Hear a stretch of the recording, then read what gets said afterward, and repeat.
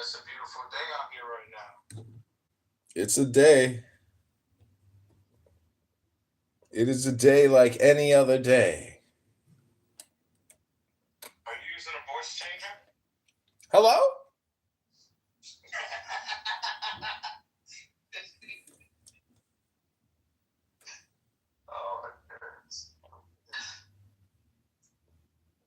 Oh, that's tweaking, man. You be smoking weed, don't you? Hello? Not yet. Not yet today. Not yet. Soon. Soon we will take the Holy Sacrament on Mount Sinai with Moses and speak through the burning bush. There you go. Make sure you Wrap up. try to go to New Buffalo, Michigan, and get you a Jeter. Thank me later. They're amazing.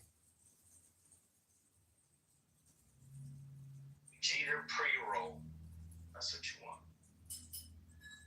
There, Jeter. That's where it's at.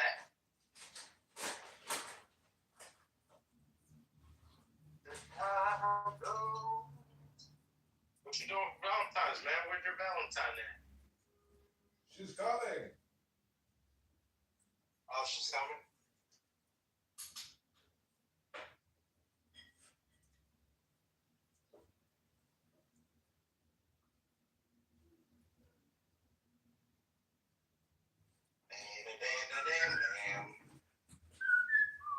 Well, if I don't get a date tonight, I got a magic trick. I can make any woman fall in love instantaneously with me.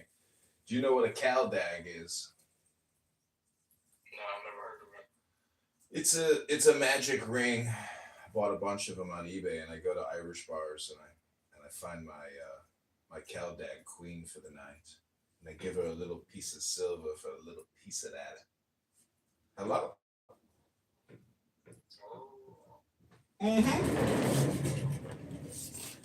Mm-hmm. You didn't sell your silver while it was at, what was it? Was that 100? Over 100? No, I'm a long-term holder. Oh, hey, Resistance.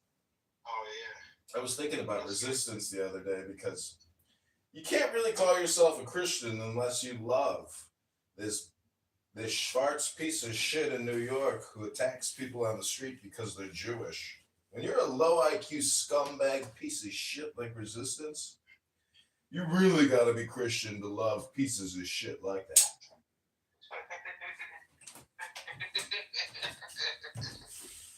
There's no other way about it. He Resistance, without him, there would be no Christianity because there would be no charity. It takes incredible charity to be patient with a human piece of shit like that. Does somebody smell a turd? Did somebody step in a piece of shit? I smell Resistance!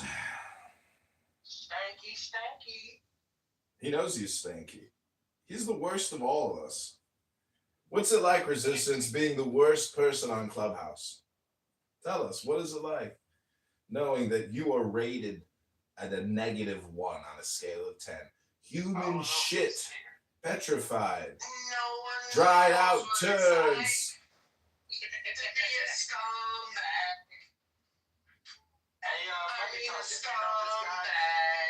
This guy down here in Chicago. I love this guy. You don't know this, but I've been producing the Barthology show for many months now. Knows what it's like to be a douchebag. A douchebag. Behind the lights and my dreams.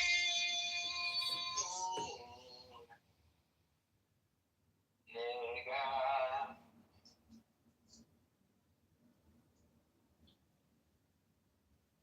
So the belief is that the Christian religion existed for thousands of years prior to Christ's arrival on the scene. No, that's bullshit. There is an ancient mystery religion that goes by many names, and Christ merely picked up that throne, that power became his. And ever since We have deceived man through the power of Jesus. But a new equinox is here. Jesus. Hello? I call it the cult of hello. Also, I call it the cult of weird because you'll notice whenever a Schwartz has nothing else to add, they always say, "That's weird. Weird. Weird." Like as if that's like saying anything in a conversation. That's weird. Oh, well, thank you for your opinion. But that doesn't discredit what I'm saying now, does it? In fact, when somebody says that's weird, what they're saying is, I am weird, meaning they're projecting their own weirdness, the way they feel about what you're saying. So if that sounds weird to you, well, I just made my point. Hello? Hello. And no one knows what it's like. Nobody knows. To be a douchebag. A douchebag. A douchebag. You know what's amazing is with regards. You know what's amazing? Yo, they don't fit up. They love the fit up. They don't like the fit up. I'm telling you, man. They're all about the fit up. Never about the fit up. You made them laugh. You broke it. I'll be staying on that.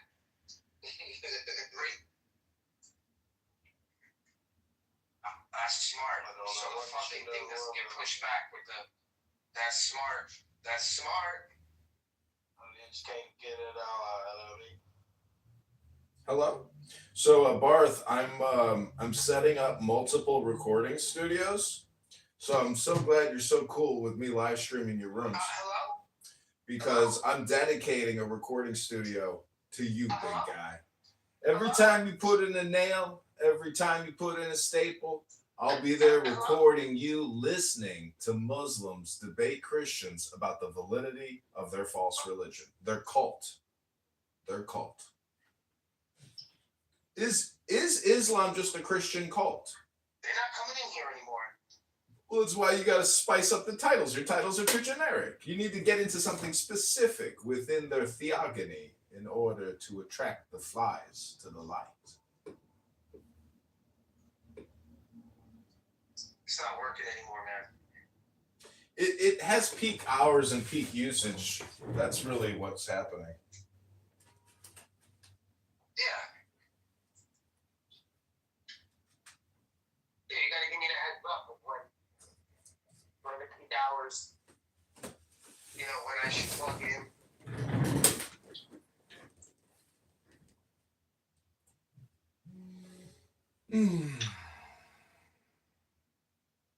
Some people are so crazy they use this app literally 16 hours a day.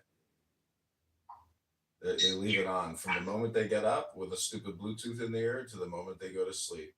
And they think they're like fucking Iron Man or something. Or, you know, Ultron. You know what it is? They're so scared of losing the buzz. You know? Losing a buzz? The buzz, like being popular, being known. Because I guarantee you, if I stop coming here for a week or so, I'm done. Like I'm already on this. No, it's just your opinion. Believe me. Again, it goes back to peak time usage. It's an illusion that, you know, popularity is something real. It doesn't exist. It's just a concept. And see, this is the power of the Holy Spirit. We're not leaving anytime soon. We're not leaving anytime soon. You got staying power. I mean, a lot of great stuff. You got staying power. Bro, I need some cutoffs. Some stud cutoffs. Not now. Right now. He's a stud. Right now. Anybody like that shit? It's Valentine's Day. He's looking for stud cutoffs.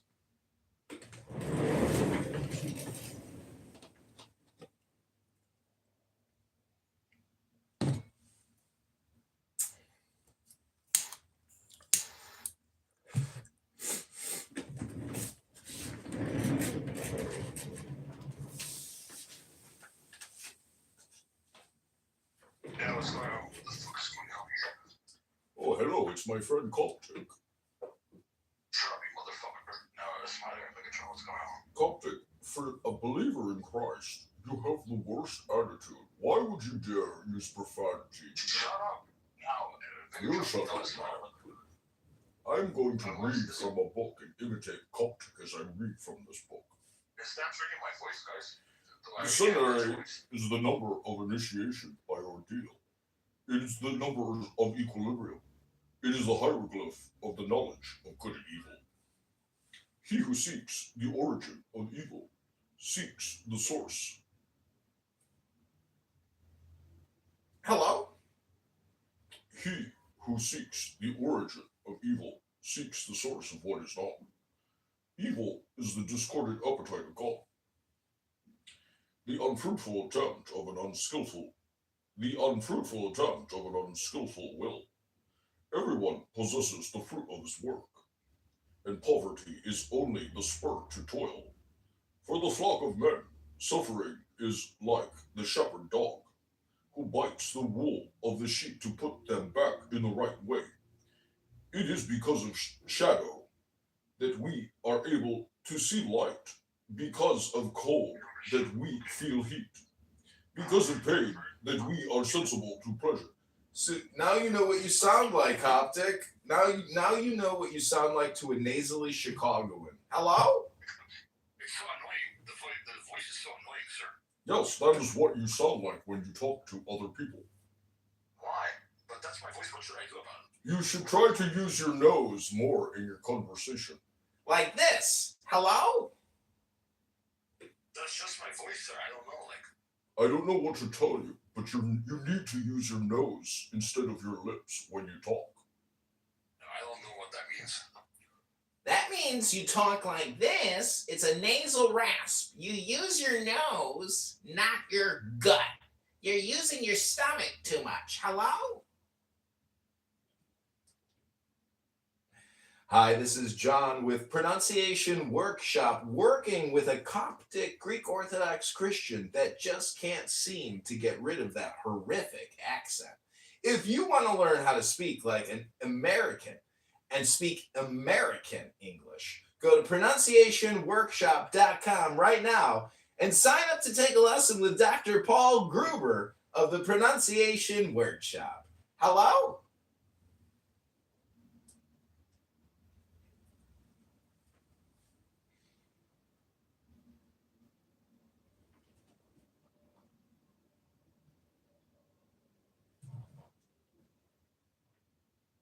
Bima. It's all symbolic, Bima.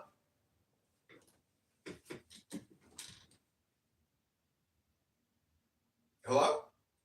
Hello? The law of the strong. This is our law and the joy of the world.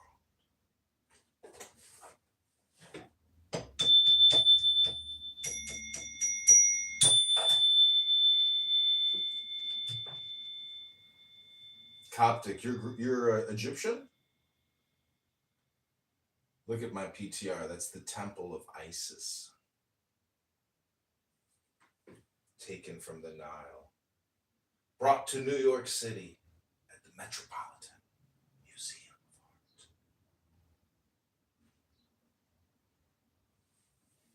Art. Yo, you see how they took that shit apart and then put it back together? Crazy, right? Block by block. No, it's instantly arranged. Can't believe it. That when you go in that room, it's like very, unique feeling, energy. Very interesting room. Best part of the museum, I think. You think so? Nah, the Renaissance, the fucking rooms, with the velvet rooms. I don't remember seeing that. Yeah, bro. Remember the Victorian where they had what's going on? Where We're talking about a museum. Rooms? What the fuck? It looks like there's velvet walls and shit. Hi, Abby. Give me 1 second. Give me 1 second. Hi, Danny. You're in another room called It's All Symbolism. It's all I symbolic. gotta go to the lobby, but I gotta get. Huh? You're in another room called It's All Symbolic. It's all meta. Hello? Does anybody know what the universal symbol is? Is it just the plus sign? Or is it the minus sign? Or is it the multiplication sign? I gotta get. Is it the division sign? I think it's probably the division sign. It's symbolic. Motherfucker. Don't say hello again. You're such a screen, motherfucker. Hello? Yeah, don't say that again, okay? Hello? Yeah, please. It's getting annoying. Hello? Are you gonna have a migraine or something if I keep saying hello?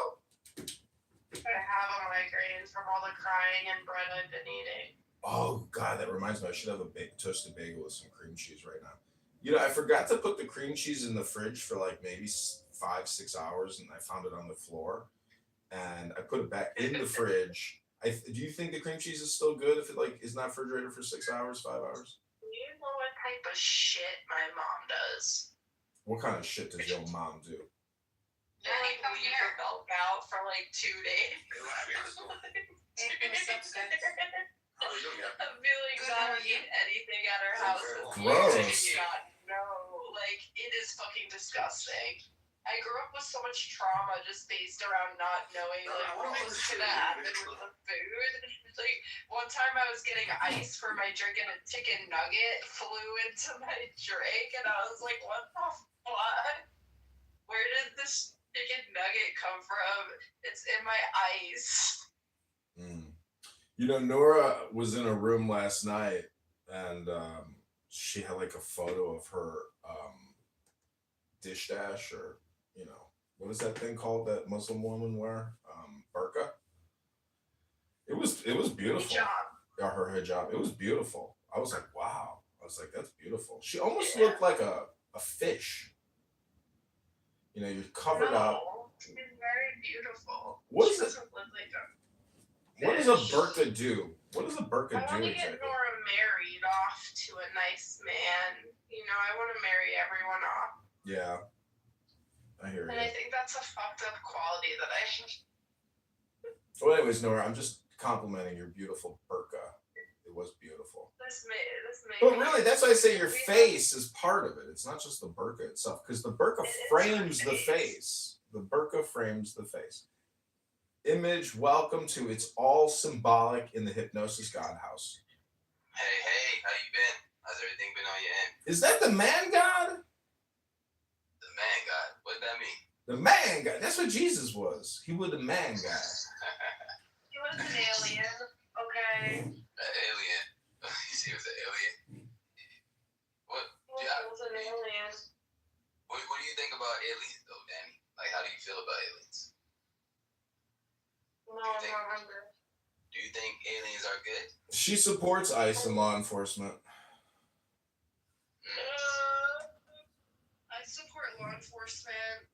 I support ICE agents for the most part, I guess. You know, they're doing their job. So maybe there's one or two that act out of line. I don't read the fucking news. I get annoyed when one cop does something, all of a sudden all the cops are bad. Mm-hmm.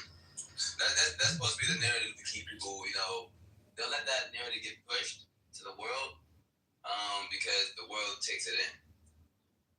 Yeah. The world will take it in. So if you see someone get bit by a pit bull or something like that, they're like, pit bulls are crazy. Yeah.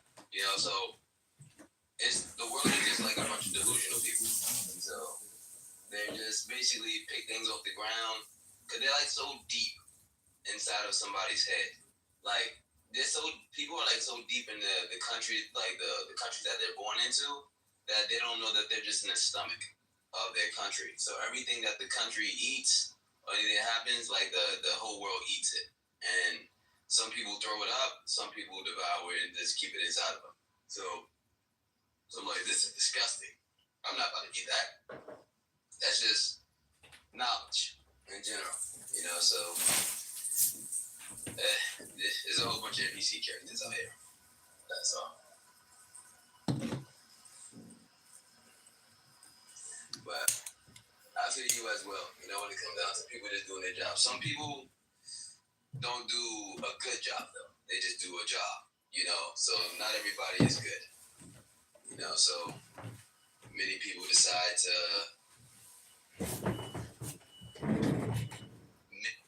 make something good to be ignorant, you know what I'm saying? Well, point of order, moderator, point of order. It's my responsibility as the moderator, and it's all symbolic hypnosis, God, to maybe guide the conversation for the sake of the room, the house. And so I would just like to ask, Image, You went into the Matrix. if you could just give us a prayer for peace, for strength, for health, and for love this beautiful Valentine's Day. Surely will, Lord. Our Father in heaven, please bring great health and wisdom to all that's on this earth today. Have all people follow your word. Have all people hear your voice. Have all people follow your way. Have all people get their tears wiped away from hearing your voice. Let no one see any other choice besides you. In your name we pray. Amen. Amen. I think you might have left off in the name of Jesus at the end of that prayer. But what do you think the name of Jesus is? Joshua! Well, if Jesus is an alien, I don't think he's a mean alien, if that's what you mean. Oh. As far as yeah, the name of Jesus is just the name that he walked in. He walked with wisdom. So many people don't walk with wisdom. They walk with probably like fleshly wisdom. Fleshly wisdom is different from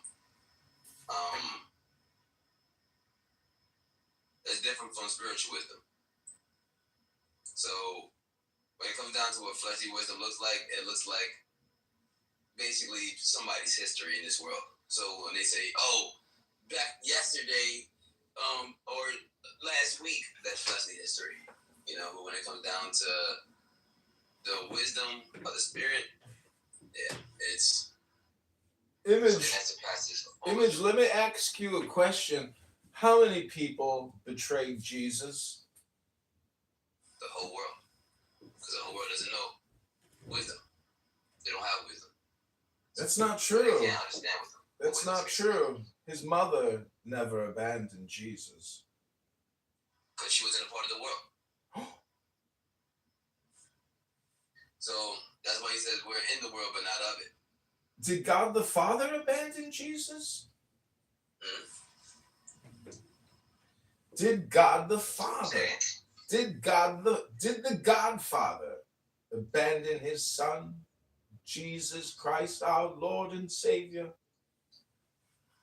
No, Jesus said it himself. He said, "Heaven and earth will pass away, but my word will remain forever."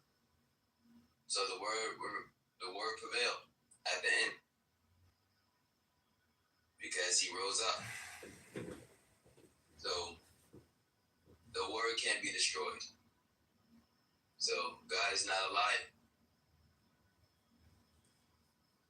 So even if someone dies, he shows that he's the one that has all power, even the power over death as well.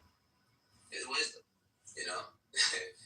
So, like I said, when someone decides to go against wisdom, wisdom is just, like I said, it surpasses the years of all people. Well, so if says, "Hey, don't go out there, you're gonna get hit by a car." Wisdom might not really be even talking about you. He might be talking about your children. You know, so the ones that you have. well, have you ever broken the word wisdom down? Is that word wisdom down? Broken it down. It's two words. It's domination plus wise. So the domination of the wise. You said the domination of the wise. Wisdom. It's like a Why dom. does domination sound like dominion? Dominion is part of it. It's all symbolic.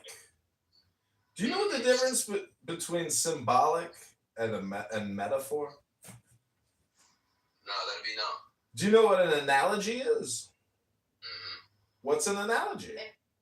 This is to this as this is to that. Is that symbolic or is that a metaphor? That is an analogy. It's an analogy, but not a metaphor, and it's not symbolic? Do we I have would say an they all look the example? same to me, but I'm not sure what the difference is, to be honest. So A equals A equals A. What is an allegory? Hello? What is a proverbial proverb? Ribono Shalom. It's all So she's trying to symbolic. put you under hypnotism. She's trying to put you under hypnotism right now. My My Jewess. My Jewess is a powerful hypnotist. Fight back. Danny's gonna put you into hypnotism. Nora is a hypnotist. You know what's funny about Nora? She spent all this time in the Ultra Derecha with her Dom, Diego. And the question is, who was hypnotizing who? Because when I hear Nora speak, she sounds so pleasant to me. And yesterday she was like, I feel since my injury, I have to spend a lot of time articulating. And they couldn't stop laughing because my favorite word to hear on Clubhouse is articulation. When I hear somebody start talking about articulation, that's when I know that we've crossed over into the world of articulation. Do you know what the word articulation means? It means To articulate. To articulate. So like, To articulate. Put it in a sentence. it's the art, and then you tickle And later. then you're late. Oh my gosh. Oh my gosh. That is so deep. Man. Like to the art and then tickle it, but you're late on the tickle. That is deep. You know people really be doing that with words. Nora, I've actually got more than one Anon. I've decided not to just double down. I'm tripling down. And I've opened up 3 new recording studios, and I'm live streaming Clubhouse 24/7 across multiple Anons, multiple YouTubes, multiple X's, multiple everywhere. Anything you say on this app, if I am there, it will be recorded and put on multiple platforms. We've also developed. You've gotten me blocked from several rooms because they're telling me that I'm the reason that you're getting into their room. I know. I heard yesterday. Jeff said I actually made a song out of it. It's called. Hey Lord. Yeah.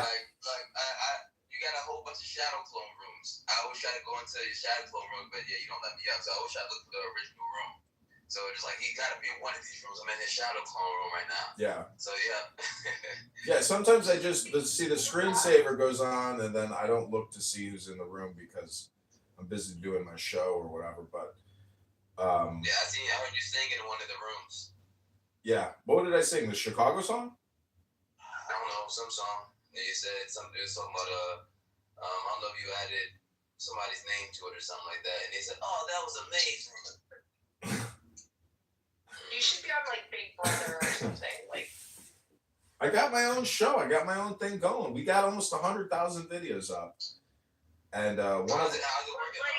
do you need like marketers? Like, do you need to hire like someone or like to? yeah, do you can marketing? help. You can help me just by downloading the Sora app and casting me in videos, and then putting up John Kitover sitcom videos because the John Kitover comedy show, the sitcom, is taking off. Like we're getting hundreds of thousands of views on our sitcom videos. Yeah, casting in a video. Use the sitcom filter, and then just do something. Write anything.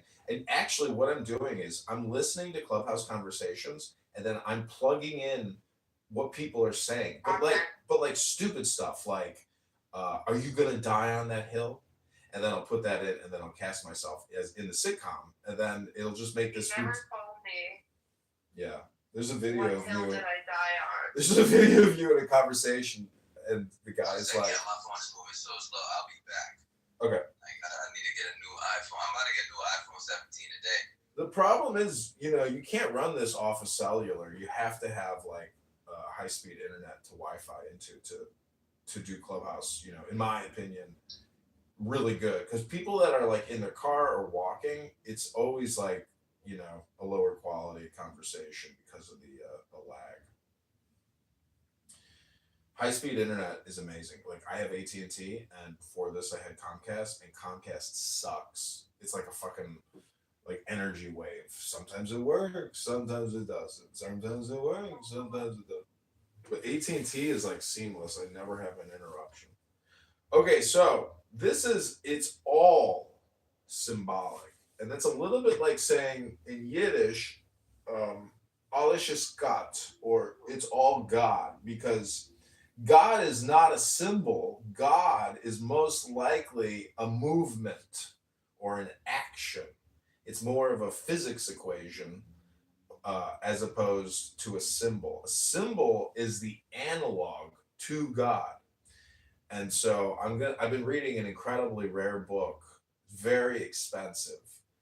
And it's an old book. A lot of people know this book, but it's by Eliphas Levi. And this is my, Shabbos study. I hope you'll stick around and give me 60 seconds of your attention, because let's be honest, the conversation is not intelligent. And this book specifically says that God deals with intelligence and love. And the ultimate maxim is love thy neighbor. That's it. That's the whole prophet. That's everything summed up. Love thy neighbor. If you really live your life in love, guess what? You get the message. And so if you're struggling with love in your life, it's because you don't get the intelligence of the Bible. The Bible is an analog, a symbolic tool book to get you to love, because love is the smartest component of intelligence. It supersedes and transcends all other conversations. That's it. And I can read you the passage from this book, and it was a big aha moment for me yesterday. I was like, wow, because it basically explains it in like a math equation. It uses all the analogs, narrows it down, and then you get to love and intelligence. That's God. Oh my God. Love and intelligence. So the question is, can you always stay in love? Can you always remain intelligent? Not really. It's very difficult. But once you read it and you practice it, then it becomes easier. It's like riding a bicycle. And too many people on this app are resisting love. They are resisting intelligence, and they just want to get their dopamine, and they want to run back to their little cave, and that's it. That's what most people are doing. But because you're smart enough to stick around, and it's all symbolic, you've now heard the secret magical alchemical formula for the man God. That's right. Jesus Christ lived in love, even up until his death. Even at his resurrection, he was still emitting love. He wasn't angry. He didn't complain. When Jesus went to Pentecost and he threw a big dinner, did he complain about the Roman that stuck him with the spear? Or the Pharisee, that got him mucked up with the Roman? So my point is, Jesus Christ never complained. He would never come to Clubhouse and complain. That wasn't the kind of guy he was. He just lived his life with intelligence, aka wisdom, and love. Obviously, Jesus knew it's all symbolic. And he was a hypnosis god. He was a man god. He was a fisherman who took artisans and he set them free by teaching them the power of charity. And cannabis oil. Castor, which is a house, a fortified encampment. It's a hermetic seal. It's Hermes, Thoth, Trismegistus, the Mercury. The Mercury is what gets us to the Chakma. Just like resistance is attracted to a light as a fly, we are now emitting a brilliant light, attracting all the disgusting little horse flies like resistance. A little bit like flies on shite. Does he work for you? Everyone works for the Lord. Everyone. Whether they know it or not, they're all working for the Lord. Even the atheists? Oh, my son keeps saying I love you to his dad and never me. No, he says it sometimes.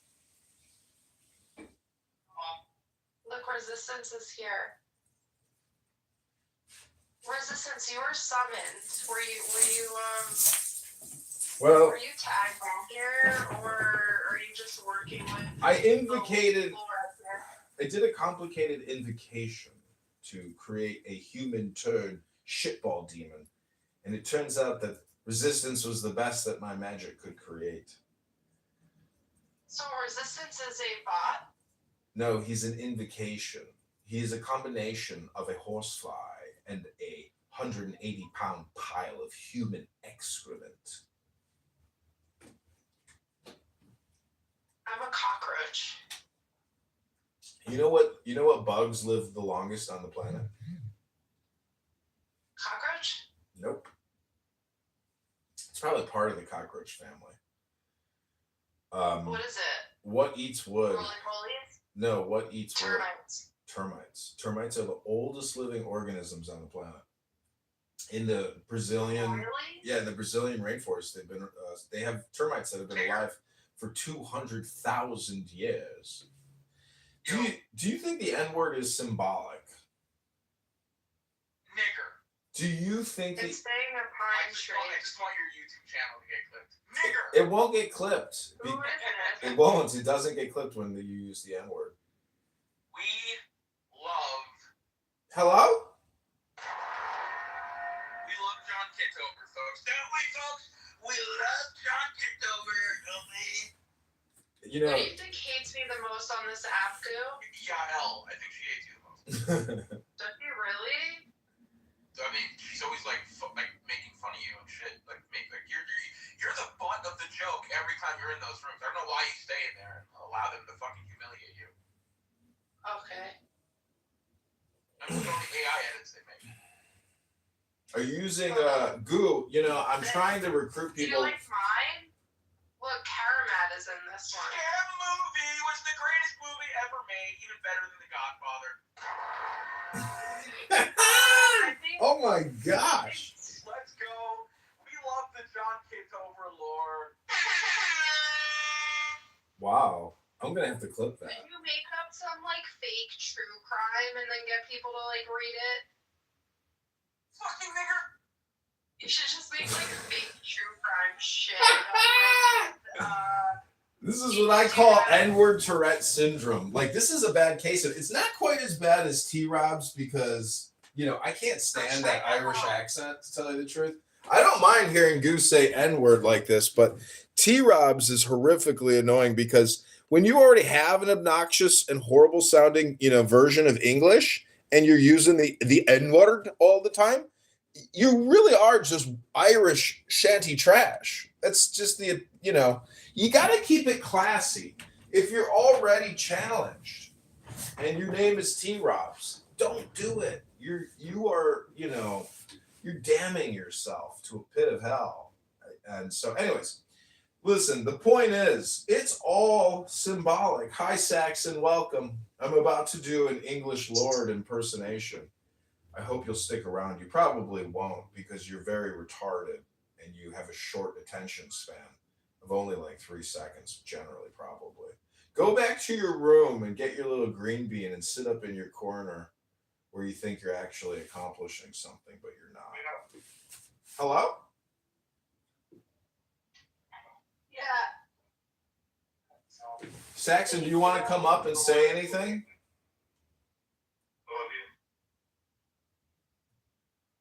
That's when you say, I love you too, honey. I love you back. 10x. Oh, I didn't know I was unmuted. Welcome to It's All Symbolic, Saxon. You said that Alf only got an attention span of 3 seconds. Bro, that's bullshit. It's my opinion. And I think Your most... opinion's bullshit. All right, well then prove to me you can stick around because I'm going to read a book for 60 seconds and we'll see if you leave or not.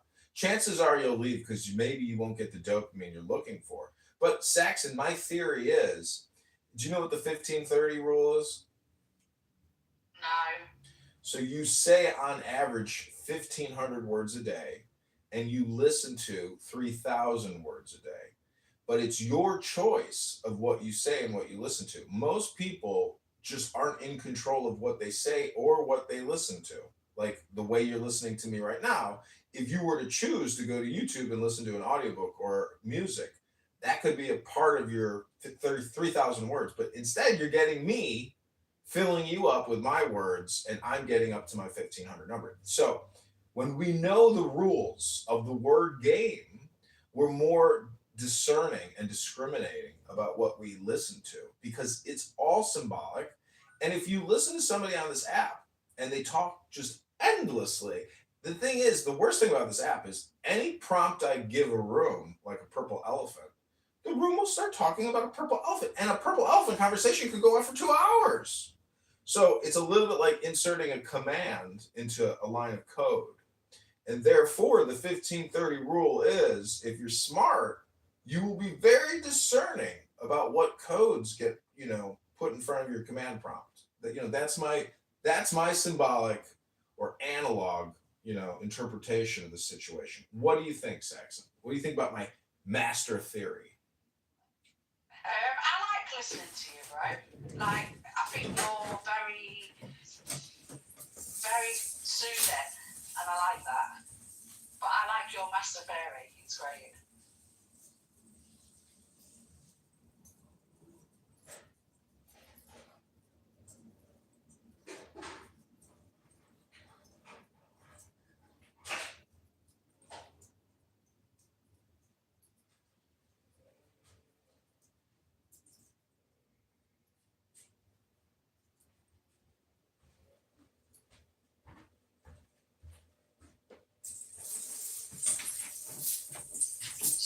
So what's the room about then? I'm gonna read a book.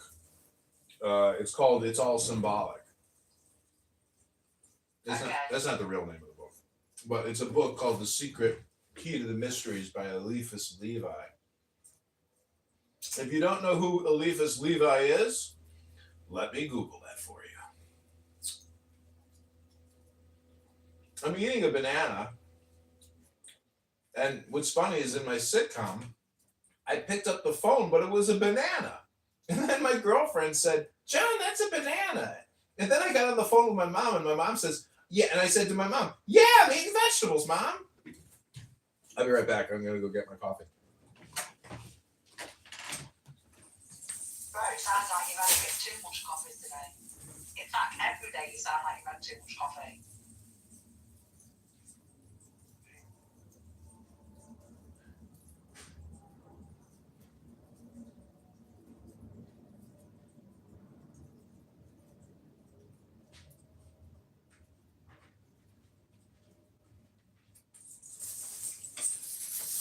Okay, let me ask you a question.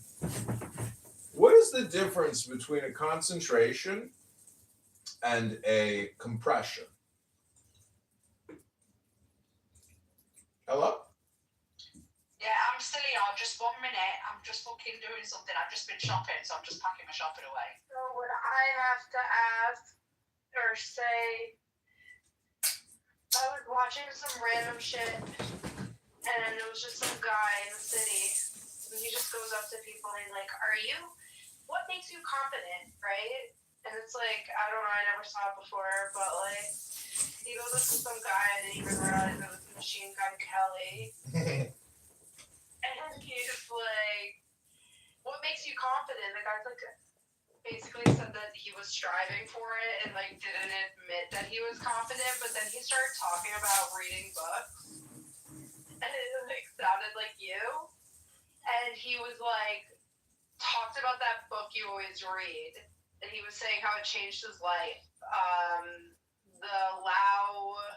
The Tao, whatever, by Lao, whatever, Ning. Yeah, Tao Te Ching by Lao Tzu. Yeah, that one is what that guy, Machine Gun Kelly, was talking about.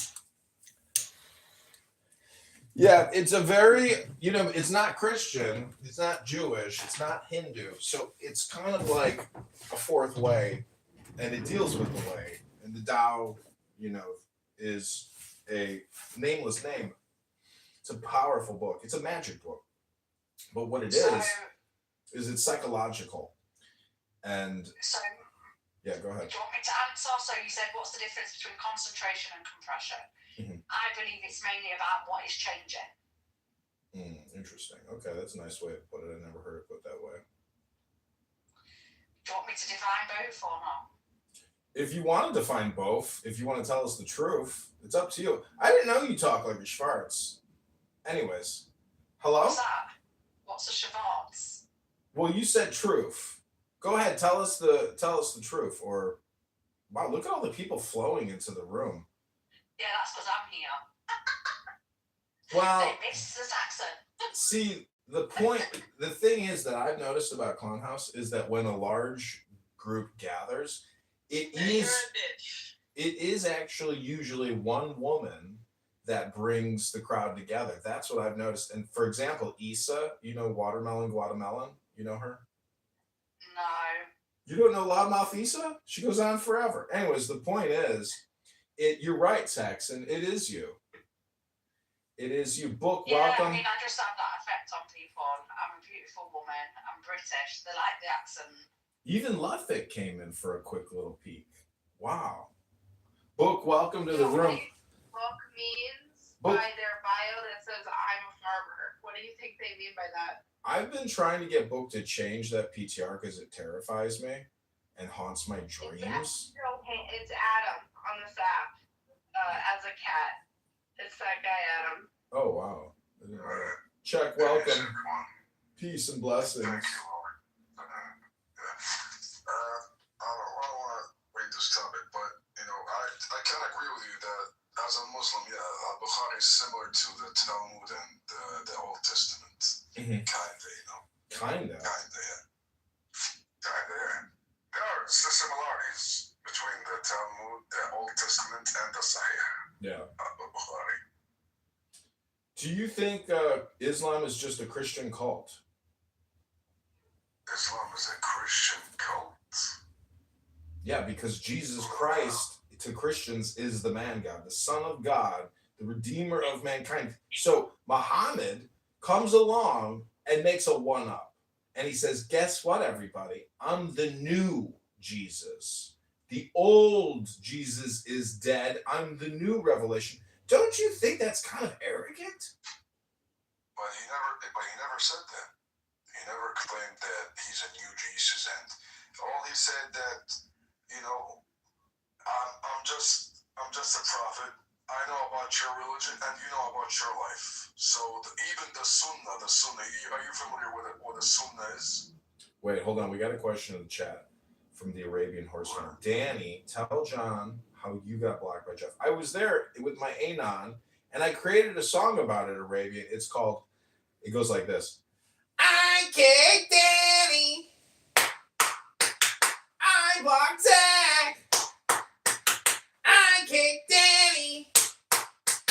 I blocked Zach. That's basically Jeff's mentality. Many people think he's like a grown man. He's actually just a young child in an old man's body with a 40-year-old coffer's lung.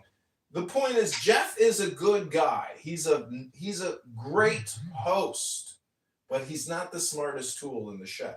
So check. We're gonna move on. Nora, welcome back. The Arabian Horse Farm, by the way, loves me, and the Arabian Horse Farm made an incredible offer, and I'm gonna take you up on that offer. I'm moving to Saudi Arabia to retire with a beautiful Muslima woman, and we're gonna race horses together. What do you think about that? Hello? Hello? There you go, Saxon. Now you got it. You got it, Saxon. That was the best hello I've ever heard from you. Hello? Hello? Hello?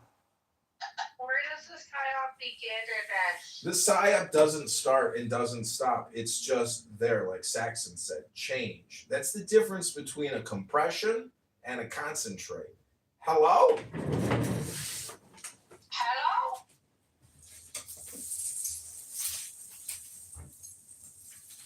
Hi. Hi, Danny. Hi.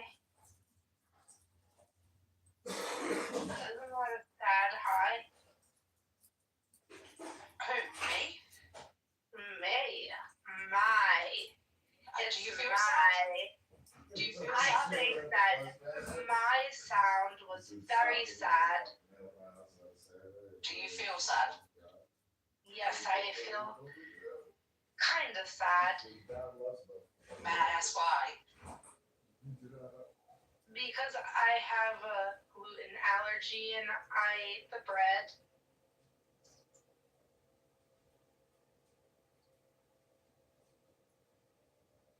So why do you eat the bread if you have a gluten? I convinced myself I was gonna die. And then I told myself that if I was gonna die from anything, and soon, I might as well just eat bread for the rest of my life. Eating the bread may cause you to die. Yeah, but it's a slow death. Whereas if something happens with my heart, then it would be quick. But I don't think it's that bad, you know.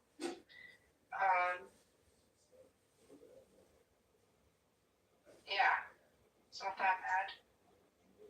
I'm lactose intolerant.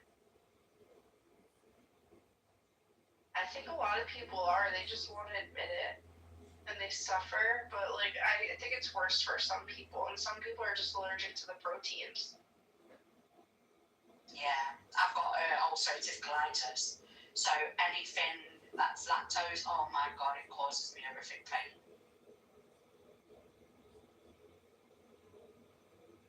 So you probably can't have a lot of stuff, like seeds and stuff, or is that different? No. I can eat seeds and I have nuts and things, so I'm okay with all that kind of stuff. But it's more I'm more intolerant to dairy products more than anything.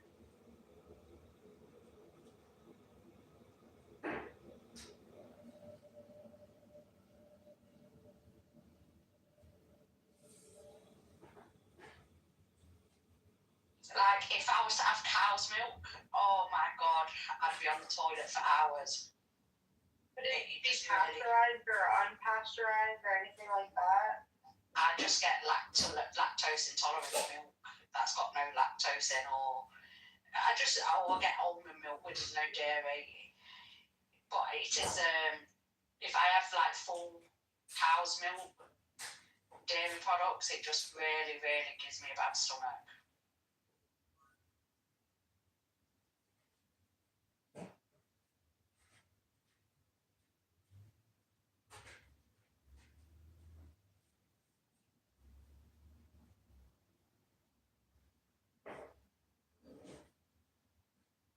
And bread's not good. Have you tried any different bread?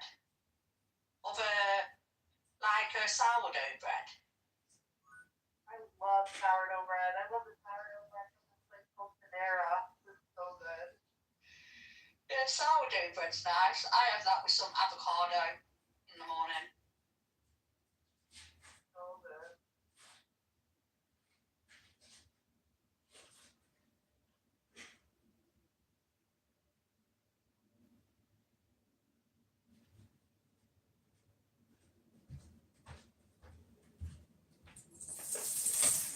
So I want to dedicate this bagel to you, Danny. It's almost finished, and I'm about to put the cream cheese that I left on the floor for about 6 hours. I think it's okay. I think it's okay. Philadelphia cheese. So what did you have on your bagel? Cream cheese, or what else? I took a bite of a bagel today. I like bacon on my bagel. I gave up bacon, but I did have some beef bacon lately. I love a bit of bacon on a bagel or salmon. I don't like salmon.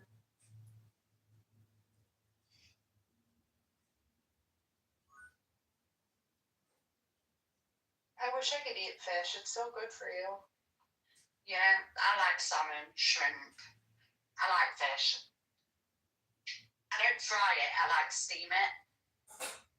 Or you can eat salmon raw as well. You get little salmon, little thin sheets of sharp salmon that you can put on a bagel. So you don't like any kind of fish? Or is it just you don't like it, or have you tried it? I'm allergic to shrimp, but I'm allergic to shrimp. I'm allergic to other seafood. I've got some. And then I gave up pork, and I'm not supposed to have shrimp. And I think it's funny I became allergic. And it was like my favorite food. I used to love popcorn shrimp so much. I was just thinking about Nora, and there she is. She's been here the whole time.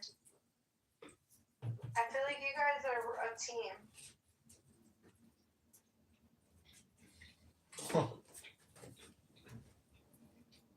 She's upset still that she can't have her Dom, Diego, her hypnosis Or master. what?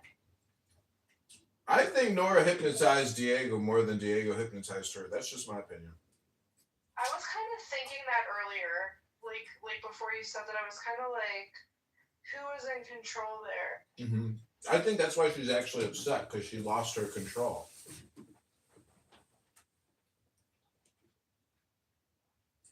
That's probably hard on both of them. No, what it means is they're both perverse. And Nora just feels slighted because she feels like he got the last word, had more hand. So she can't get her dopamine to go high enough to get her to let it go, to get the satisfaction.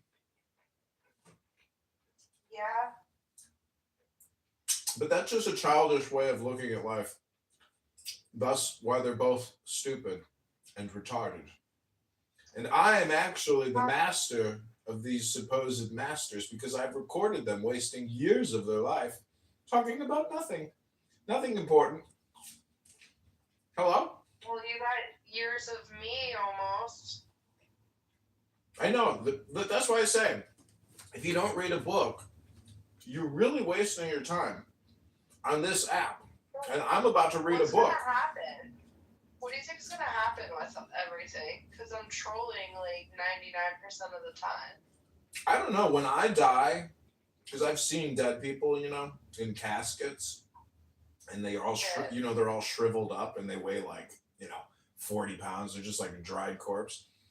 When I get to that stage, and I become a mummy, I know that my brain is going to be so huge and powerful and brilliantly beautiful. It'll probably be like a diamond, like a crystal. And my body will deteriorate. And then there will just be like this brain-shaped crystal. And everybody will say, wow, he turned his brain into a diamond. He polished it. He must have somehow figured out a way to turn his brain into a brilliant, shining diamond of intelligence. How did he do it? He must have read a book. Because conversations won't polish my brain in the way that a book does. Hello? Yeah. I told you, Saxon has no patience. She's got like a 60-second ADHD timer. It must have gone ding.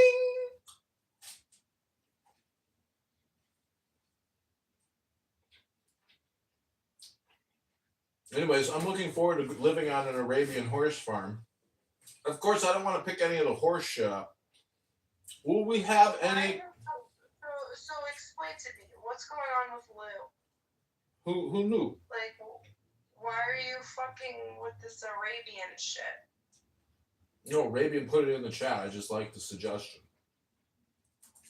I feel like you're Arabian. Really? Everyone thinks you're Arabian. I got cream cheese on my fucking mouth. Hey, Resistance is here. It just feels such a psyop. Does it feel synthetic? I mean,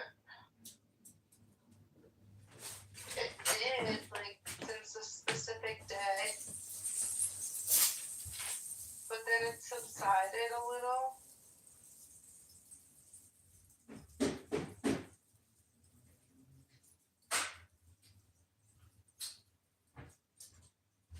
Have you seen the movie Old?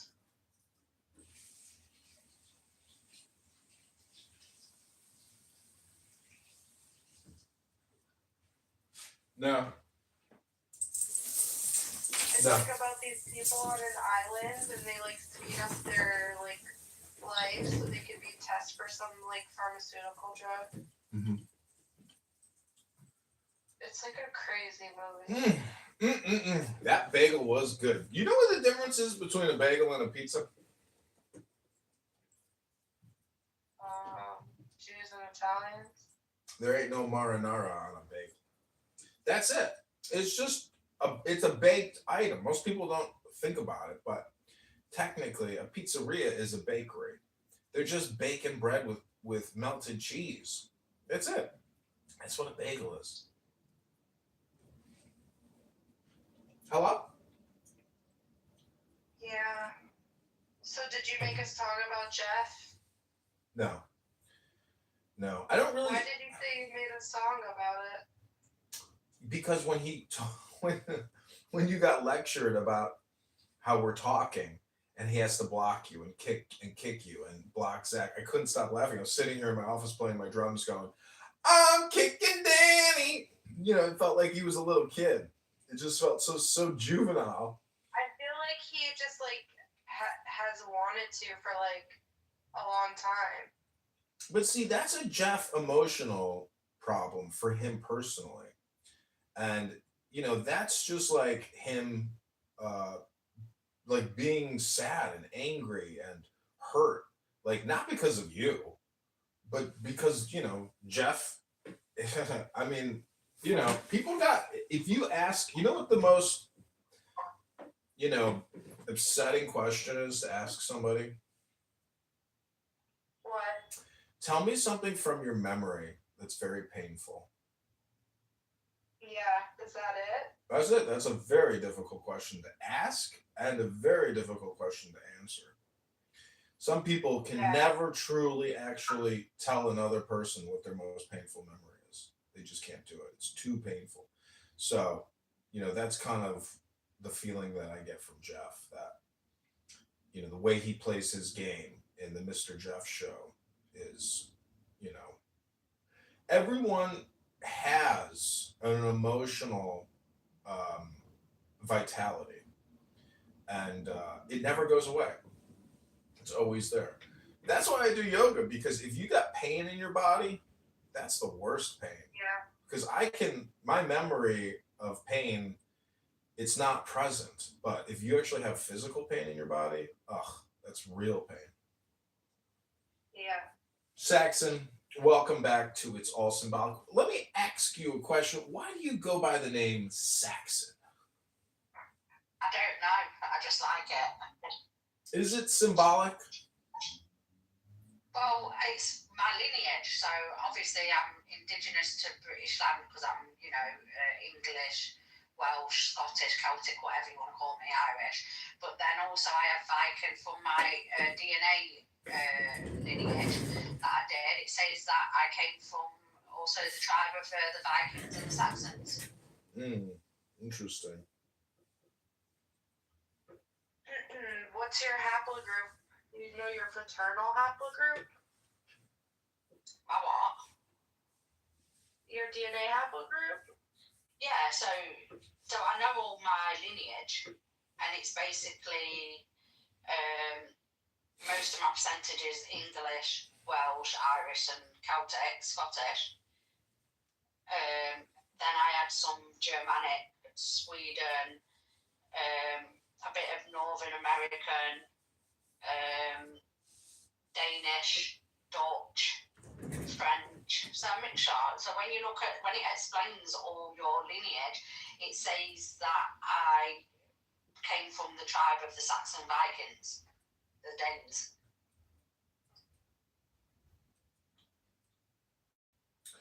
It's all symbolic. Well, Nora, I want to thank you for coming into the room and being such a great listener, because, you know, Nora said she's trying to work with how she navigates this app and certain people. And I think listening sometimes is more powerful than speaking. And that's why I listen so much with burner accounts and record people and put them on YouTube for eternity. Because listening is powerful. And anyone who says that listening isn't powerful doesn't understand the value of speaking. Because listening and speaking are connected in what you So might have you ruined anyone's life yet with their recordings? not as far as I can tell. I don't think I've actually see. I'm just a trash man. I gather up garbage and I put it in a landfill, a wasteland. And whoever happens to go into that wasteland to pick up something that they found that I collected in my garbage gathering efforts, well, I don't know what they're going to do with garbage, but personally, I just throw it in the garbage when I have garbage and I leave it in the garbage. I don't go back and fish around in the garbage for garbage. I just leave the garbage in the garbage.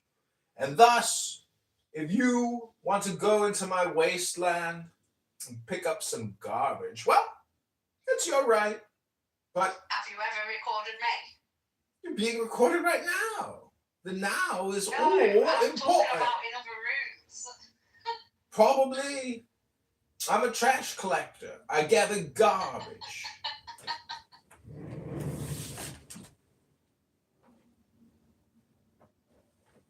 But, you know what the difference between garbage is and a book?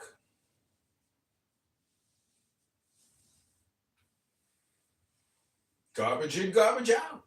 It's just change. It's like when I asked you what's the difference between compression and concentration. Many people are It's all about change.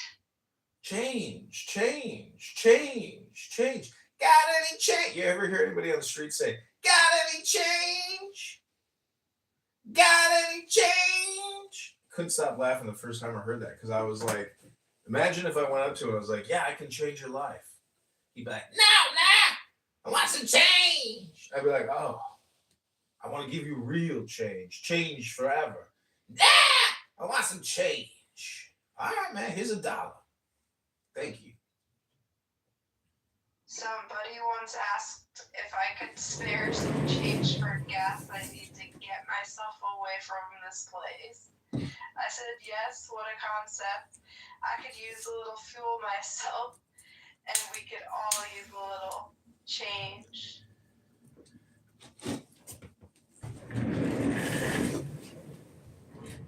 Danny, do you think you could do like theatrical, like improv, meaning that like if you were to read that again, can you do it more dramatic? As if you were my AI Suno, and I said, make it dramatic. Can you do it dramatic? But I didn't read it. It was from memory. It's I from got the it. song All Star. I get it. Can you try to do it more theatrical, like you're on Broadway? Imagine you got your hands up and you're in a dress and you're dancing on Broadway. Now give us that rendition, but do it Broadway, dramatic. I've only been in like one play and I had one line, but I could try it. Like, okay. Take a deep breath. I can't do it. I don't think I'm like a little okay. I don't want to sing it either, so I'm on the spot. It's like I've probably told you before, but Jerry Springer says we'd rather be in the casket than telling the eulogy. I mean, and I did it, but it was just like out of instinct. And if I was to do it purposefully, I may not be able to do it. I may truly be retarded. Am I allowed to say that word?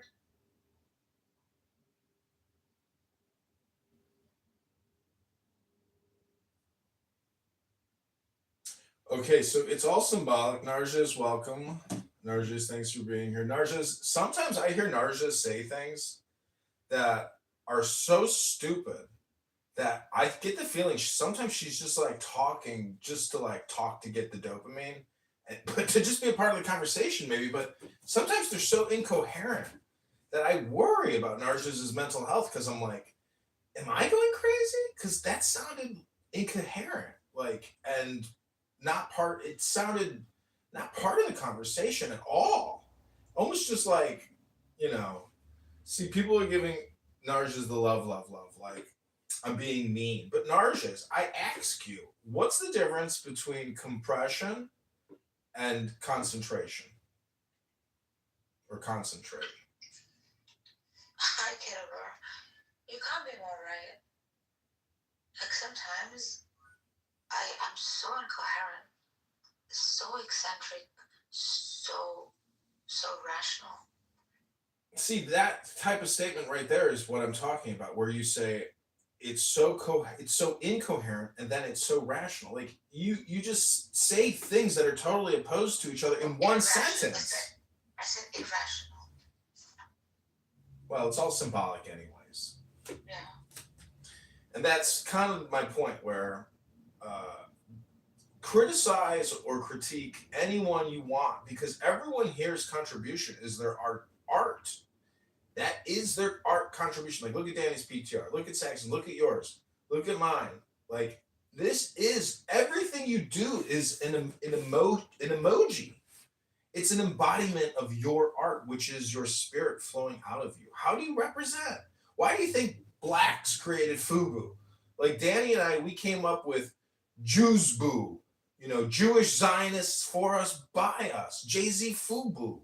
We got our own clothing now for Zionists. And I've never been in the clothing industry, the haberdashery, but I know Jews love fabric. And so we are confident that Jay-Z FUBU, the Jewish Zionist for us, by us clothing store, is going to be very popular because it's so controversial. And Kanye West has decided to make the first purchase order of 1,000 units, and he's going to put them up on his website. And he's going to sell Jay-Z FUBU clothes for us. We already got a great partnership going. So let's stay on topic here and get back to the symbols. Narjes, tell us a powerful symbol.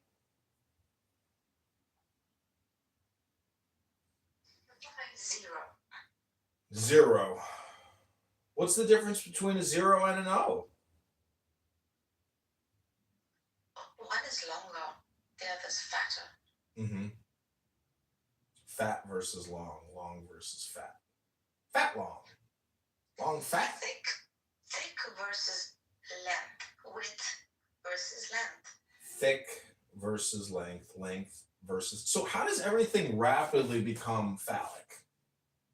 If it's all symbolic, how? Master Sigmund Freud now. Well, how did we immediately get back to the girth? Girth is not a word that you hear often. They're just Freud, Einstein. We're just so good at it. We're just born to be them, Danny. Is this a psyop? Because do you know what framing is, Narjas? Framing, yeah, NLP. Do you know how to frame a frame? Yeah, with NLP. Do you know how to frame a framer? Do I know how to frame a framer? Sometimes, yeah.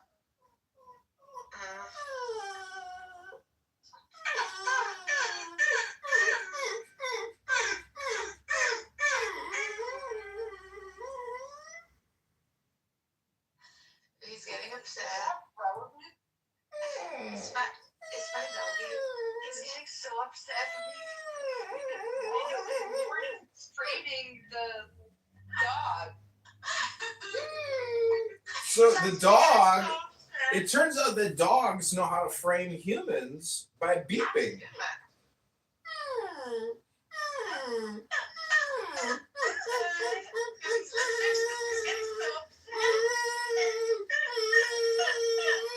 Dog is like, are you mocking me? You're mocking me.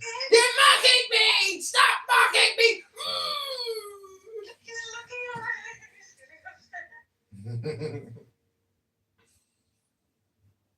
So, in the word symbolic, we have the word symbol. And a cymbal is a metallic musical instrument that you clap. You bring together left to the right, bong, bing, bing, bong, bong. And we get the sound of a cymbal, which is the all sound, because the cymbal drones and, dilutes out all other sounds by overriding all the other sounds. So the question is, what is the universal symbol? Is it Om?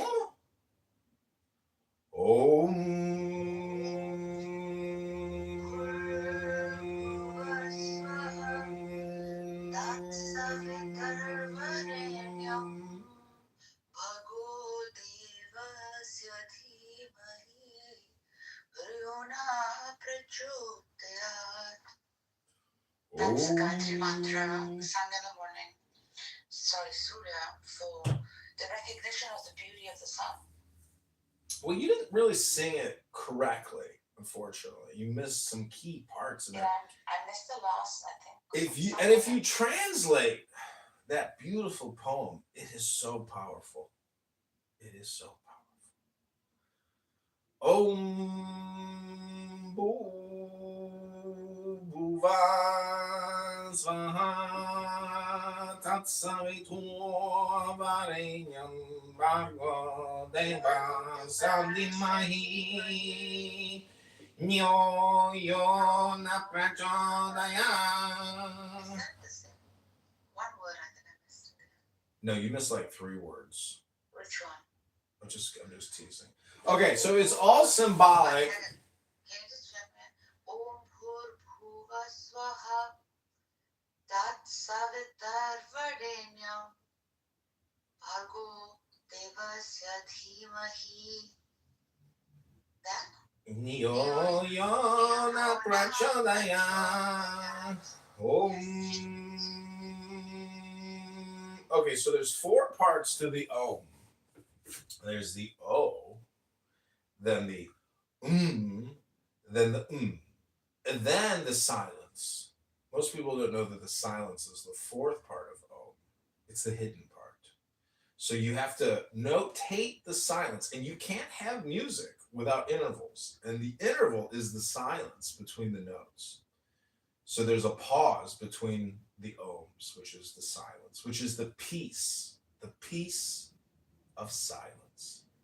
And a sigh is how you get to lens. So sigh, then the lens, the silence. That's the peace. It deals with breathing. Whereas they like to say in the Babanica community, breathing, breath, the breath of life. Because if you're not breathing, guess what happens? That means you're dead. So keep breathing before you die, because when you die, there's no more breathing.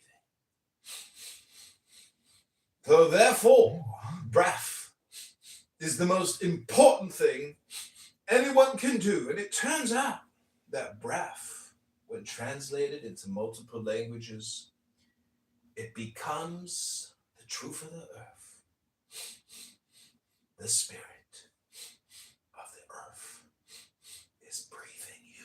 Are you breathing it, or is it breathing you? Am I doing that? Or is the breath, is the air, the nitrogen, the oxygen forcing its way into my nose? Do I know what I'm talking about? Or is my nose all wisdom? Is my nose the secret symbol? Or is it my finger? Don't pull my finger. Or is it my nose? Is my nose the powerful symbol? Pull my thumb. Is it my nose? Is it my nose or my mouth? Which one is it? Is it the tongue? Is it the ear? Is it the eye? Is it my penis? My phallic object? Dangling between my legs. Which one is the most powerful and universal of all symbols? Hello? Personally, I think it's the ear. because the ear is the first tree letters, tree, in the word earth. Earth. Earth. Just say it out loud, everybody. Earth. Earth. Made you bark like a dog. Earth. Earth. Earth. Earth. Earth. Earth. Earth. Earth. So the truth of the earth is the ear. The ear, see, this is why I think it's better to be blind than it is to be deaf. Because if you're deaf, that means you can't use your ear. So the truth of the earth is all in the concentration of listening. That's the essence of meditation. The first place to go whenever you need to go within is use your ear canal. Visualize your ear opening. Imagine you diving into your own ear. And then you go into the brain. And then in the brain, there's a gazillion, trillion, quadrillion, sextillion number of tubes, wires, carrying all types of dopamine and genetic code. And if you're double vaxxed, triple boosted, maybe a spike protein just flew by you as you go into the ear. And when you're inside of your own ears, and you're in the temple, known as your brain, it's there where you can begin to construct and deconstruct all your concepts, all your symbolic interpretations and opinions. That's right. It's all symbolic. And so you could spend 1 trillion years here on Clown House, letting other people go into your ears, just as I am coming into your ears right now. You might be in Boff's room. You might be in Andrew R's room. You might be in that red-headed monkey's room. You might be in somebody else's room. There's a million rooms. You might be in Mr. Jeff's room. But never forget the power of the fascist green bean. Will they mute you?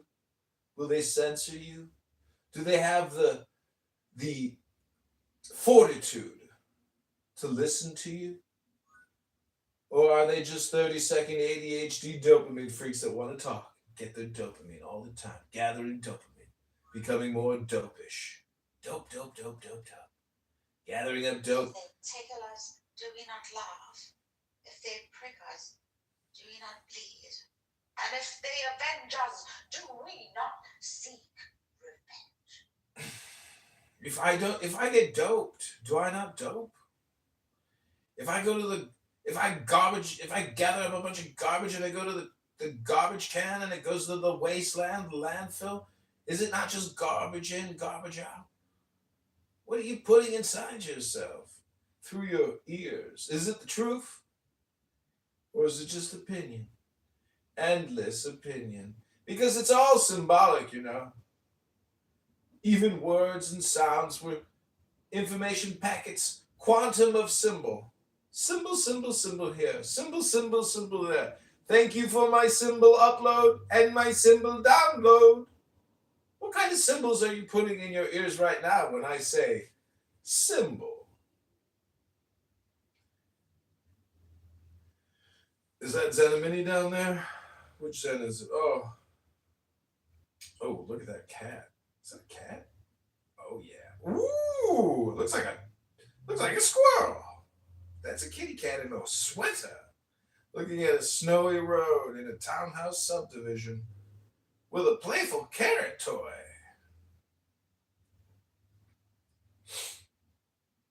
Ooh, Narges is trans now.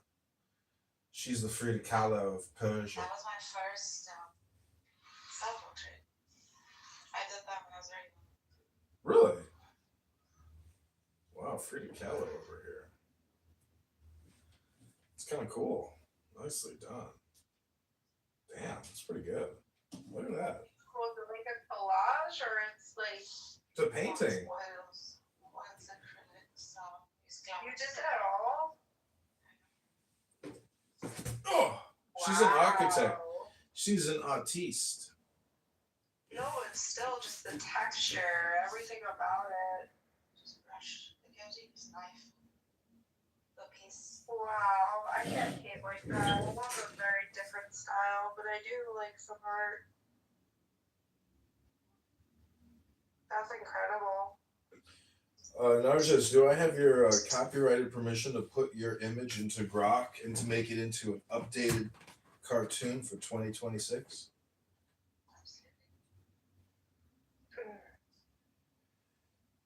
Here's my self-portrait from high school. Let's see. Colored pencils. Cute. Well done. It's alright.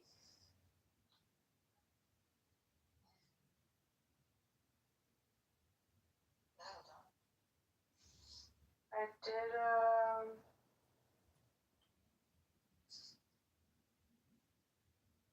Oh, cool! I made it 3D.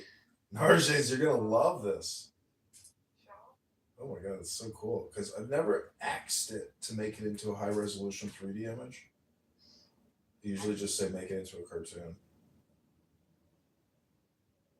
It's really nice done. I did this really crazy one, right? And I don't know if it's gonna make any sense, but it reminds me. See, my art is really fucking stupid because like I can't sit still for too long. No. I don't mean it in a bad way. Narjas, check it out, PTR.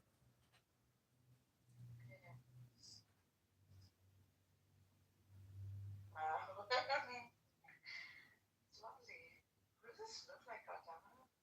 I don't look like this though.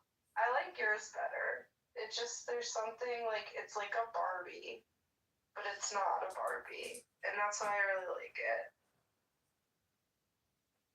It's cool. Wow, how did you get this camera? Are you looking at his style? His is scaring me. I like yours better.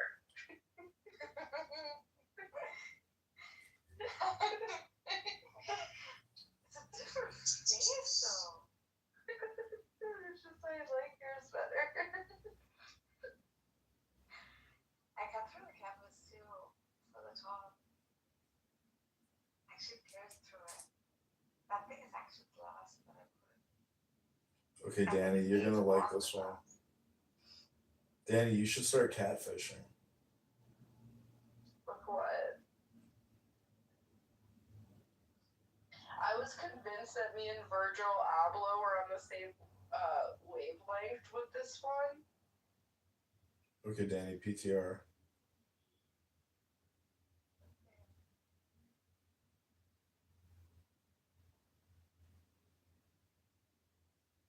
Wait. You have 493 photos on here? Holy shit, girl. Yeah. How many do you have, Narjas?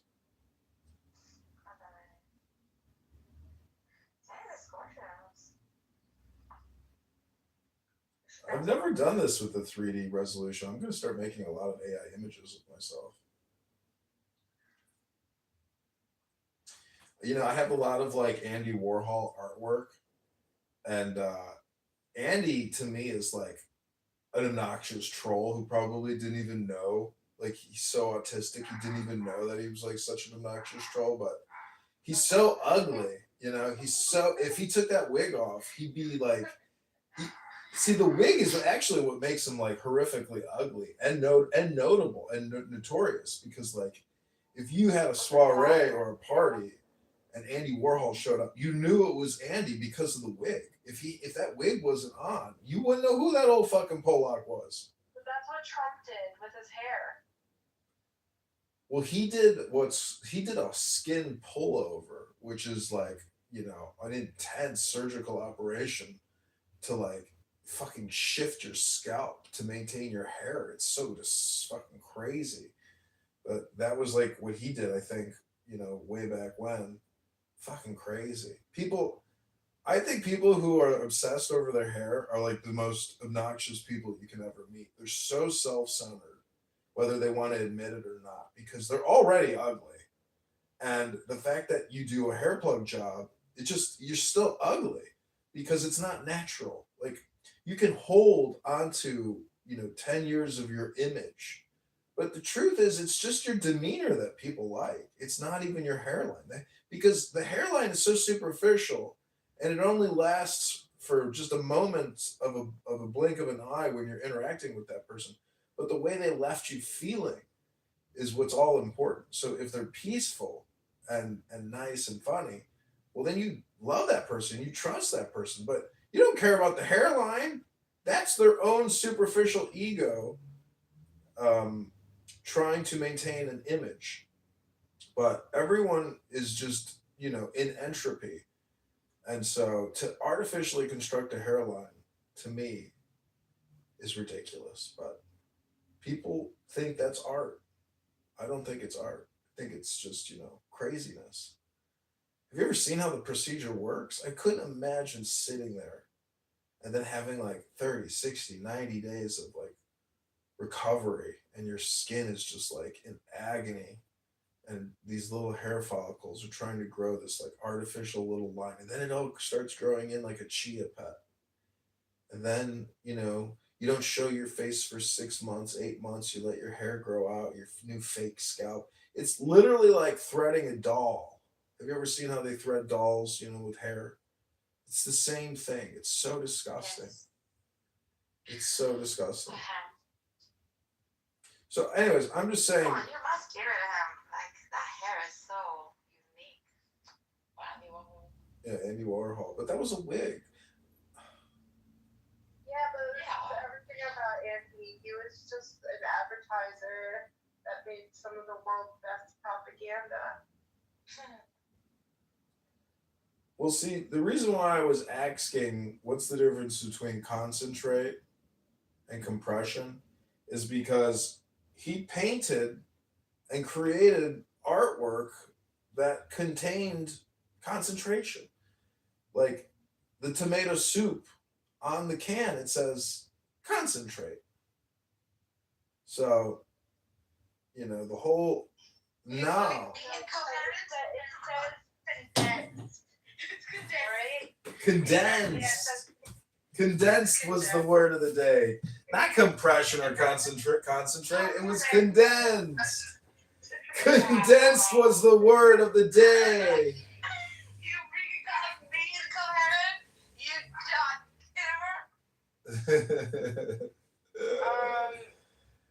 Don't you think that was a collaboration? Like they both made each other more better? That's life. It's called synchronicity. Hello?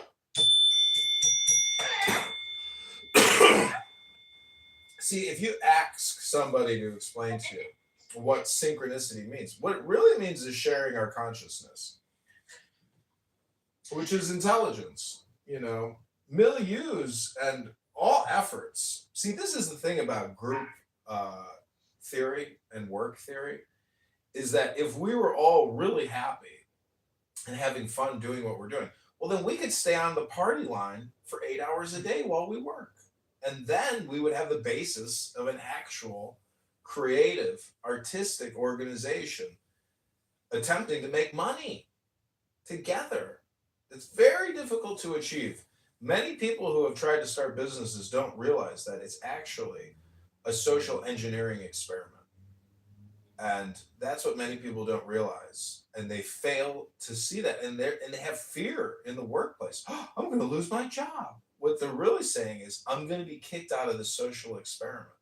Because all organizations and governments and government agencies are just social experiments in group theory, in work theory, in social theory. So that's the amazing thing about life, is it's all cast and it's all condensed.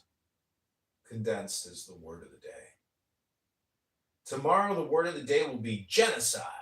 The day after that, it'll be occupation. The day after that, it'll be colonial. The day after that, it'll be some other. What'll be the word of the day after that, Narges? victory. Day after that, it'll be Zionist. Can't tell you how many times I've heard the word Zionist and Zionism on this app, on X. Nothing but Zionism, Zionists. Every day, every way, Zionist, Zionist, Zionist, Zionist. They never talk about the Indian nationalists, the Hindu nationalists, do Listen, they? John, it could also be contingent. The other word. Contingency. Oh my god, the contingency argument. Or it could be psychophysical harmony. I had that word for like months together on the phone. Because that became like a popular argument. Pushing. I mean, we don't understand time. We don't understand consciousness. Yeah. Well, ladies, my whole purpose of being here is to give you a warning. Do you know what the warning is? Hello? Hello? Warning of the day is beware of dogs. You have been warned. Not responsible for injury or death. But I ask you why. Hello? But I ask you why.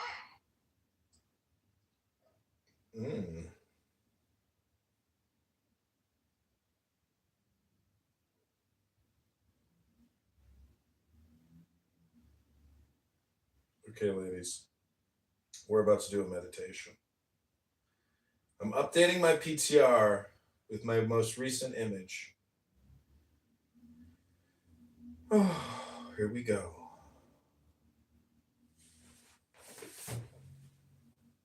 I'm pretty sure I've read this book before, but it's pretty sweet. Which one is that?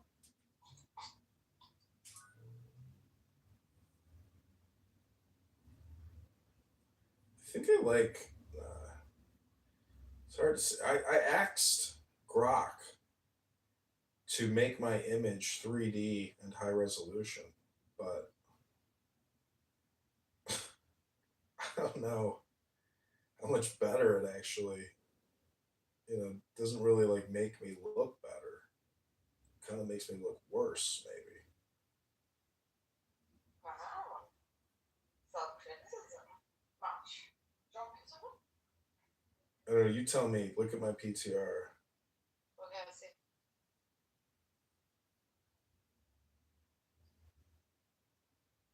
That's the book I'm about to read from. The Secret Key Activator. It's a nice book. What do you say? Okay. Maybe like a trick. Criticizing or something. Well, this is the base image that I asked Grok to make 3D high res. You tell me. I think this picture looks better than the AI picture. The real picture.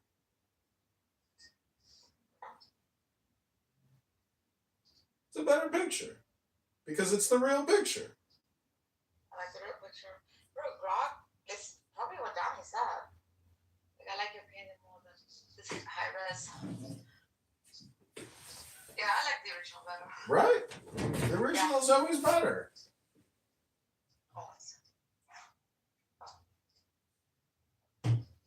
Okay, we're finally getting to the book portion of the room.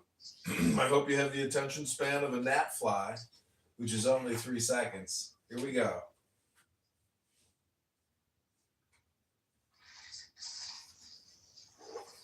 This is also for YouTube. I've been creating clips. The Senary. The Senary is the number of initiation by ordeal. It is the number of equilibrium. It is the hieroglyph of the knowledge of good and evil. The key of the mysteries. He who seeks the origin of evil seeks the source of what is not. Evil is the disordered appetite of good, the unfruitful attempt of an unskillful will. Everyone possesses the fruit of his work, and poverty is only the spur to toil. For the flock of men, suffering is like the shepherd dog, who bites the wool of the sheep to put them back in the right way. It is because of shadow that we are able to see light, because of cold that we feel heat, because of pain that we are sensible to pleasure. Evil is then for us the occasion and the beginning of good. But in the dreams of our imperfect intelligence, we accuse the work of providence through failing to understand it. Ribbon Shalom, good Shabbos, David, King of the Jews has arrived. Yekachet lechte nein Fusta.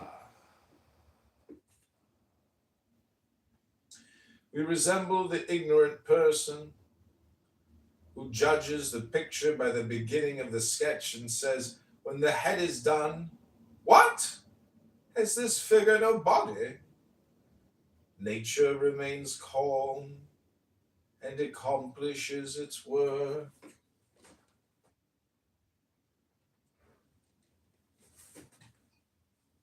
The plowshare is not cruel when it tears the bosom of the earth, and the great revolutions of the world are the husbandry of God. There is a place for everything, to savage peoples, barbarous masters, to cattle, butchers, to men, judges, and fathers. If time could change the sheep into lions, they would eat the butchers and the shepherds. Sheep never change because they do not instruct themselves, but peoples instruct themselves. Shepherds and butchers of the people. You are then right to regard as your enemies those who speak to your flock. Flocks who know yet only your shepherds, and who wish to remain ignorant of the dealings with the butchers. It is excusable that you should stone them who humiliate you, disturb you in speaking to you of your rights. O Christ, the authorities condemn thee. Thy disciples deny thee. The people curses thee and demands thy murder. Only thy mother weeps for thee. Even God abandons thee. Eli, Eli, lama sabachthani. Chapter 7, the Septenary. The septenary is the great biblical number. It is the key of the creation in the books of Moses and the symbol of all religion. Moses left 5 books, and the law is complete in 2 testaments. The Bible is not a history. It is a collection of poems, a book of allegories, images, and symbols. Adam and Eve are only the primitive types of humanity. The tempter serpent is time which tests. The tree of knowledge is right. The expiation by toil is duty. Cain and Abel represent the flesh and the spirit, force and intelligence, violence and harmony. The giants are those who usurped the earth in ancient times. The flood was a great revolution. The ark is tradition preserved in a family. Religion at this period became a mystery and the property of the race. Ham was cursed for having revealed it. The key of the mysteries. Nimrod and Babel are the two primitive allegories of the despot and of the universal empire, which has always filled the dreams of men. A dream whose fulfillment was sought successively by the Assyrians, the Medes, the Persians, Alexander, Rome, Napoleon, the successors of Peter the Great, and always unfinished because of the dispersion of interests, symbolized by the confusion of tongues. The universal empire could not realize itself by force, but by intelligence and love. Thus to Nimrod, the man of savage right, the Bible opposed Abraham, the man of duty, who goes voluntarily into exile in order to seek liberty and strife in a strange country which he seizes by virtue of his idea. He has a sterile wife, his thought, and a fertile slave, his force. But when force has produced its fruit, thought becomes fertile, and the son of intelligence drives into exile the child of force. The man of intelligence is submitted to rude tests. He must confirm his conquests by sacrifices. God orders him to immolate his son, that is to say, thou ought to test dogma. And the intellectual man should be ready to sacrifice everything on the altar of supreme reason. Then God intervenes. Universal reason yields to the efforts of labor and shows herself to science. The material side of dogma is alone immolated. This is the meaning of the ram caught by its horns in a thicket. The history of Abraham is then a symbol in the ancient manner and contains a lofty revelation of the destinies of the human soul. Taken literally, it is an absurd and revolting story. Did not St. Augustine take literally the golden ass of Apuleius? Poor, great men.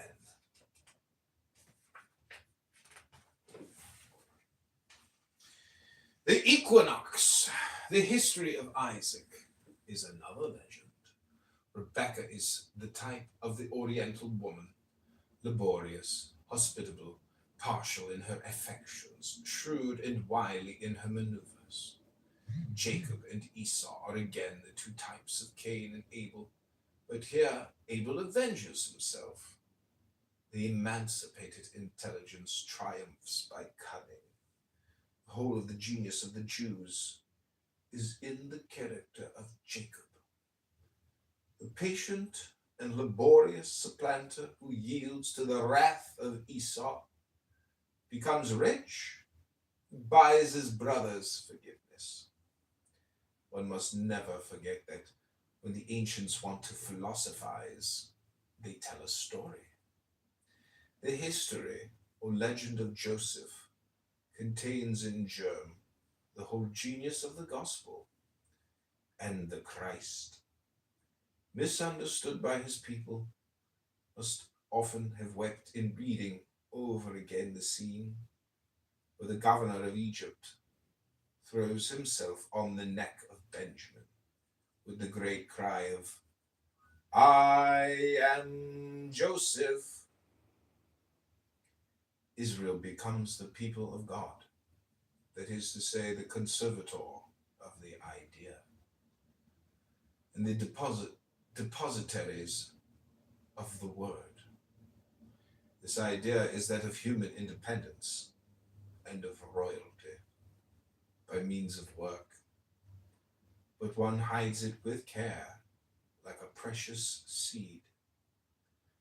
Painful and indelible sign is imprinted on the initiates. Every image of the truth is forbidden. The children of Jacob watch, sword in hand, around the unity of the tabernacle. Hamor and Shechem wish to introduce themselves forcibly into the Holy Family and perish with their people after undergoing a feigned initiation. In order to dominate the Volga, it is already necessary that the sanctuary should surround itself with sacrifices and with terror. The servitude of the children of Jacob paves the way for the deliverance, for they have an idea, and one does not enchain an idea. They have a religion, and one does not violate a religion. They are, in fine, a people. One does not enchain a real people. Persecution stirs up avengers. The idea incarnates itself in a man. Moses springs up, Pharaoh falls, and the column of smoke and flame, which goes before a freed people, advances majestically into the desert. Christ is priest and king by intelligence and by love. He has received the holy unction, the unction of genius, faith, and virtue, which is force, comes when the priesthood is worn out, when the old symbols have no more virtue, when the beacon of intelligence is extinguished. He comes to recall Israel to life. If he cannot galvanize Israel, slain by the Pharisees, into life, he will resurrect the world, given over to the dead worship of idols. Christ is the right to do one's duty. Man has the right to do his duty, and he has no other right. O man, thou hast the right to resist even unto death any who prevents thee from doing thy duty. Mother, thy child is drowning. A man prevents thee from helping him. Thou strikest this man. Thou dost run to save thy son. Who then will dare to condemn thee? Christ came to oppose the right of duty to the duty of right. Right with the Jews was the doctrine of the Pharisees. And indeed, they seem to have acquired the privilege of dogmatizing. Were they not the legitimate heirs of the synagogue?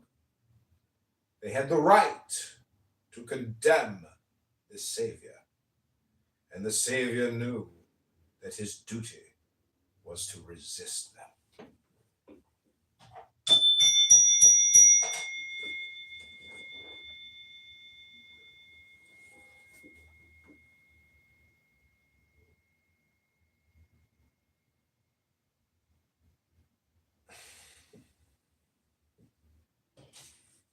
Do what thou wilt shall be the whole of the law. Love is the law. Love on the will.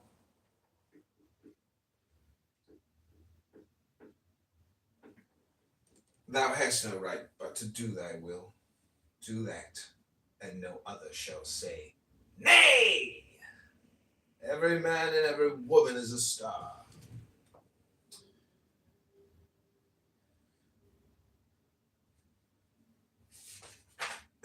Christ is the soul. John, yesterday.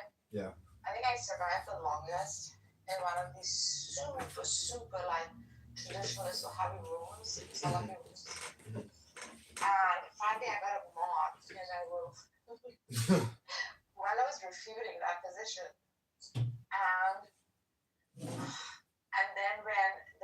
invitation bore fruit, I was declared a kafir. And it fucking dropped me down. And in that moment of other rising, right, I felt like perhaps mission accomplished. Because all this while refuting, they were okay with it. They were okay to like hold a stance that was false. But when it really became false, that is when the one I was refuting just said, "Oh, but she's a Catholic." Yeah, the right in that moment. Well, have you ever butchered a cow? No, I'm a vegetarian. Hello? Well, you know the word kafir is from the word calf, and her a female calf, and it's very emotional to kill a baby calf to eat it because you love that sweet little thing. It's so precious, but to cut its neck and then to have it for dinner, that's pretty serious. Yes, ma'am. So what happens linguistically when we scream kafir and kick somebody to the goo? The dopamine flares like an electric shock. That's what people want. You are their sacrifice. Yeah. Kafir! Calf. Moo!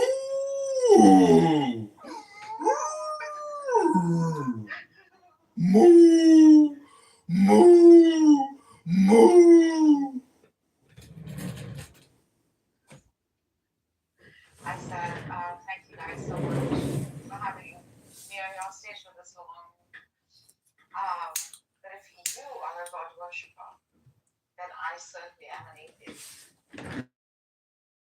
God worshiper looks like you? I am an atheist. Please go sit on the gulag for 5 minutes. See, the problem with an atheist, and again, it's not pronounced atheist, it's pronounced atheist with an F, an atheist. And the whole thing is, if you're going to spend all your time denying God, well, then you're not very much like God, are you? If you spend all your time invoking God, talking about God, thinking about God, reading about God, writing about God, guess what?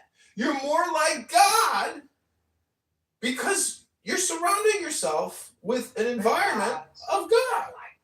Yes. Yes. And it can become dangerous because some people are very annoying. And when they become like God, because all they do is spend all their time talking about it, guess what? They can become a tyrant, a fascist. Abby, welcome. It's all symbolic. Symbolic. So, I mean, I came to the conclusion that for someone to truly commit a crime against reality, one must take the stance of a positive atheist. Have you listened to anything I've been reading about intelligence and love? Intelligence and love, Narcissus, deal with God. We might not like the word, the definition, but as you know, this is an ESL training app, and people here want to ask questions about what does the word God mean to you? Can you define it? Can you give me an explanation? It's very, very difficult because God is everything. It's obvious that it's the all. So I might say, well, God is like a bunny. God is like a horse. God is like your cell phone, which allows you to transmit infinite amounts of noises to people to troll them. God is everything. The all. God is a sound. God is a nothing. God is every word utterable, every sound imaginable. That is the all. That's the symbol. Sounds are symbols. And that's why a symbol, when you clang them together, makes a sound. The all sound, like the om, a vibration. And then a pause. It's all symbolic. Okay, we're going to read a little more of this book by Eliphas Levi. Hope you're enjoying it. I am actually. What is it called? The Key to the Mysteries. That's good one. Christ is the soul of protest. But the protest of what? Of the flesh against the intelligence? No. Of right against duty? No. Of the physical against the moral? No, no. Of imagination against universal reason? Of folly against wisdom? No, 1,000 times. No. And once more, no. Christ is the reality, duty, which protests eternally against the ideality, right. He is the emancipation of the spirit, which breaks the slavery of the flesh. He is devotion in revolt against egoism. He is the sublime modesty, which replies to pride, I will not obey thee. Christ is unmated. Christ is solitary. Christ is sad. Why? Because woman has prostituted herself. Because society is guilty of theft. Because selfish joy is impious. Christ is judged, condemned, and executed, and men adore him. This happened in a world perhaps as serious as our own. Judges of the world in which we live, pay attention and think of him who will judge your judgments.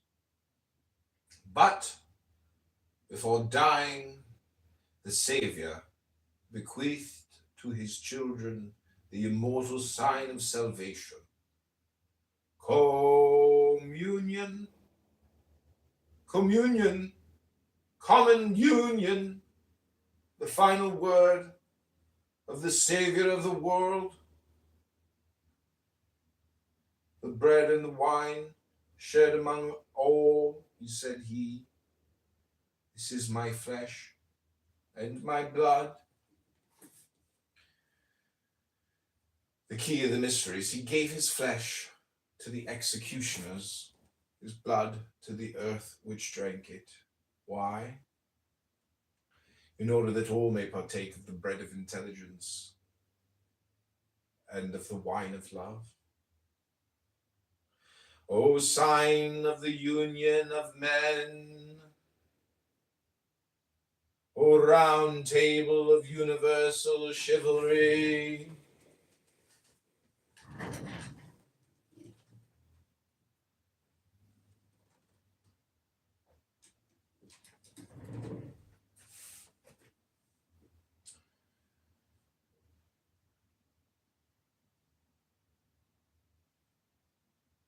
O sign of the union of men, O round table of universal chivalry, O banquet of fraternity and equality, when will you be better understood? Martyrs of humanity, all ye who have given your life in order that all should have the bread which nourishes and the wine which fortifies, do ye not also say, placing your hands on the signs of the universal communion, this is our flesh and our blood? And you, men of the whole world, you whom the Master calls his brothers, oh, do you not feel that the universal bread, the fraternal bread, the bread of the communion is God?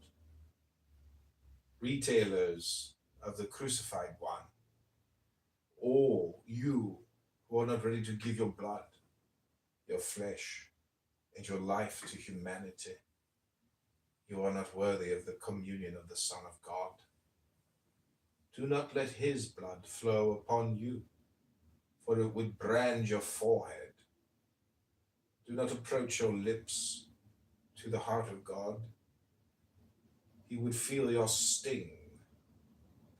Do not drink the blood of the Christ. It will burn your entrails. It is quite sufficient that it should have flowed uselessly for you. Chapter 8, the number 8, the Ogdoad, is the number of reaction and of equilibrating justice.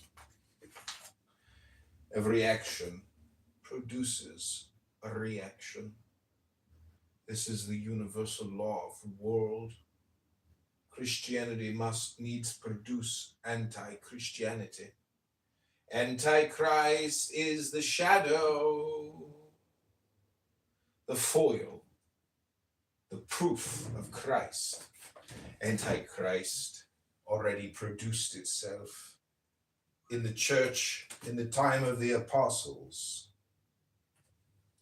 St. Paul said, "For the mystery of iniquity doth already work. Only he who now letteth will let, until he be taken out of the way. And then shall the wicked one be revealed." The Protestants said Antichrist is the Pope. The Pope replied, every heretic is an Antichrist. The Antichrist is no more the Pope than Luther.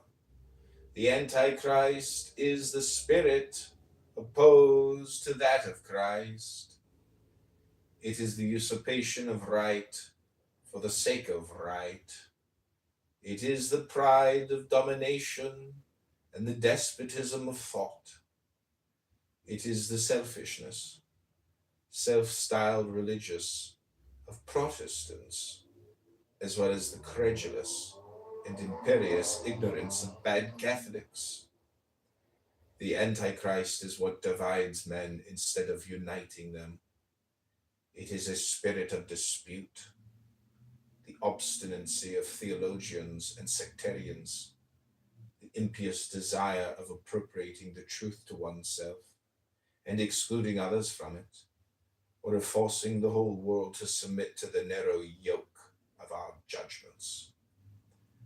The Antichrist is the priest who curses instead of blessing, who drives away instead of attracting, who scandalizes instead of edifying, who damns instead of saving. It is the hateful fanaticism which discourages goodwill. It is the worship of death, sadness, and ugliness. What career shall we choose for our son? Have said many stupid parents. He is mentally and bodily weak, and he is without a spark of courage. We will make a priest of him, so that he may live by the altar. They have not understood that the altar is not a manger for slothful animals. Look at the unworthy priests. Contemplate these pretended servants of the altar. What do they say to your heart, these obese or cadaverous men with the lackluster eyes and pinched or gaping mouths? Hear them talk. What does it teach you, their disagreeable and monotonous noise? They pray as they sleep, and they sacrifice as they eat. They are machines full of bread, meat and wine, and of senseless words. And when they plume themselves, like the oyster in the sun, being without thought and without love, one says that they have peace of soul. They have the peace of the brute. For man, that of the tomb is better. These are the priests of folly and ignorance.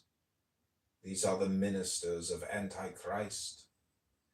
The true priest of Christ is a man who lives, suffers, loves, and fights for justice. He does not dispute.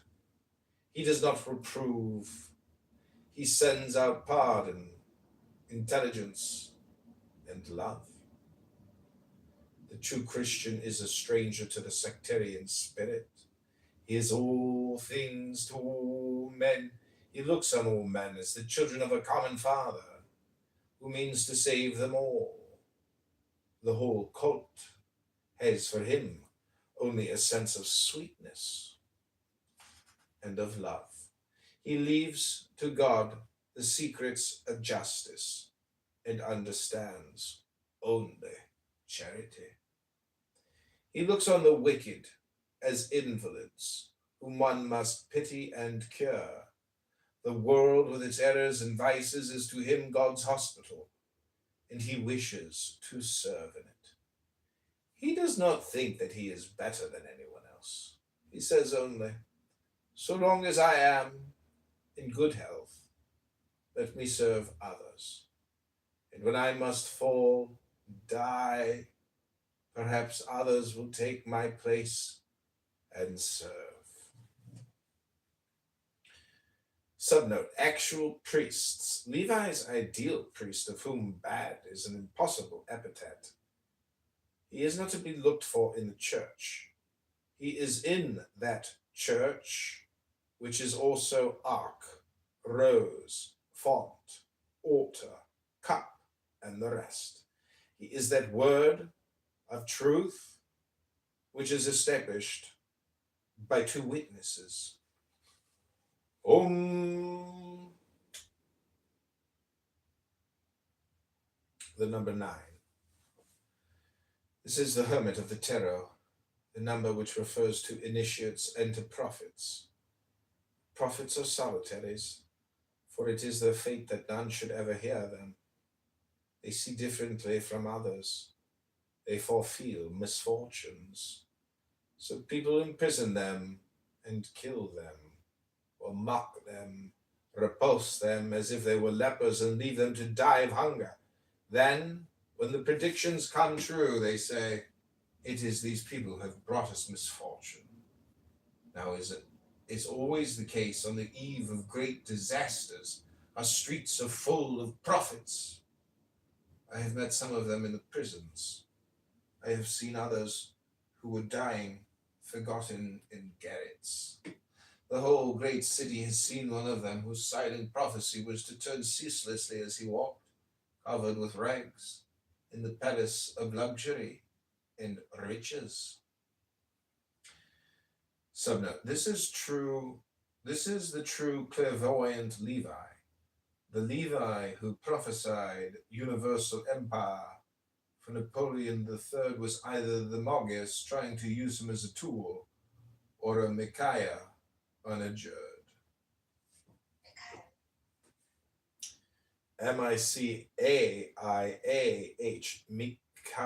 Micaiah. Micaiah.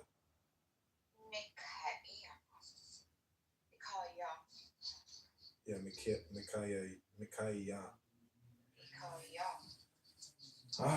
I have seen one of them whose face shone like that of Christ.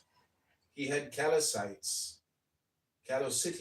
on his hands, and wore the workman's blouse. Oh, calicites. Calocitias. And wore the workman's blouse with clay he needed epics. He twisted together the sword of right and the scepter of duty, and upon this column of gold and steel he placed the creative sign of love. One day, in a great popular assembly, he went down into the road with a piece of bread in his hand, which he broke and distributed, saying, "Bread of God, do thou make bread for all?" I know another of them who cried, "I will no longer adore the God of the devil. I will not have a hangman for my God." And they thought that he blasphemed. No, but the energy of his faith overflowed in inexact and imprudent words. He said again in the madness of his wounded charity, "The liabilities of all men are common, and they expiate each other's faults as they make merit for each other by their virtues. The penalty of sin is death. Sin in itself, moreover, is a penalty, and the greatest of penalties. A great crime is nothing but a great misfortune. The worst of men is he who thinks himself better than his fellows. Passionate men are excusable because they are passive. Passion means suffering and also redemption through sorrow. What we call liberty is nothing but the almightiness of divine compulsion. The martyrs said, it is better to obey God than man. The equinox. The least perfect act of love is worth more than the best act of piety. Judge not, speak hardly at all, love and act. Another prophet came and said, protest against bad doctrines by good works, but do not separate yourselves. Rebuild all the altars, purify all the temples, and hold yourselves in readiness for the visit of the Spirit. Let everyone pray in his own fashion and hold communion with his own, but do not condemn others. A religious practice is never contemptible, for it is the sign of a great and holy thought. To pray together is to communicate in the same hope, the same faith, and the same charity. The sign by itself is nothing. It is the faith which sanctifies it. Religion is the most sacred and the strongest bond of human association. And to perform an act of religion is to perform an act of humanity. When men understand at last that one must not dispute about things about which one is ignorant, when they feel that a little charity is worth more than much influence and domination, when the whole world respects what even God respects in the least of his creatures, the spontaneity of obedience and the liberty of duty, then there will be no more than one religion in the world. The Christian and universal religion, the true Catholic religion, will no longer deny itself by restrictions of place and of persons. Woman, said the Savior to the woman of Samaria, verily I say unto thee, that the time cometh when men shall no longer worship God, either in Jerusalem or on this mountain. For God is a spirit, and they that worship him must worship him in spirit and in truth. Subnote, a mistranslation by monotheists. The Greek is, in quotations, spirit is God. Chapter 10, the absolute number of the Kabbalah, the key of the Sephiroth, vide dogme et ritual de la hote magie, the number 11, chapter 11. 11 is the number of force. It is that of strife and martyrdom. Every man who dies for an idea is a martyr, for in him the aspirations of the spirit have triumphed over the fears of the animal. Every man who falls in war is a martyr, for he dies for others. Every man who dies of starvation is a martyr, for he is like a soldier struck down in the battle of life. Those who die in defense of right are as holy in their sacrifice as the victims of duty. And in the great struggles and revolutions against power, martyrs fell equally on both sides. Right being the root of duty, our duty is to defend our rights. What is a crime? The exaggeration of a right. Murder and theft are negations of society. It is the isolated despotism of an individual who usurps royalty, makes war at his own risk and peril. Crime should doubtless be repressed. The society must defend itself. But who is so just, so great, so pure as to pretend that he has the right to punish? Peace then to all who fall in war.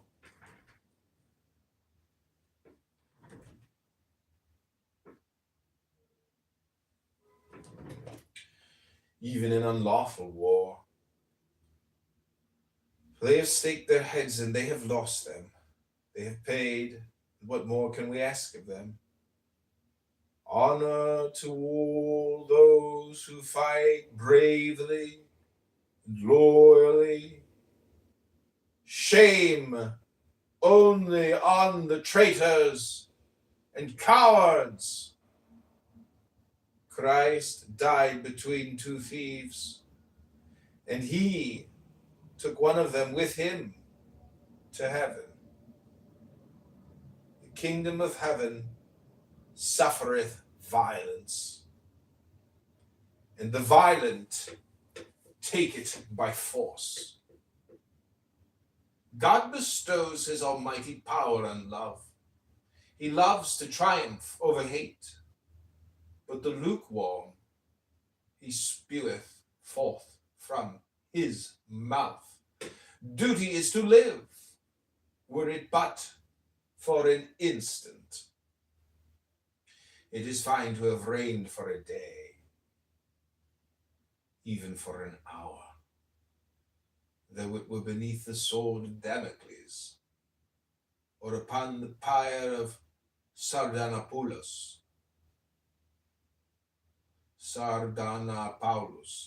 But it is finer to have seen at one's feet all the crowns of the world, and to have said, I will be the king of the poor, and my throne shall be on Calvary. There is one man stronger than the man that slays. It is he who dies to save others. There are no isolated crimes and no solitary expiations. There are no personal virtues, nor are there any wasted devotions.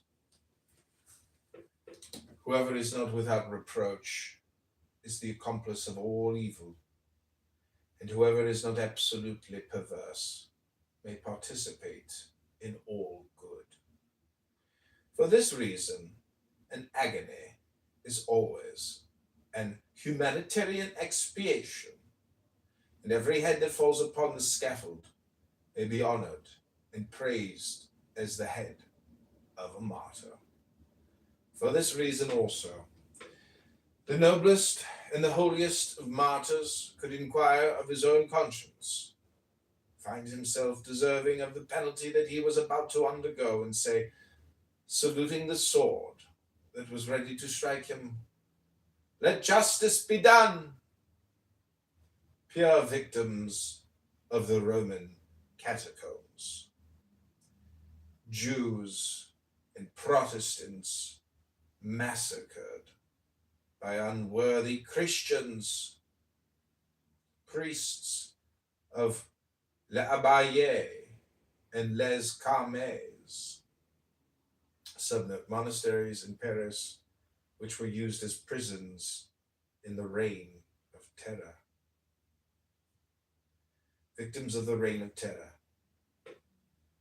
butchered royalists, revolutionaries sacrificed in your turn, soldiers of our great armies who have sown the world with your bones, all you who have suffered penalty of death, workers, strivers, debtors of every kind, brave children of Prometheus, who have feared neither the lightning nor the vulture, all all honor to your scattered ashes, peace and veneration to your memories.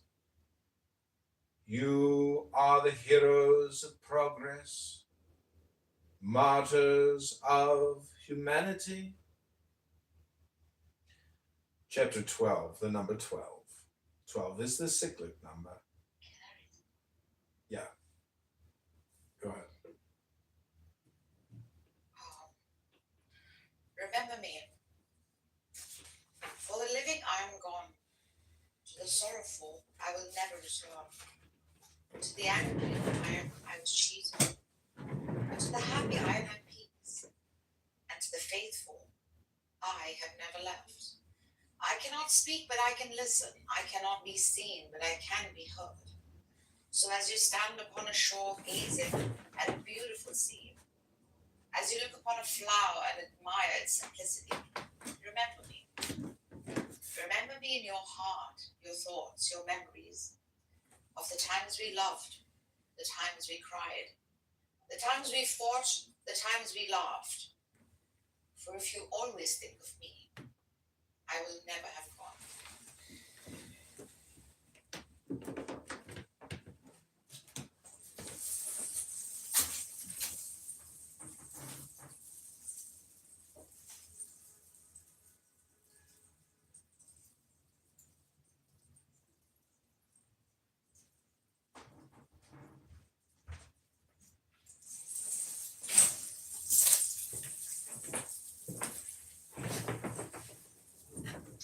Okay, welcome back to It's All Symbolic. That was a beautiful reading, Narjis. What does it mean to you?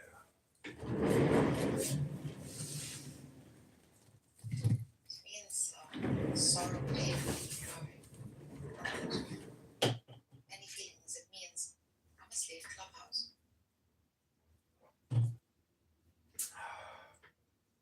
Well, it's all symbolic, you know. It's just a conference call app. It's just Zoom audio. Come on now.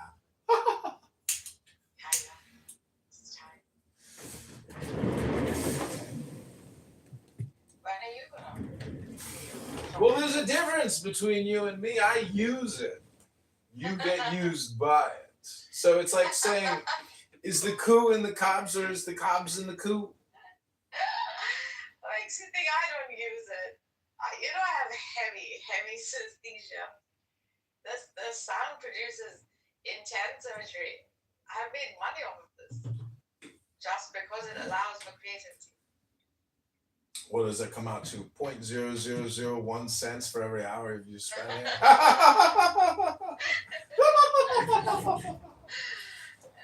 it laugh. Look at this.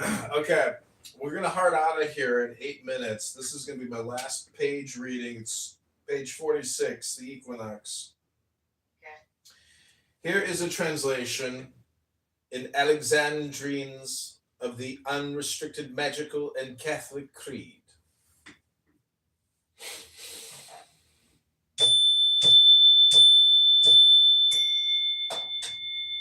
I do believe in God, Almighty Sire of man, one God who did create the universe, his plan. I do believe in him, the Son, the chief of men, word and magnificence of the Supreme. Amen. He is the living thought of love's eternal night, might. God manifest in flesh, the action of the light, desired in every place and every period, but not a God that one may separate from God. Descended among men to free the earth from fate, he and his mother did the woman consecrate. He was the man whom heaven's sweet wisdom did adorn. To suffer and to die as men do, he was born, prescribed by ignorance, accused by envy and strife. He died upon the cross that he might give us life. Oh, who accept his aid to guide and to sustain, by his example may to God like him attain. He rose from death to reign throughout the ages dance. He is the sun that melts the clouds of ignorance. His precepts, better known and mightier soon to be, shall judge the quick and dead for all eternity. I do believe in God's most holy Spirit, whose fire the heart and mind of saints and prophets did inspire. He is a breath of life and of fecundity, proceeding both from God and from humanity. I do believe in one most holy brotherhood of just men that revere heaven's ordinance of good. I do believe one place, one pontiff, and one rite, one symbol of one God and one intent unite. I do believe that death, by changing us, renews, and that in man as God life sheds immortal dews.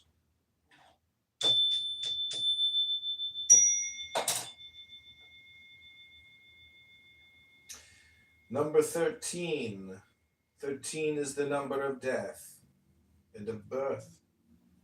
It is that of property and of inheritance, of society and of family, of war and of treaties. The basis of society is the exchange of right, duty, and good faith. Right is property. Exchange is necessity. Good faith is duty. He who wants to receive more than he gives, or who wants to receive without giving, is a thief. Property is the right to dispose of a portion of the commonwealth. It is not the right to destroy, or the right to sequestrate. To destroy or sequestrate the commonwealth is not to possess, it is to steal. I say commonwealth, because the true proprietor of all things is God, who wishes all things to belong to everybody. Whatever you may do, at your death you will carry away nothing of this world's goods. Now, that which must be taken away from you one day is not really yours. It has only been lent to you. As to the usufruct, it is the result of work. But even work is not an assured guarantee of possession. And war may come with devastation and fire to displace property. Make then good use of those things which perish, O you who will perish before they do. Consider that egoism provokes egoism, and that the immorality of the rich man will answer for the crimes of the poor. What does the poor man wish if he is honest? He wishes for work. Use your rights, but do your duty. The duty of the rich man is to spread wealth. Wealth which does not circulate is dead. Do not hoard death. A sophist has said, property is robbery.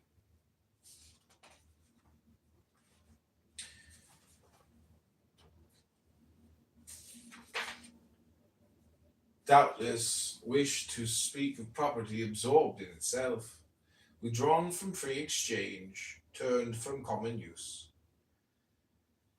If such were his thought, he might go further and say that such a suppression of public life is indeed assassination. It is the crime of monopoly, which public instinct has always looked upon as treason to the human race. The family is a natural society which results from marriage. Marriage is the union of two beings joined by love, who promise each other mutual devotion in the interest of the children who may be born.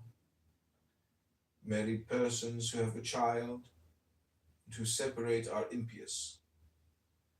Do they then wish to execute the judgment of Solomon and hew the child asunder?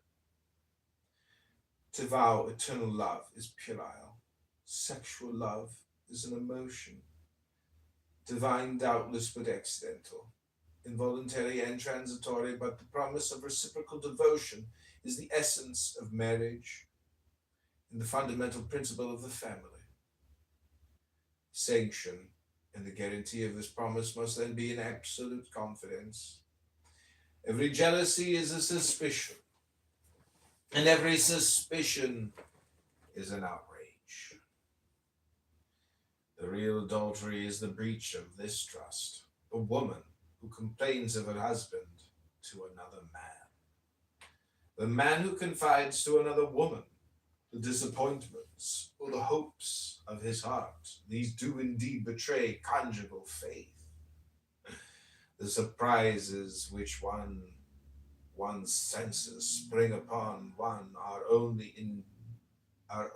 infidelities on account of the impulses of the heart, which abandon itself more or less to the whispers of pleasure. Moreover, these are human faults for which one must blush, and which one ought to hide. They are indecencies which one must avoid in advance by removing opportunity, but which one must never seek to surprise. Morality proscribes scandal. Every scandal is a turpitude. One is not indecent because one possesses organs which modesty does not name, but one is obscene when one exhibits them. Husbands, hide your domestic wounds. Do not strip your wives naked before the laughter of the mob. Women, do not advertise the discomforts of the conjugal bed. To do so is to write yourselves prostitutes in public opinion. It needs a lofty degree of courage to keep conjugal faith. It is a pact of heroism, of which only great souls can understand the whole extent. Marriages which break are not marriages. They are couplings. A woman who abandons her husband, what can she become? She is no more a wife. She is not a widow. What is she then? She is an apostate from honor, who is forced to be licentious because she is neither virgin nor free. A husband who abandons his wife prostitutes her and deserves the infamous name that one applies to the lovers of lost women. Marriage is then sacred and indissoluble when it really exists, but it cannot really exist except for beings of a lofty intelligence and of a noble heart. The animals do not marry, and men who live like animals undergo the fatalities of the brute nature. They ceaselessly make unfortunate attempts to act reasonably. The promises are attempts at and imitations of promises. The marriages, attempts at and imitations of marriage. The loves, attempts at and imitations of love. They always wish and never will. They're always undertaking and never completing. For such people, only the repressive side of law applies. Such beings may have a litter, but they never have a family. Marriage and family are the rights of the perfect man, the emancipated man, the man who is intelligent and free. Ask also the annals of the courts and read the history of parricides. Raise the black veil from off all those chopped heads and ask them what they thought of marriage and of the family, what milk they sucked, what caresses ennobled them. Then shudder, all you who do not give to your children the bread of intelligence and of love, all you who do not sanction paternal authority by the virtue of a good example. Those wretches were orphans in spirit and in heart, and they have avenged their birth. We live in a century when more than ever the family is misunderstood in all that it possesses, which partakes of the august and the sacred. Material interest is killing intelligence and love. The lessons of experience are despised. The things of God are hawked about the street. The flesh insults the spirit.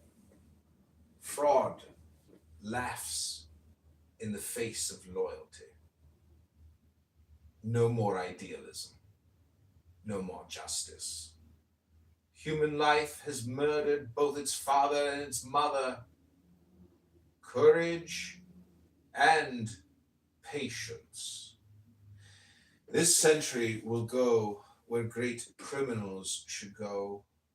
Look at it, how sad it is. Weariness is the black veil of its face. The tumbril rolls on and the shuddering crowd follows it. Soon one more century will be judged by history.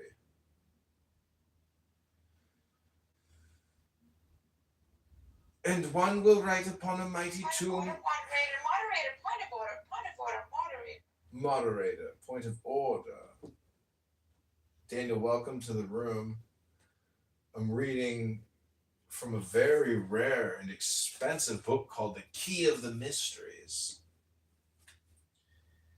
translated by Aleister Crowley, written by Eliphas Levi. All communication is projection unless it's hypnosis. Narges, what do you think about the reading so far? Pretty good, yeah? It's such a great book. Daniel's such a good book. I mean, it's so poetic, so eloquent, esoteric. The bread and blood, I think that was the most impactful statement. The bread of knowledge, the blood of love. You know, there's this guy on here named Donald who has a room called Convince Me God Exists. Yeah, And I know. it's so funny because it's like this book actually starts out in the beginning about the hypothesis of God, and it proves without a reasonable doubt that God exists. But he would never sit there and listen to anything over 3 seconds. Like, the guy's a neurotic. And so some people you will never, ever be able to, because I can't actually compress all that and give it to somebody in my statement. I have to read from a book because I'm retarded. But if I'm retarded reading from a book, and to me it's like revelation where I'm like, wow, this is the truth. But guys like Donald, like, I can never go into that room and read this book. And that's the problem in communication and in transfer, meaning these packets, unless we have the patience, the love, and the intelligence, we will get nowhere. And people are going nowhere quick. They're here in a pit. Clubhouse is a garbage dump. It's a wasteland. And as a garbage collector, Point of order, moderator, point of order. All communication is not hypnosis unless it's thereby stated in the fine print. It is projection. And I'm glad that you've made that change finally after all these years. And after all the pressure that I put on you, after 2 years, all communication is not hypnosis. All communication is projection. Yes. it's suggestion. It's conditioning. No, projection. Yeah, conditioning. You're conditioning. You're projecting now. I'm not. I'm actually talking about conditioner. And I've seen your photo. Your hair looks very oily. Have you tried conditioner? Because all communication is conditioning. Oh, he's so good. He opened this room and I came in. He said, I've heard you in quite a few rooms. You are sounding incoherent, irrational. You're speaking for a dopamine high.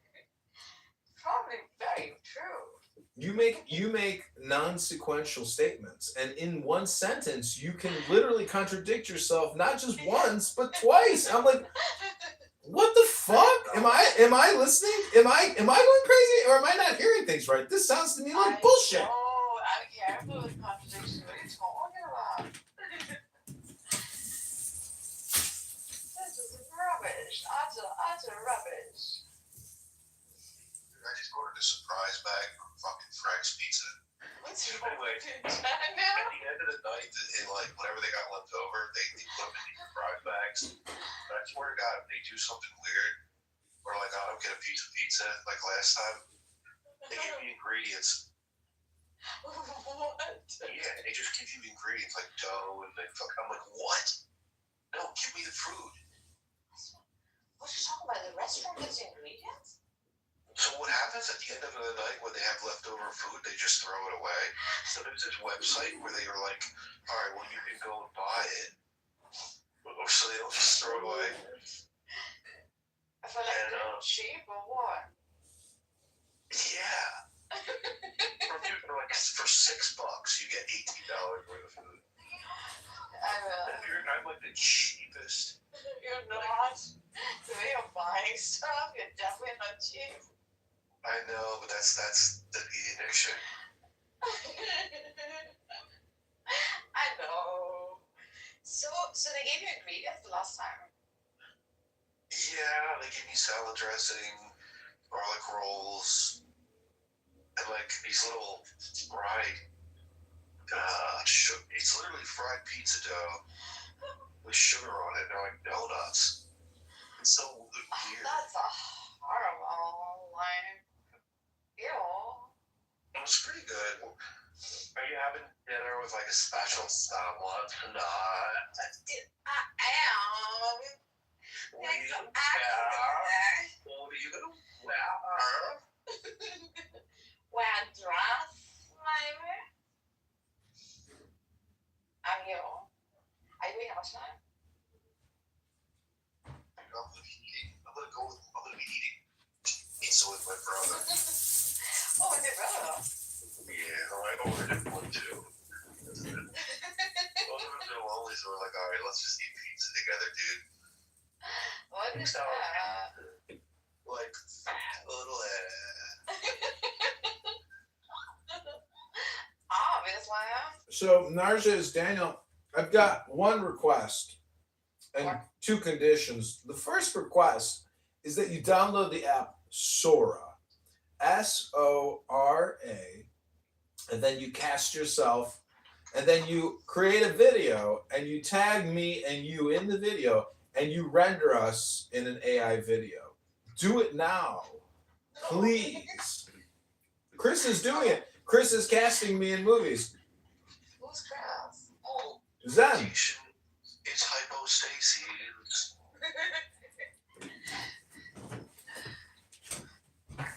All communication is indoctrination. All communication That was one of my is favorites. biases. Nothing gets other people feel like all communication is indoctrination. That was from the earlier iterations. That's right, baby. Just made that up right now. They were fun. Daniel, I am still shook by the way I was otherwise conferred last night.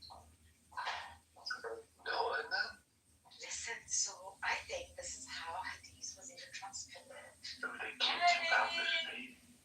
He came out the stage. You know why? Because one bitch face, who's a troll, gave testimony of my character and of my belief. That is how they have the entire Hades.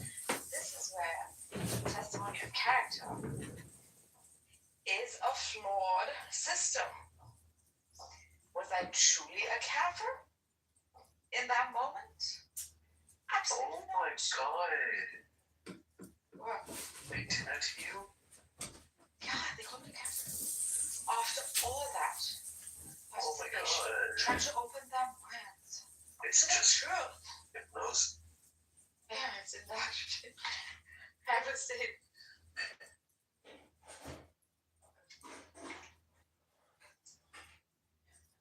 All communication is hypnosis.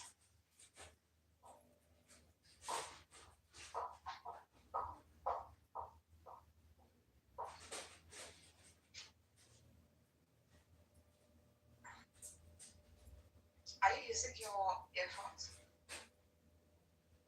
Sound pretty clear. You have to stop. As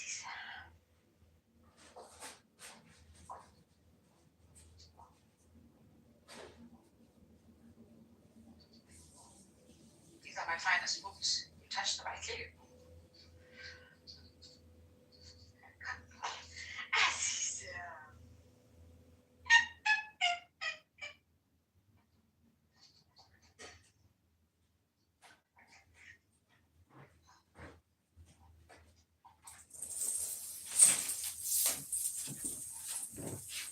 Where you get the spa? Or did you go? I'm here. What do you think John is doing, Daniel, right now? Daddy boy. Danny boy, the tides are turning violently. Oh, Danny boy. Danny boy. Danny boy. Danny boy. Boy. Hello? Hello. So if you haven't downloaded Sora yet, just remember that Sora. all communication is hypnosis. Download Sora now and cast John Kitover in a new movie. Johnny. Wanna be like a star? You do. So does Black Rabbi. He wants to be president. Hello? Hello? Good afternoon, hon. Good afternoon. Hello? Mm-mm-mm. Lordy, lordy, lordy.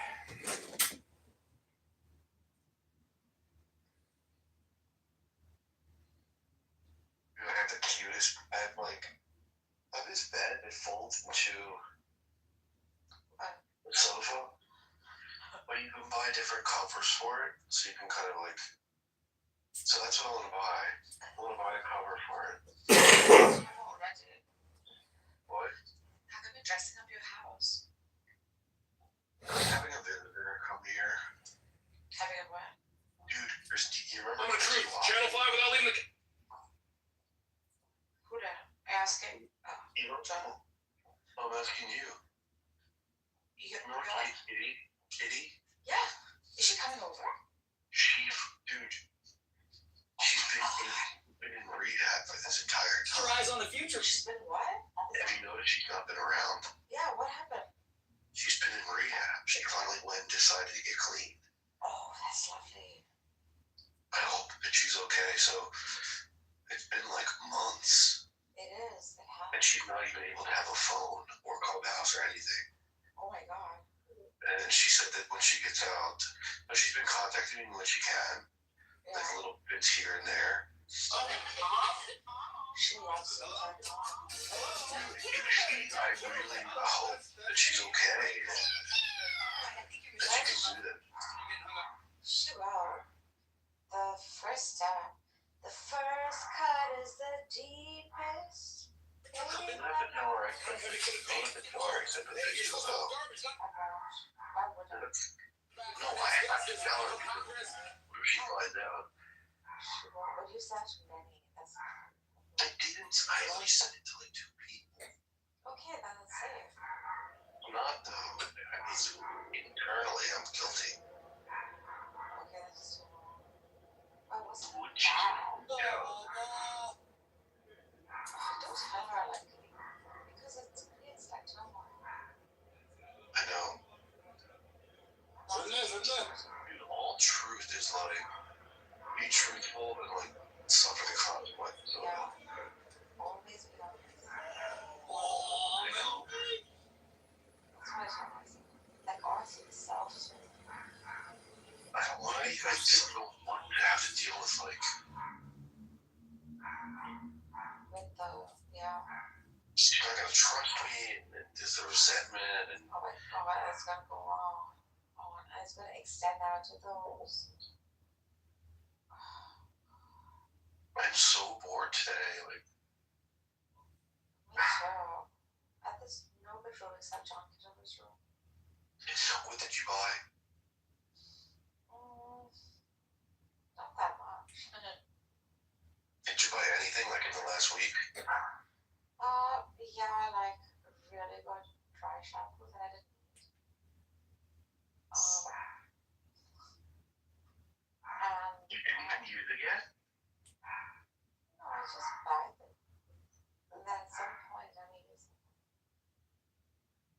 told you I want PVC, aluminum, steel, moldable pipes.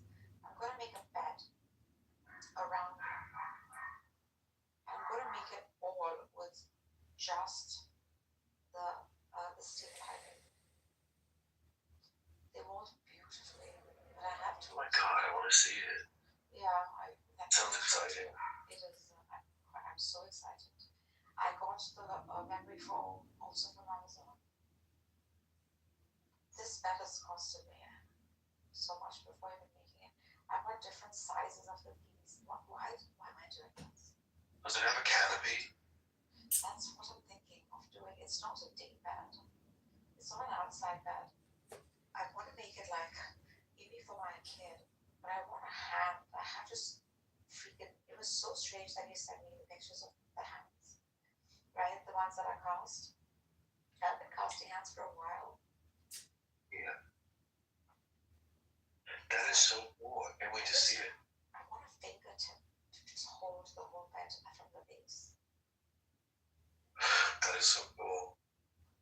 Like as you must feel like you're gonna fall off it when you see it visually. Like, That's the intrigue of it. yeah, like held on a pinpoint, right? And wobbly in the illusion of the mind, whilst it stands still and firm, because the structure beneath is swirling. That can never make it fall. But I need a hidden structure to sort of balance the illusion. I love creating imagery that is illusive. That is incredible. Incredible. I want one. Okay, I think I have to patent it. Me and my friend once, we were doing product design. This is way after we did architecture. We made a couch that is a water couch, a water bed. And we held it down with like heavy fucking chains.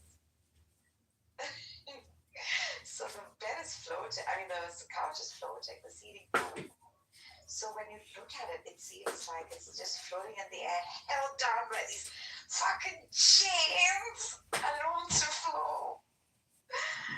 But water is just standing static for you to sit on. That is extraordinary. Daniel, creating a product is just poetry. It is the poetry of illusion. It is the simulation. Okay. It's reflection. Point of order, moderator.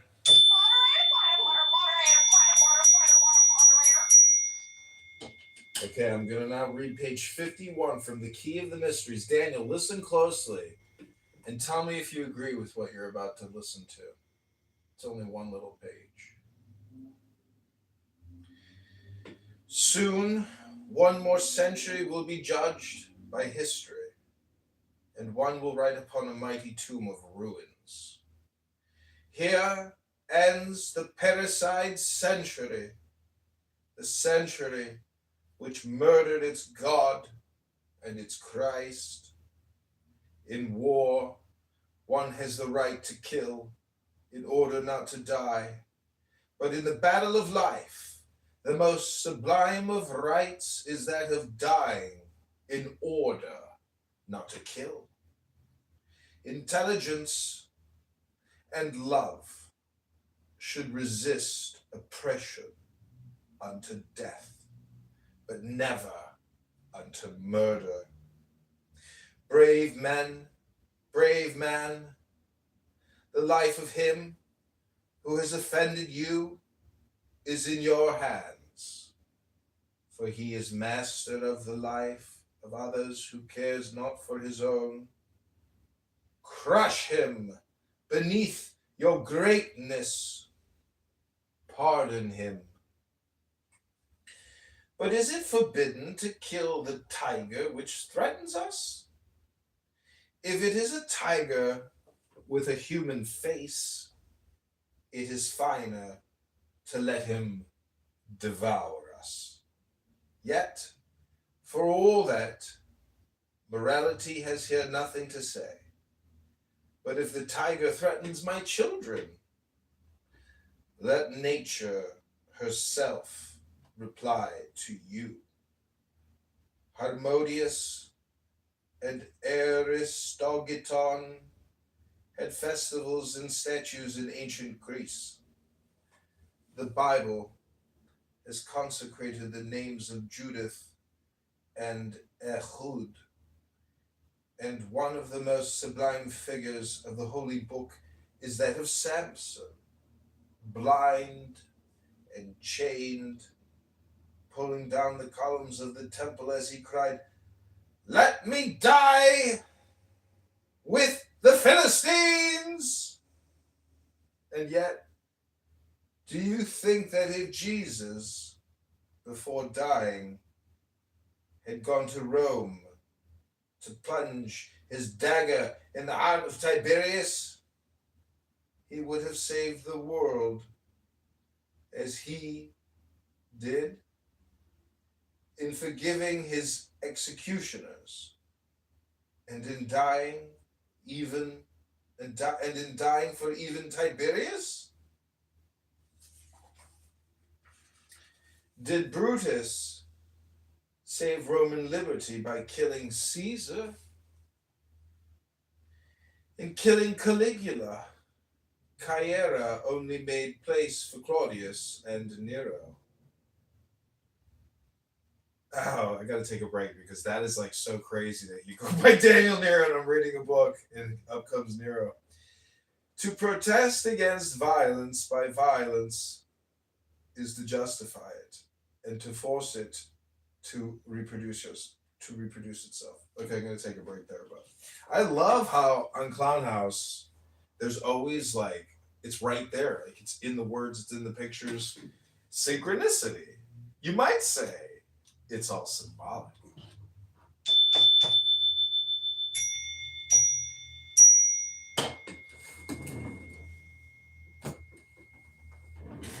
Okay, what did you think, Daniel? Did you agree with every word I said, or did you like make opposites and say I don't agree with that? I don't agree with that. It's all symbolic. If you want to see the live stream video version of this book reading, just go to Google. Let me Google that for you and type in John Kitover and then click on videos. Click on another video. Then just click on the live. You can see it live. Fuck it! We're gonna do it live. Fuck it! Do whatever you want to do. Hello? It's all symbolic here. Hi, Salah. Are you still angry with me? Did I put you on my YouTube? I just took the video that you have of you talking, looking like a journalist. Stella on your John, why did you do that? Because she's an evergreen. She's just a big talking. She's just a talking piece. She's not smart. She's just talking. No,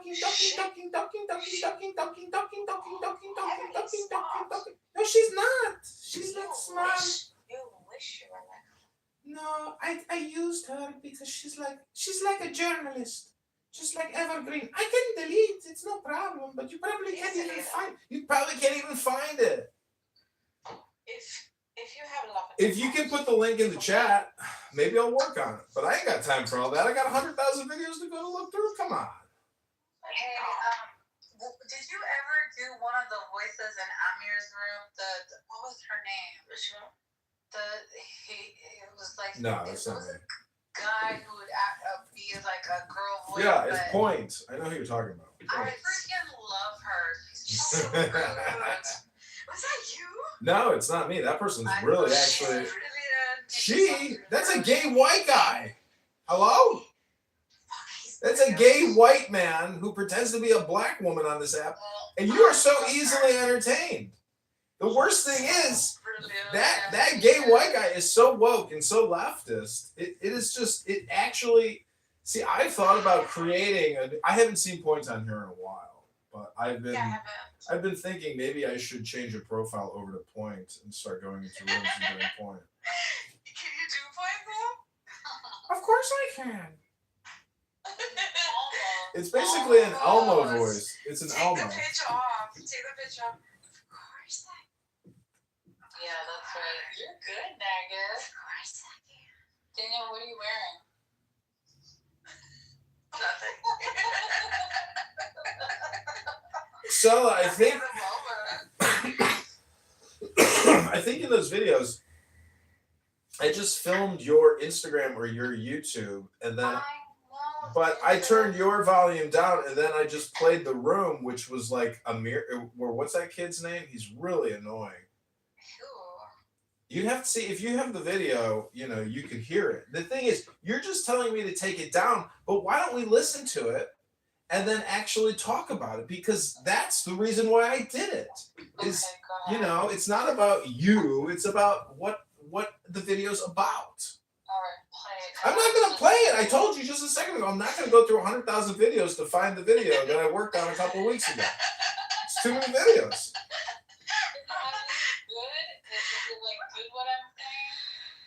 You're not saying anything.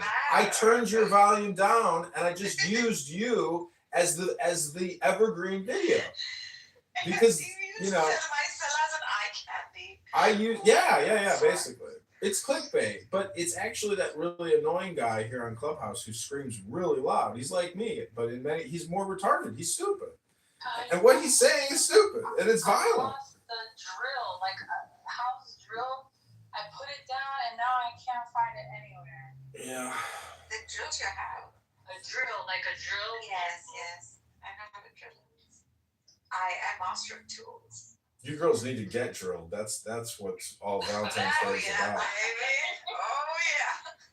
Tonight is the night when two become one. It's the night of mystical lovers. It's the night of Venus. Actually, that's Friday night. Saturday night is the night of blowjobs. Because Right, guys, I gotta go look for this drill. Literally. Hello? Okay. Can you take a videos off? She was really like, do I have to listen to me?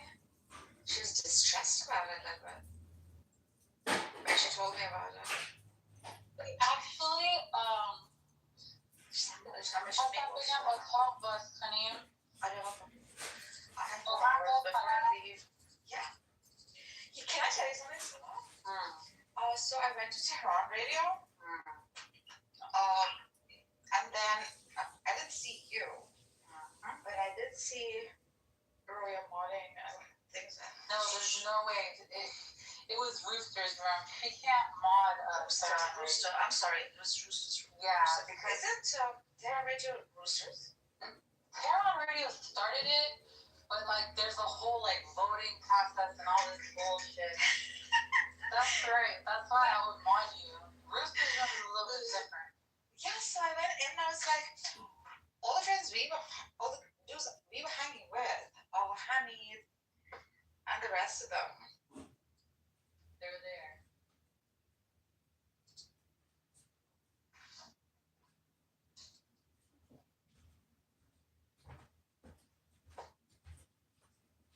Okay, money for that in the car now, so. Okay, what should I? Well, really, you're gonna stick around for this room, that room? No, here.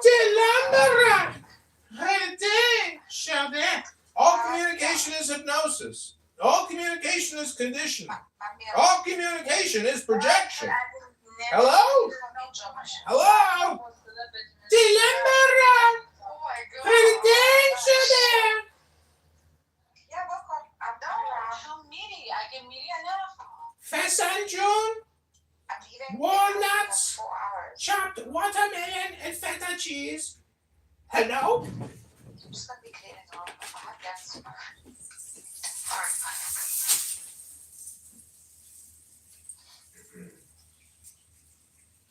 When two become one, it's someone that never knew love before. Okay, Rabboni Shalom, welcome back to It's All Symbolic.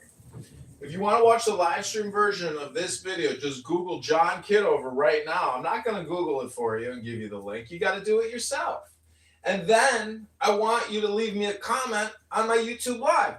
And then I want you to download Sora and cast yourself in an AI video and use the sitcom filter and just put a little blurb in there like it's all symbolic and make a sitcom out of it. And then you're going to tickle yourself with a feather and cast John Kitover in a video and call it It's All Symbolic. And tag John Kitover at JOHNKITOVER. John Kitover. Many of you are in my videos on YouTube, countless tens of thousands of YouTube live streams that I've been running here for 5 years straight. And we're about to expand to 2 more recording studios thanks to the hard work of Daniel Nero and his accomplice, fellow superhero Barthologist the Megatron. These 2 gentlemen have spent over 7,000 hours talking, listening to some of the world's dumbest people that haven't figured out the technology of a thing called a book. But nonetheless, here we are in a conference call roasting Daniel Nero, who has for so long, people call him my arch nemesis. They say that you're my arch nemesis, but I say there's no arch in a nemesis. There's just a nemesis. There's no such thing as an arc or an arch. Anyways, Mr. Nero, Dr. Zen, Dr. Daniel, actually. You know, my cousin's name is Daniel, and he hates my guts. But that's okay. He's just a cousin. He's not a friend.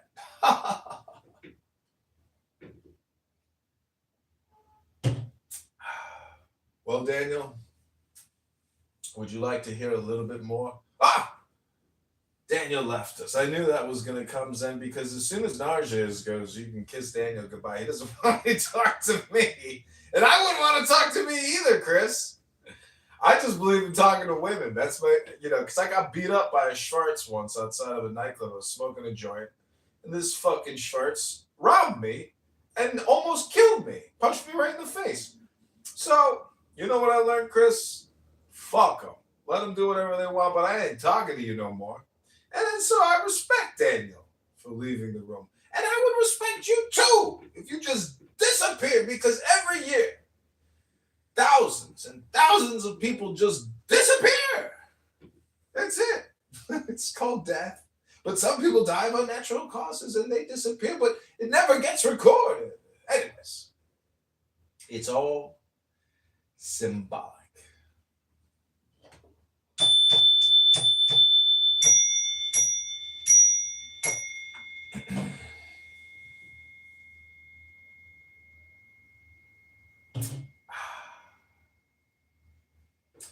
I am changing my recording production over here. I am going to expand to more recordings just as like an experiment. You got to set it up. It takes work, time to set all this up and to monitor it because of copyrighted music. I don't want a YouTube account to like actually get deleted. Welcome to All Symbolic, Dr. Zen. Hey, what's going on, John? I'm reading about the universal story of Dr. Good and Dr. Bad. I really enjoyed that reading of like the Secret Key. It was really good. Appreciated it by Aleister Crowley. No, it's not by Crowley. It's by Eliphas Levi. But you can tell it's translated by Crowley because a lot of it sounds like Crowley writing it. Which is, he translated it from French because Eliphas Levi was a Jewish French Kabbalist. And you should, if you ever have the chance in the future sometime, you should read that essay that I posted in the chat. It's pretty good. Okay, I got the text. I saw it come through. Yeah, it's legit. It's sort of like symbolically describes the sort of way that capitalism eats away at everything in every sort of aspect in every moment of someone's life. and that you can make profit off of it. It's pretty good. Well, Barnum and Bailey, who said there's a sucker born every minute. It really is, because communication spam. If you don't know that communication is spam, well, guess what? You will get taken in by anything. And if you read the most esoteric, luxurious Oriental philosophy, and you've never heard it before, you might get taken in. So, BLM is like low-grade philosophy, which resulted in billions and billions and billions of donations, and look at what these Schwartz bought. They bought mansions and luxury cars. I mean, how the fuck can Stacey Abrams get a check for $2 billion because she helped Biden politically? Like $2 billion to her nonprofit, cut from the president's desk? What?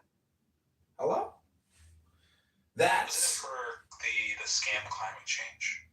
Like something along those lines. Like it was a climate change fund that she was going to be using. Yeah. But how the fuck is... Anyways, that whole thing is so fucked up. You can't tag Cash Patel and Pam Bondi enough. I swear to God, I have tagged Cash Patel and Pam Bondi so many times that there is no way that they don't know who I am. That and the thing is, they're not going to respond to me. They're not going to like it. They're not going to retweet it. But if they get pinged and they even look at it, that's me transmitting an NLP into their brain with pay attention to this, pay attention to that next post that you had over 1 million views. That's pretty good. That's legitimate for just one post. Even though you didn't have a lot of retweets or likes, that's good. That's eyes. Yeah, I haven't looked at the stats today. When I looked at it last night, it was over 20,000 views, 100 retweets, 100 likes, or maybe it was... Anyways, but the thing is, it was like right time, right moment. Then I think somebody knocked me out of the lead reply. But not enough people use Grok that way. So just to make the demonstration of how to use Grok instantly to get an extract, a compression, a condensation, concentrate, that's what we're trying, People don't realize that it's like an oracle. You can just ask it anything you want it to do. See if it'll do it. Are the raging anti-Semites still on here? What's his name? Diego and Nora. Nora is here. Oh, okay. She was just in this room. She's too much of a chicken shit to come up on stage and talk. But she wrote in the chat, she's like, yeah, Scarface. She confirms. She's like, at least we've confirmed he's using anonymous again. It's like, I love drama people who say like, you're targeting me, you're harassing me. It's like, no, no, I'm not. Just turn off your phone. Be harassed on the internet. Like I never understood that. Like you're getting bothered, just turn off your phone. There's life out there. Besides being on the phone. Well, I mean, I can understand if like people are, putting you on naked bodies and posting your phone. Like there is a level of intimidation which is definitely, police worthy of a phone call. Like I've seen some of like these Chinese models, like these AI models that are coming out, like video models. They're incredible. Like Kling AI. It's like it can do like 10-second long videos. Mm-hmm. It's not free like Sora, but like the consistency is there. It's just like it's fascinating.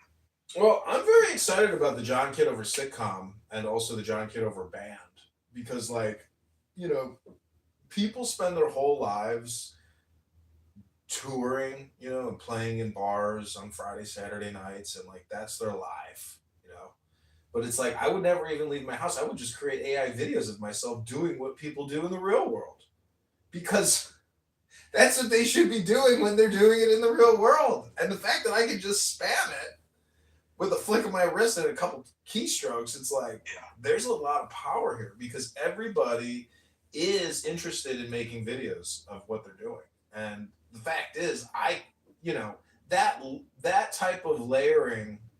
You should do something like Larry David's Curb Your Enthusiasm sort of style sitcom, Seinfeld. That's a sitcom. I mean, I'm doing it. Like, I have many AI accounts creating these sitcom videos. And I see a prompt that I would put in is like the John Kitover sitcom, and that's it. Like, But what's funny is on Karen Clown House, when you hear people making statements, just take a part of their statement, and their broken English, and just put it into Sora and cast it in a sitcom. That's Oh my goodness. that's kind of like taking, if I were to go into all the black rooms and listen for a couple minutes and take the most ridiculous statements and create lyrics on Sora, it's the same thing. Yes. It's taking all this broken Ebonic English and using it as the prompts. That is funny because when you watch it, you've heard people say that shit. And so the way that the AI interprets it in the sitcom, it's like it's so juxtaposed. Interpretation of it, yeah, it's fucking genius because there is something to the statement. So it's funny.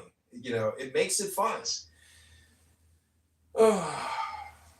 Anyways, I guess what I'm trying to say is stupid is, stupid does, but that's okay.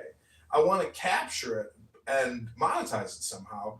And one of my YouTube accounts is like a third of the way to getting monetized, but it's like there are certain times to post when the algorithm really juices you. Like last night I posted about 10 p.m. There's a lot of internet traffic, so like when you post a video to YouTube Reels, you want it when there's peak, viewership. Like when people are like leaving work or yeah. Yeah. Like as soon as they check in at the desk, drink their coffee, look at their phone. Like that's 8 a.m. And the thing is, even it's like geographic specific. Like if I get, that means I have to get up earlier. Like if I want to hit, 8 a.m. EST, that means I gotta post at 7 a.m. So like there's certain times where like well, you've been slacking, John. Like usually most of the time you've been like before, like a couple years ago, you were getting up like around 10. Now it's like 11:30. Start on the See, I think I follow the circadian rhythm, which is eat when hungry and sleep when sleepy, and don't like actually use all these bells and whistles to manipulate myself. Because most people don't even know that the clubhouse noise when somebody comes in the room is a suggestion condition. It's a hypnosis, and it's like, you hear that? KP is here. It's like it demands your attention.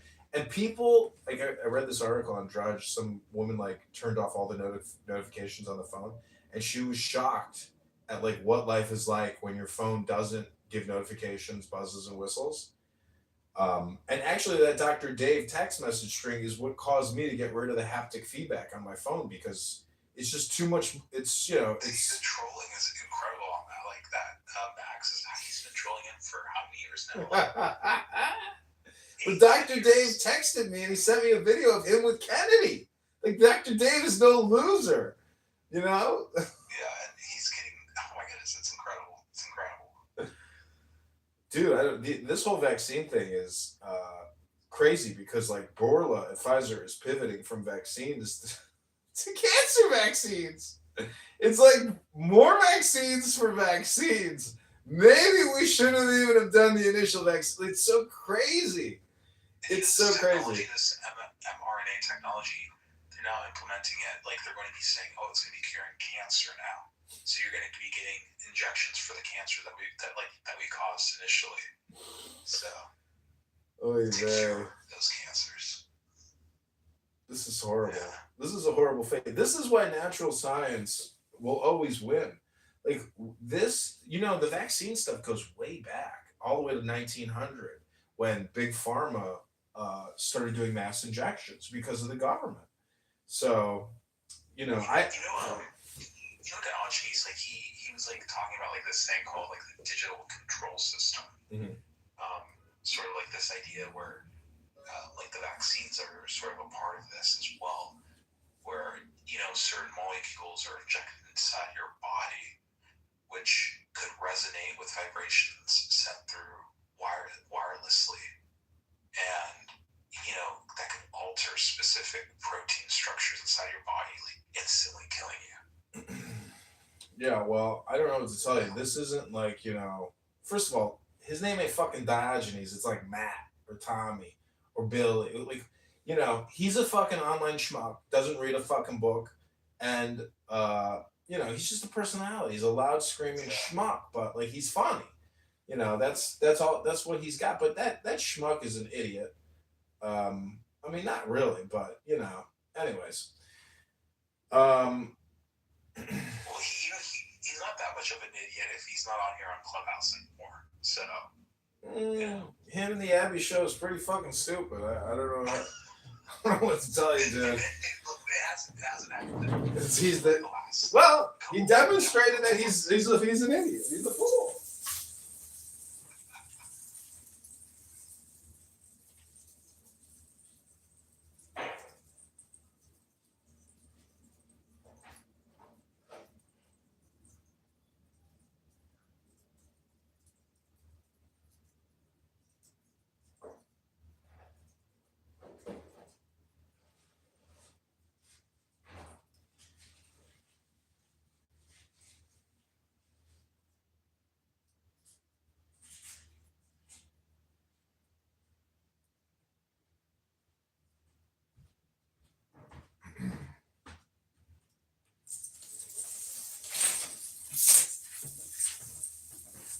Have you seen this account on X called Indo MAGA?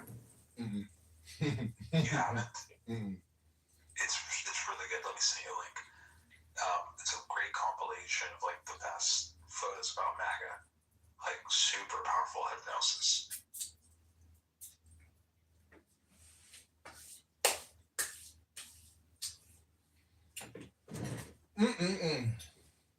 Lord, oh Lord, mighty, oh my Lord, oh mighty, mighty, mighty. Lord, Lord, Lord, Lord,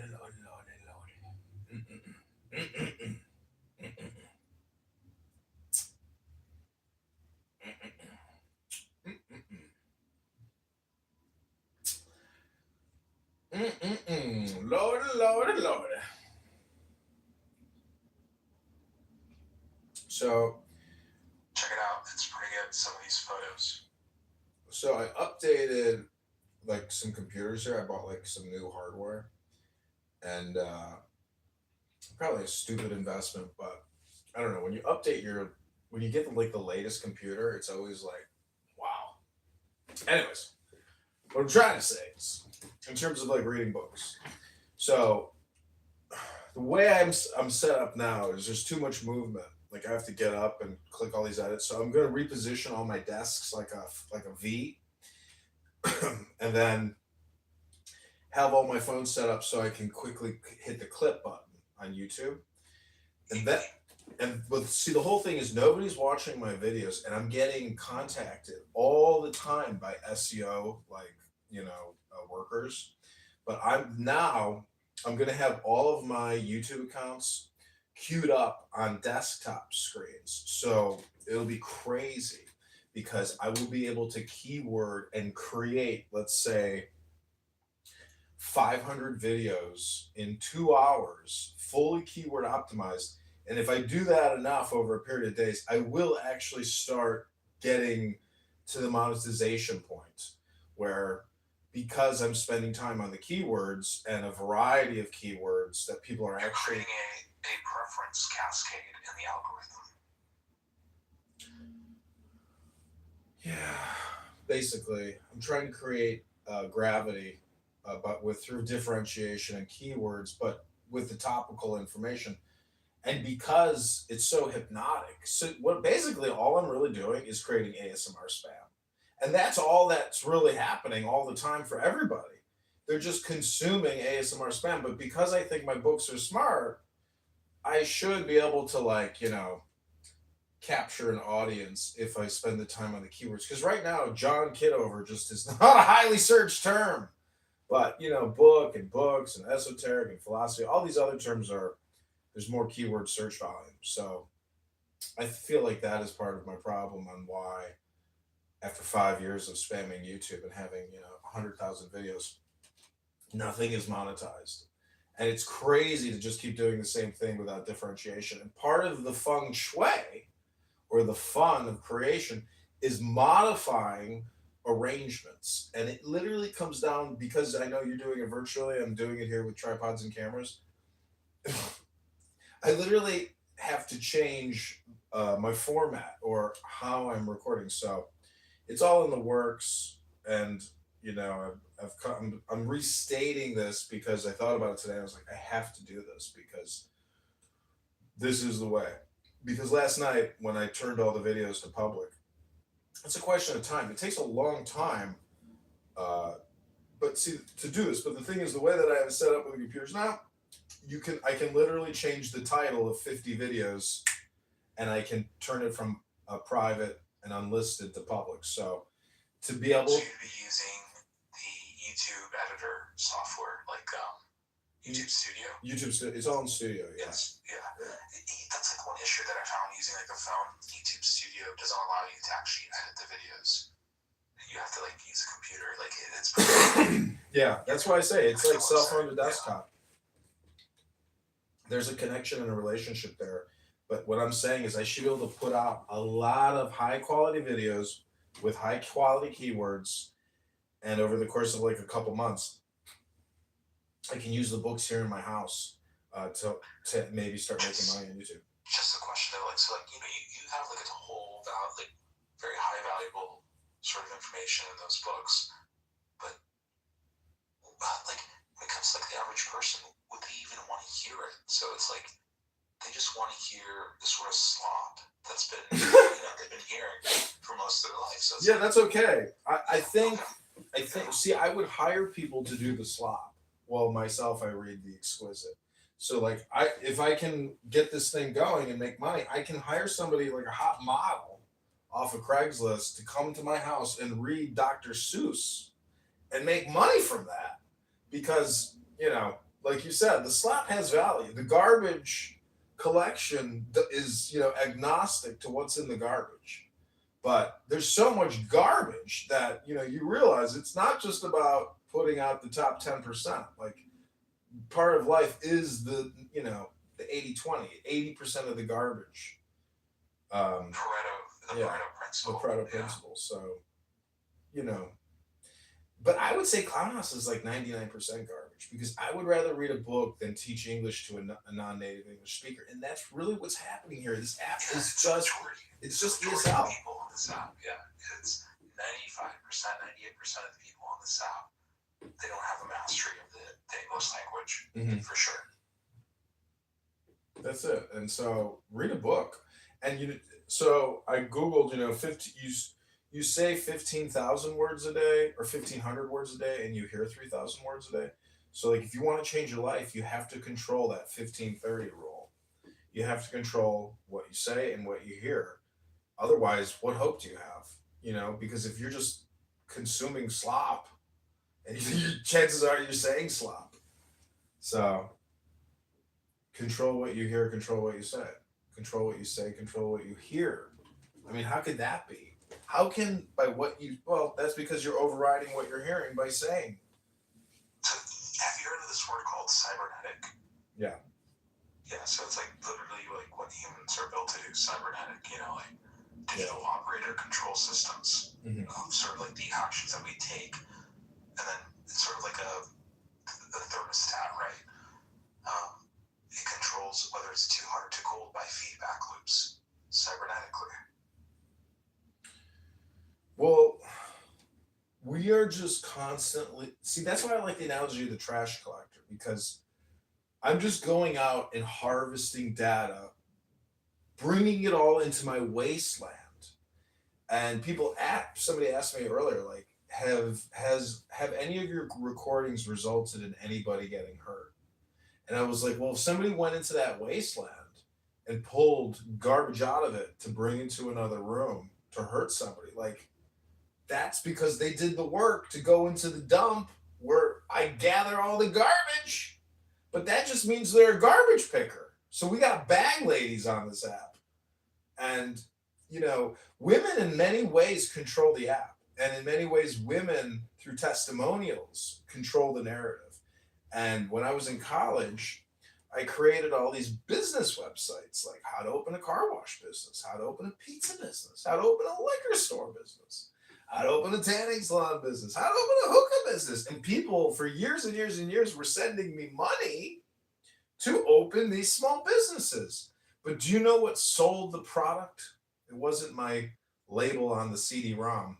It was the testimonials that I wrote myself. Because I realized all communication is hypnosis. And if a fake testimonial on a website said that, by God, they opened a hookah business and made $120,000 their first year, by God, they too, my customer, who sent me $29.99 for my little business plan, could also have that opportunity to make $10,000 a month with a hookah business. It's all symbolic. It's all about planting the seed, the desire, the will to succeed. Can I read a chapter for your sort of, Garbage collection. I run Waste Management Incorporated. Go ahead, please proceed. Okay, so it's called Bronze Age Mindset. Victory to the Gods. Prologue. This is not a book of philosophy. It is an exhortation. I hardly have anything to say to most who aren't like me. Still less do I care about convincing. This is account of my reveries. I tried to put as brief and simple as I could the thought, and that motivates me, and the problem faced my life in ascent and decline. I was convinced to write this book by certain frogs who told me, is it not a shame that hucksters are multiplying lies and jizzing their filthy doctrines into receptive minds everywhere?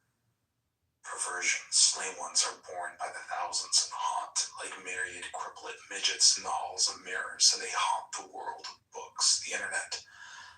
Minds are lost. If you wait any longer, everything will be pounded to garbage. There will be nothing left. It will all turn. The whole world will turn into a Bulgarian rest stop lavatory.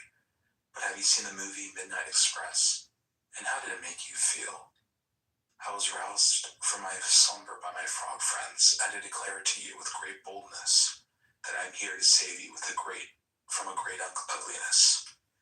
If you look around the eyes of some people, you see a kind of demented energy. It's pure anger or lust for power with nothing more. I hate to dirty these pages with the mention of the name of nobodies in our time. But if you see a photo of Hillary Clinton or Adam Schiff with his eyes bugged out on stims and antidepressants or who knows what, you know what I mean. There's a crease around the eye that tells it. It looks like a cyborg gone off script. These people have an inhuman gaze and are vehicles for something else. You see this also in the chiefs of the EU bureaucracy with tiny mole man eyes behind small glasses and the tiny lenses that reflect light.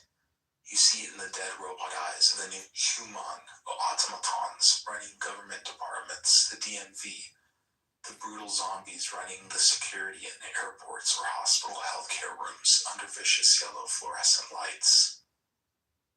I wanted to expose the grim shadow of a movement that is hidden behind the events of our time and from before. This is a great power that acts like a ghost. It hides in its own darkness and has been absorbed by the lands and the peoples that you can't really see it anymore. There is just an eldritch quality embedded in the things and on some faces. The same was said of Hades. Some said he would feel a great shame when some other god drew back the veil on the underworld so all the vile things that are there could be seen. Is this Hades of our time capable of shame? I heard also of such things being under the sea, the disgusting and frightful things revealed when the sea recedes before a great storm. I will draw back the curtain on this iron prison and show you where it is you really live. The secret things show in dreams. Heraclitus says, all the things you see awake are death. All the things you see asleep are sleep. He was trying to be coy. In his day, many gods, clove-footed satyr, and other things show themselves to men in dreams. Spirituality, your insides are all wet, and there's a huge hole through where monstrous powers are fucking your brain, letting loose all your life and power of focus. You don't see yourself as you really are, but maybe some nightmare can show it to you. I'm here to show you the way out. There was Empedocles, a philosopher, man of high vision. He jumped into Volcano Etna in Sicily because he knew he would be reborn as a god. Now imagine yourself in front of the rim of Etna. It's dry and sandy. You feel the heat, but it is not like you thought it might be. It's not romantic. It's just hot, dry, you can't breathe. And the smell of infernal sulfur and wet earth, and even worse, things trigger an old memory or an instinct in you to run. You're brought to face with a vehement vehemence and brutality of rock, and you start to feel dizzy staring in. molten rock in your nostrils, and it's not just that it scares you.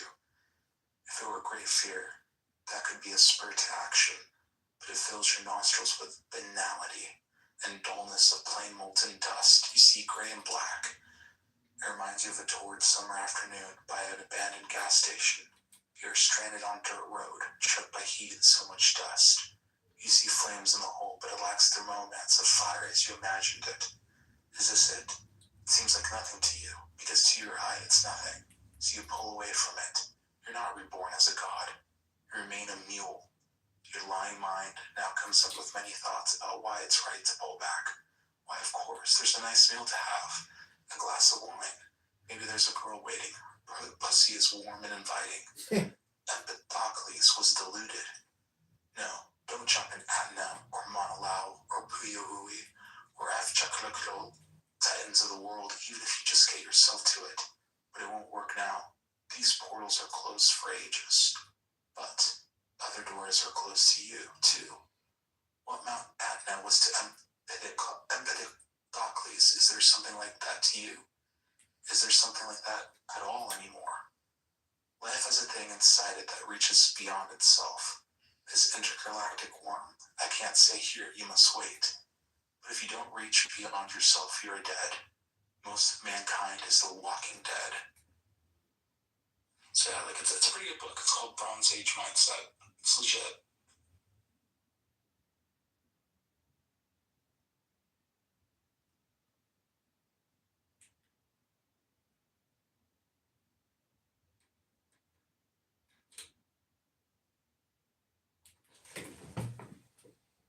I'm looking at Mythomago and screenshotting all these pictures of Trump. What's up? I've been looking at Mythomago, the X account, and screenshotting all the pictures. Great photos, huh? Yeah. Very cool photos. I'm going to stitch them together into a short on YouTube. People love Trump photos on YouTube because the global community loves Trump. It's crazy that the world loves Trump more than America. Do you think it's going to be Rubio or Vance 2028? It'll come down to those debates. Rubio will be fierce. Vance is like, he's pretty nice because when he did that Kamala Harris one, he totally won that debate against Kamala just because he was so pleasant and nice and accurate. They're both great communicators.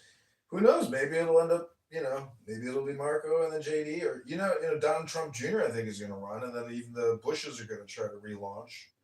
So the whole thing comes down to a huge spectacle to determine who will be our Caesar for 4 years.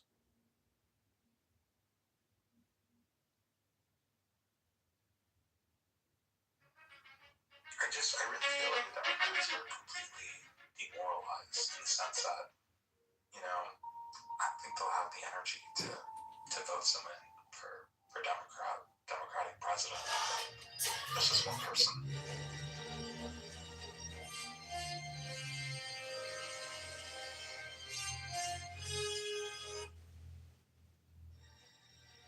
Planet of the Apes.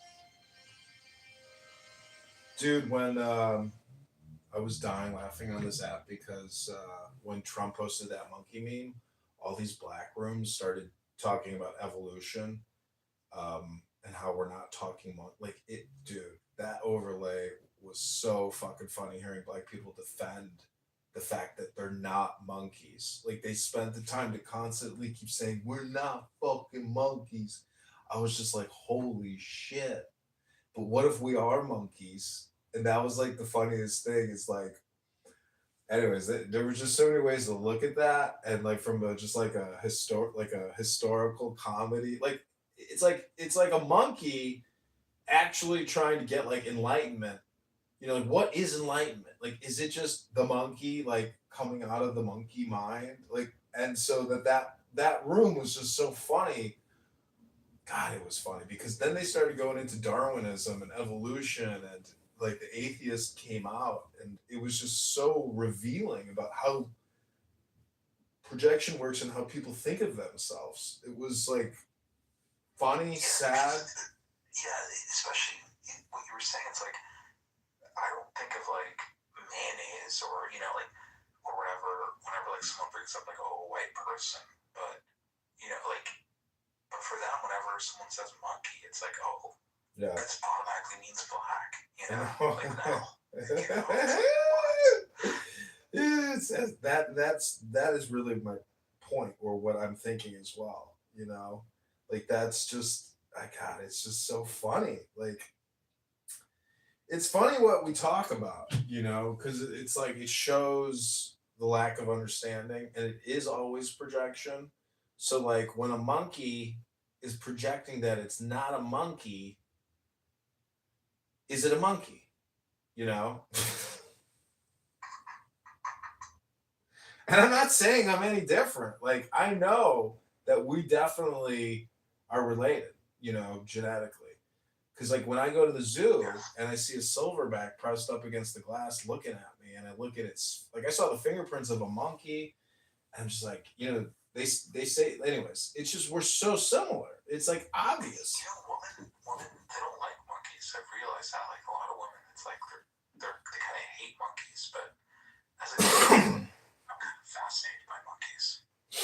I used to jog through the monkey exhibit at the Lincoln Park Zoo all the time, and I would specifically jog to the monkey, exhibit, because like it was heated. So in the cold, I would run there. That would be my warm up spot, and I spent a lot of time with the monkeys, the monkey,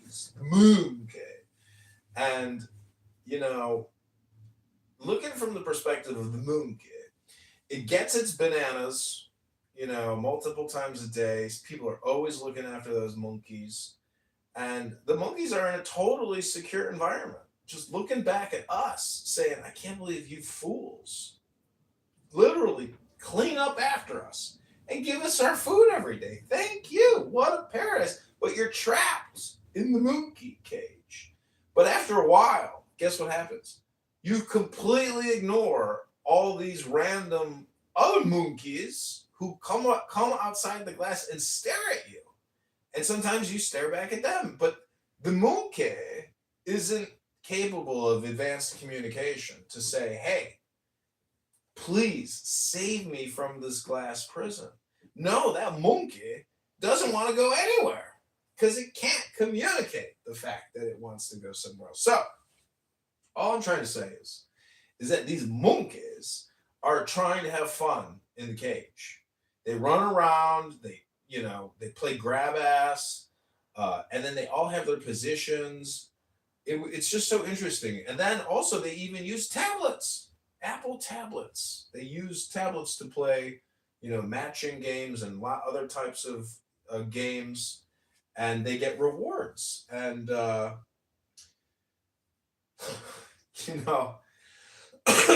anyways, I think it's just kind of funny how we're really not any different than the monkeys in the cage,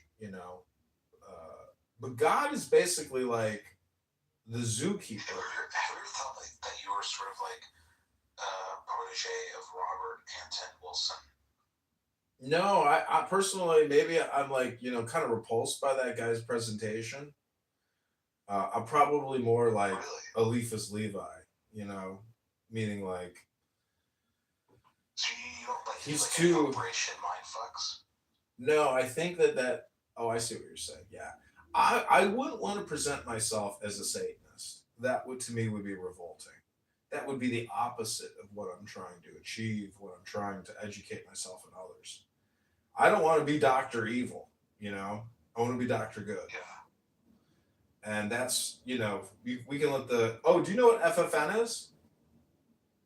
I don't know. Oh, I'm sorry, NFFN. Is that like that sex cult where they were like? No, I'm saying the guys that there's a guy here in Jefferson Park here in Chicago who dresses up every Friday, Saturday night and does a live stream music show where he sings, he does dancing, and he's disgusting. And he goes by the name, who's that murderer? The crazy guy in Los Angeles who was in prison for all those years. Anyways, what I'm just trying to say is those mindfuck psyops of like the Anton LaVey's or the guy that I'm talking about in California. Sort of like the left-handed path of magic. Yeah, it goes back to NFFN. Let the NFFNs do that type of shit. That's not me. And NFFN means nigga, faggot, faggot, nigga. So all I'm trying to say is, I wrote a joke this morning. I thought it was kind of funny, but I haven't really it's not an actual joke. Maybe we'll see if it comes out as a joke. But did you hear about the Jewish guy who wrote the postmaster and he said, "Tell that N-word to stop delivering mail to my house on Shabbos. Otherwise, I'm going to kill that F and N-word." Do you know what the postmaster wrote back to the Jew? Stop being a K-word. That's a good punchline. Thanks. That's what I'll use from now on when I tell people that joke. I don't know. I literally had no idea. That'll be the punchline, but I'll actually say the K word instead of the N word. I'll say, Oh my goodness. "Stop writing me letters, you effing K word." That'll be the punchline. That's hilarious. That's so funny. That is so funny. Oh my goodness. Yeah, we should use that joke here on this app. Like, see, that's a profane, vulgar joke where we use racist terminology for the sake of hypnosis. That's what It's not like anybody's sake, like it's not really. It's a hypothetical, Yeah. and so the hypothetical enrages the monkeys in the monkey cage, and that's the thing about Plato and the shadow in the cave. If you're aware of the fact that people are gaslighting you with hypotheticals, that's what's happening here all the time. Like, do you know this chick Emrose on this app?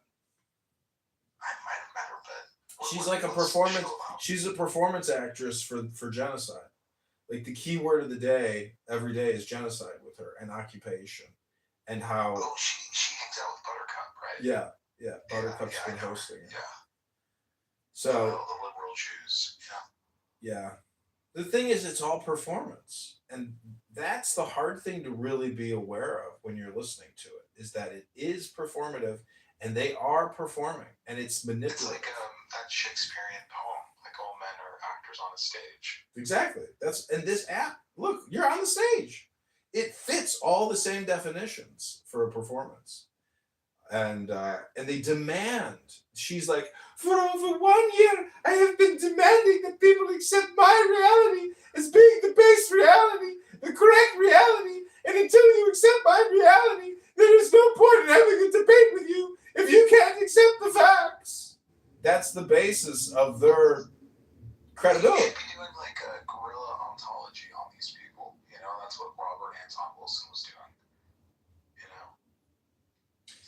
Well, as a bald man and a man who, has facial hair, see, Robert Anton Wilson is like evergreen. He's an evergreen.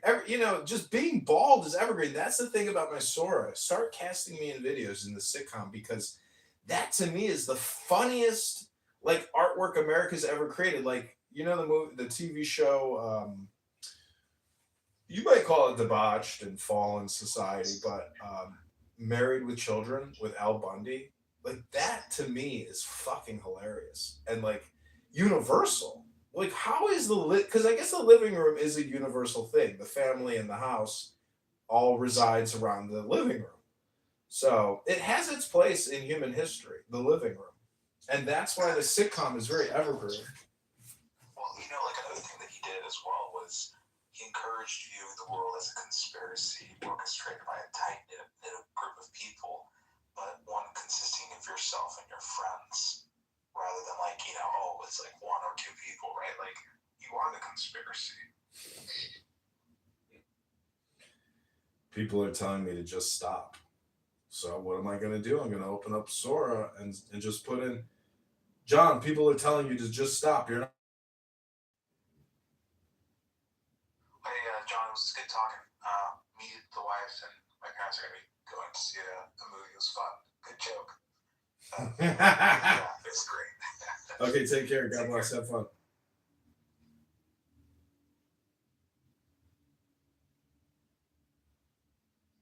Open that thing since breakfast, man, because perfection takes time.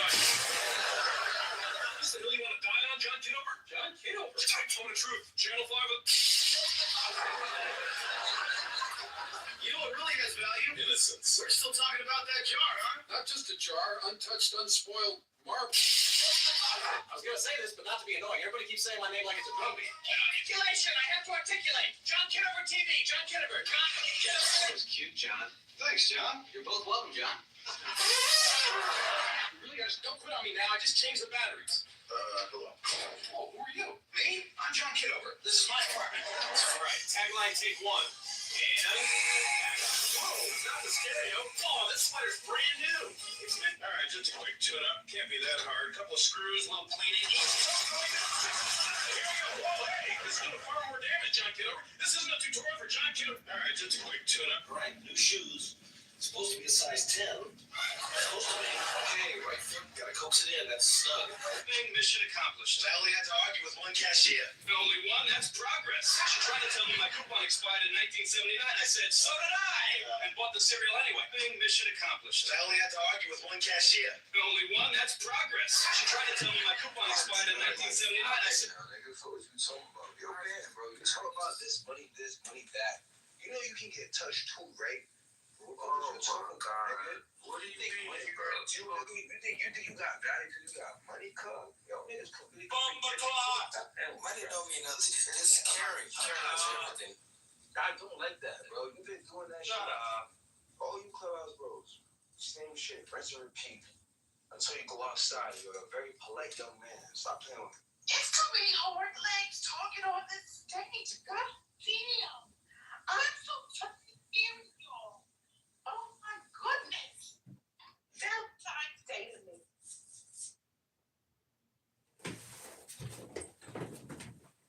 I ain't doing nothing today. You're coming at me.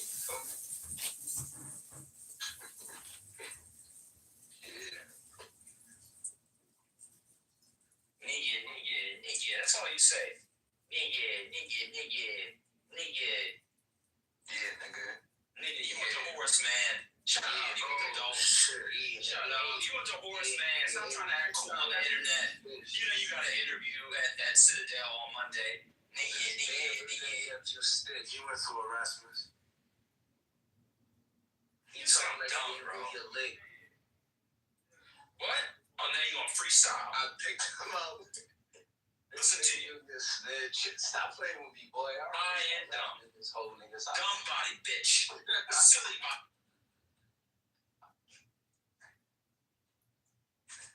Yo, this is so hilarious, bro. I'm bored as fuck. Barbara Streisand school? Wow. Bored when you should be with a woman. I don't get Yeah, that's later tonight. You know, it's 5 o'clock, right? I need to a few. It's just Okay. As long as you know it's 5 o'clock. low self-esteem. What are you talking about? Low self-esteem. I love myself. I don't need to go out. It's I just said for work.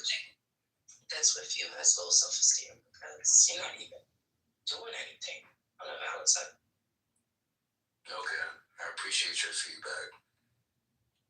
No problem. Anything else? Anything else I need to bring up to myself so I can assess myself? Go buy some flowers. Go buy some flowers for that young lady, bro. Please, bro. Just go do it for yourself. Do it for yourself. Don't do it for her. Do it for you, brother. Did you buy flowers today? Nigga, yes. He already asked you. You forgot that quickly? You smoked that? No. You asked him. I remember. But I'm asking him a different question. How about you, shut up? You did. You asked him the same question. I'm not talking to you, bro. I'm talking to you. I'm talking to you, druggie. Oh, I'm on drugs right now? Yeah.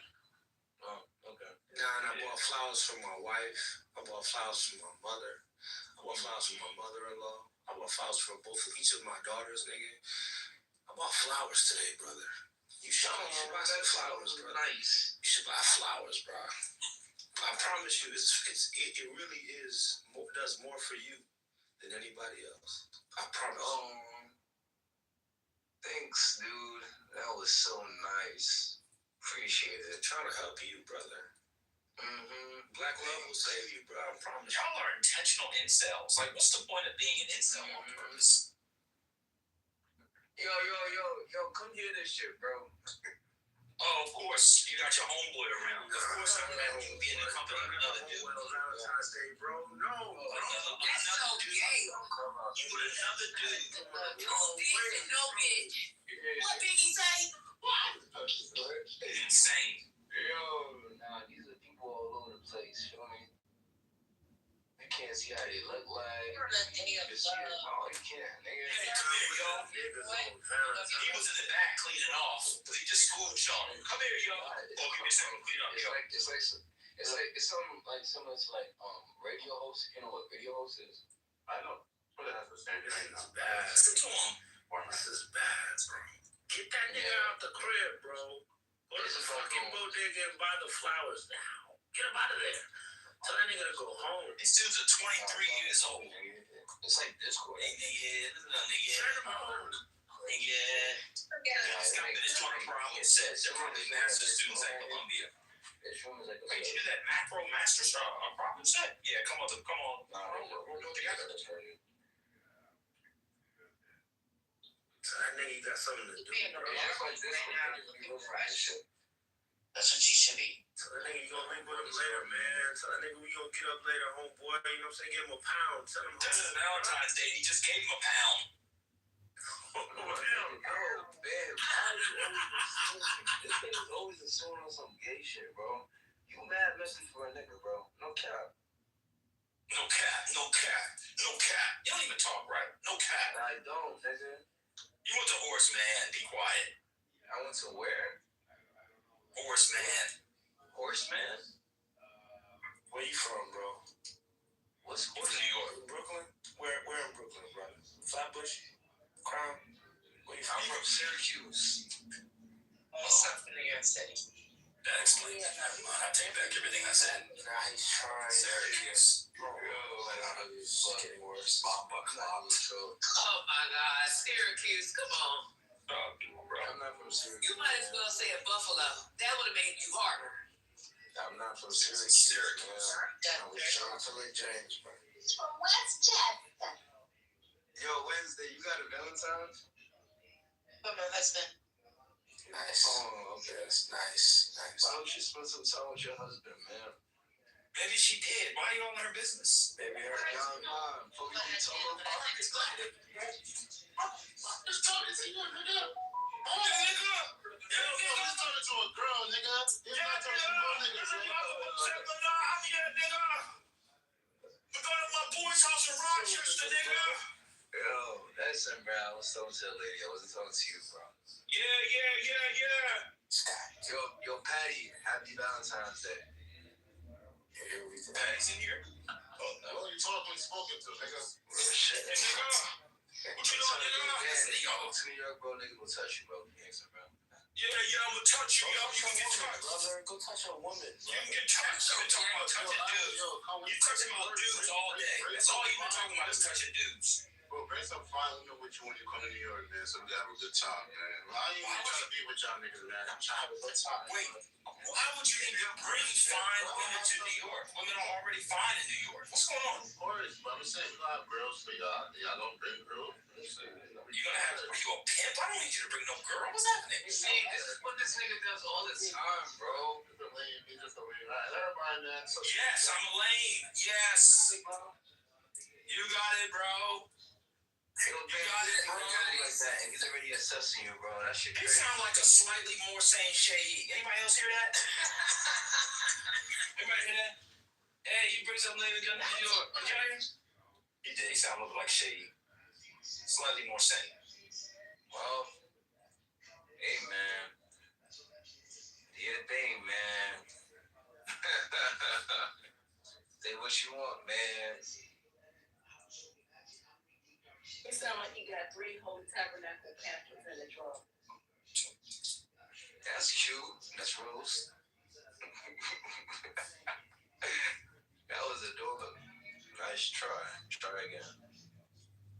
Listen to you.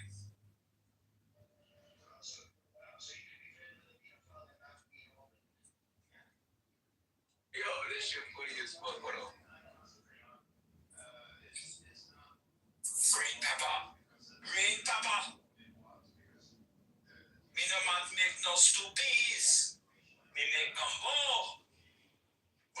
tail. They got that big tail. Bumper clot. But in time, with a little bit of tapper.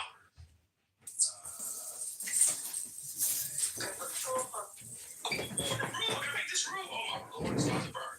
But yeah, what's the word though? Yeah, y'all going to like Valentine's Day dinner?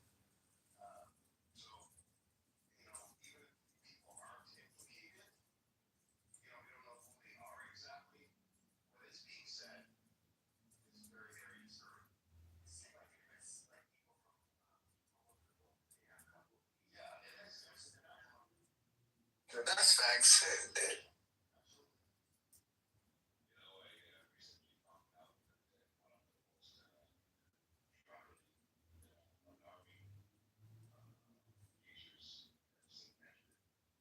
Have all people follow your way. And thus, if you want to go into my wasteland and pick up some garbage, well, that's your right. But Have you ever recorded me? you're being recorded right now. The now is No, I'm talking about in other rooms. Probably. I'm a trash collector. I gather garbage.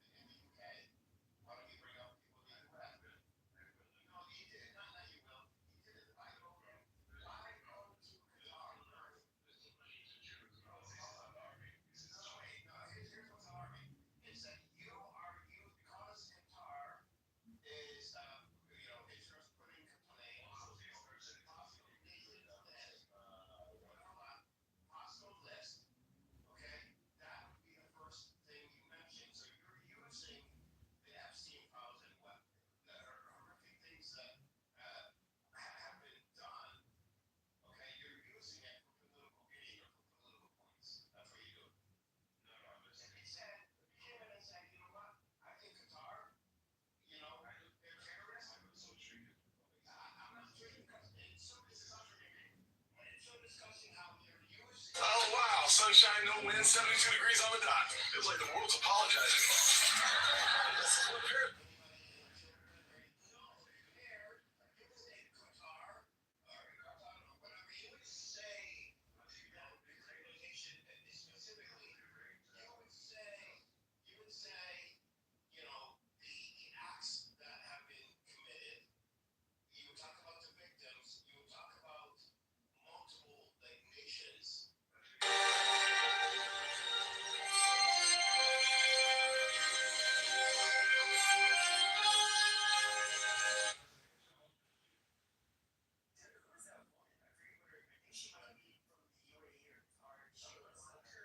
Every day I learn something new about it. And no, you don't have the same lived experience. See? Even the bird gets We're just tired of hearing you. But what's a whoopee cushion on? Truth Expert 3000 never makes a mistake. Oh yeah? Finally, a quiet night, just me and the classifieds. To damnation, the torments of hell. Right, so.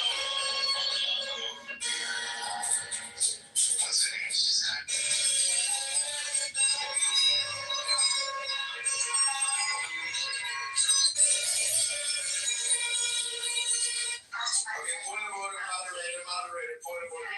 Just let me get 60 seconds to read Crowley for you, and that will be my best response.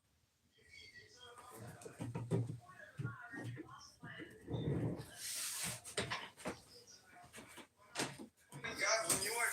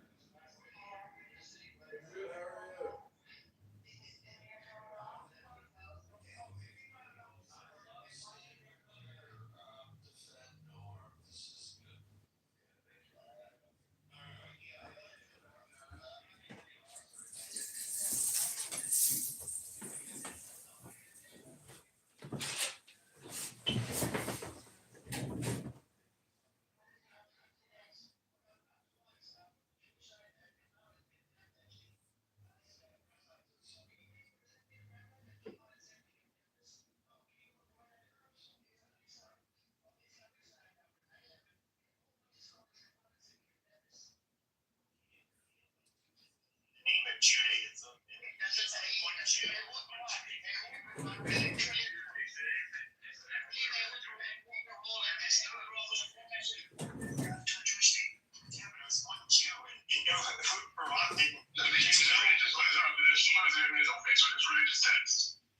Sure, but there's nothing that indicates that Barack had anything to do with it. No, but how about if I keep bringing up Barack?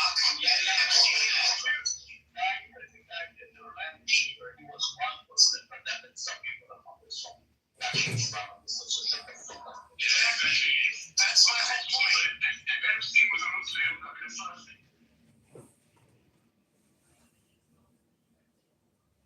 Different countries. And they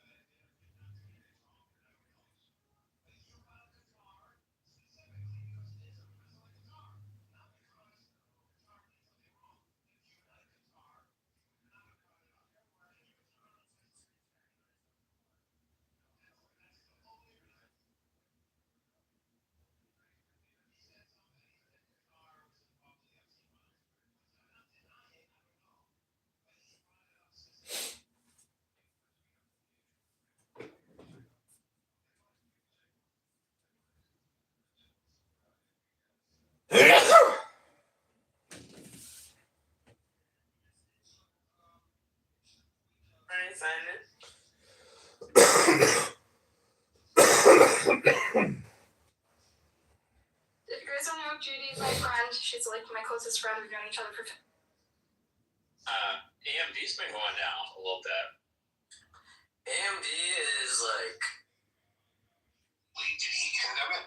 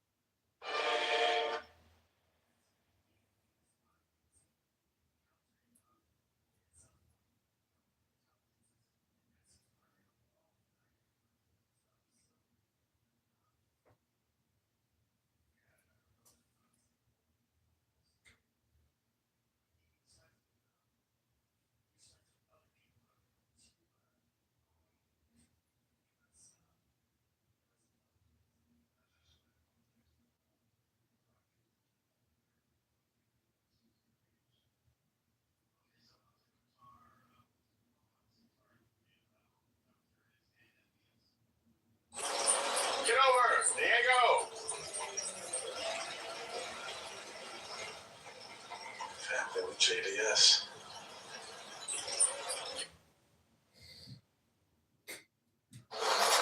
You're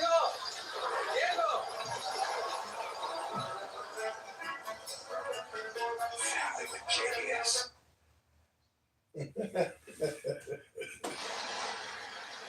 Kitover!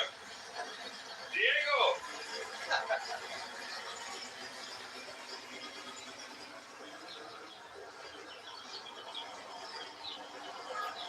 JBS. Good afternoon. Are we?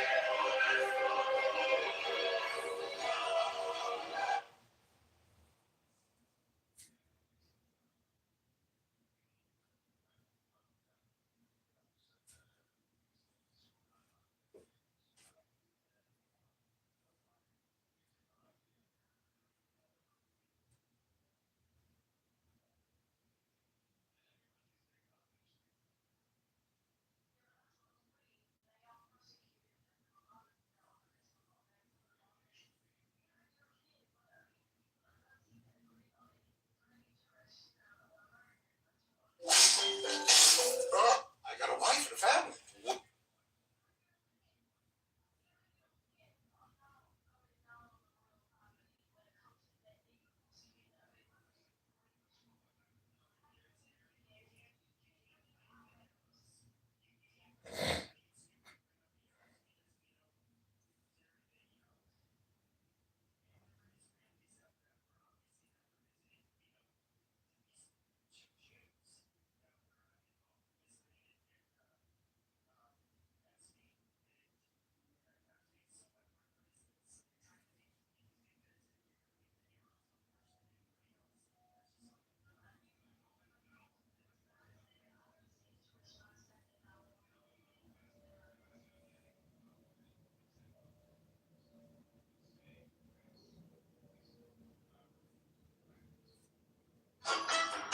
To for bringing on the end of the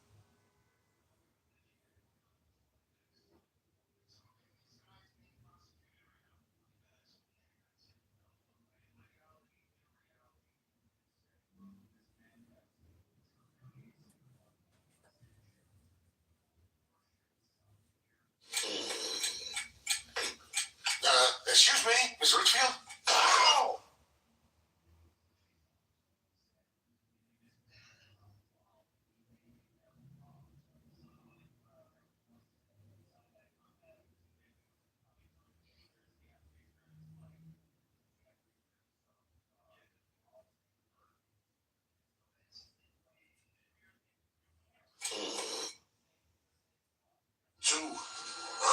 For bringing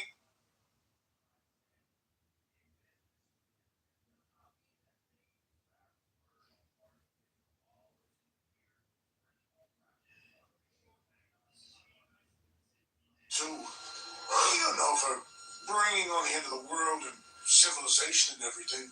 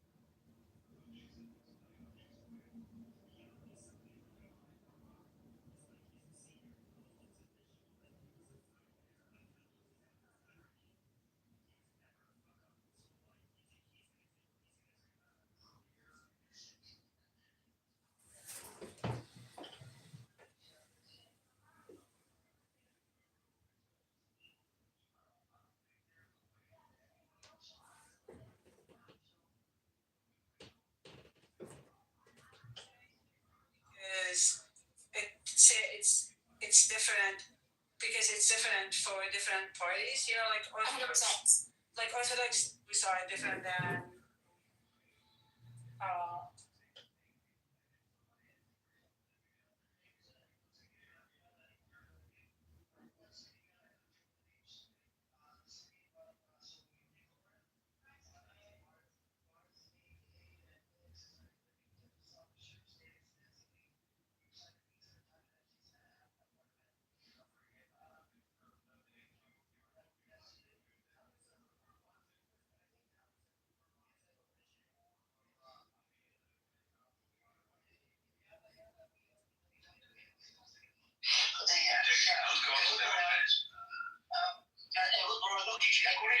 How many times did he visit Epstein? You know, Elbrook? Talking about the people. Over 30 times. What was his position in the government? Prime Minister.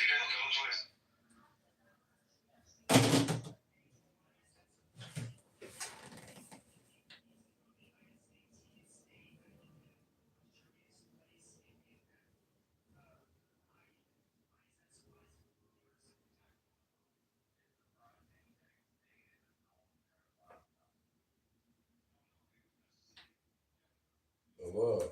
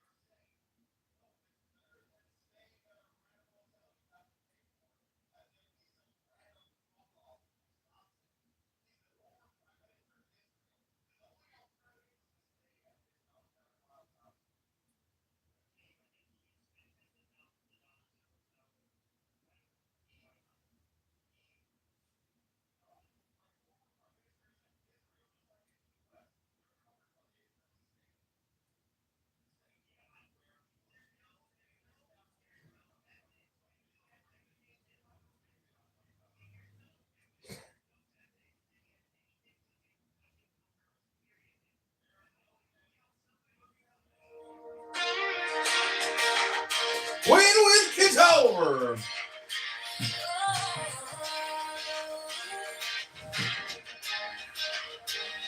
Doorstep sunshine, a name on a flyer, a coffee in hand. You're on my right there. From our schools to the small town stores, Sean's been listening at our doors. Get over, can win. We can win this time. March 17, let your voice alive. Every battle, cast every hope we bring. John, get over, let the people sing.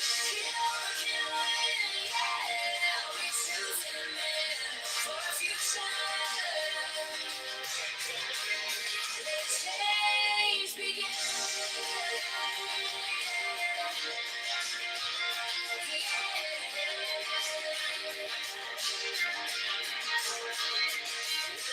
Families, folks on the night shift too. Tired promises that never come through. He's got plans, not just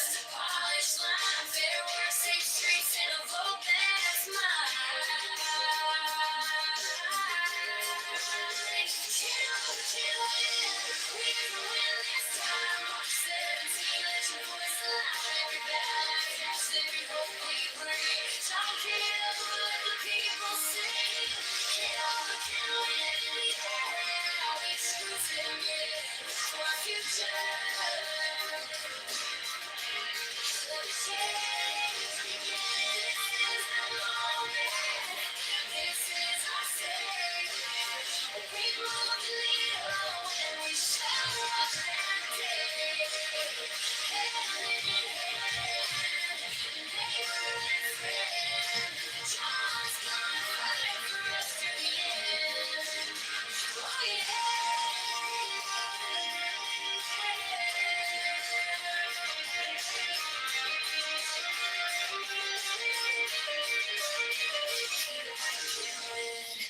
can win this time.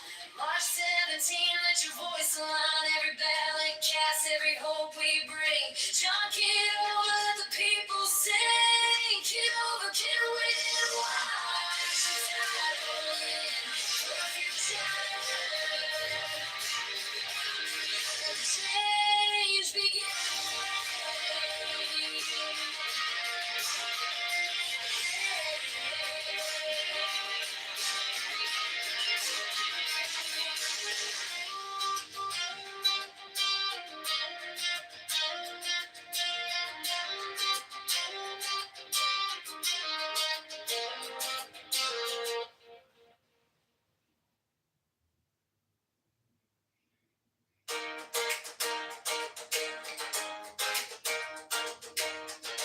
Doorstep sunshine, name on the flyer, coffee in hand, talking truth to power. From our schools to the small town stores, John's been listening at our doors. Get over, kill it. We can win this time. March 17. Let your voice alive. Every ballot cast, every hope we bring. John, get over. Let the people sing. Get over and win, yeah. We choose him in for our future. Let the change begin.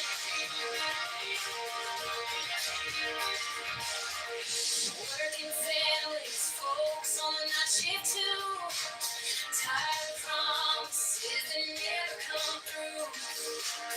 He's got plans, not just a polish line. Fair work, safe streets, and a road that's mine. Get up and win. We can win this time. March 17. Let your voice out. Every ballot cast, every hope we bring. John, get over. Let the people sing. Get up and win, yeah. We choose him for our future. Let the change begin.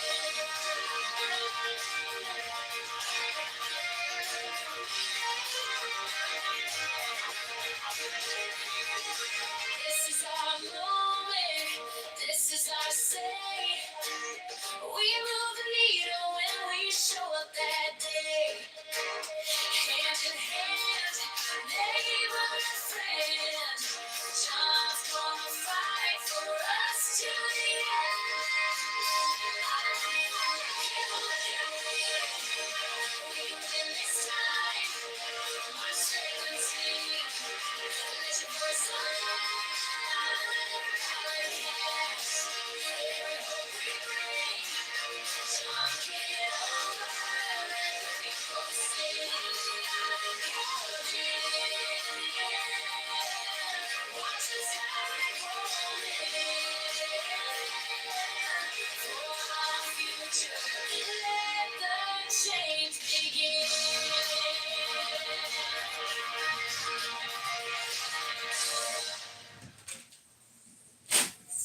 Marching forward side by side.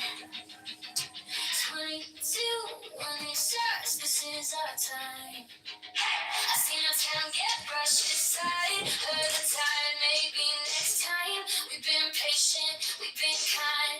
Now we're drawing a brand new line. You want schools that really shine, small bitch dreams that actually thrive. Clean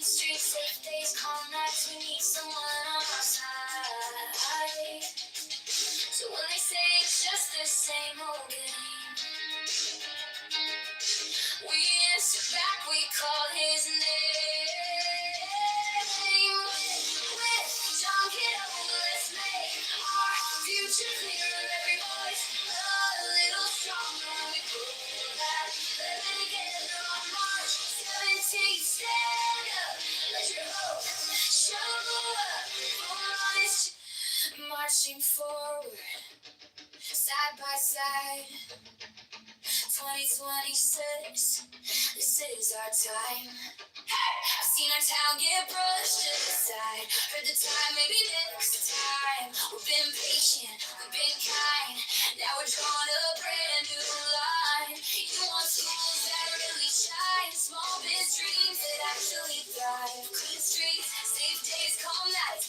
We need some on our side. So when they say it's just the same old game, we answer back, we call his name.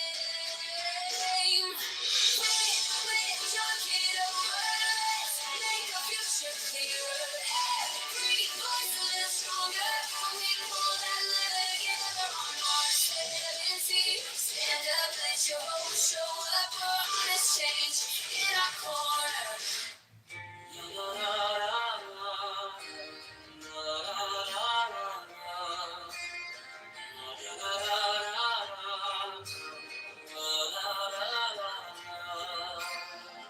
You wish I was praying, song asking for help. With love, peace and strength. You wish I was praying, song asking for help. With love, peace and strength. You wish I was praying, song asking for help. With love, peace and strength.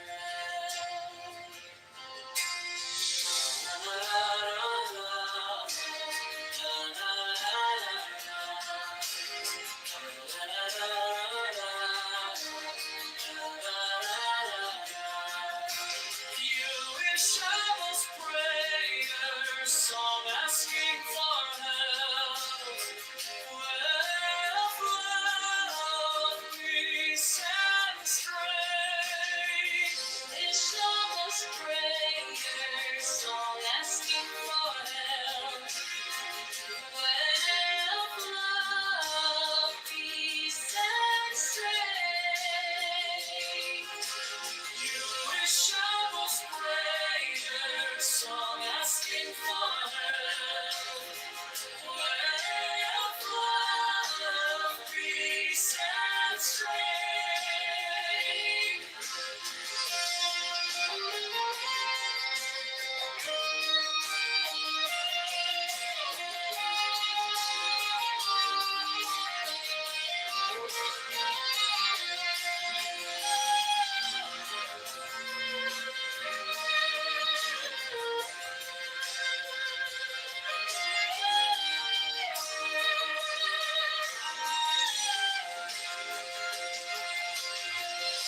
Wish I was great, song asking for help. Love, peace and strength. Wish I was great, song asking for help. Love, peace and strength. Wish I was fair, some asking for help.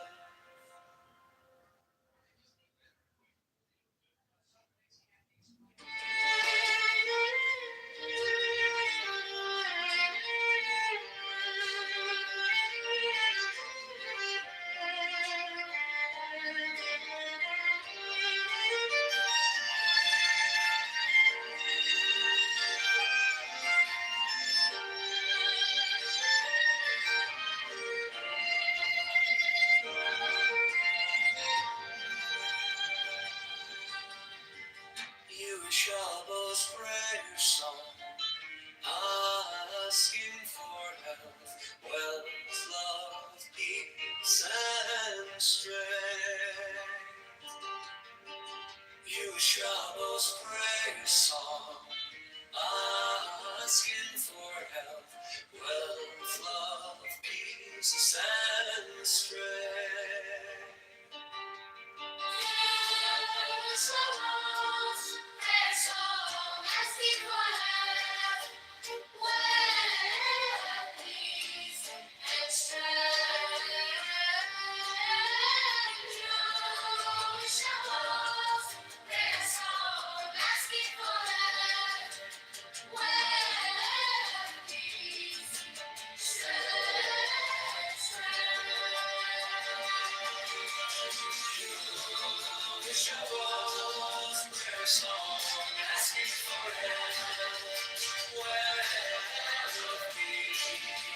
strength. Shabbat's prayer song, asking for health, wealth, peace,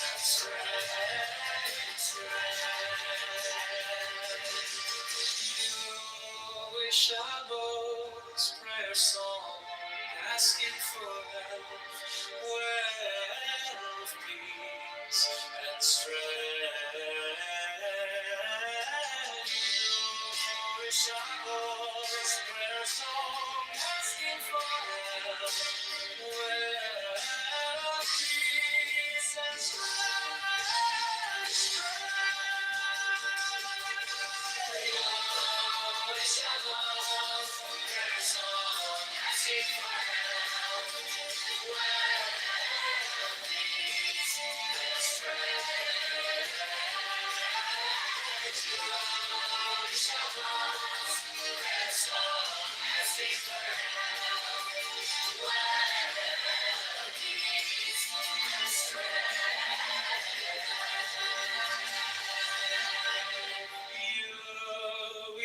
Shabbat's prayer song, asking for help.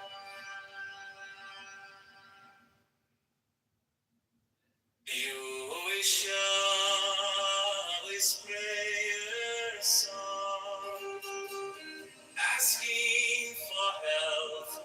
asking for health, wealth, love, peace, and strength.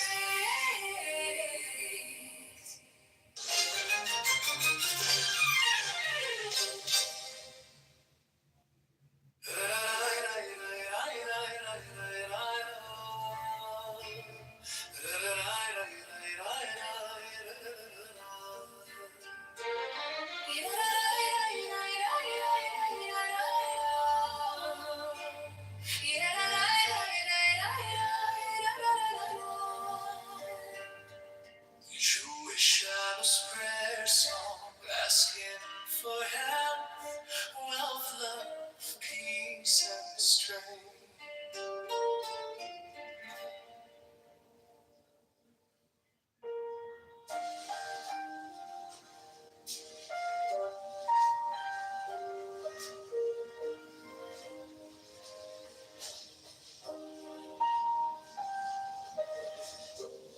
Learn first, O thou who aspirest unto our ancient order,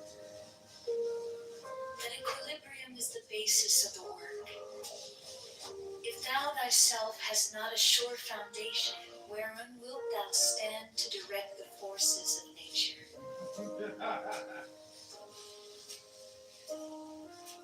Know then, that as man is born into this world amidst the darkness of matter and the strife of contending forces, so must his first endeavor be to seek the light through their reconciliation.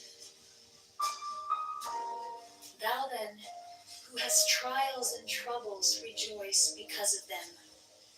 For in them is strength, and by their means is a pathway opened unto that light. How should it be otherwise?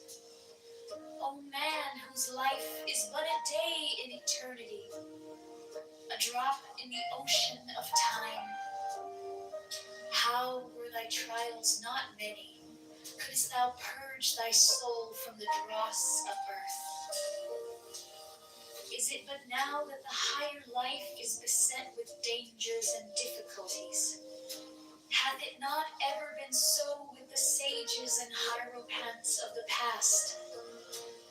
They have been persecuted and reviled. They have been tormented of men.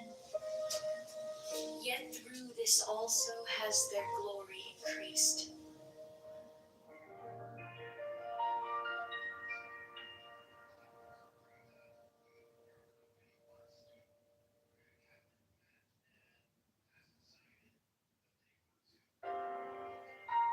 Learn first, O thou who aspirest unto our ancient order, that equilibrium is the basis of the work. If thou thyself hast not a sure foundation, whereon wilt thou stand to direct the forces of nature?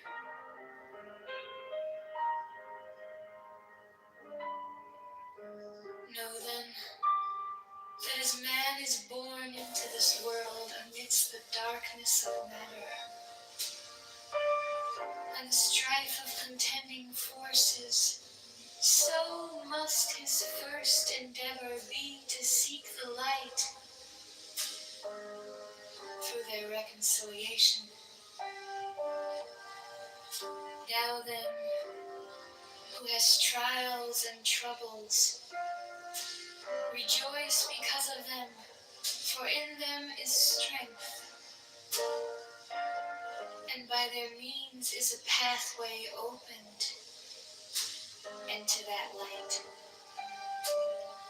How should it be otherwise, O man, whose life is but a day in eternity,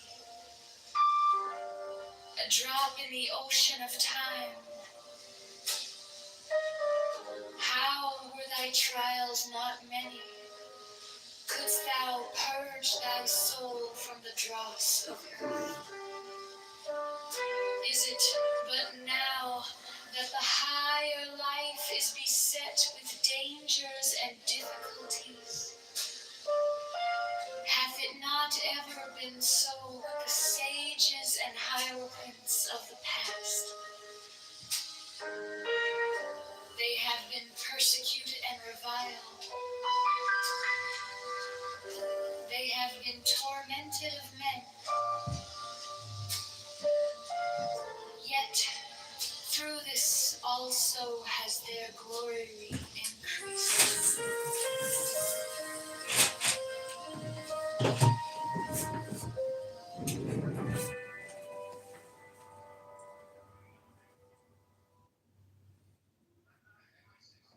Learn first, O thou who aspirest unto our ancient order, that equilibrium is the basis of the work.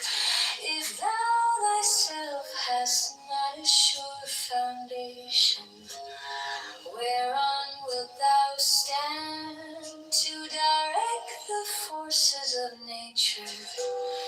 Know then that as man is born into this world amidst the darkness of matter and the strife of contending forces, so must his first endeavor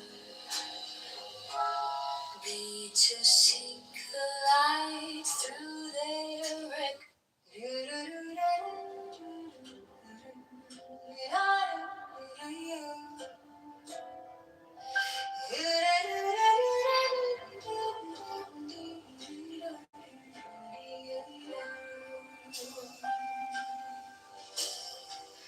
Learn first, O thou who aspirest unto our ancient order, that equilibrium is the basis of the world.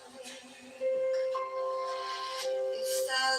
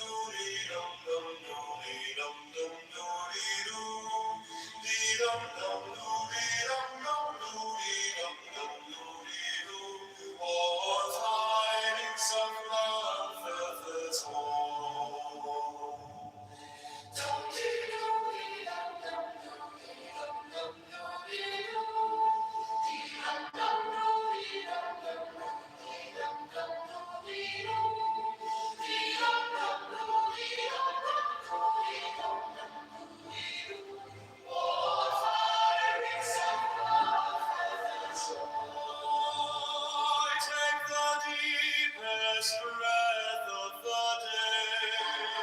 And hold for 10 seconds, 10, not 11, 10, not 9.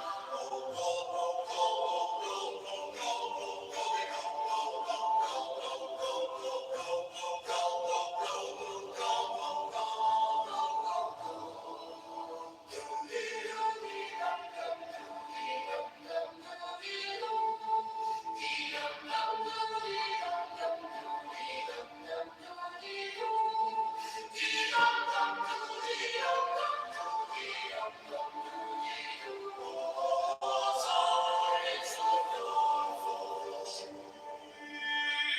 take the deepest breath of the day and hold for 10 seconds, 10, not 11, 10, not 9. Hold, hold, hold, hold, hold, hold, hold, let it go.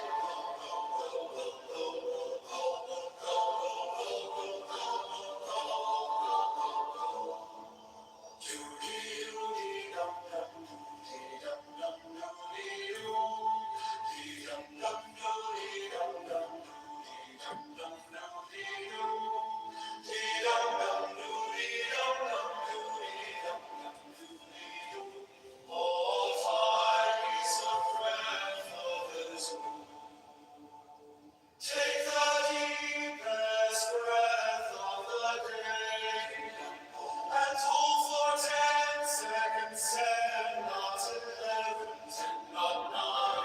Hold, hold, hold, hold, hold, hold, hold, hold, let it go.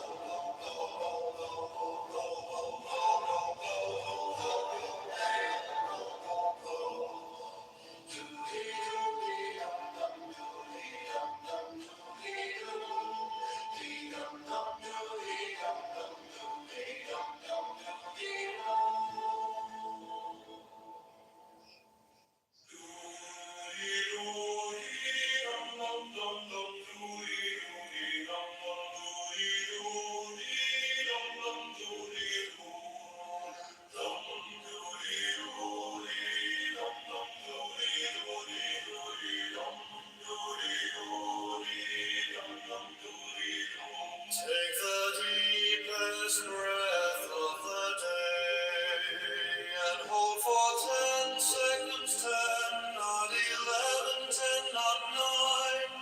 Hold, hold, hold, hold, hold, hold, go, go, Rudy, go, go, go, go, go, go, go, go, go.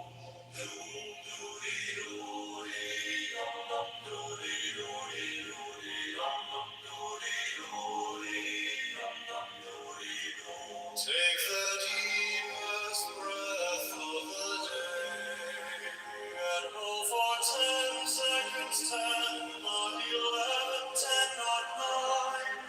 Hold, hold, hold, hold, hold, hold, hold, hold, let it go, go, go, go, go, go, go, go, go.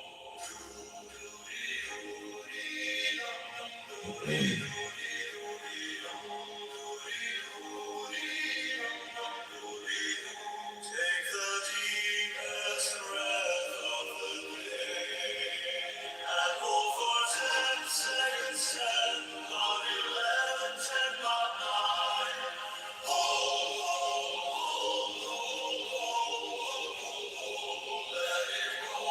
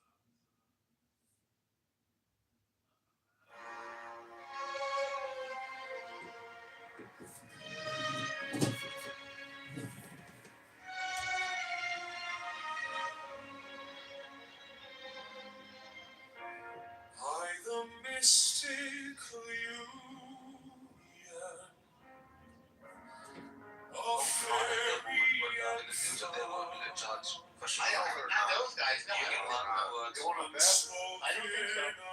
It's pretty clear that she almost hit him with the car. Well, yeah, the guy did get hit. See, if you own When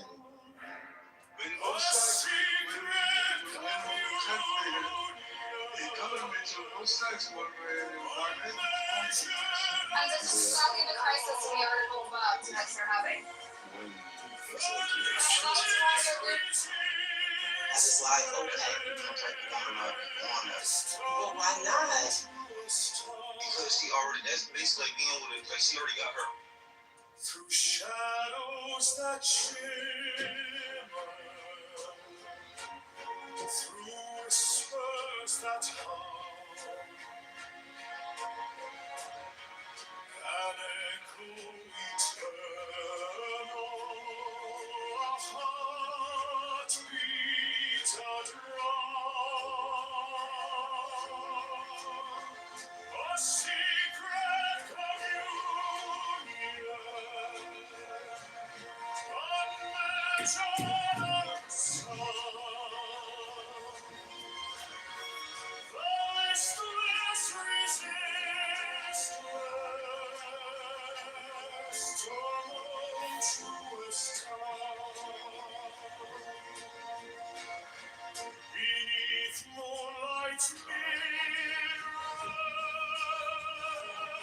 where stars softly weep, the fall that was uttered, still buried so deep.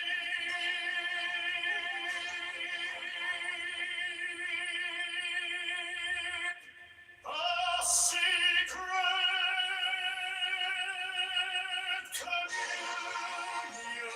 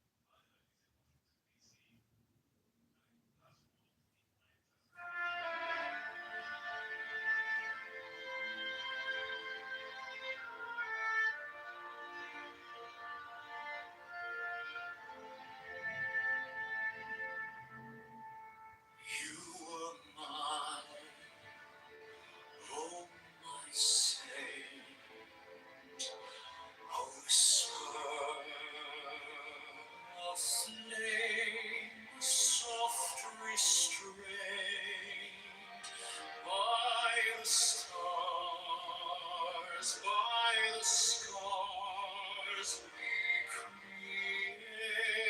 I call your name. I seal our fate.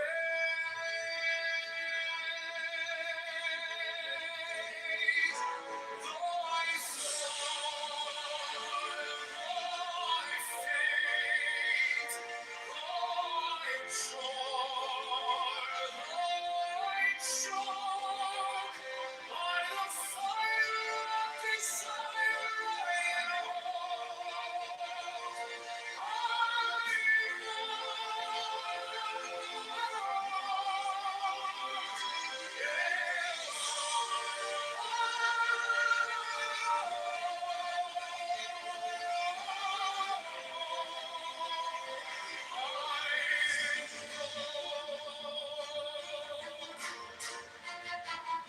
The shadow lingers, your breath still warm. A tempest rising, a breaking storm. By the light, by the night, by the vow we swore, I reach, I beseech, for you once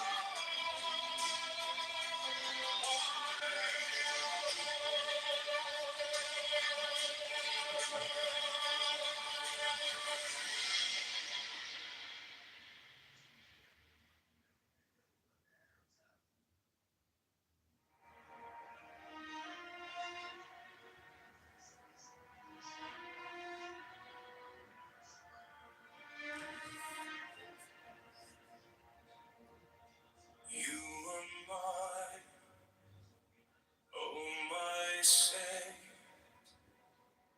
a whisper, a flame, a soft restraint by the scars we create. I called your name. I sealed our fate. Though I fall, though I faint, though I choke,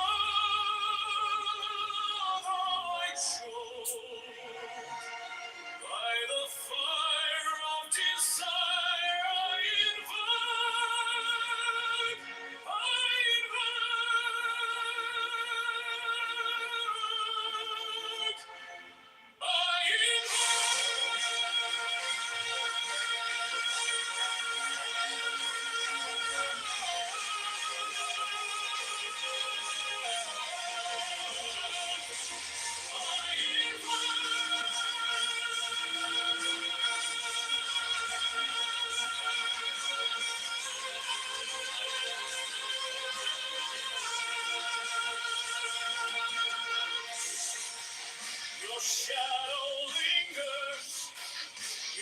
still warm, a tempest rising, a breaking storm.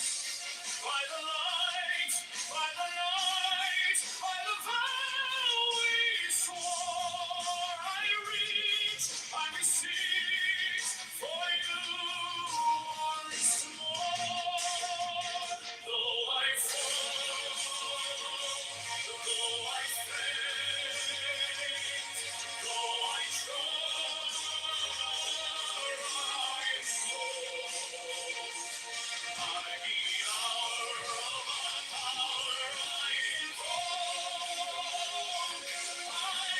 Hey, if you're watching this, subscribe.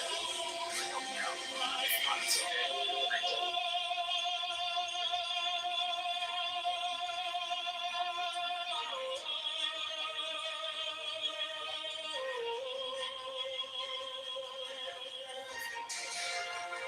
The echoes scream, the silence weeps, the bond we wove, eternal keeps. I summon the past, I summon the flame, I summon the moment, I call your name.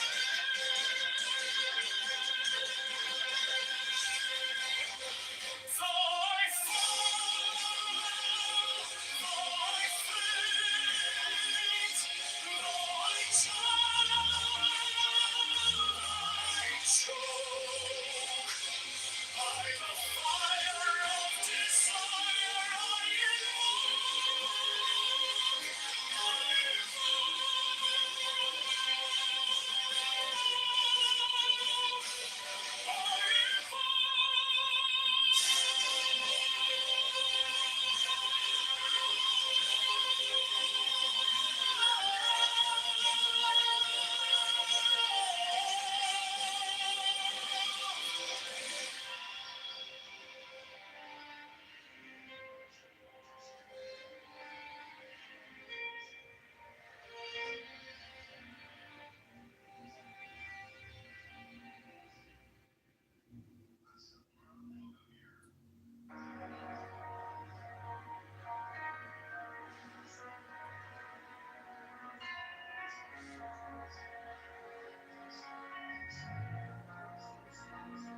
by the midnight of madness, the sea lay low, a whispering expanse where no shadow is thrown, the moon in a swoon, like a ghost in the tide.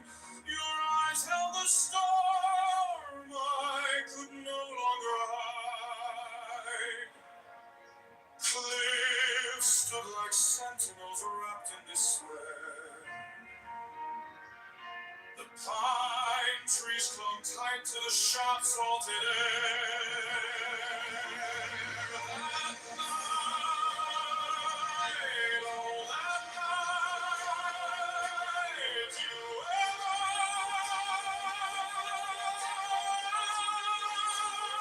I haven't even touched it.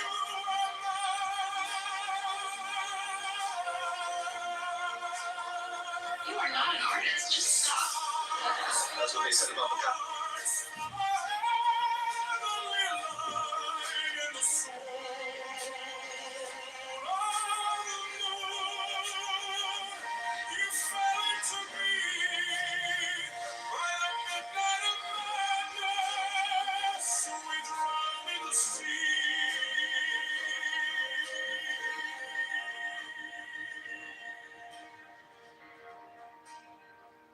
The wind sang a dirge, a lament of the deep.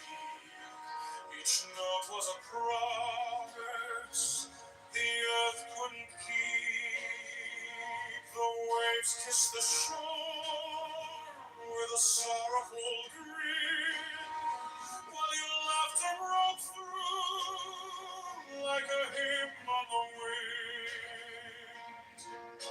Time held its breath as the heavens stood still. if clinging pine whispered secrets of that night, oh, that night,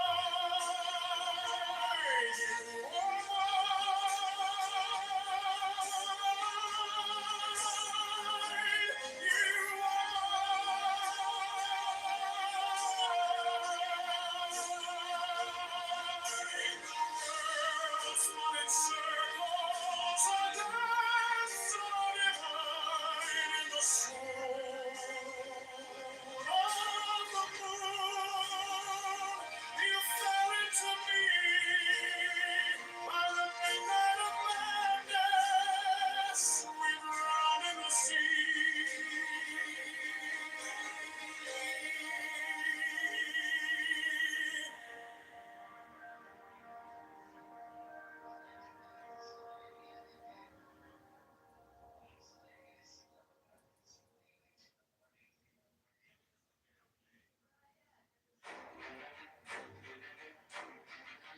by the midnight of madness, the sea lay alone.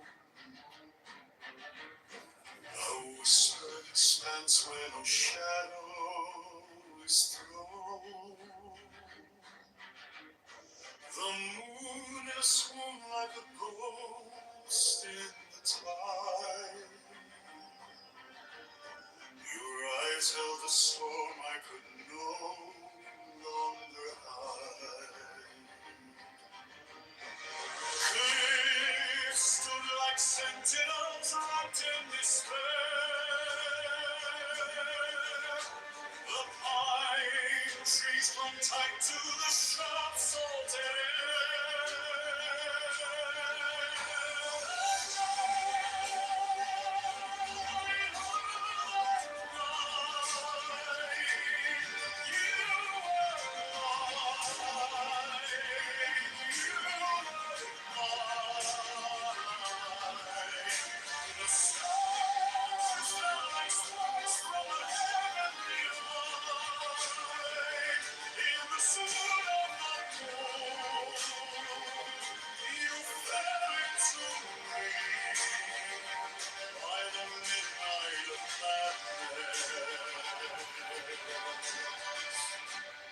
Drowned in the sea.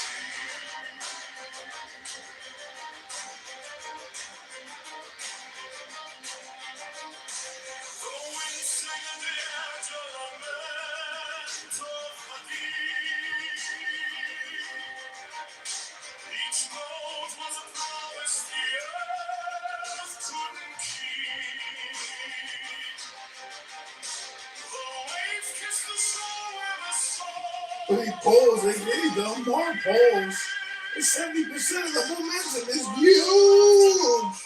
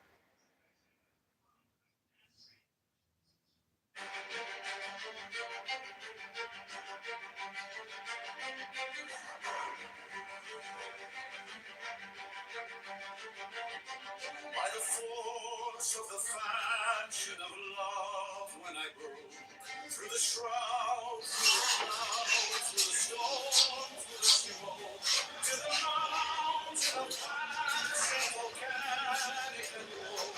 I rise, I soar. By the rays of the nature I invoke the fire, the fury, the thunder that spoke, a spell that ignites and consumes as it grows. I invoke, I invoke.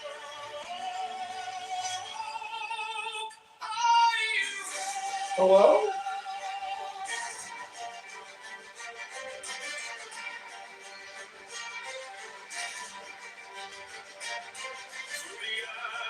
Through the ice where the shadows entwine, I have carved out a path to the edge of the line. Every heartbeat a drum, every breath an incline. I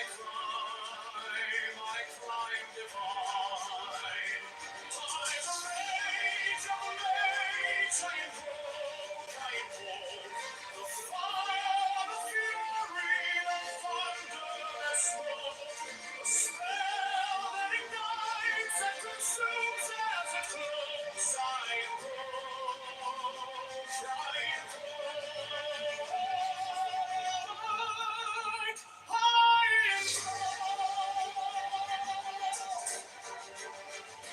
Sorry, how heavy could it be?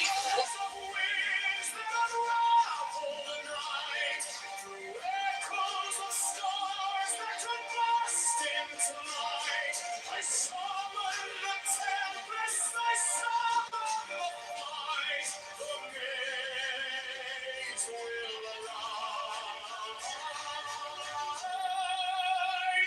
By the rage of rage I invoke, fire, the fury, the thunder that smoke, the spell that ignites and consumes as it glows. I invoke, I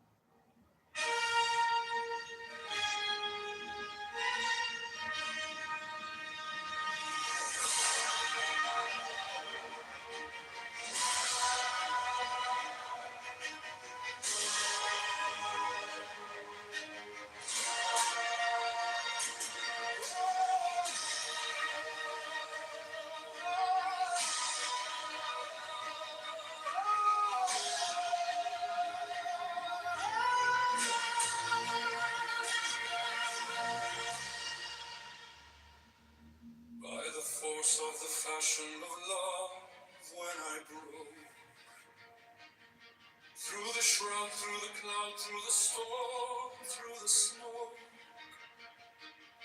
to the mountain of passion volcanic that woke, I rise, I choke. By the rage of the rage I invoke, the fire, the fury, the thunder that spoke, a spell that ignites and consumes as it grows. I invoke, I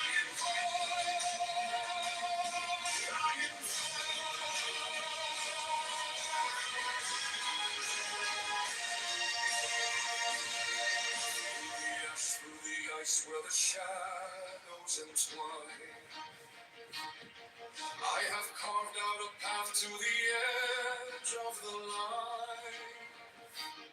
Every heartbeat a drum, every breath an incline.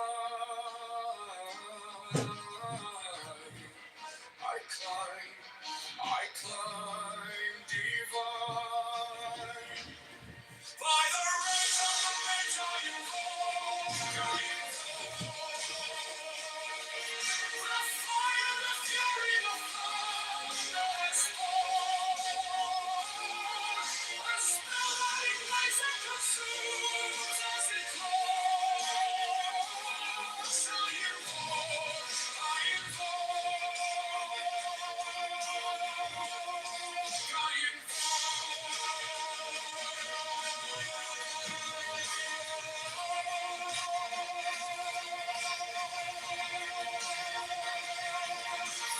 Whispers of wings that unravel the night.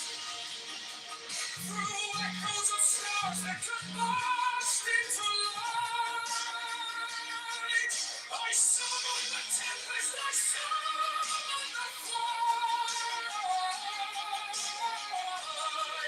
The maze will alight.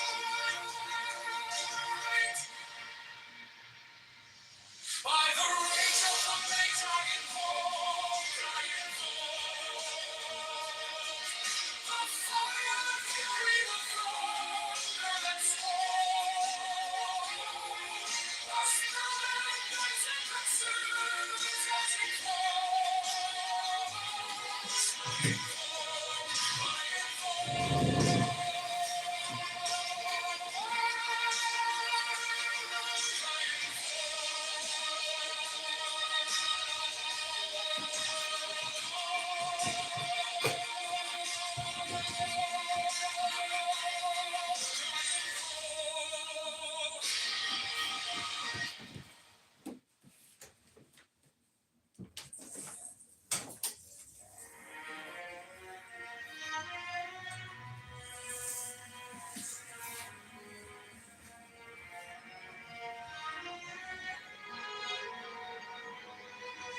uncharmable charmer, you dance with the flame of Bacchus and Mars in a cosmic game. In the sounding, rebounding, the heavens collide. Abyss of the stars, where the shadows reside. Oh, virgin in armor, your arrows take flight, unseen in the brilliance of dawning light. Resilient, defiant in spring's first breath, you conquer the silence, you battle with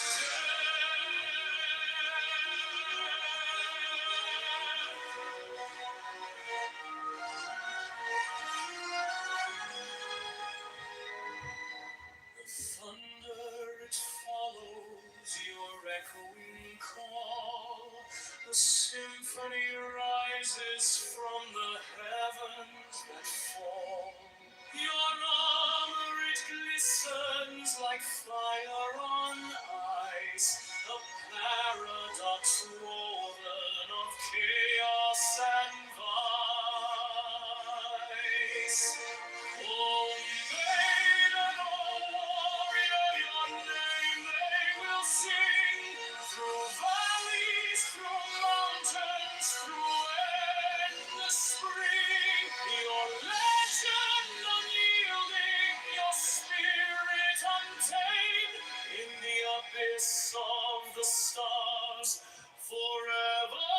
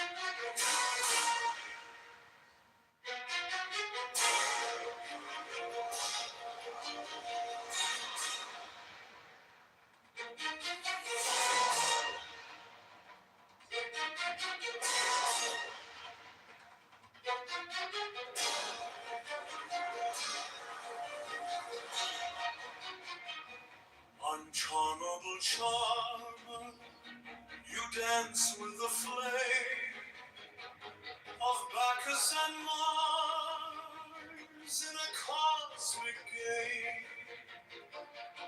In the sounding, rebounding, the heavens collide. Abyss of the stars where the shadows reside. Oh, virgin in armor, your arrows take flight. Unslinging the briars of dawning light. Resilient, defiant in spring's first breath. You conquer the silence, you battle with death.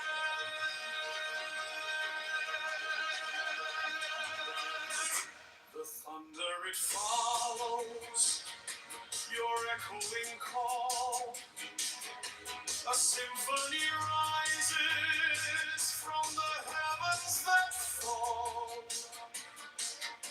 Your armor, it glistens like fire on ice.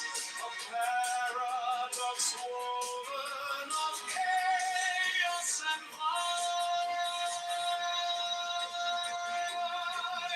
Oh, maiden, warrior, your name they will sing.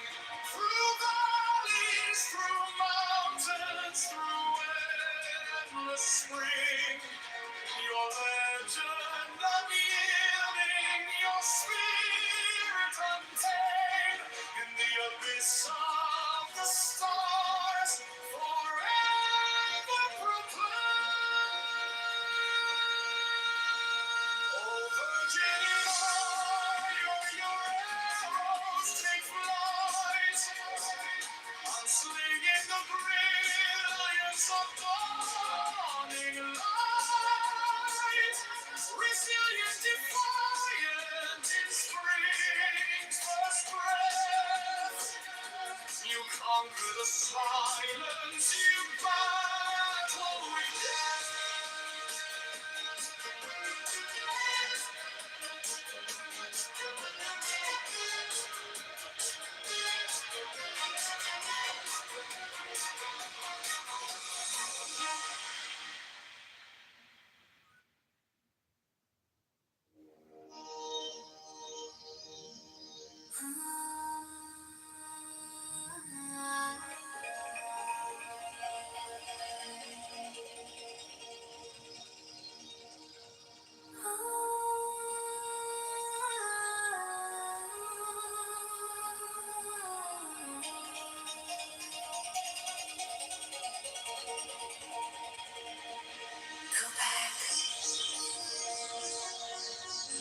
Go back to sleep. Yes, you are allowed. You have no love in your heart. You can go back to sleep.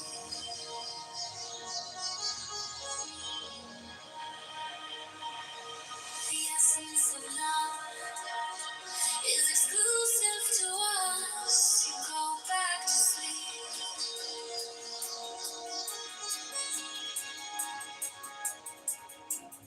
I have been burned by the fire of love. You have no such yearning in your heart. You can go back to sleep.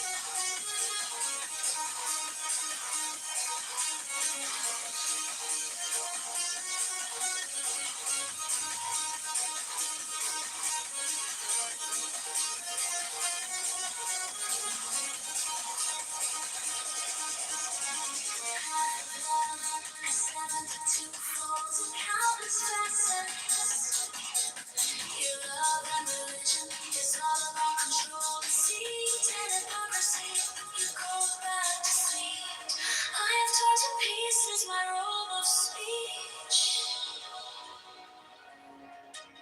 and I've let go of the desire to converse. You are not naked yet. You can go back to sleep.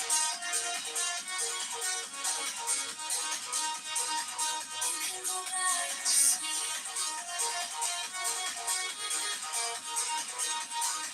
You can go back to sleep.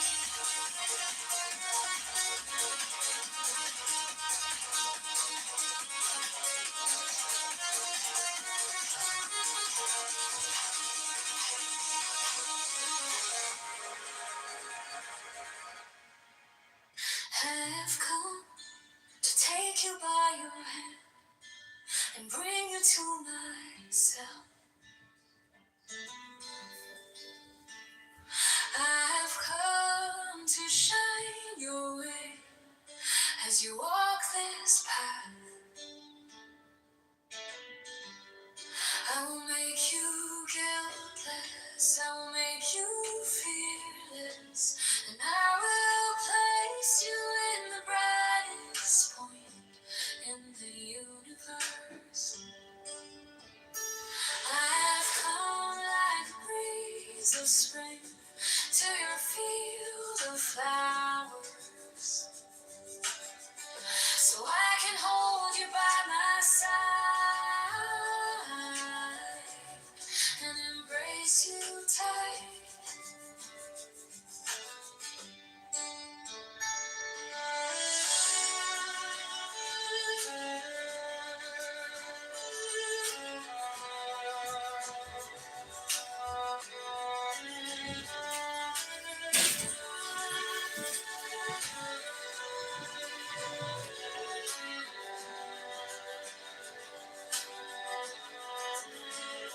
I've come to take you by your hand and bring you to myself.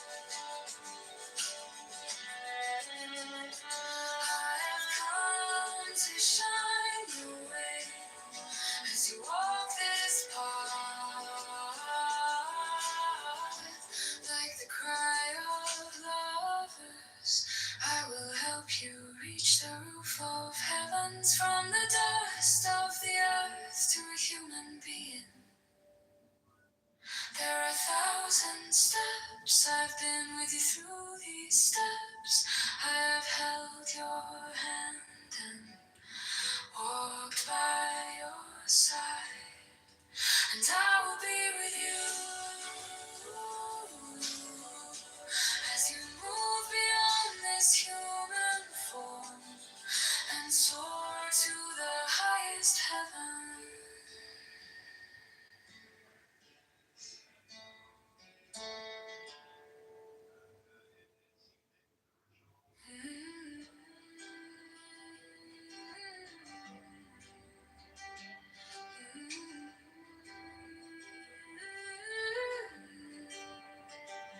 Have come to take you by your hand and bring you to myself.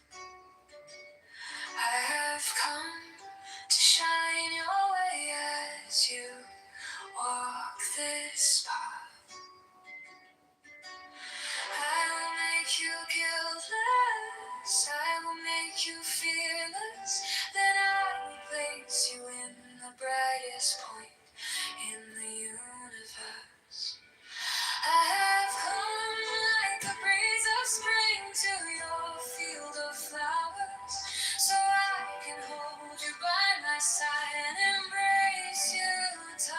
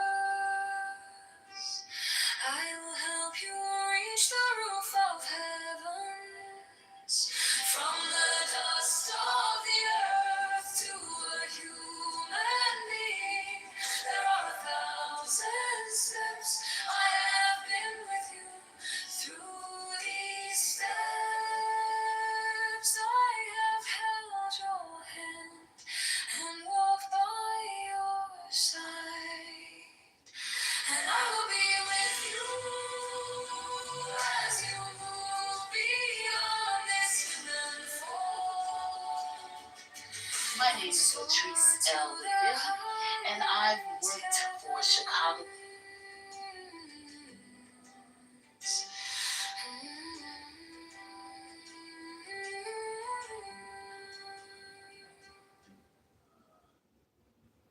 When you dance, the whole universe dances. All the realms spun around you in endless celebration. Your soul loses its grip. Your body sheds its fatigue. Hearing my hands clap and my drum beat, you begin to whirl.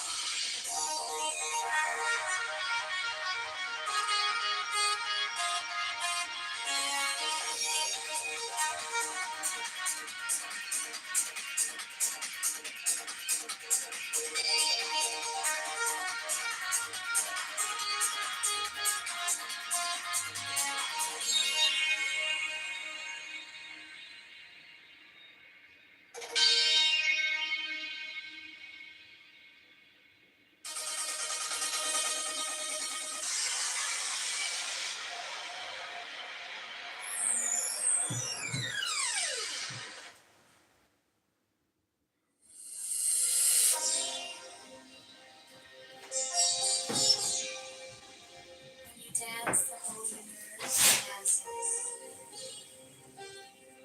All the realms spun around you in endless celebration. Your soul loses its grip.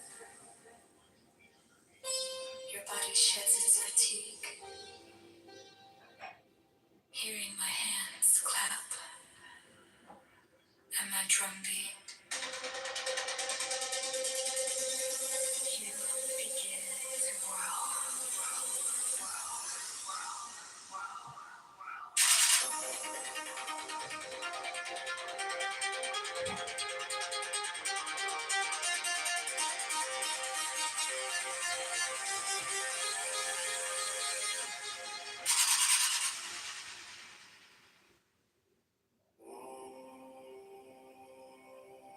walk the middle path, that's right. Walk the middle path, embrace the part of you. Embrace the dark in your light, the pleasure in your life, the chaos in your peace, the shift in your routine. You're to set a higher routine.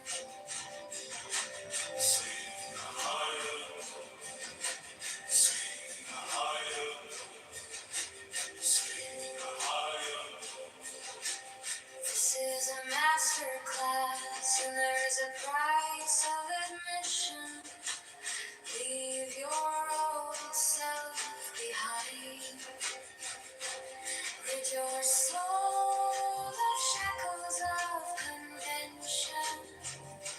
Just your mind of methods of control. Soul evolution. Soul evolution is the beloved, is you. Soul evolution is, soul evolution is the beloved, is you. The beloved is you.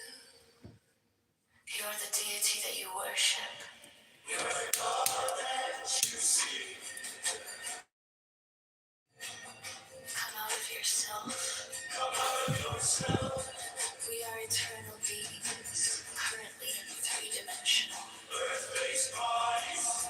From the moment you are born, an escape hatch is placed in front of you.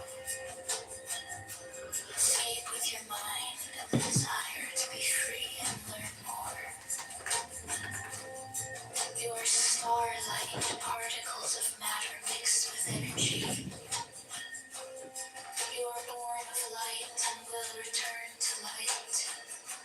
Manifest like a flame. No place in time. Power on the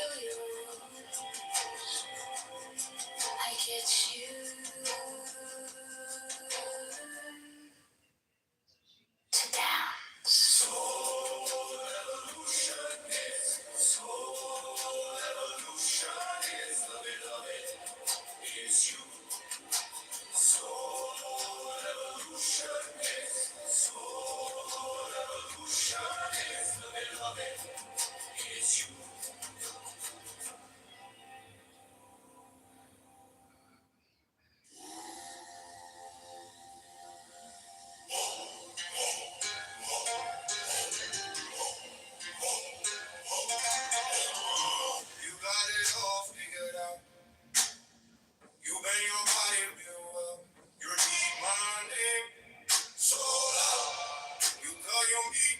Take over the eyes on where you meet. You read about the stars and the wheels that turn eternal. You think you got it all figured out. You think you got it all figured out. You are all that you'll ever want. You are all that you'll ever need. You are all that you'll ever see.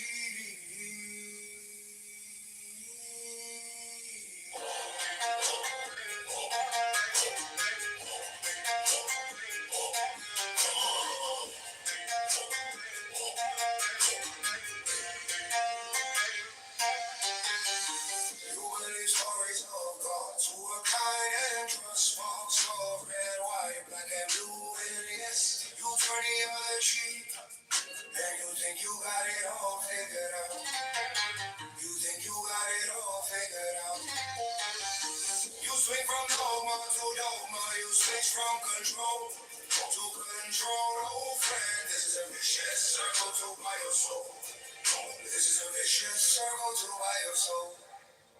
You think you got it all figured out. You think you got it all figured out. You are all that you'll ever want. You are all that you'll ever need. You are all that you'll ever see.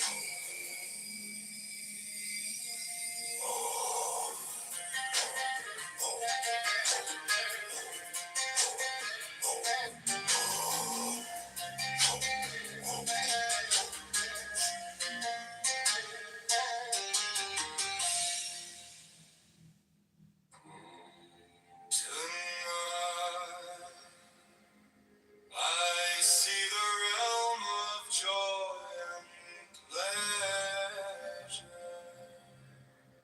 I've lost myself in it, and it has lost itself in me. No religion, no dogma, no conformity, no guilt, no shame, no fear, no conviction, no uncertainty remain. In the middle of my heart, a star appears, and the seven heavens are lost in its brilliance.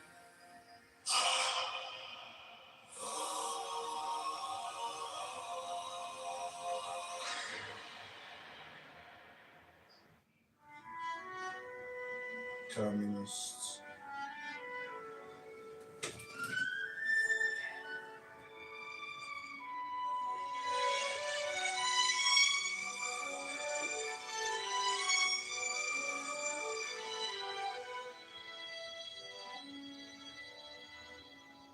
Listen, my love, your soul is ever intact.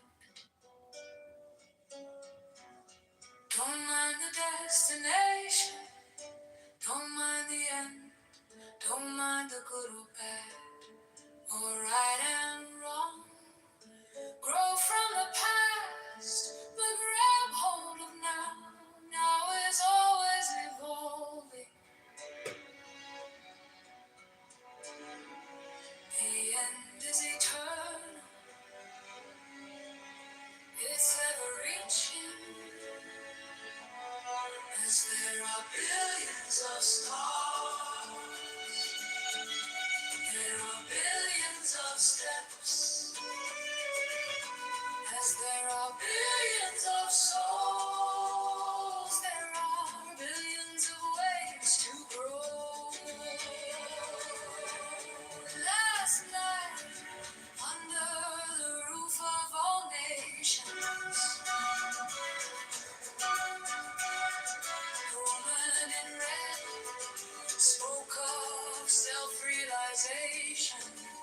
She said, I am fully illuminated. Listen, my love, illumination is eternal. It can never be full. Evolution is eternal.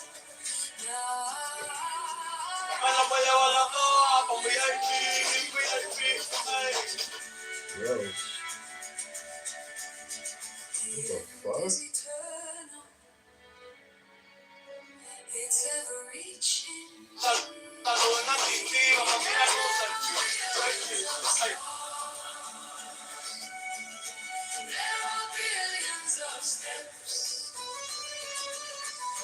There are billions of Bro, souls. what the fuck? Billions of ways to grow.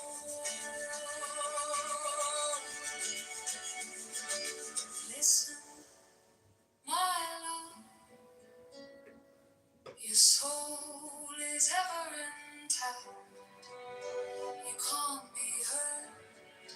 You can't be hurt at all. Listen, my love, as you carve your own path on this eternal joyride. Show courage by remaining open, free, and guiltless in the midst of an ever-reaching end.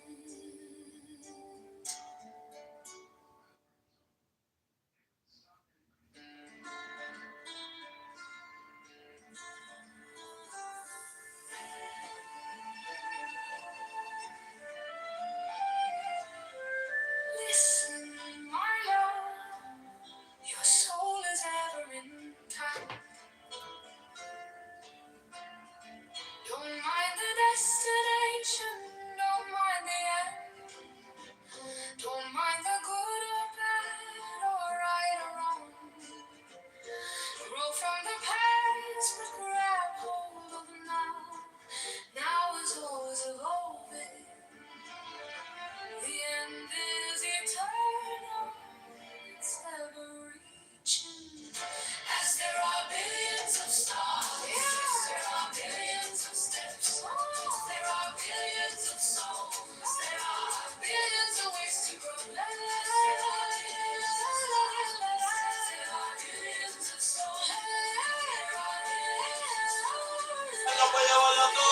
ways to grow. Last night under the roof of all nations, a woman in red spoke of self-realization. She said, I am fully illuminated. Listen, my love, illumination is eternal. It can never be full. Evolution is eternal. Now is always evolving.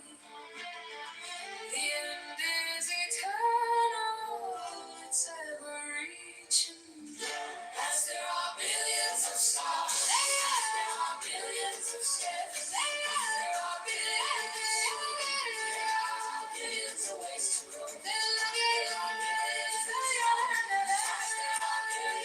steps. There are billions of souls. There are billions of ways to grow. Listen, my love, your soul is ever intact. You can't be hurt. You can't be hurt at all. Listen, my love, as you carve your own path on this eternal joyride. Show courage by remaining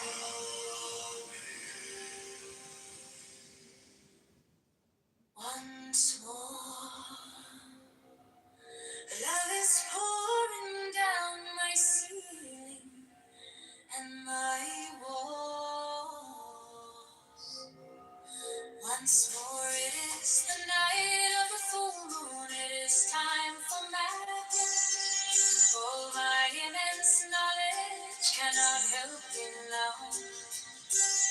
Insomnia took my patience, rain washed away my intellect. The lover made me lose my profession. What good is my Ah, from behind me, rise, rise, small, small, rise, rise. Hello everyone, Joe Severino running for the next Republican governor of Illinois, and I need your help. If you want lower taxes, safer streets, if you want better educational outcomes, In 100 shades of orange in the fall, a lover's heart shrivels for a sense of the beloved's touch. Now the face of that charred garden is my field of flowers. Look, 200 Jupiters are dancing around my moon. My love business is booming, but don't credit the consultants. I am done with the consultants. The pundits, they call you Jafar the imposter. Little do they know that you are my shams. You are my shams, the flyer. Rise, rise, rise. Rise, rise, rise. Rise, rise, rise. Rise, rise, rise. Once more, love is pouring down my ceiling and my walls. Once more, it is the night of the full moon. It is time for madness. All my immense knowledge cannot help me now. Insomnia took my patience, rain washed away my intellect. The lover made me lose my profession. What good is my work anyway? Once more, rise, rise, rise. Once more, rise. Once more, rise, rise, rise. Diamond burns in 100 shades of orange in the fall. A lover's heart shrivels for a sense of the beloved's touch. Now the face of that charred garden is my field of flowers.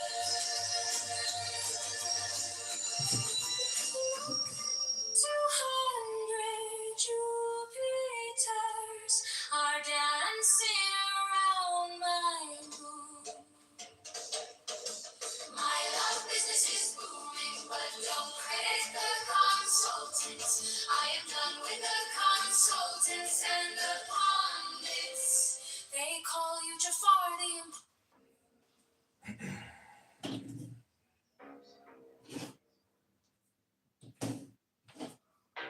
Give me the sign of the open eye. A riddle of shadows where whispers lie. The thorny fire, the maddening cry. Open, open.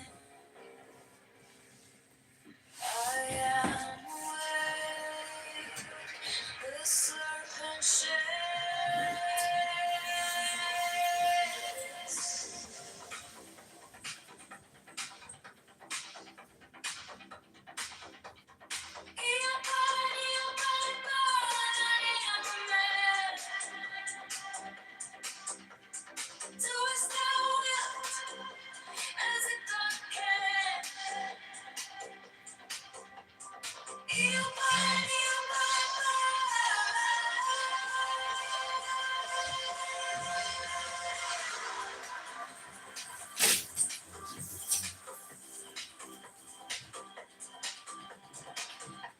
The eagle strikes with its jagged claw.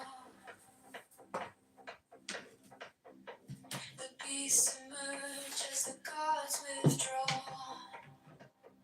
A storm of silence, a broken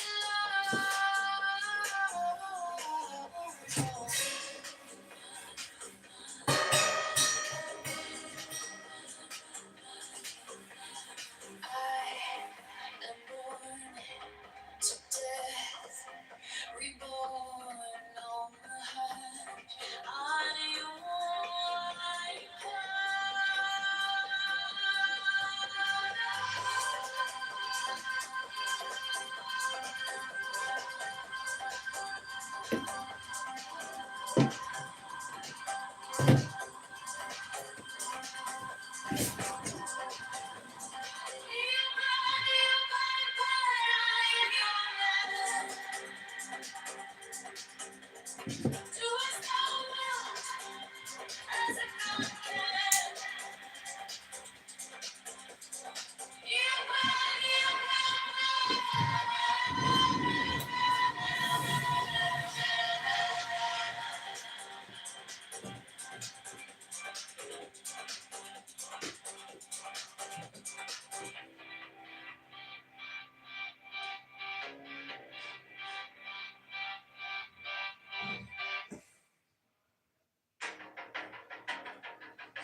You don't get a right to act out. Here's my solution.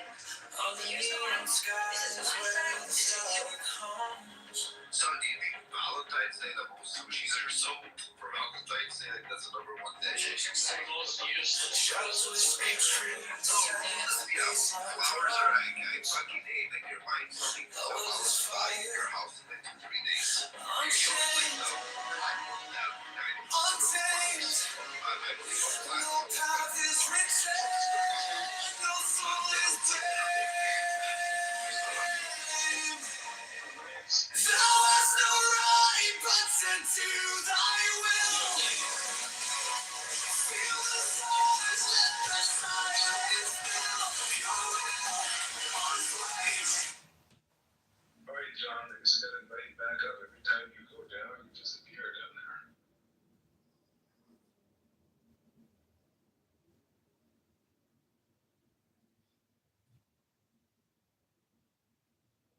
Eve, if you want to hear me picked apart by the chickens, that interview, and you could just go through and find some, you know. I'm sorry, say what I was away from the phone. Say it one more time. If you want to hear me picked apart by the chicken's John, was I able to invite John up? Hello? I hope that I was, but Andy, I'm going to ask you to invite him up next time he comes in. I'm starting to get a red bar.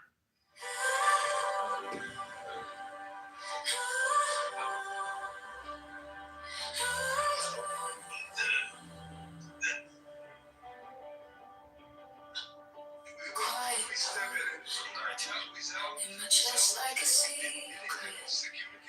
Something in the gaps where I breathe. Eyes closed. Yet the room feels brighter. Like a word on the tip of my teeth. In God, in my breath, in your eyes, in my eyes.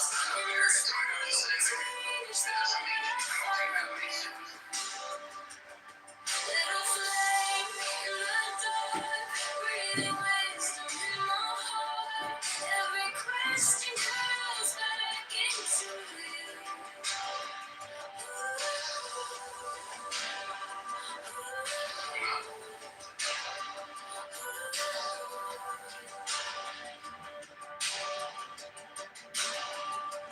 Soft wind on a page I folded. I turn in to the hush of my mind. Your voice is a silence speaking, pulling threads till my scattered cells align. In God, in my breath, in your eyes, in the rest. Give me the sign of the open eye. A riddle of shadows where whispers lie. The thorny thigh, the maddening cry.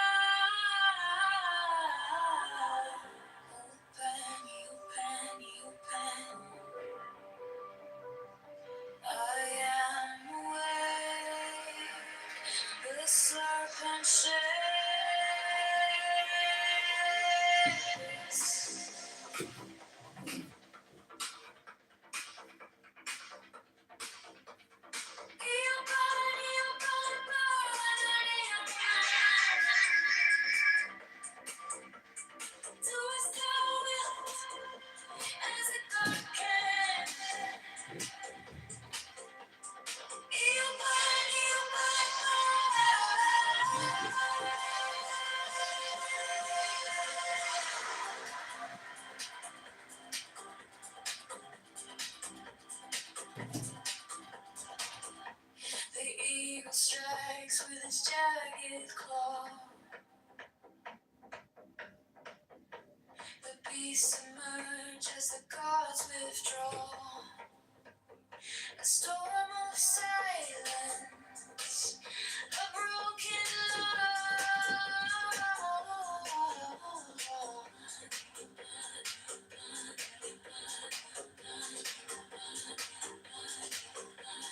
I am born to death, reborn on the hunt.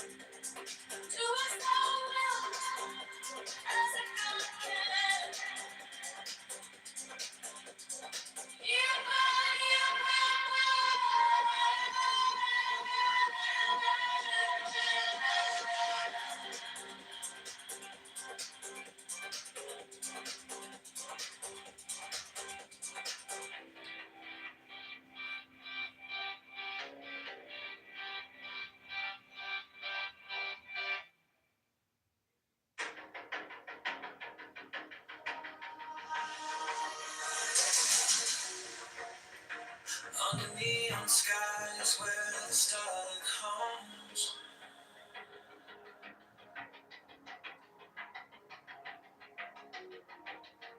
Shadows whisper truths as the bassline drums. The will is fire, unchained, untamed. No path is written, no soul is blamed. Thou hast no right but to do thy will. Feel the stars, let the silence fill your will. On place, life is still. Deliver from the lust of the thrill.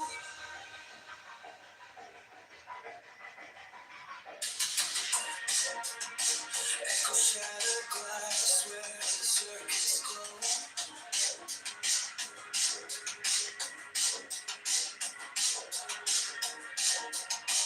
The clock ticks slow. No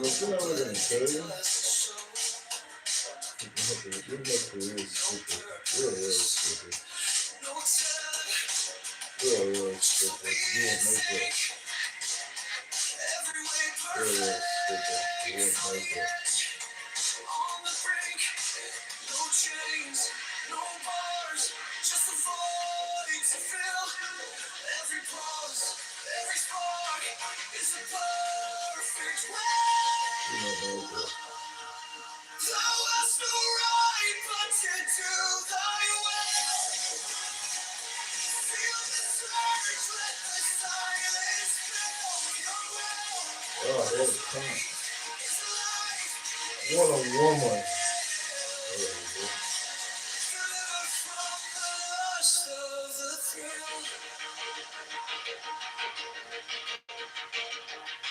In the endless dark where the echoes play, no other shall say nay, no other shall stay. Through the light, through the smoke, let it all decay.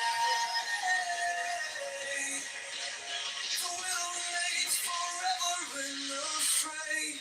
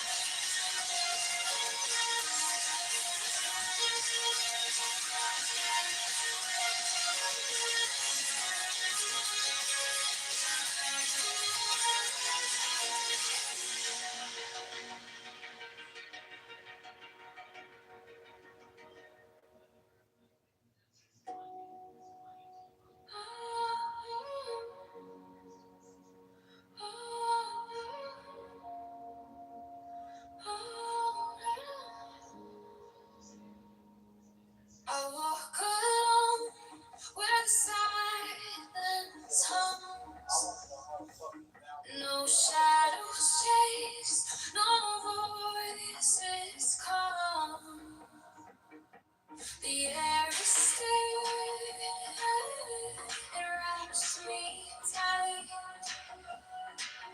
No fear, no sin, no way to bear. The sweetness whispers everywhere.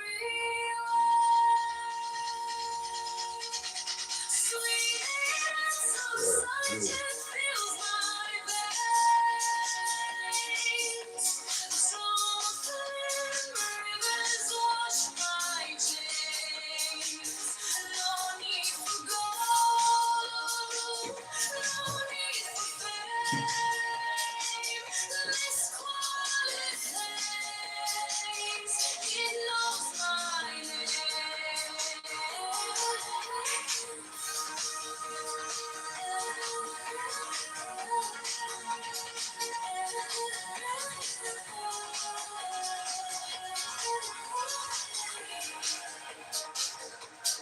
gift of health, it lights my way. Contentment blooms where I choose to stay. Trust is the bridge where hearts align. No fear, no sin, no way to bear. The sweetness whispers everywhere. Sweetness of solitude fills my veins. Rivers wash my chains. No need for gold, no need for fame. This quiet place, it knows my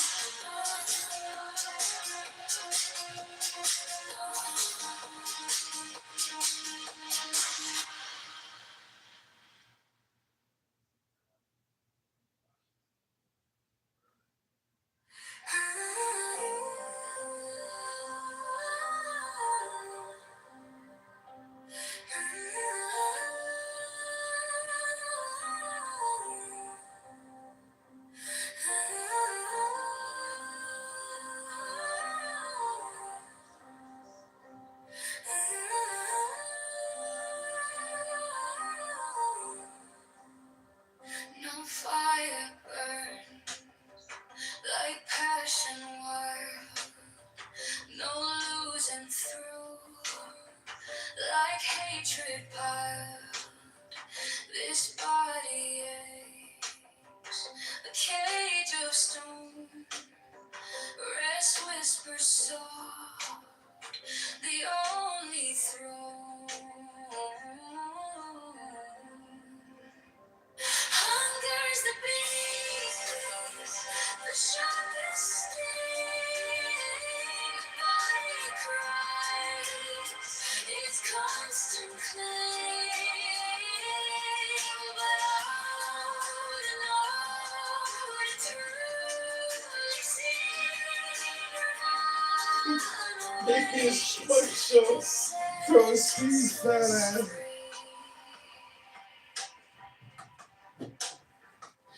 Pain walks close, a shadowed friend.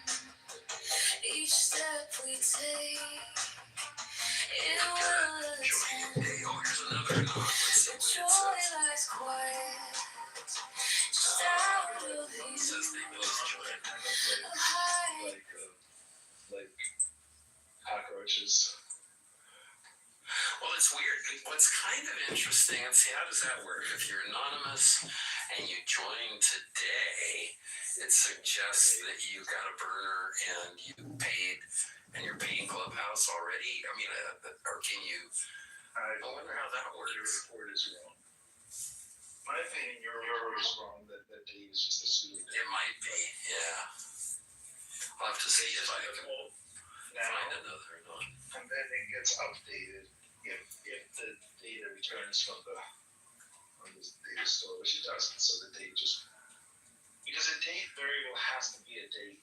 If it's not a date, then it will break the program in other ways. Yeah. I don't know that the date could be null. Anyway, those kind of things. All right, John. Hello? Hi, John, you know that I have the wrong facts and I interpreted the world the wrong way. So you agree with Jason? Usually, yeah. What do you think is my worst flaw in interpretation? Your worst interpretation? Oh, I don't know. I mean, there's so many things. I mean, there is kind of the backdrop of, let's see, what was it? I mean, I think the thing, of course, that just kind of the constant, if I had to sum up Benjamin in one word, I would say, he looks for an unpopular take or an unusual take. I mean, I give you credit for thinking about things, thinking outside of the box. I'm telling you exactly how it doesn't. No, Caleb wanted to answer that. They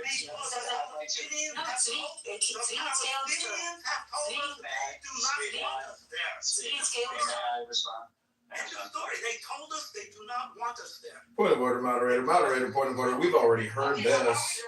Moderator, point of order, moderator. Hello? Hold on, if we're going to go by statements made by representative, I'm not even voting like decades later. Let's look at the statements that are coming out from both sides today, the official sides, right?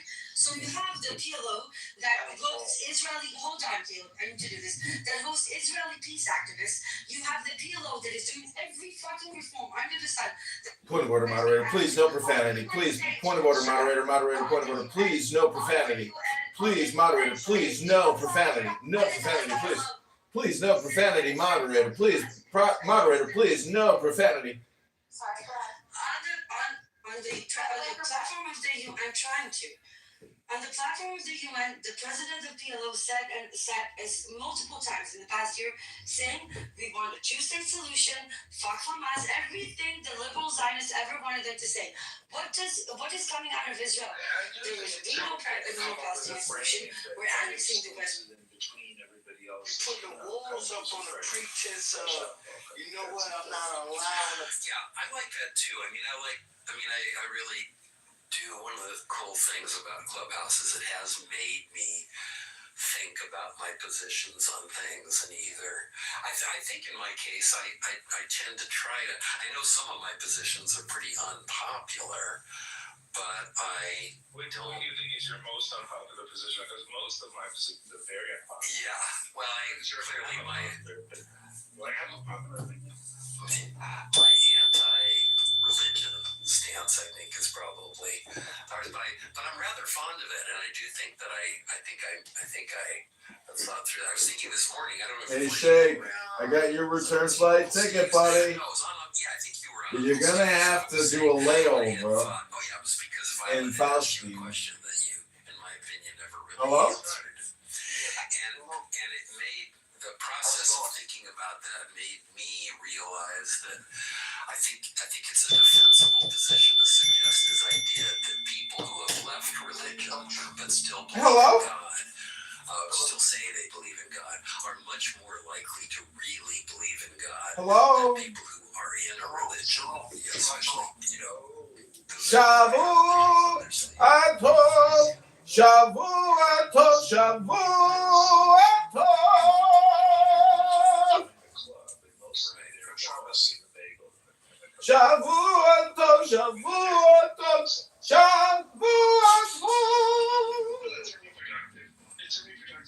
Welcome back to another exciting episode of Atheist Schmucks.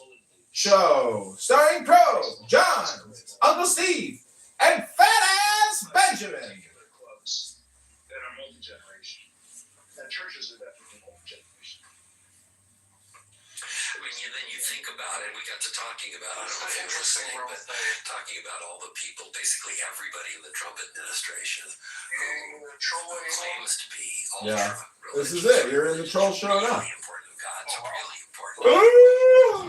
Possibly believe in the Christian God, right? A judgmental God.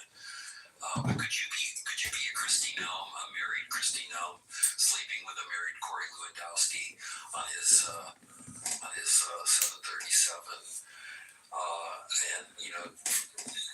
and having a pilot who forgets your blanket gets fired, and all of these.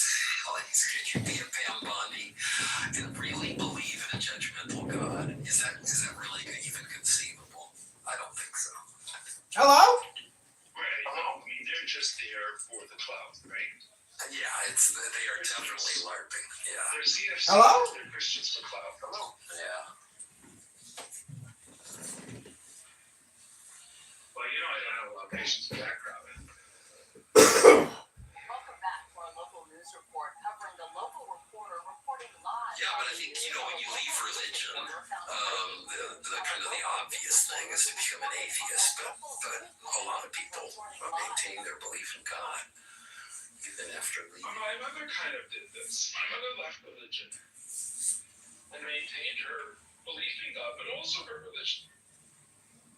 It's not just like a belief in crystals and pyramids and spiritual stuff. It's very explicitly a belief in the God of the Bible, but without any organization. Now, I don't know what you require for his organizations. She's lost all the hierarchy bits. But yeah, I think it's God who goes through. Right, and that's probably good as long as you're not going to a church taking marching orders or anything like that. But it is kind of weird to leave the Christian church, but still kind of take the Bible seriously. What? That's not that weird, but it's just. Hello? I mean, I don't know what the point of leaving the church is exactly. This is what they do. This is the atheist schmuck show. Yourselves. It's just like, you break up with somebody. Guy slop! Like you've been hurt by it, and that's fine. Hello? So you don't go back and ask for. Hi, is this? I need to book a flight from Chicago to Tehran with a layover in Palestine, not Israel. Is that possible? So you take this. I think you're right about the fact Hello? But I don't know. That might just be them saying a thing. I'm not sure if you're asking that to the audience. Just not want to be. You're not in the audience, Shake. You're on the stage in the starlight.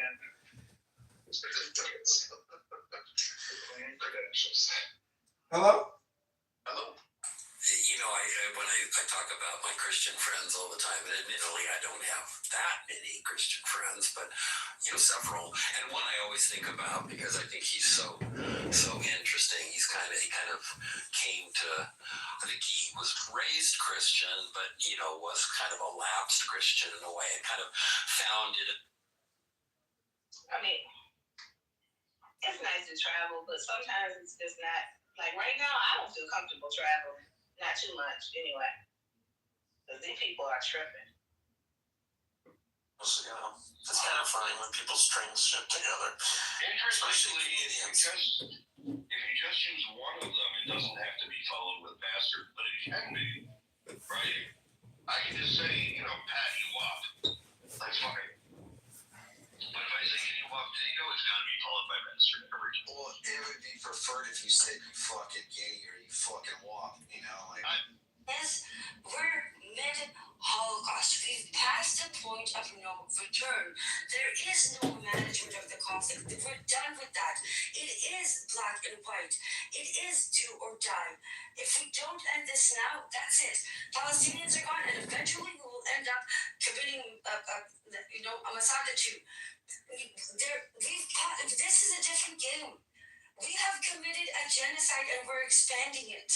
This is not a time to be feely touchy and try to walk the line. No, we need to be a non-apologetic left, a non-apologetic Jews who stand against atrocities and not whitewash them. Work it up, girl. Hello? This is one thing Can I ask an off-topic question? Zvi, if you don't mind, can I just make one statement? Absolutely. Thank you, sir. There is one thing though that I see from Colin from the years that I've known him. And I think he would agree to it too if he's intellectually honest. It's just self-protection.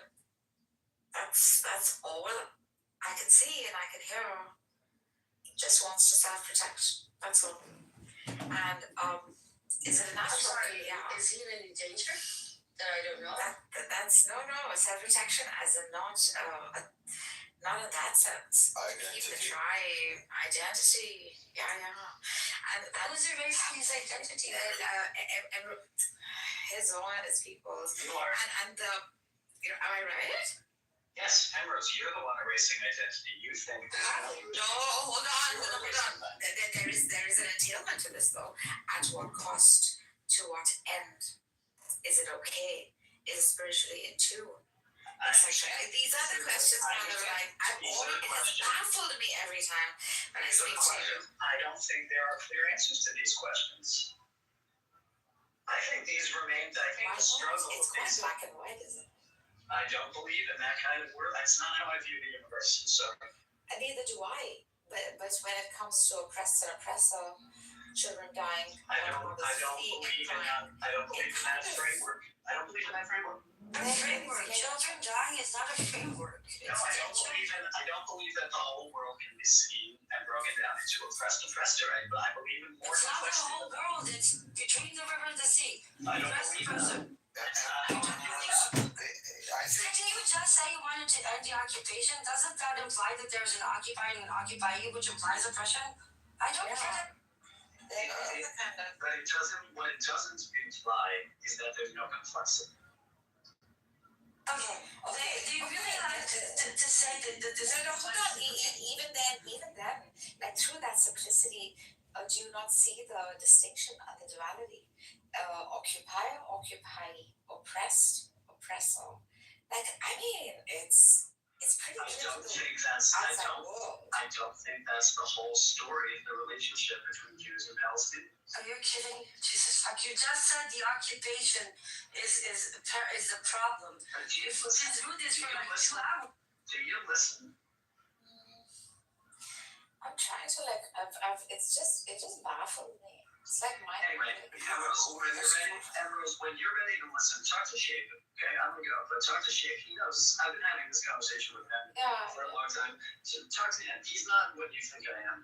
Okay, and when you have a capacity to actually listen and take each other somebody seriously and rephrase back and not manipulate words, I'm happy to have a conversation with you. Until then, shut up.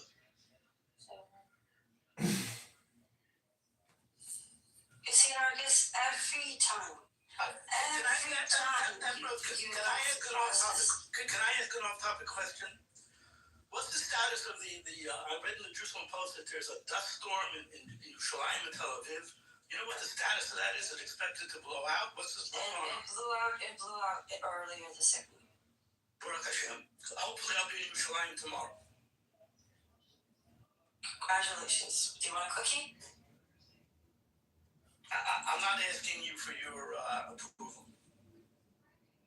You don't need it. You have Jewish supremacy. You see, Norgis, this is my problem. Everything you've seen the past few days, I always end up head on crashing into this wall of denial. I don't know how to break that loop. I don't know.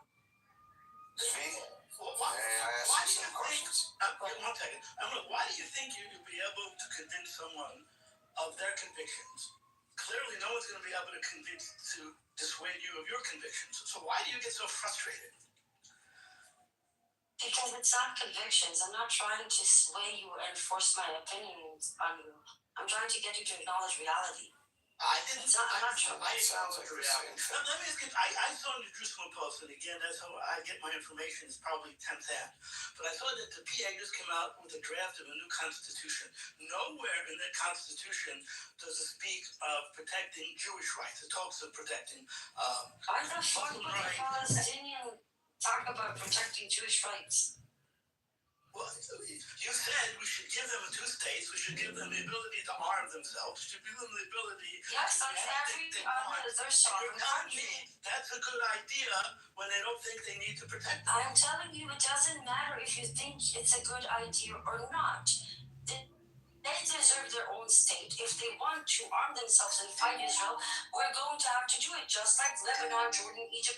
We can't occupy and oppress every country that has a fraction that doesn't like us. So let me ask you this. Assuming that we did that and then they attacked us, do you think... And we will attack them then and they will have to... The mighty IDF.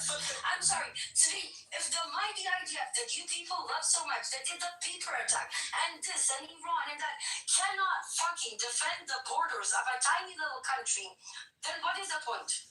So what are you so afraid of? What are you so afraid of? That's a broken people that you oppressed for almost 100 years, left them destitute. And that's what you're scared of? You ask me a question, I'll answer. What am I afraid of? I'm afraid of 10 to 20,000 Israeli casualties. That's what I'm afraid of. Where are they going to come from? Where? From a fully armed Palestinian state. Really? Okay, then why don't the Palestinians get to say that? Do you know how many Palestinians and how many Israelis died between 48 and 7th of October? No, you don't. So I'll tell you, about 21,000 Israelis died in total. Soldiers, wars, terror attacks in total. Palestinians between 48 and October 7th, 121,000. How many Palestinians died since October 7th? The lightweight estimates talk about between 90 to 100,000. That's the lightweight, and that's just in Gaza. So who has the more rational, legitimate argument of being afraid of the other side being armed? Your arguments are so insane. You're telling me that you're scared of the Palestinians while you're literally exterminating each and every one of them, at least trying to, and you're scared? Do you understand how preposterous it sounds? Are the Palestinians fully armed now? Let me ask you this. If Hamas had the weapon... You know what? I'll do that. I'll give you. Stop interrupting me. Stop right now interrupting me. Stop. If Hamas had the missiles that Iran has, would they have totally... If their intent was to totally destroy Tel Aviv, Yerushalayim, that was their intent. They didn't have the weaponry to do it. What you're asking me to do now is give them the ability to obtain that weaponry, and let's see what happens. That's what you're telling me. Like the entire Palestinian society became Hamas.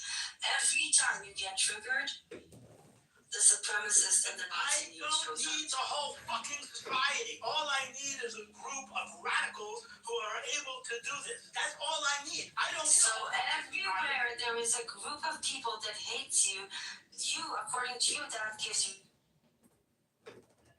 cool, dude. Great way to run the world. Yeah, you're hearing yourself. I think, Ambrose, you might be the Nazi here. Shabbat is. Stop. What up, Nargs? Do you see why I get so frustrated, Marcus? Yeah. Ambrose, who's to say you're not the Nazi? Come on, be serious here. You're basically saying let's arm them and then go to war and have mass casualty events. She didn't say that. That's what she just said. No, I didn't. You said let's arm them and then let's see who will win the war. No, that's not what I said. I actually didn't say it. No, that's exactly You people are nuts. Hey, Zvi, can I ask you a question? Sure. What are you willing to give up for peace? Jordan, we gave it up already. For true peace? If there was a guaranteed peace, I would have no problem with a two-state solution. What I'm not willing to give up is a Jewish state. What's preventing that two-state solution? Hold on, that's a reasonable position, right, Ambrose? Yes, but ask him what's preventing the two-state solution. Trust. We'll do a two-state solution. So you don't trust the Palestinians? Why? We need to leave Wait, Israel. I don't trust the Palestinians. Why do you not trust the Palestinians. Because they tell me over and over again they want me gone. No, they didn't. The leadership said multiple times in the past 2 years that they want a 67 border solution and peace. What? Really? Go look up Mahmoud Abbas in the UN speeches, official statements from the PA in his office. Go look it up. I promise you. There are multiple of them. He actually hosted. What power does Abbas have? Zvi, what step would you want the Palestinians to take as of today? Me? Zvi. That would give you a little more confidence in trust. A little more confidence. I don't think this trust can be gained in the short term. It has to be over the long term. Okay, what's step? Takes time. That's okay. What's I know it's not. You're talking. It's easy to have a solution. Zvi, what step? What's the first step? What does that look like as of today? As of Valentine's Day, what does it look like? I'm thinking. I don't know. Let me think. No problem. No problem. Happy Valentine's Day to all you. Yes. I still give out free marriage advice. My number one advice is don't be on Clubhouse on Valentine's Day. But just saying. All I want for Valentine is a free. Wait, there is a slogan running on Twitter. All I want for Valentine is a free Palestine. From your lips to God's ears. God is not. All right. Did we exhaust this topic, or is there more to say? No, there's more to say. He's thinking about the next step. Yeah, I just wanted to make a brief comment. Okay. So, anyway, how do you make peace with people that, what occupies their, alright? I just said no. Keep going. Yeah, it just seems like, how do you make peace with people or negotiate with people that the ideology that occupies their mind is as such? I'll just read something briefly. It's just a paragraph. Israel will exist and will continue to exist until Islam will obliterate it, just as it obliterated others before it. So, who wrote that paragraph? So the idea is that, how do you make peace with Whose ideology is that? You gotta source it. You can't just say it represents all Israelis or all Jews. No, If it's yours, it represents Hamas. I'm not saying it represents. And again, Hamas is Palestinians for the millionth time. No, that's not true. Who asked you to make peace with Hamas? Did anybody here talk about negotiating with Hamas? See, this is what you want to do. You want to try and make this something that is not ideological. It's merely But again, so you are attributing, because you're attributing Hamas ideology to the entire people of Palestine. Let him go. He really gets disruption. See. Alright, let's finish this story and then Daniel, this is a thing, right? They don't represent all Palestinians. 1 second. The ideology is what is sort of driving a hope-like situation, right? Statements like these are exceptionally crude and blatant. I'm not gonna lie. However, it is also optimistic. Like one day, my ideology, my belief in God, will allow for me to not be oppressed anymore, to not be killed at the hands of these who hate me for whatever reason, right? So similar, probably a feeling that the Jews felt under the Nazis, and I think it's a kind of full circle that's coming around. However, these people have done. Yeah, that's a good point. And I would just ask to see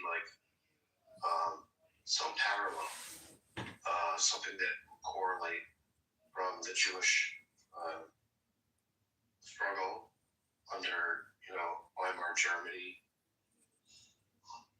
But this is the fact of the matter is that there's an ideology that's not being addressed. Israel can't exist. There's just no existence of Israel. And this is woven into the DNA other structure. I'm sorry.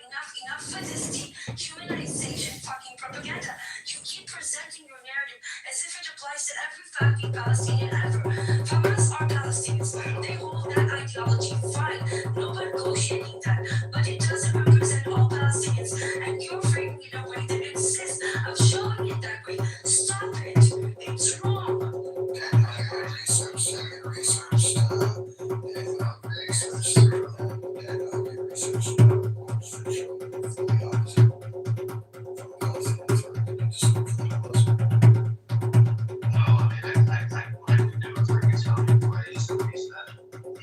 Something about what Bibi has said about the Palestinians. Okay, why is there a talking going on here? No, I mean, if I found a quote, a paragraph, and I read you a paragraph that suggested that Palestinians want peace and lasting peace with Israel, would that kind of nullify your point? We go further, you have a quote, and I have a quote, and how do we sort out? That's not my argument. Would your argument is that would be better? No, I mean, that's not my argument. So you're Let's go for your argument. argue this. I mean, you can argue I guess I'll argue about You presented a quote from instead of a person who's quotes were, and you said that trying to make some argument about their ideology position. So my response to that is I find that being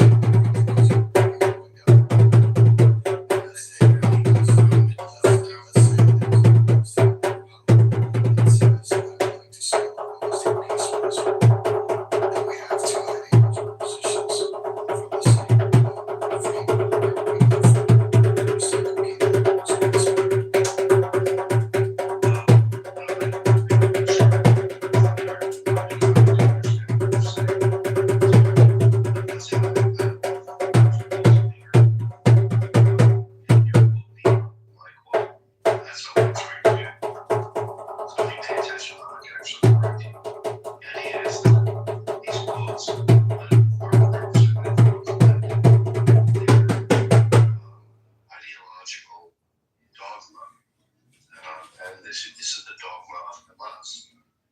Now, what can we know about ideology? We can look at the leaders of Hamas and see what they've said over long periods of time, and we can come to some conclusion as to what they think. And I'll give you a synthesis of it. This is what Hamas thinks. It is true that in reality there is an entity or a state called Israel. This is reality.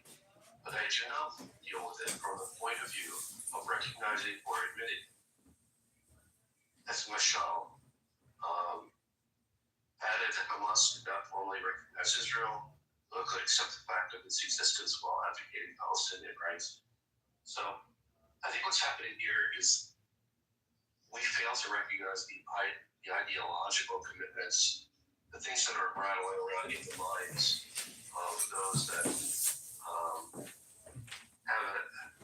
have a direct effect on the complexion of this conflict. So we have to see those that have an effect on the complexion of this conflict, and you see what ideologies are rattling around in their mind, and we see that they're just abhorrent.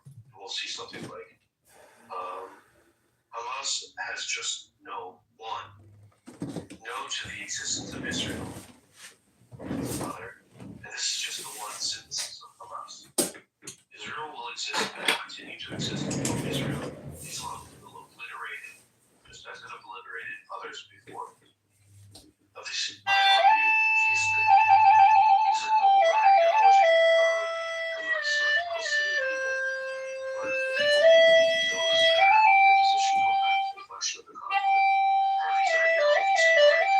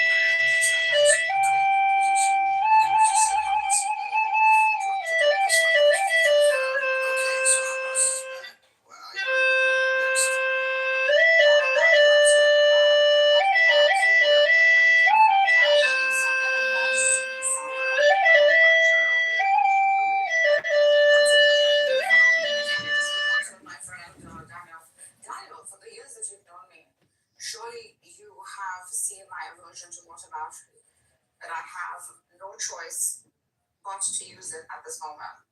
Rabbi Yosef, I don't know his last name. I don't know how to pronounce his last name. If Buttercup can help me. Mizrahi? No. Mizrahi? Yes. You're gonna take some crazy rabbi, Norgis. Come on. You're gonna take one rando crazy rabbi. Exactly. Well, one second. One would be the symmetry breaker, right? However, like as much as he is not considered much of a deity, I would then say Jewish community. It seems like he's also pointing out some ideological similarity. He would pronounce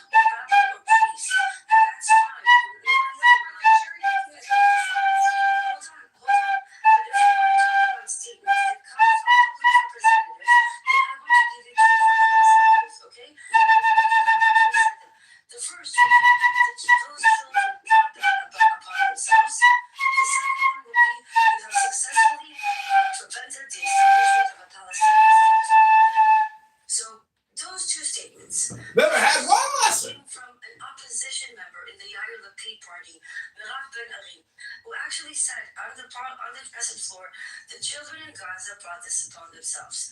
Rimono Shalom, the children of Gaza did this. How stupid can you be? Hello? After they announced the new security regulations in territories 8. People are fucking crazy. They repeat themselves. They're fucking so stupid. Which ideology represents Hello? within that society? Because we can play that game. Misunderstood Daniel. Daniel just says Hamas is bad.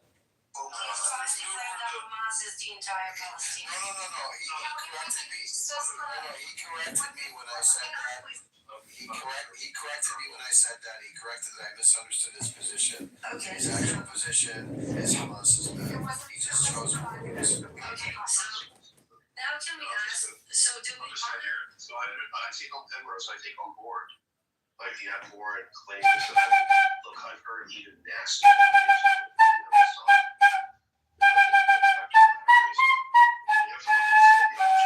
How much it permeates society, which these ideas are trying.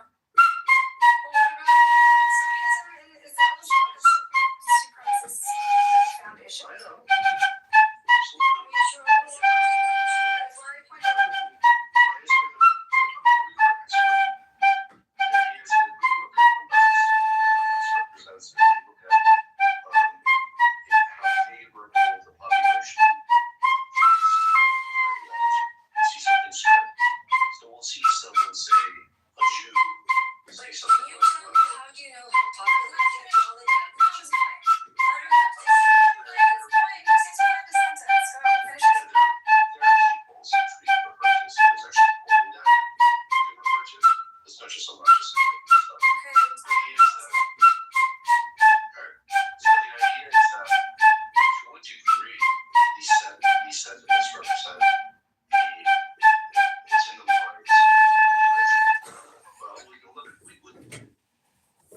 Never had one lesson. Hamas is not an idea for me. Daniel, Daniel started by saying I misunderstood his position. His position was he wasn't projecting Hamas's ideology on the entire Palestinian people. I'm sorry, Ambrose. Then he said, let me correct myself, and he said Hamas is bad. Then he said, let me again further explain my position, which is exactly where we started. Then you almost all 10 minutes. You almost all 10 minutes. You stole it. I want to get in here with you. Let me just say something. Let me just say something. What's up, baby? Okay, so Tariq, listen, what he's saying is something we've discussed in it's a demo. Let me tell you the demos that Daniel's beating. It's the horse we beat over and over again in these rooms. It's basically that Hamas is bad, yeah, no shit, and that polls show wide support for Hamas in the Palestinian public. The next step is let's debunk the polls or say why we don't think that it's representative of Palestinians.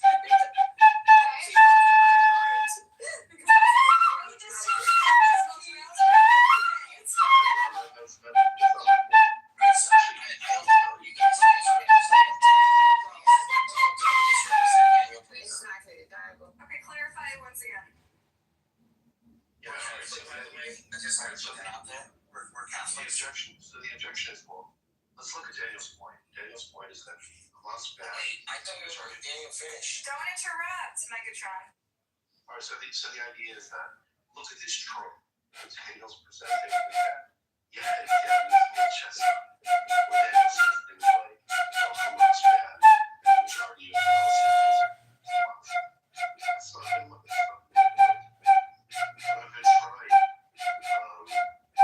I assume you're referring to the polls, right? Which suggests there's widespread support. It was not saying that we need to look at the ideology the way it manifests in society.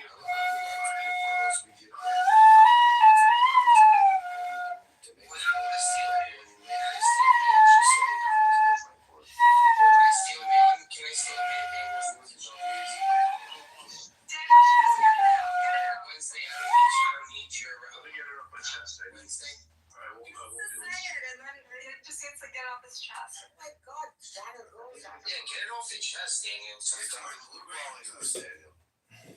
So the objection is like, well, there goes Daniel again. Like, Hamas bad. Majority Palestinians agree Hamas and then like deserve genocide.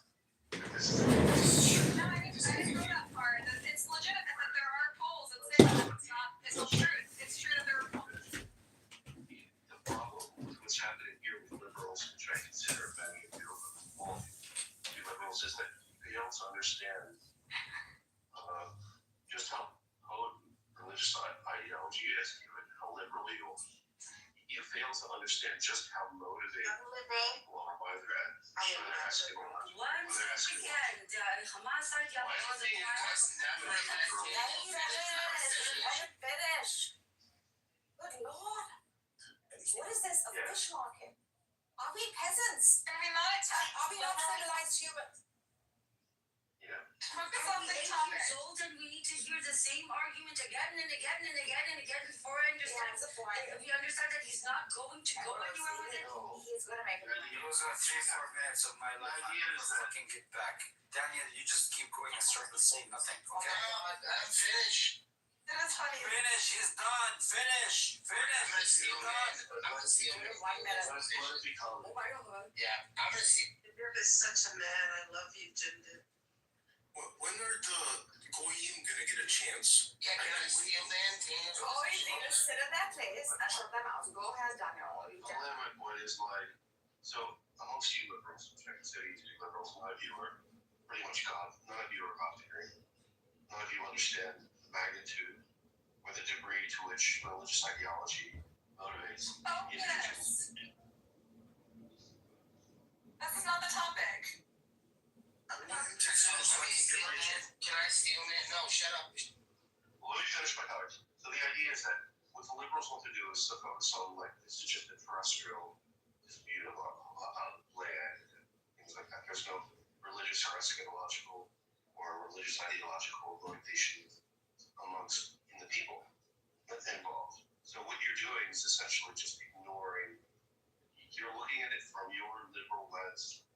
consider religion to be something that would motivate an individual to die, to sacrifice themselves, to be a martyr, to die for God. Now, the idea is that yes, there are people on the opposite side in Palestine that will and are willing to die for a religious ideology.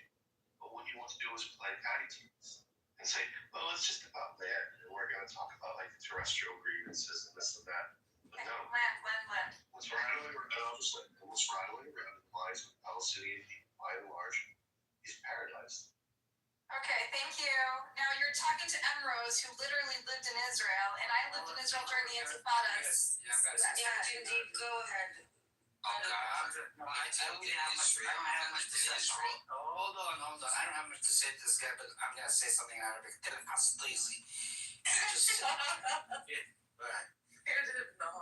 Okay, so Daniel, did you make your own? Of course, you're only Arabic person I know. I'd like to know if Daniel. My turn.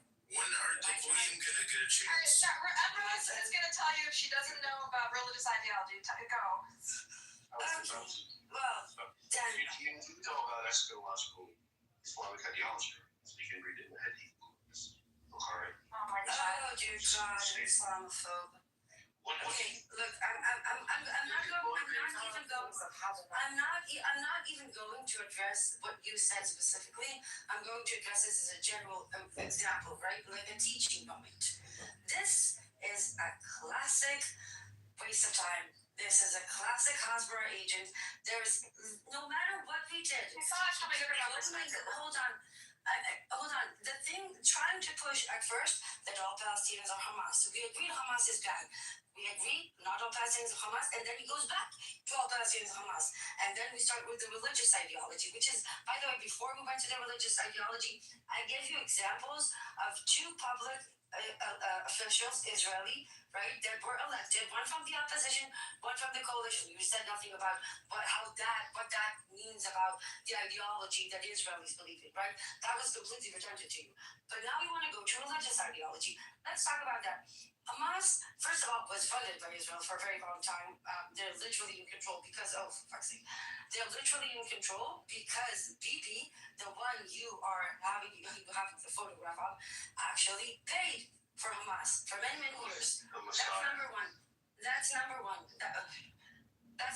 Number two, religious ideology. Israel doesn't separate church and state. Palestinian constitution, or at least that they have now, does separate church and state. Israel has many religious representatives in the government, including two that were literally convicted of terrorism motivated by religious ideology. I'm not applying that to all Israelis. You're again trying to apply that to all Palestinians. And third, you talk about Islam. Palestinians come in many shapes, ways, and colors. They can be blonde with blue eyes. There are Afro-Palestinians. There are Muslims. There are Samaritans. There are Christians. And there are atheists. But you insist that not just that all Palestinians are Hamas, all of them are fanatic religion people that come from Islam. And again, we go to the point. Just like me, I'm a fanatic. Just like me. Oh my God, you gotta let me go after this garbage. Instead of using this to have a productive conversation about ending the occupation, we ended up in a 30. No, Nargis, hold on. I'm not here to make friends. There's an agenda. If we're going to let every fucking idiot make that argument for half an hour, we're going to do this forever, and we have no time. I'm sorry for what I'm going to say, Jinji. Jinji might not be able to talk to us within a few months because the West Bank is being sieged more and more every day, and we have to debunk fucking Islamophobe ignorance. How is that productive or helping anyone? How do you feel about Okay, there's something can I hear it? Emrose, say Christ is Lord. Say. Fear, you're going down. Fuck off, idiot. Oh wait, yo, Buttercup, can I talk? Is that possible? I'm sorry, thank you for what I said. I was just trying to. I'll be free to respond. Don't worry, I'll go hide in the church. And I want my chance after Megatron. I'll hide in my attic. I'll clear up there because But Emrose, My chance after Megatron. I acknowledged your objection and I respected it. I'm done wasting time on you. That's exactly the point. No more wasting time on you and moving on to your conversation. I understand. Next topic. Next Hold topic. on. Next topic. Next. respond. I don't think respond. No, you shouldn't. Because you guys respond to each other's responses. I know. How come I'm the only one that comes into your room? Is this more real? Entertaining. Which room are you streaming? It's called Alright, so, Bible and Quran? no. Is liberal Zionism dead? Church of Buttercup 2 is the house. I understand your objection. I'm telling you, this is not the objection that I'm making. Amir is upset because Buttercup is stealing all his thunder, taking his audience. Looking at this conflict through the eyes. Really, what did he think? Dude, it's embarrassing. He keeps talking about you and how he claims you're defending Epstein. What's that? You know what? What's that? Amir keeps claiming that you're defending Epstein. Say. Is that because I asked you, I just, we don't worship a pedophile? Whatever you know, the quality of This is not good. In the eyes of many of the people that are involved in this conflict. But the fact of the matter is they're escalating. Shut up. What the fuck is a cosmic truck? It's not a cosmopolitan pink conflict. There are people. Enough. There are people dying, not all over the world, in very specific places. Some of those people are in danger and they're sitting on this stage now. You don't get to minimize it. You don't get to annex it. And enough wasting everybody's time. Enough. You have to, guys, like, come on. Like, there's a level of enough is enough. Alright, let me get you. What is it that you're to respond like this? Okay. It's just an objection. Daniel, you're suggesting that she's naive. She lives in a fucking war zone. Like, she knows what she's fucking talking about. He meant ideologically. It's not ideologically naive. She lives in a fucking war zone. That she's the last person who's Ideologically, as in religiously. No, she's not. Because it's not religion. I'm not saying what he's saying is right. Religion. I am the religion, but I'm not saying what he's saying is right. I think that's what he means. I know, but but people live in Israel, even if they're secular, doesn't mean that they're naive about religion. They live in like the Mecca, which is religion. He might be a very skilled bullshit artist. That's pretty much it. But Alright, Megatron, do you he's not even skilled. I don't know. Like, he's average at best. I've much far better. okay, very mediocre quality. I just want to know the position. So is Ambrose is she Israeli or is she a Muslim? She's a This guy here. So what does that mean? She's a Mizrahi Jew. Is she a Mizrahi Jew? I'm reptilian. I'm a moon child. Don't. Well, if you want me to respond intelligently, then please. You literally asked me whether I'm an Israeli or a Muslim. We tried How is that like a logical question to ask? Daniel, we tried the intellectual responses with Daniel. It didn't work. You were just saying, I much prefer Logra. I'm looking at your profile, you see anti-Zionist. This is not a binary. There's many Muslims who are Israelis, right? This is what you don't understand. Mizrahi, so she's a Mizrahi Jew. No, Mizrahi Jews are not Muslim, you fucking moron. Alright, well, no, Muslims are Muslims. Google Israel and Google demographics and then ask for questions. Can we stop trying to guess the religion? Is he trolling? Whatever. I don't know what Palestine is. Is he trolling, Nargis? I can't tell. No, I'm not trolling. I don't know what Palestine is. I know what Gaza is. Sometimes stupidity can be sometimes very entertaining. You know that, right? What's going on? Okay, so you're saying to just give into it and like go to the black hole? Okay, is it my turn? Because I've been waiting. Sure, just let me roll a joint before It's that. not going to be a serious question, I swear. I want to take hardcore drugs. What do you mean new rule? If you have fucking Epstein in your profile, you're not coming up. I can't have the ghost of Epstein every single fucking stage. It's like Thank you. Alright, I'll change it. You can't change it yet. First change. Right, I'll change it. Move them down while it changes. Yeah, go think about what you did. When he changes it, we'll bring it back up. Why do you motherfuckers get all creative the moment I made mod? Like, what the fuck is going on? I don't think I can bring it back up. Hold on, let me refresh and see what he did. He's changing the other room. Make sure the door's closed.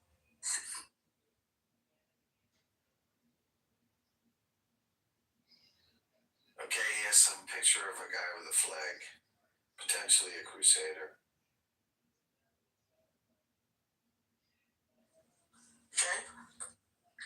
I wanted to get back to you. I do not have a good answer to your question. All right, can I say my thing? Earlier when they said Israel's separation of church and government, it's not necessarily a separation, it's more of an synagogue where my rabbi had a problem approximately 2,000 years ago where he kicked the merchandisers out from our hill. I waited to talk my part. Please don't jump in. Land your point, please. My point is that they put the markets in the synagogues where it's supposed to be a holy place. Thank you. This is not the Christian room, bro. Wrong room. Emerald, I have a question. I have a suggestion. With you, this is just a simple question, innocent question. How do you know what's in the minds of the average Palestinian? Mind control. Many ways. First of all, my day job, which I'm not going to disclose, but that means I actually talk to Palestinians on a day-to-day basis for many, many hours. Second of all, my activism, I also talk to Palestinians for many, many, many hours. Second of all, there are polls, there are data, there are facts on the ground, there are people that you can talk to, there are statements that you can listen to, and more than anything, and I want to make this very, very clear, the point of a two-state solution actually means that you do not get to say bad shit, nothing. If the entire Palestinian community decided that Hamas is God tomorrow, they still get to do that because that's the right to self-determination. Determine your own fate. If they want to determine a fate of Hamas is God, let's fight Israel to the death, we're going to have to deal with it. But they have a right to determine their own fate. And just because somebody elects leaders that hate you doesn't give you the right to occupy and oppress them. Because if that was the case, we would need to occupy. Well, that makes sense. Now I get why we're trying to occupy the entire Middle East. We kind of got used to the concept. Oh, I'm having a light bulb moment. But you see my point? So even if that ideology scares the shit out of you, it's none of your business. Thank you very much for your answer. The soapbox diatribe afterwards was necessary for the answer, but I thank you for the answer. I think there are two words. Is a respectful guy. I think he's very far to the right of us, but I think he actually is an intelligent guy, and he is thoughtful. I assume they're just two words running in their mind. Never again. Never again. Never again. What you do for others comes back to this is what respectfully, Nargis, never do that again. The use of the Holocaust.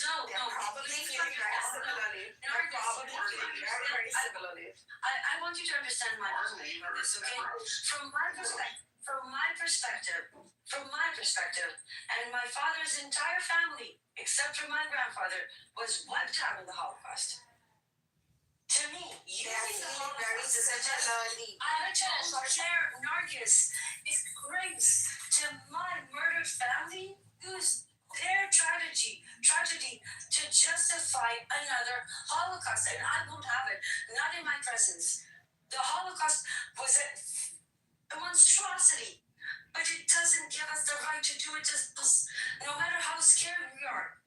It's never, ever an excuse. And I won't have my family's memory decimated by using it to justify these.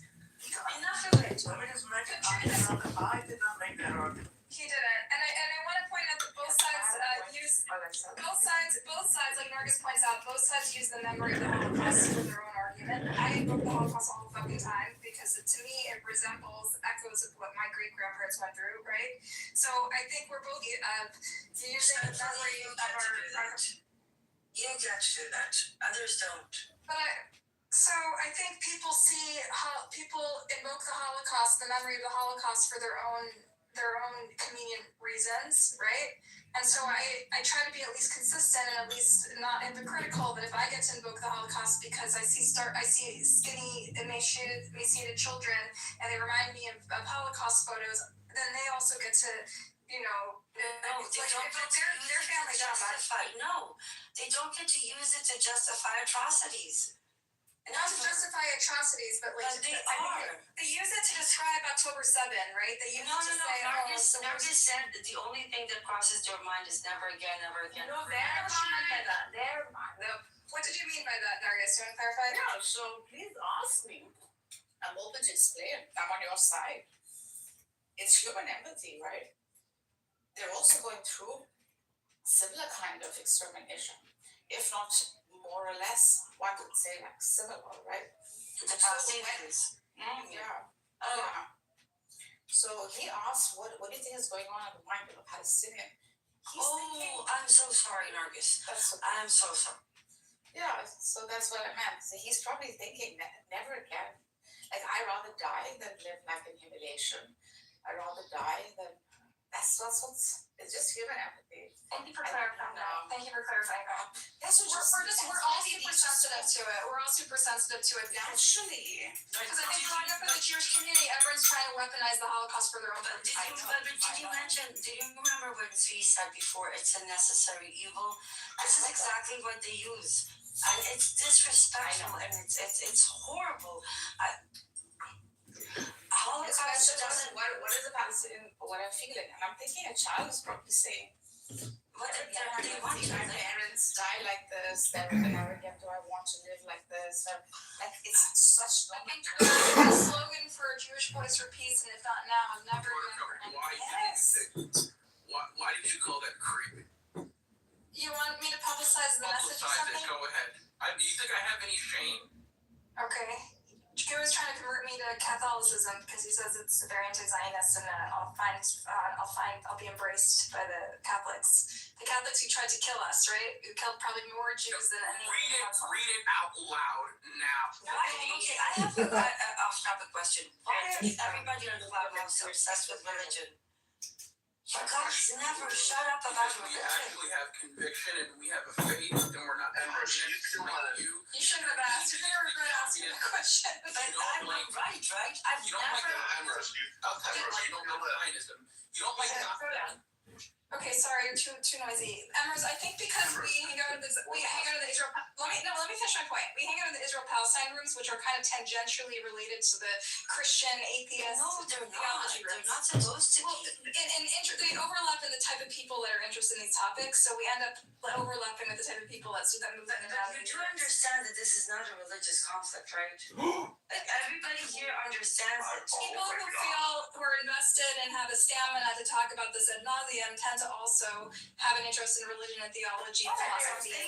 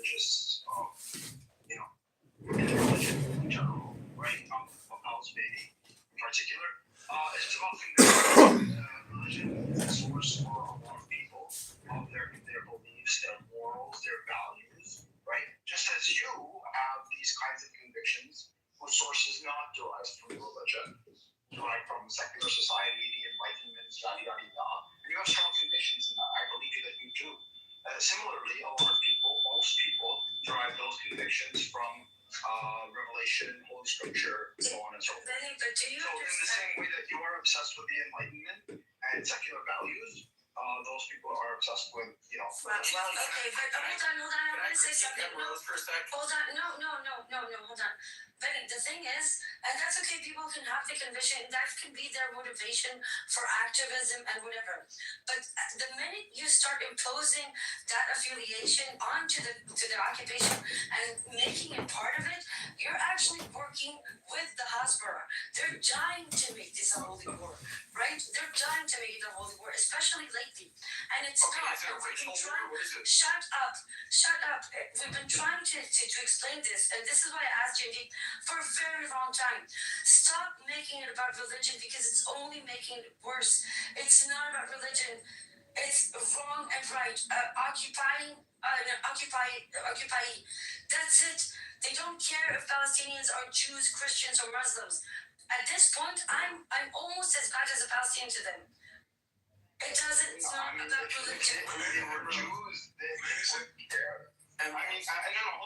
For a lot of people, I'm not saying inherently it is a religious war, but for a lot of people involved, it is. Like, look at how the Samaritans were treated as opposed to the Muslims and Christians in the West Bank. Samaritans were given citizenship. No, they were offered citizenship. Yeah, yes. Those who didn't take them, what happened to them? Yeah. But why were the Samaritans offered citizenship as opposed to the Muslims and Christians? Jewish supremacy. Yeah, exactly. That's what I'm trying to say. It's not about religion. For a lot of people involved, it is about religion. No. This has nothing to do with religion. This conflict is not about religion. I'm not saying it's the Japanese. I'm not saying it's If the girl is Japanese or Chinese, if they moved into Palestine or Palestine, then we'll have the same conflict. It has nothing to do with religion, okay? It has nothing to do with religion. But if they were Jewish, they wouldn't have. That's Jewish supremacy. Yeah, they treat the Goy the same, sure. Whether they're Japanese or... One more time. Judaism is an ethno-religion. Ethnicity is a definition of shared culture, heritage, traditions. Religion is religion.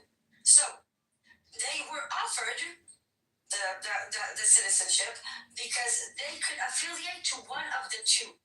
The second they rejected it, they became the enemy. Doesn't matter that they're still Jewish.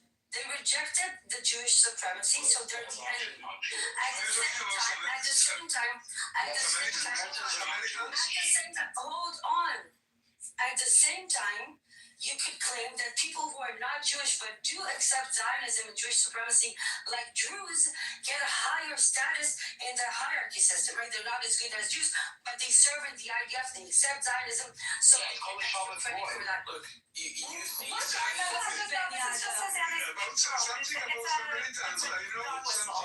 anti-Semitic. It's like a Reddit. So you guys just said Jewish supremacy. That's what she just said. Can we get like the insults off the stage? I'm sorry, Drew. Bye. Samaritans in Cologne. There is a community of Samaritans in Cologne. They are citizens and Yes, the Samaritans were offered citizenship. Part of them took it, and roughly about 800 didn't take it back then. Today, the Samaritan community in the West Bank is approximately 2,000 people. If you come to X, I can also introduce you to Faya, who is a really sweet, amazing Palestinian Samaritan, and many others.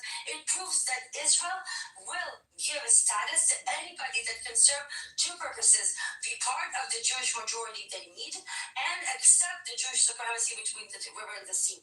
You get that, you get accepted into the circle. Within the circle, there are different levels.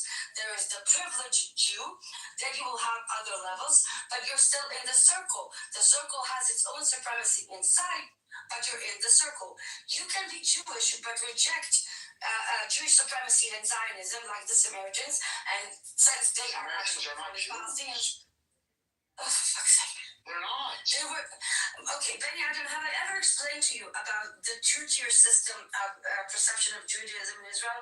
How you can actually be Jewish enough to receive the citizenship, but not Jewish enough to have babies, get married? Yes, I know. I'm fully aware of it. I know, but you want to call them Israelites, right? They're not actually Jews. Dude, Enough. I can't, Enough. you know. Enough. You're saying, but you're Enough. You're handling the conversation. Okay, we're really trying to explain to you people to take religion out of it and help us have a productive conversation. And religion has nothing to do with it. Also, if we're doing the Semitic Olympics, I'm in. It's not a direct cause, but it has an under factor to it. And if we are going to completely over religion, okay, Ambrose, we're not being honest to the situation. It may not be directly caused though, right? But it obviously it has its roots, it's showing its face on and off here and there. So perhaps we could address that if you find it necessary. We don't have to. Okay, look, you're right, and the problem with the occupation is that on the one hand, there is validity to say it's complicated, right? Nobody can say that it's insanely simple. On the other hand, it actually is. It's really, really simple. Don't occupy, equal rights, like the most basic thing there is. And then, so yes, when people are hold on, Eagle, come on, Eagle, stop it. Eagle, quiet. Eagle, let the speaker finish what she's saying. Eagle, stop. Eagle, let the speaker finish what she's saying. Eagle, I have been here. קטעת לי את חוט המחשבה, די, זה לא לעניין. Shit, I forgot what I was saying. Okay, what I was saying. Okay, Nargis, what I was saying. Yeah, thank you, Jason. Oh, for fuck's sake, enough. Let me finish and then you can ask, okay? Is in your opinion occupied? Quiet. I have tried to hear what Rose has to say for probably 10 or 20 minutes, and literally, she has not been able to finish what she has to say. Stop doing this, all right? I want to give this guy a job. Thank you, Jason. Again, for the last time, Nargis, I agree with you. There's definitely a component to it, and there is the conversation of the complexity that we can have. But I think it needs a little bit more. Let's say we're in class number 1. We can get there when we're at class 15, because right now the basic understandings of what this is extremely unsecured or loose on this. Like the very basic, this is not a religious conflict. How they use religion into it in both sides, in both ways, what have they done with it, how it impacted perception of those faith across the world, sure. Those are all valid rabbit holes. But the very basic understanding, everybody has to understand, except it's not a religious conflict. And then we can maybe go into the complexities. Do you understand the difference? Yeah. I'm asking a very simple question. I agree that the occupation is a major problem. I agree about it. But what is your definition of the occupation? Is Israel itself an occupied territory? Legally speaking, this is a very simple question. I will Yes or no? Is Israel an occupied territory? Sharon. Yes or no? Answer the question. No. Legally, no. Morally, yes. Politically? Practically, is it occupied regarding the solution of... Practically it means legally, which means no. Moral-wise, yes. So in case of 2 states, we still remain with occupation. Yes, not only do we remain with an occupation, we remain with one state that is still...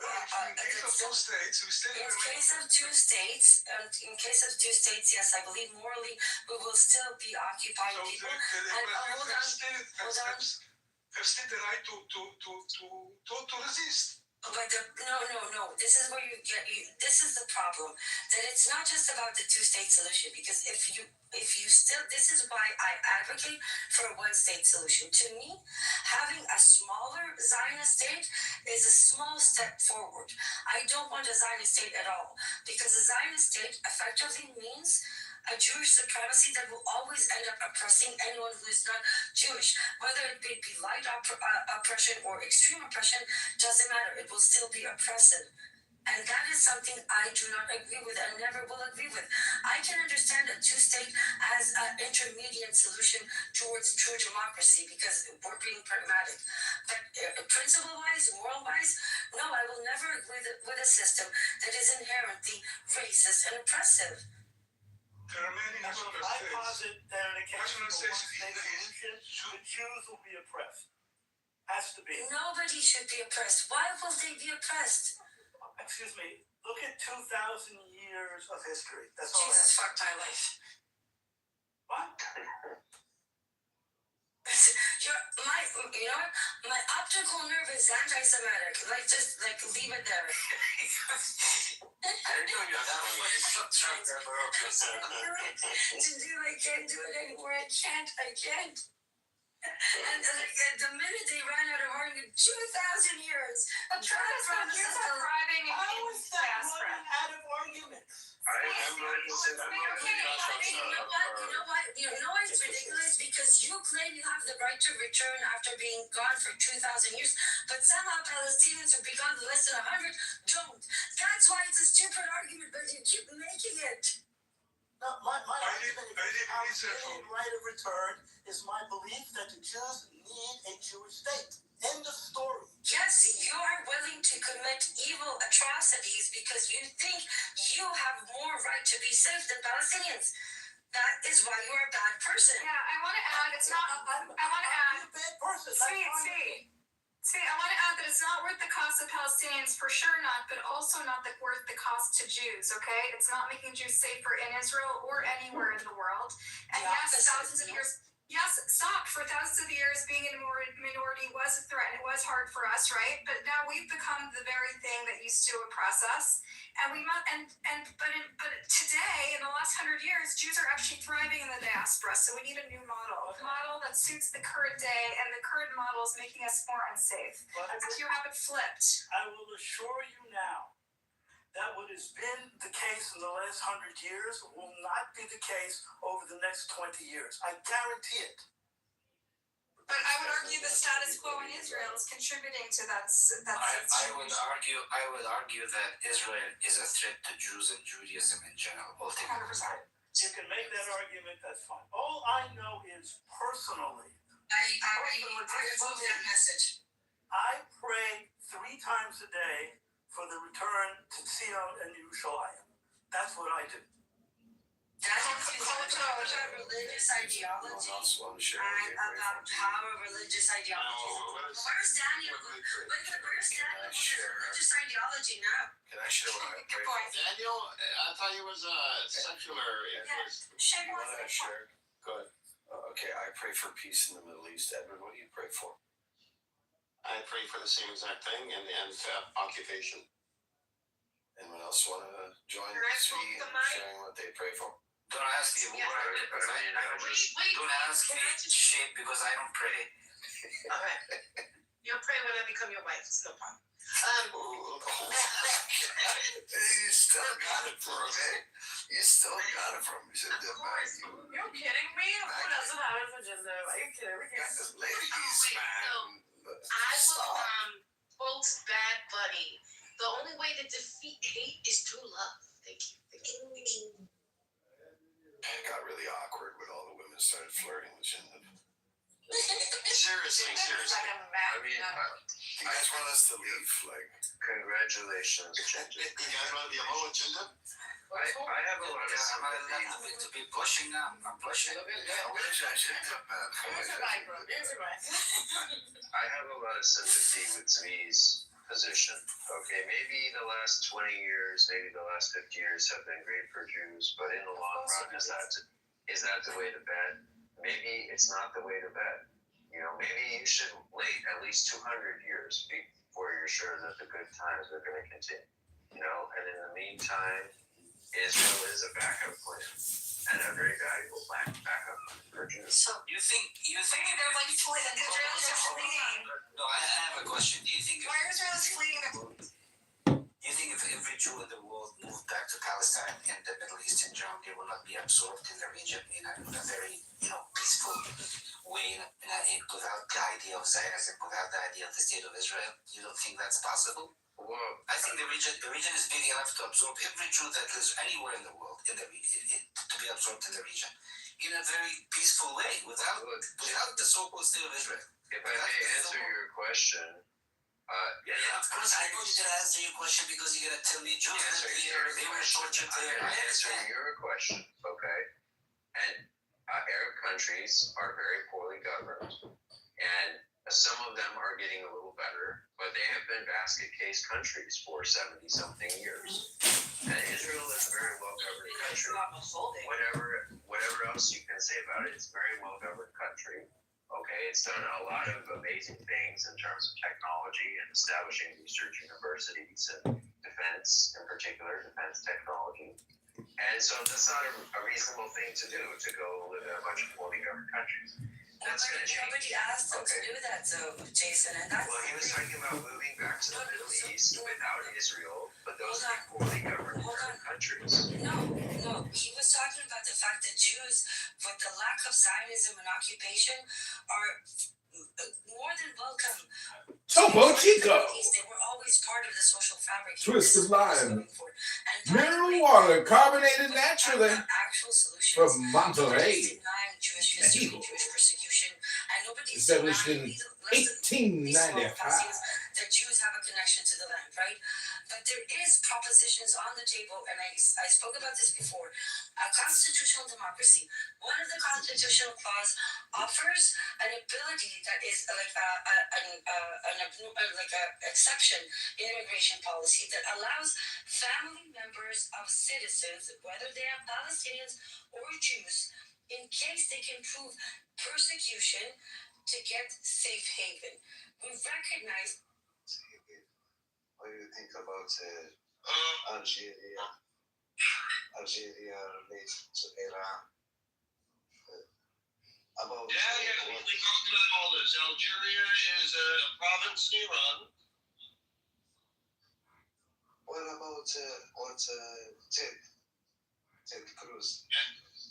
A moving vehicle. I am allowed to shoot into that moving vehicle, but I am not allowed to stand in front of that vehicle. Well, I don't know where you got your training. It is in my best interest to not. I don't know about, Norm and the young lady you're referring to. I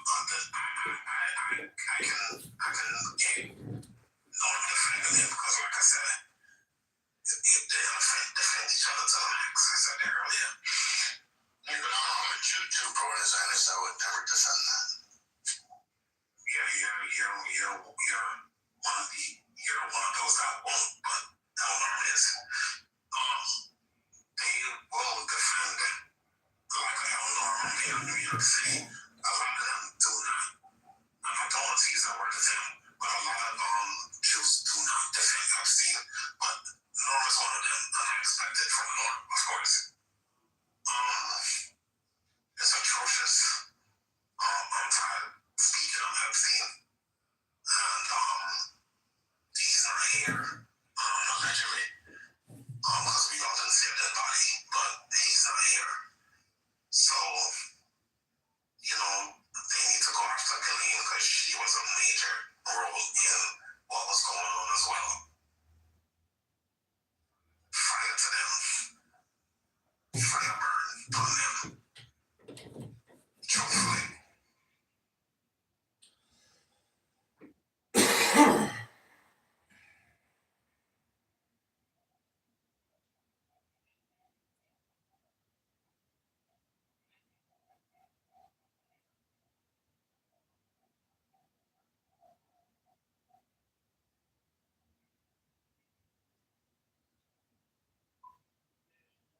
No, I hear you. Anybody else want to come up? You guys want to come up? That's the thing. Twitter is it's a second can of worms.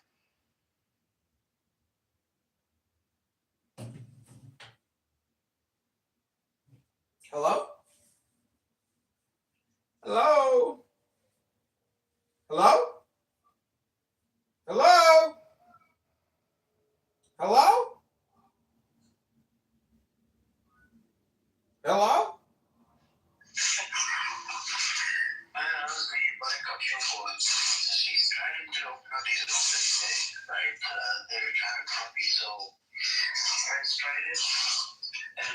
get the people to keep the people together. And Buttercup is having problems because what ends up happening is, especially when girls open up rooms, right? There's a lot of creeps on the top. They will try to dox and, just for getting kicked out of the room. They'll try to do anything to sort of like go after them, something like that. And and it's crazy. So that's the part myself, I don't understand. I've seen it happen time after time, opening up rooms on girls' name and this and that. I even seen some girls cry just because there's this one girl a long time ago. They opened about 30 rooms on her and she started crying. About 20, 30 rooms.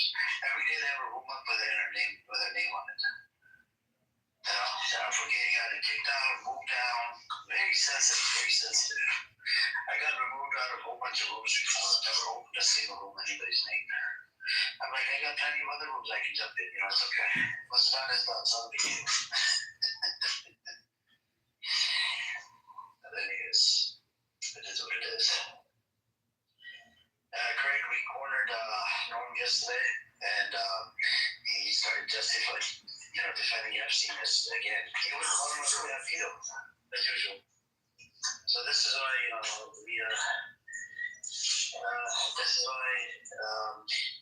we're gonna make sure he doesn't, and he said, We can talk about how it's connected. Our safety is dependent on each other. Safety. That's the thing.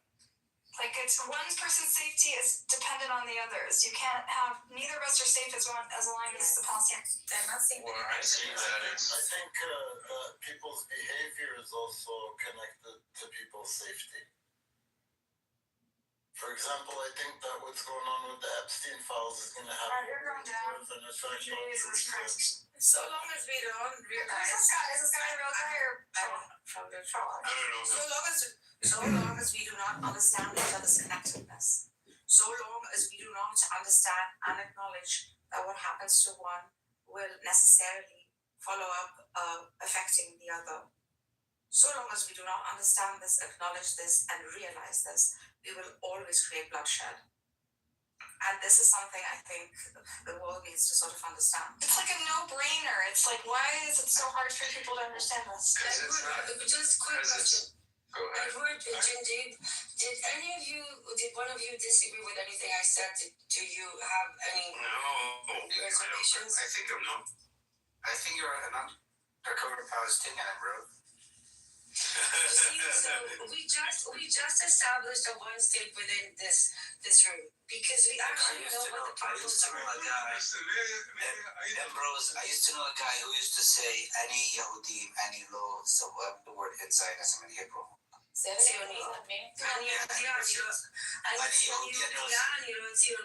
Correct. Yeah, that's what he used to like. He used to tell me, I have nothing to do with Zionism. I'm just a Jew. This is why I said I'm just a Jewish person. I'm just Jewish. Zionist. Yeah. But just to say, like, I'm sorry, but Israeli to Palestinians, this is it. We solved it. It's that simple, Marcus. Do you understand why it's so frustrating? We can make it complicated, but we can also just make it. Exactly. I think it's very simple, but you need to accept some ideas about military realism very uncomfortable, and then it's simple, okay? But it's very uncomfortable. What military realism? The ideas you need to accept are that the security of Israel is a linchpin to security for the Middle East. And so we want Israel to be as secure as possible, as strong as possible. And then that is the keystone that we're going to use that. The best way to achieve it is to end the occupation.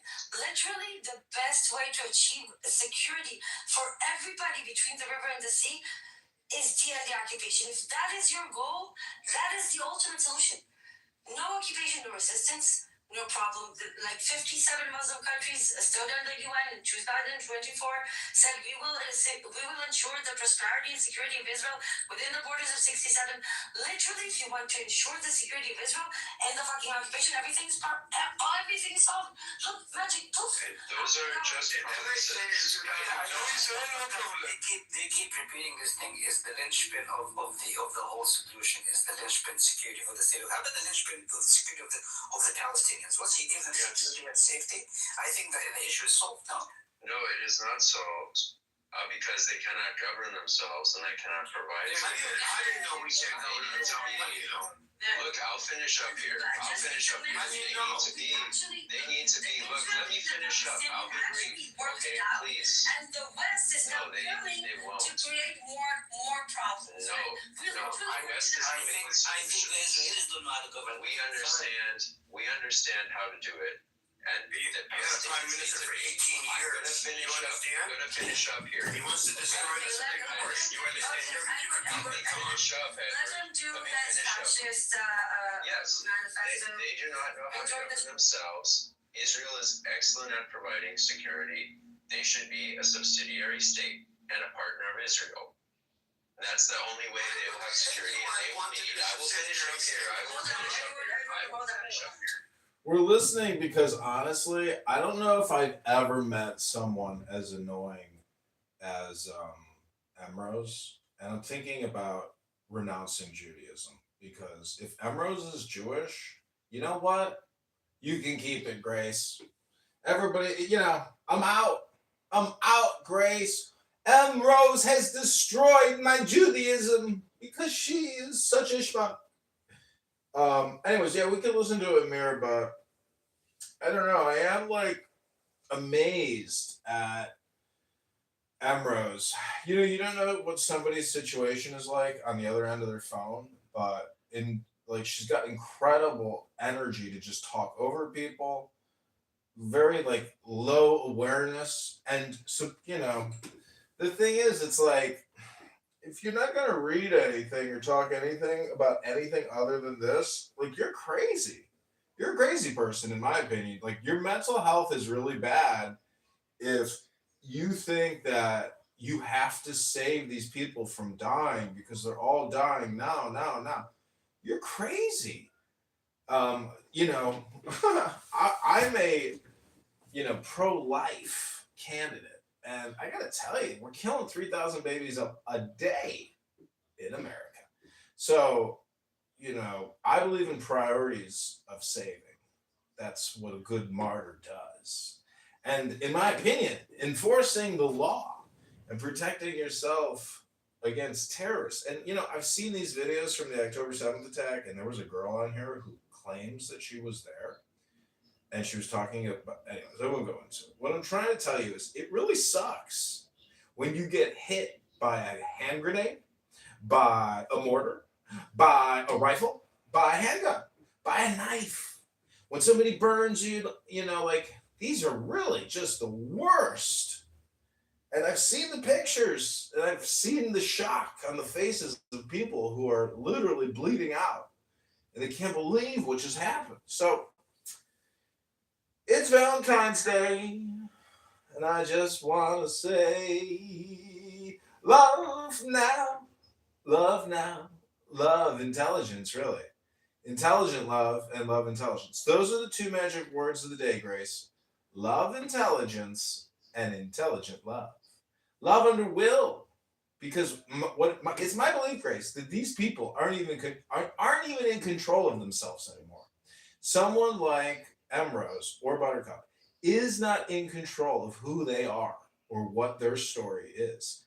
Other signals and other information is actually in control of their brains. And so I just find it amazing to be the private witness for what I consider, a malfunction. Hello? Yes, I just, we're done with Buttercup, most of the Jewish community, so, See that she can be, you can't throw the baby out with the bathwater because what she's doing is providing content. She's actually Oprah Winfrey. Like, you can't chuck her, not just yet, because what you really want is people talking. Because, I'm recording. And I think when people come on here and they actually admit to terrorist activity, like, that's the value that she can provide. Because I don't know, nobody else wants to talk to these people. So, there's not a speck of dust out of place in the whole universe. She's somewhere over there, you know. She has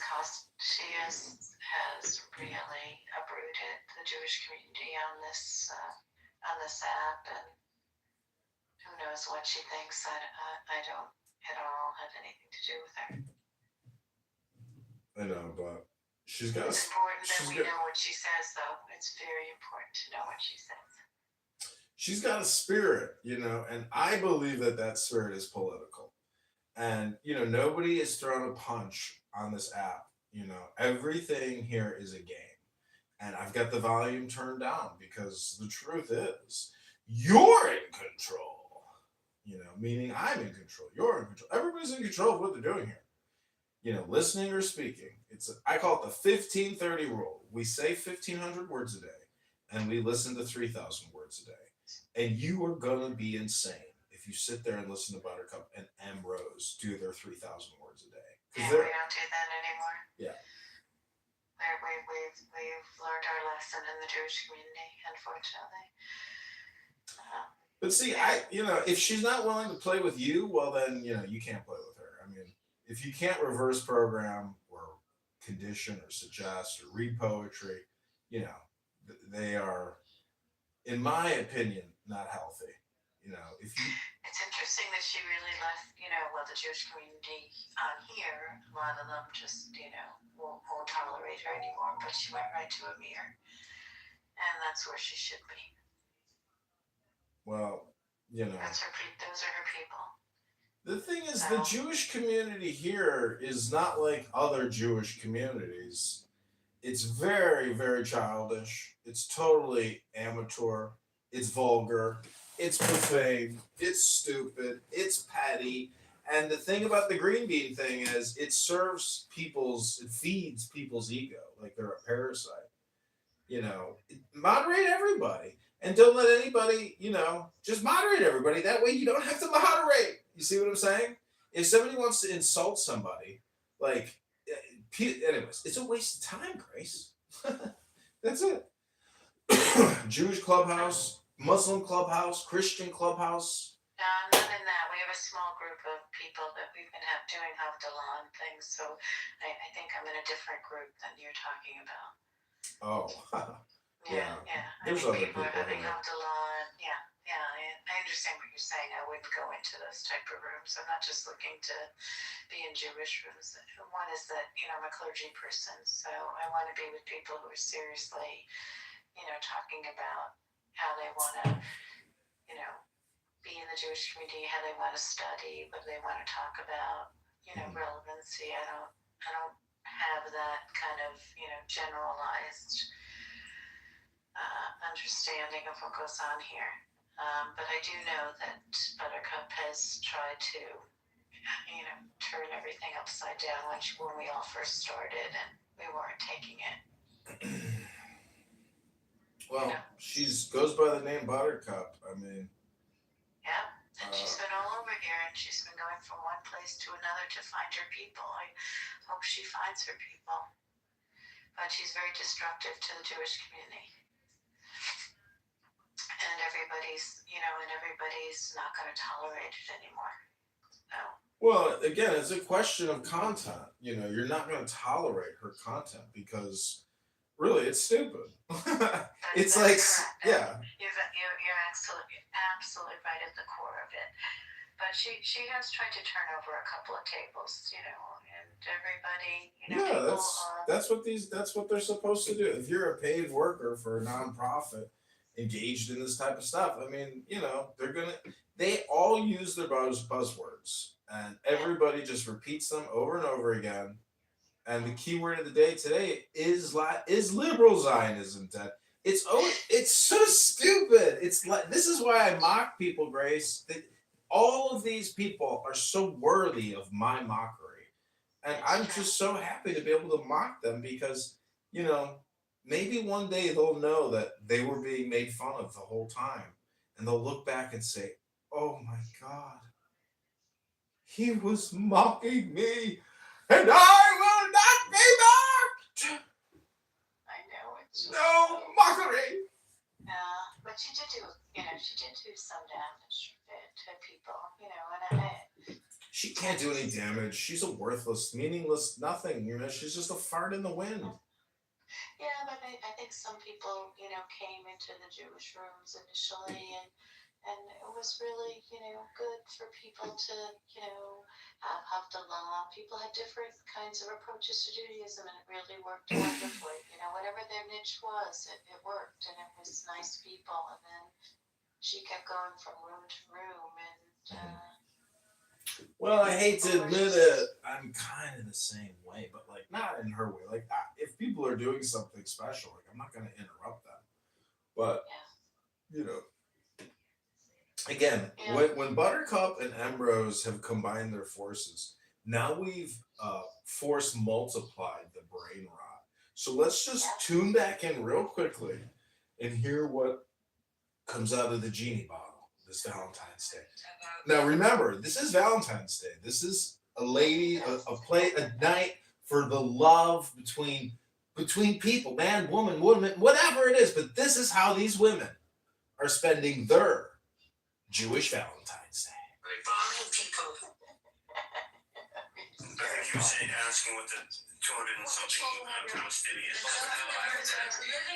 was asking what the F-35s were doing.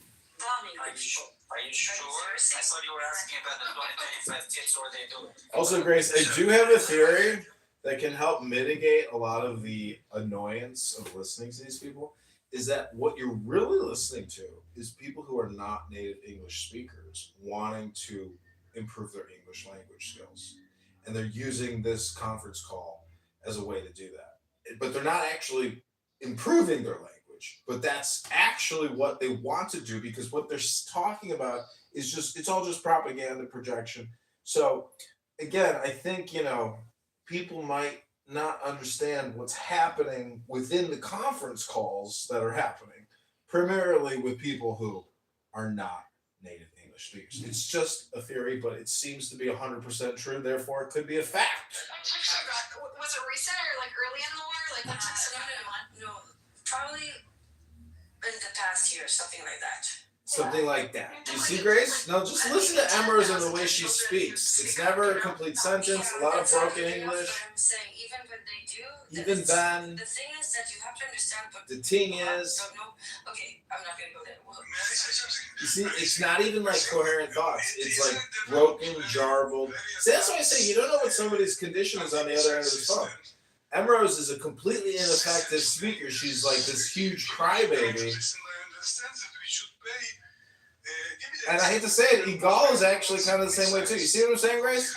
This is actually an ESL, simulator. Money to Qatar, is that like the exchange? That's why they got money with cashbacks.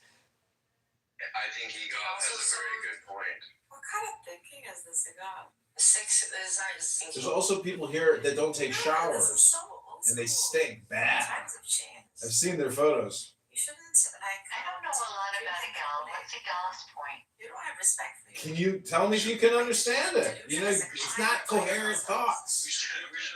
And I hear people contradicting themselves 2 to 3 times in their own sentence. I was joking because it's nonsense. We were under attack of missiles from Hamas, from Iran, and Israel developed all kinds of anti-missile systems, which are also sold. We also sold them. Nobody sold about the Iron Dome. So is it better? What is the claim about? Igal, you got attacked from my country because you attacked us. Have you ever? No, actually, the first attack was from Iran. No. Oh my God. No. Okay. The first attack was from Iran. Oh my God. Let's not do this. Who came first? It is a response. This is the whole issue here of resistance. Is resisting to response, right? It's a cause and effect kind of a situation. Narcissus is another one incapable of actually. See, the problem is there's no time, and so people are just very short. It's all just dopamine boosts. That's it, but nothing actually. There's no point. Through the proxies are run head first. What I like is It's very clear what happened. It was the Israelis attacked Iran consulate. See, I would take a statement like it's very clear what happened and put that into Sora and just make a video called "It's very clear what happened." That would be it. So we get these like generalized statements that we can clip. That basically we don't want to know their context. We want to know like the setup prior to the context. So the Israelis attacked Iran's sword, which was Iran's consulate in Syria, and they killed a lot of people, as usual. And then Iran retaliated by sending them some missiles and drones. That's what happens. Anyway, Israel has been bombing Syria for like 5 years in a row. no, Israel has been bombing Syria longer. They've actually been bombing since the start of Syria, bro. Regularly, like twice, like since the start of the civil war. Yeah, so I said like 5 years. Yeah, okay, wow, okay. Yeah. But I think we're not addressing the root they have actually. Man, I don't know about like 2-3 times a week, but they have on a regular basis. Syria. Yeah, but I'm saying like in the past few years, ever since it was Assad was being accepted into the Arab League or something like that, for some reason at that point in time, You see, it's not even coherent. Check that out. Israel started bombing like with zero consequences, zero like. But I'm talking like 2-3 times a week of like the weapon depots, the trucks. You know What country is that? Is she from like Ukraine? Like, where is she from? What accent is that? She's living in Israel. She speaks fluent Hebrew, but she has some type of European accent. There's more frequency in later years, but on a very regular basis with coordination. She doesn't sound like an Israeli, right? Syria for the last 50 years. She doesn't have an Israeli accent when she speaks English. What he's suggesting is that Israel was so good at administering society, which I actually agree with, by the way. They are relatively good relative to the region. And as a result, should be the ones that would be, the overlords of a future Palestinian society to help them develop their institutions and administer their society. The fundamental flaw here is that Israel does not want there to be a Palestinian state, a functioning Palestinian state with institutions. They've actually been working harder for the last 70 years to prevent Palestinians from establishing institutions or to attain independence. And that's the root cause of the problem. The Zionism wants to exert direct sovereignty over the land between the river and the sea. Well, if the facts change, I change my mind. No one else. That's what. And that may be a critical problem with my theory, right? Then maybe they won't do it. Okay. Yeah. No, because I actually do agree with the fundamental point. If you take a society that has no institutions at all, you need someone to help them build those institutions until they attain independence. Take Syria, for example, right now. Syria has been demolished, deindustrialized, reverted back to an agrarian state. We can't just on our own develop, all these wonderful institutions and transfer functioning, beautifully administered. It's kind of funny. They're like, you guys will have to build our society for us because we're completely incapable of doing it for ourselves. So we need a bigger brother to build us back up. Would you build us back up? Otherwise, this won't work. Asking somebody how can I help and giving what he's asking for, but still allowing them to determine their own fate. Palestinians are just like all of us. They're more than capable. They're doctors, engineers, lawyers, everything you can ever ask for. Everything. Built to go Gulf states, we can build The houses. Palestinians built the Gulf states. The joke in Israel is that Israel was built by God because they used as cheap naval force. No,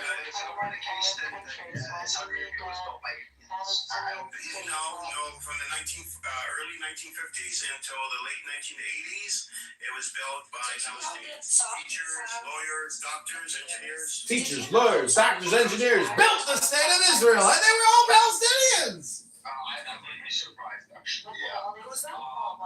Since the discovery of oil, probably. Because India is close enough that there was enough trade throughout the centuries. That's correct. I love how Narja's like always adds in. That's correct. That's good. So like, if we were to like film these people in their apartments or homes doing what they're doing, it would be a totally different experience than listening to the audio through your phone, because it's audio specific, and so it hits different. Your brain is calculating all these things and visualizing all these responses to what it's listening to. So it's a different experience as opposed to seeing the real deal, which is somebody who probably hasn't showered in 4 days and is living in an apartment littered with trash and dog poop all over the place. So it's easy to be fooled by fools who just talk endlessly. And that's the point, is, don't let Clownhouse use you. Use Clownhouse. And one of the best ways to use it is to just record it. Because when people have rooms that are not on replay, that's because they are ashamed of what they're doing and they don't want a permanent record of it because they're recording trash. And I'm a trash collector. I collect trash for a living professionally with the Jewish Complaint Department. We will take your trash donation and we will gather up your trash and we will bring it to the wasteland, to the garbage dump of despair of your garbage. And we will grant you access for a fee into our garbage dump so you can carry something out and bring it to a room to exhibit it as evidence for more trash collection. It's a cyclical recycling and trash industrial complex, and I want to thank you all for being a part of it, especially on Valentine's Day. It's unbelievable. Really, It's a reservoir of stupid people. It really is Dinner for Schmucks. Have you seen Dinner for Schmucks, the movie? No. Oh my God, you have to see it. It's a collection of schmucks that get invited to a dinner but don't know that they got invited specifically because they're a schmuck. But the whole thing deals with hypnosis because the lead character believes that all communication is hypnosis. So you have to see this movie. Like, there's a scene where they're like battling, and they, it's the belief like whoever gets the last word in has the power of the hypnosis. So everybody wants to get the last word in. It's very funny. Now, how are you getting to hear the room even though you're not in the room?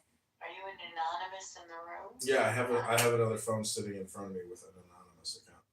Oh, so you have an anon, they call it, right? Yeah. Is that who's in there? And they don't care that there's an anon in there? No, they don't care. People want to talk. They will not be stopped. Doesn't matter if they know they're being recorded and put on some bald asshole's YouTube. They want to talk, and they will not stop. Nothing will deter them. Yeah, because I'm always very suspicious when an anon comes into the room. So I don't want that in my room. People can't, be whatever they want. We can't hear their voice, and they're just anons. I would kick them out, but they don't care. That's interesting. Zen, welcome to Amir is a terrorist. Call the FBI. How was your dinner? Yeah. Hey, the movie was great. It was called Solo Mio. Fantastic. Really, really cute rom-com. Rom-com. I'm going out tonight, and I'm bringing a dozen roses with me. You are? Oh yeah, I'm gonna go up to a dozen girls and say, "You are the most beautiful rose I have ever seen." You are too funny. You are out of control. I love it. Thank you. What is your name? My name is Dr. Have you Rose. guys ever seen the movie Nightcrawler? I think so. I have. Yeah, I've seen it. That's a funny movie. Oh, that's what you are, John. You're a Nightcrawler. You're trying to capture the best content. It's doing great. That was a good movie. It was pretty kind of scary, and like, you know, there are people like that. But they're, you know, I don't know. They're making money. They must be. That's right. I'm still trying to figure out how, but they are making money. Paparazzi is kind of also like night crawlers, you know. That's basically what the paparazzi are. That's right. That's how they get their best shot. It's kind of John, I really I've been like following you maybe for like 5 years now, and I always like appreciate like the sort of work that you've put into this. I'm one of John's biggest supporters and fans. He catches all these people and they're lie down. I'm nothing special. There's a lot of people in the recycling industry. It's a huge industrial complex. Garbage collection. Honestly, like every day. You're the best. You're like one of the best. Like I'm not like trying to be like braggadocious, but like you're a pretty cool guy, man. Like I appreciate like the wisdom sometimes, you know, like with like the books that you read. It's fantastic. Yeah, thank you. You know, there's critics and there's artists, and you know, you're an artist too. Look at you. Hundreds and hundreds of YouTube recordings of garbage. Just 110. Oh, 110. Wow. you digitized it. You know, you're the new Motown of Clown House. Thank you for the dopamine, John. I appreciate it. I love it. Oh man, you know, you just can't let people get away with this, because what they want to do is demand that their reality be the accepted reality, and I find that to be so annoying. Yes, they're building their framework. Yeah. We need to build a counter framework that sort of takes up their framework. Yeah, we need to reframe the framer. Yes, exactly. Yep, frame the framer, and I won't be a victim of their frame. I refuse, and they're so annoying and so stupid. They're just worthy of mockery. So, you know, it is essentially the roast. It is the roast show. You know, people have been doing this forever, just reframing, successfully at that. But you know, it's funny. They are Nazi accusers, and they are actually the Nazis, which is like, That's correct. I just don't see why they can't see that they're the fascist when they scream that somebody else is the fascist. They want to be replaced and become the fascists that they accuse people of being, even though they're not actually fascists. It's so crazy. If they were fascists, they wouldn't even be able to complain about the fascists. It's so stupid. It's essentially a show. And, you know, they hate the fact that I record it because it just makes them redundant, and exposes Do they know you them. record it? Yeah, everybody knows my name. The John Kitover sitcom is, you know, pretty popular at this point. No, I know that, but do they know? Yeah, I go into the room and I post a link. I say, you're all on my YouTube. And they don't care? They don't care. They don't care. Because they claim nobody watches me. But then they get paranoid and they say, but fuck, he's gathering up so many of our conversations. Like, they're, you know, they scream at me and say, they live in my head rent free. And then I start laughing. I go, no. Oh, that's the best. I love That's a projection. I'm living rent free in your head. I don't even want to live in your head rent free, but I am. Like, look at this room title. Look at the house. I'm just cloning them. You know, it's hilarious. And people come in here. Miss Buttercup, she should have her own show. She does. I'm recording her. She's on my YouTube excessive amounts because she's here every day of the week. Yeah. This is her life now. you know, and I'm sure she's watched my YouTube and said, "Haha, that's me." You know, it gives her like a joy. We all wonder if she has a job, how she makes a living. Well, she's talked about how she was destitute, you know, at some Yeah. points in her life. Yeah, but she's been on here like day and night. Somebody said she has a kid. Yes. So she's not taking care of the kid? Is the kid like did she like give the kid up or I something? don't know. We heard the kid. Early on. We heard that like a year ago. We heard the kid, but she hasn't done that since. I don't think. I mean, I don't hear her a lot. I try to. You know, it's very annoying to me. Well, that's the point. Is part of this is annoying. So when you go into the real world, you are not annoyed by people like this in the real world because you can say to yourself, "Oh yeah, I've already met you on Clown House. Don't fuck with me." That's basically what happens. Yeah, we just turn. You know, we don't. You repeat. You know. Yeah. Once you're annoying, you're annoying. But she's just. This is her life. That's all we have to say. It's my life, and it's now or never. I'm gonna go to the bar and have a good Valentine's Day. Shabbos is over, Shavuot Tov. Shavuot Tov. 60 or 60? 60. No, it's not 60. I was 30%. My doctor, but I find It's not 60. It's about 25. Well, does she mean healthcare professionals or doctors?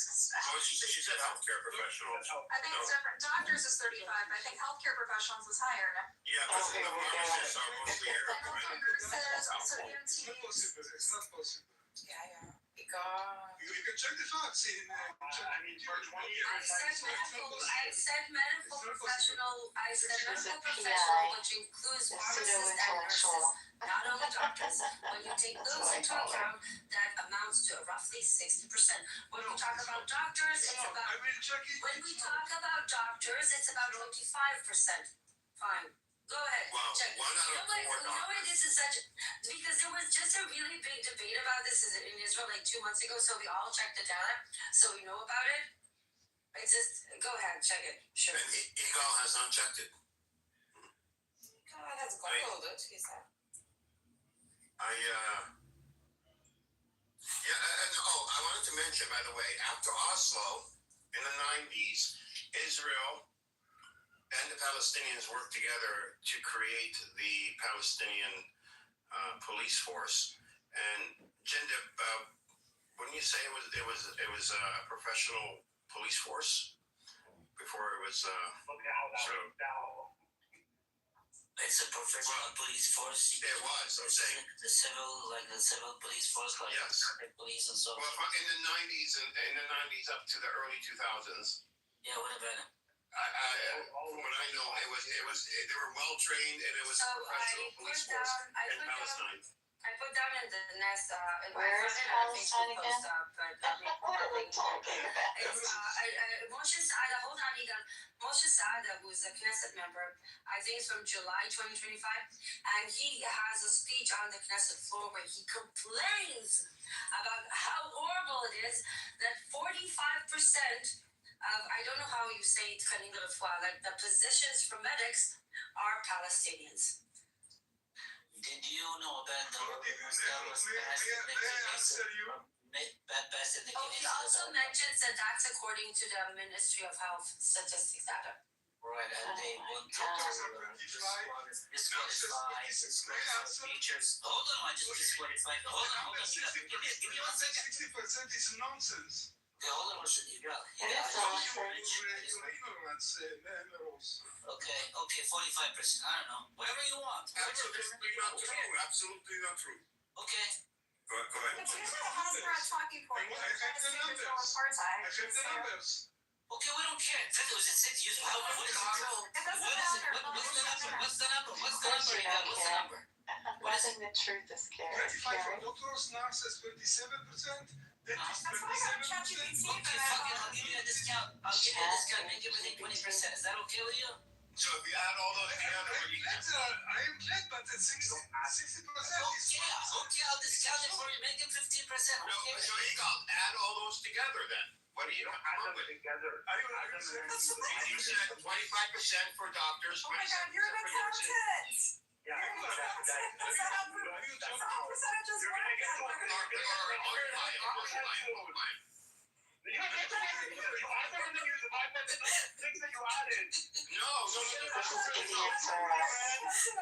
cannot percentages.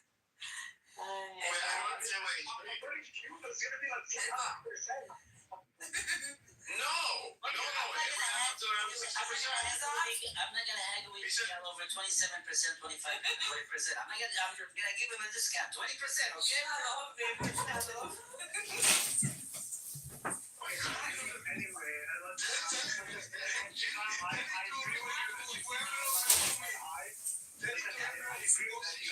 agree with you. 60%. Listen, I agree with you. The 60% number was quite high. I think she was rounding up, like, what? But it doesn't really matter, right? Like, the point is that yes, Palestinian population is educated enough to participate in a function. That was her point. Yes. I don't think anybody disagrees with that, but there's a difference between having an educated population building a state from the ground up, right? These are two different things. It helps to have an educated population, but that's not all you need. That's not the only component required for building a functioning state. A really important component is stability, right? So one of the reasons why a lot of Arab countries in the region, not all, a lot, were not able to progress their socioeconomic development is because of conflict rhetoric. This was a big role, played a big role. And as a result, also, a lot of food happening from the Soviet Union and America, now Russia, right? So this would also be a background. Like, we need someone to sponsor your independence, make sure that nobody gets involved, right? This is why you need big country sponsors generally when you're building a state, especially in such a convention. Look, Inga, Arabi, you know where Arabi is, right? I guess I know Arabi has 24,000. Listen, Arabi has 24,000. Hold on a second.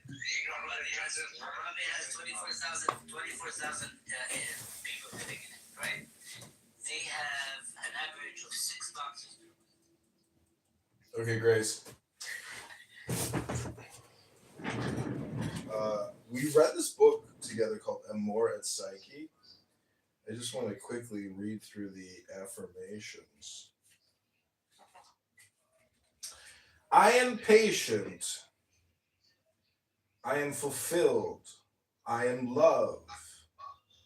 And manifest love in my life. Proclaiming love.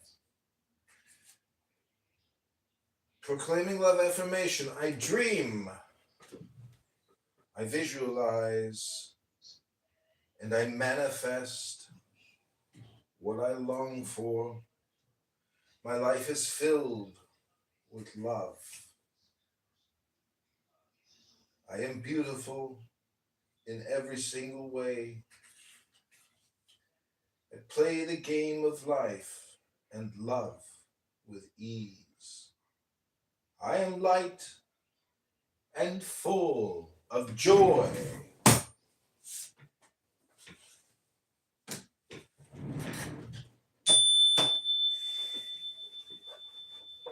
Okay, I've been reading this book. We're on page 52. This is a clip for YouTube. I hope you enjoy.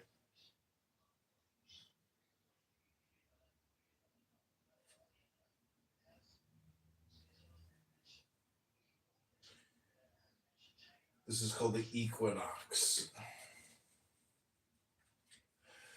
Did Brutus save Roman liberty by killing Caesar? In killing Caligula, Chaerea only made place for Claudius and Nero. To protest against violence by violence is to justify it. and to force it to reproduce itself, but to triumph over evil by good, over selfishness by self-abnegation, over ferocity by pardon. That is the secret of Christianity, and it is that of eternal victory. I have seen the place where the earth still bled from the murder of Abel, and on that place there ran a brook of tears. Under the guidance of the centuries, myriads of men moved on, letting fall their tears into the brook. And eternity, crouching mournful, gazed upon the tears which fell. She counted them one by one, and there were never enough of them to wash away one stain of blood. But between two multitudes and two ages came the Christ, a pale and radiant figure. And in the earth of blood and tears, he planted the vine of fraternity, and the tears and the blood, sucked up by the roots of the divine tree, became the delicious sap of the grape, which is destined to intoxicate with love the children of the future. Chapter 14, the number 14. This is a Christian Jewish Kabbalah book, by the way. It's called The Key of the Mysteries. 14 is the number of fusion, of association, and of universal unity. And it is in the name of what it represents that we shall here make an appeal to the nations, beginning with the most ancient and the most holy, children of Israel.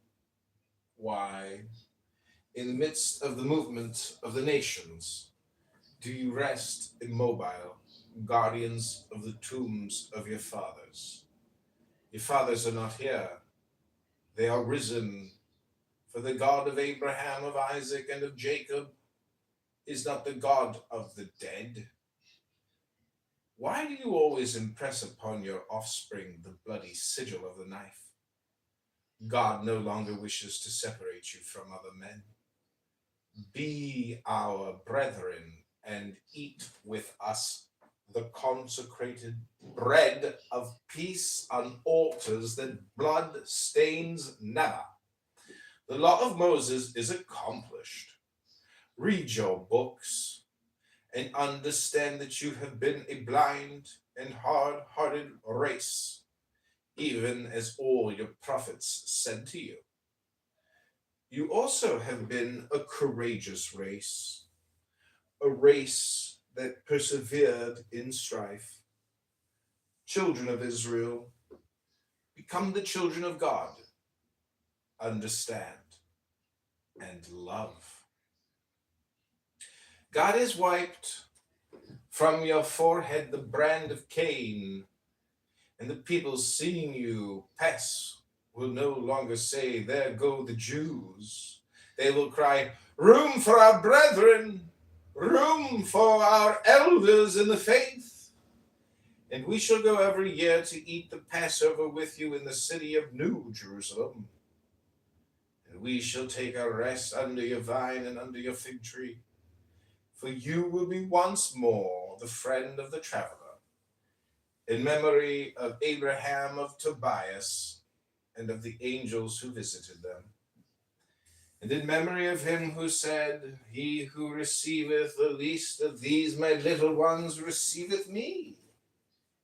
For then you will no longer refuse an asylum in your house and in your heart to your brother Joseph, whom you sold to the Gentiles, because he has become powerful in the land of Egypt, where you sought bread in the days of famine. And he has remembered his father Jacob, and Benjamin his young brother, and he pardons you your jealousy and embraces you with tears. Children of true believers, we will sing with you. There is no God but God, and Muhammad is his prophet. Say with the children of Israel, there is no God but God, and Moses is his prophet. Say with the Christians, there is no God but God, and Jesus Christ is his prophet. Muhammad is the shadow of Moses. Moses is the forerunner of Jesus. What is a prophet? A representative of humanity seeking God. God is God, and man is the prophet of God when he causes us to believe in God. The Old Testament, the Quran, and the Gospel are three different translations of the same book. As God is one, so also is the law. O ideal woman, O reward of the elect, art thou more beautiful than Mary? O Mary, daughter of the East, chaste as pure love, great as the desire of motherhood, come and teach the children of Islam the mysteries of paradise and the secrets of beauty. Invite them to the festival of the New Alliance. There upon three thrones glittering with precious stones, three prophets will be seated. The tuba tree will make with its back curving branches a dais for the celestial table. The bride will be white as the moon and scarlet as the smile of morning. All nations shall press forward to see her, and they will no longer fear to pass al-Sirat.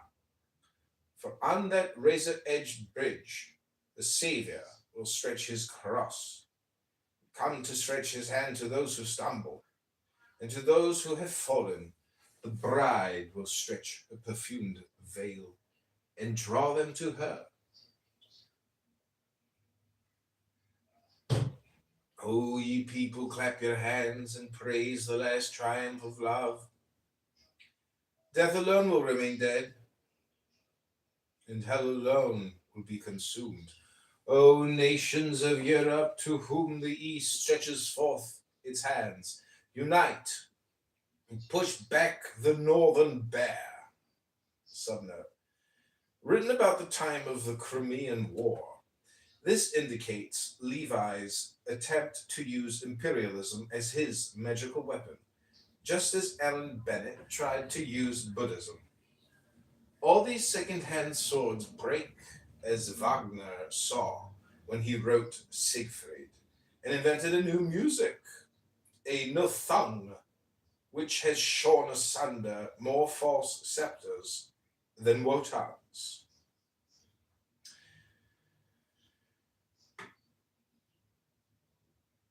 Such will, where do they leave off?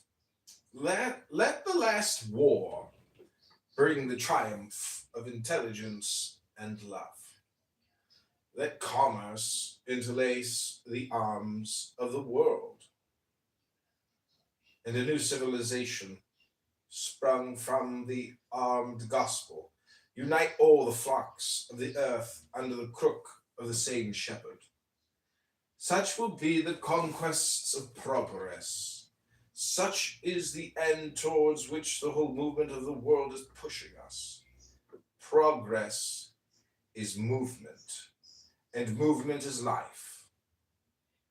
To deny progress is to affirm nothingness and to deify death. Progress is the only reply that reason can give to the objections which the existence of evil raises. All is not well, but all will be well one day. God begins his work, and he will finish it. Without progress, evil would be immutable like God. Progress explains ruins and consoles the weeping of Jeremiah.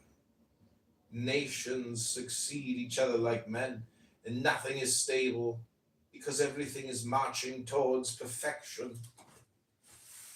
The great man who dies bequeaths to his country the fruit of his works. The great nation which becomes extinguished upon earth transforms itself into a star to enlighten the obscurities of history. What it has written by its actions remains graven in the eternal book. It has added a page to the Bible of the human race. Do not say that civilization is bad, for it resembles the damp heat which ripens the harvest. It rapidly develops the principles of life and the principles of death. It kills and it vivifies. It is like the angel of the judgment who separates the wicked from the good. Civilization transforms men of goodwill into angels of light and lowers the selfish man beneath the brute. It is the corruption of bodies and the emancipation of souls. The impious world of the giants raised to heaven the soul of Enoch. Above the bacchanals of primitive Greece rises the harmonious spirit of Orpheus. Socrates and Pythagoras, Plato and Aristotle resume in explaining them all the aspirations and all the glories of the ancient world. The fables of Homer remain truer than history, and nothing remains to us of the grandeur of Rome but the immortal writings which the century of Augustus brought forth. Thus, perhaps, Rome only shook the world with the convulsions of war in order to bring forth Virgil. Christianity is the fruit of the meditations of all the sages of the East who live again in Jesus Christ. Thus the light of the spirits has risen where the sun of the world rises. Christ conquered the West, and the soft rays of the sun of Asia have touched the icicles of the North. Stirred by this unknown heat, ant heaps of new men have spread over a worn-out world. Souls of dead people have shone upon rejuvenated races and enlarged in them the spirit of life. There is in the world a nation which calls itself frankness and freedom, for these two words are synonymous with the name of France. This nation has always been in some ways more Catholic than the Pope and more Protestant than Luther. The France of the Crusades, the France of the troubadours, the France of songs, the France of Rabelais and of Voltaire, the France of Bossuet and of Pascal. It is she who is the synthesis of all peoples. It is she who consecrates the alliance of reason and of faith, of revolution and of power, of the most tender belief and the proudest human dignity. And see how she marches, how she swings herself, how she struggles, how she grows great, often deceived and wounded, never cast down, enthusiastic over her triumphs, daring in her adversities. She laughs, she sings, she dies, and she teaches the world faith in immortality.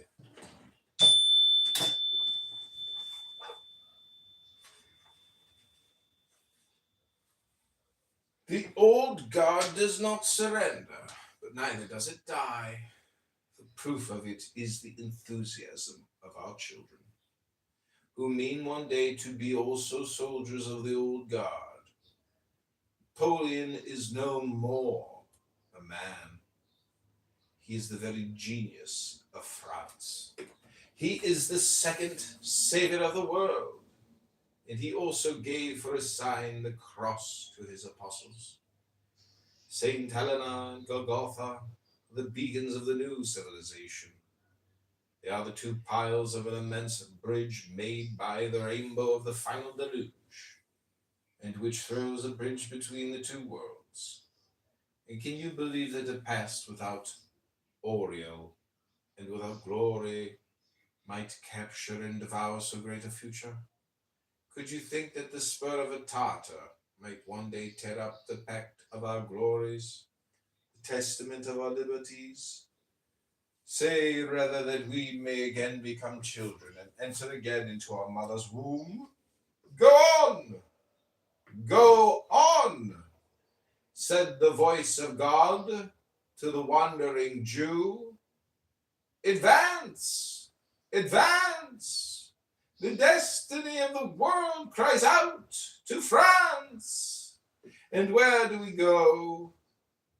To the unknown, to the abyss perhaps, no matter, but to the past, to the cemeteries of oblivion, to the swaddling cloths which our childhood itself tore in shreds, towards the imbecility and ignorance of the earliest ages.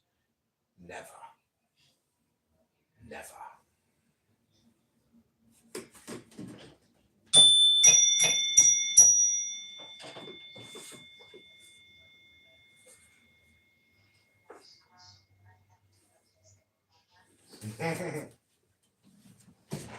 Okay, good night. Happy Valentine's Day. It's 9/11.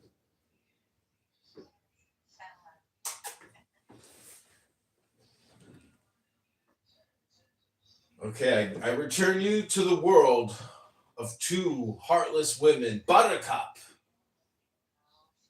and Emerose. Non-natives. America would never come to being. You know, as a country, the natives have to be either eradicated, co-opted, killed, removed, anything. You know, just they have to be taken out. And this is what Israel has been doing. Inception. It's unfortunate. Okay, I have a question. Hello? Is Hamas I know the answer. Hamas is not in the West Bank. To those who support what Bibi Netanyahu is doing, wasn't people in the West Bank, weren't they cooperating? So it's like the Palestinians, you're damn if you do, you're damn if you don't. If you resist, you get slaughtered. A fast slaughter. If you don't resist, you get a slow slaughter. But either way, you losing your fucking land through death or through ethnic cleansing. Well, so what? Why are you guys doing this to the West Bank? What's the answer to that? Because they can and they want to, and nobody's stopping them. Go ahead, Daniel. Anyone else? Any Zionist Jew over here? There's no Zionist on stage. There's no one on stage. You're talking to the choir. Right? Just want to understand this. Because in the beginning, it's Hamas. Destroy Hamas. We got to Hamas. And yes, now what? You saw through it. You see through it. And now what? What did Palestinian in the West Bank do? You guys are disgusting. Looks like we outlasted all the Zionists today. I guess we win. We won this one. I always win, except we became an echo chamber. Exactly. Oh my God, except for Jason. But you know what? Being an echo chamber that echoes. That's crazy. But being an echo chamber that echoes the end of atrocities is not a bad thing. Just saying. I can understand a Buddhist. I could understand a Christian Zionist.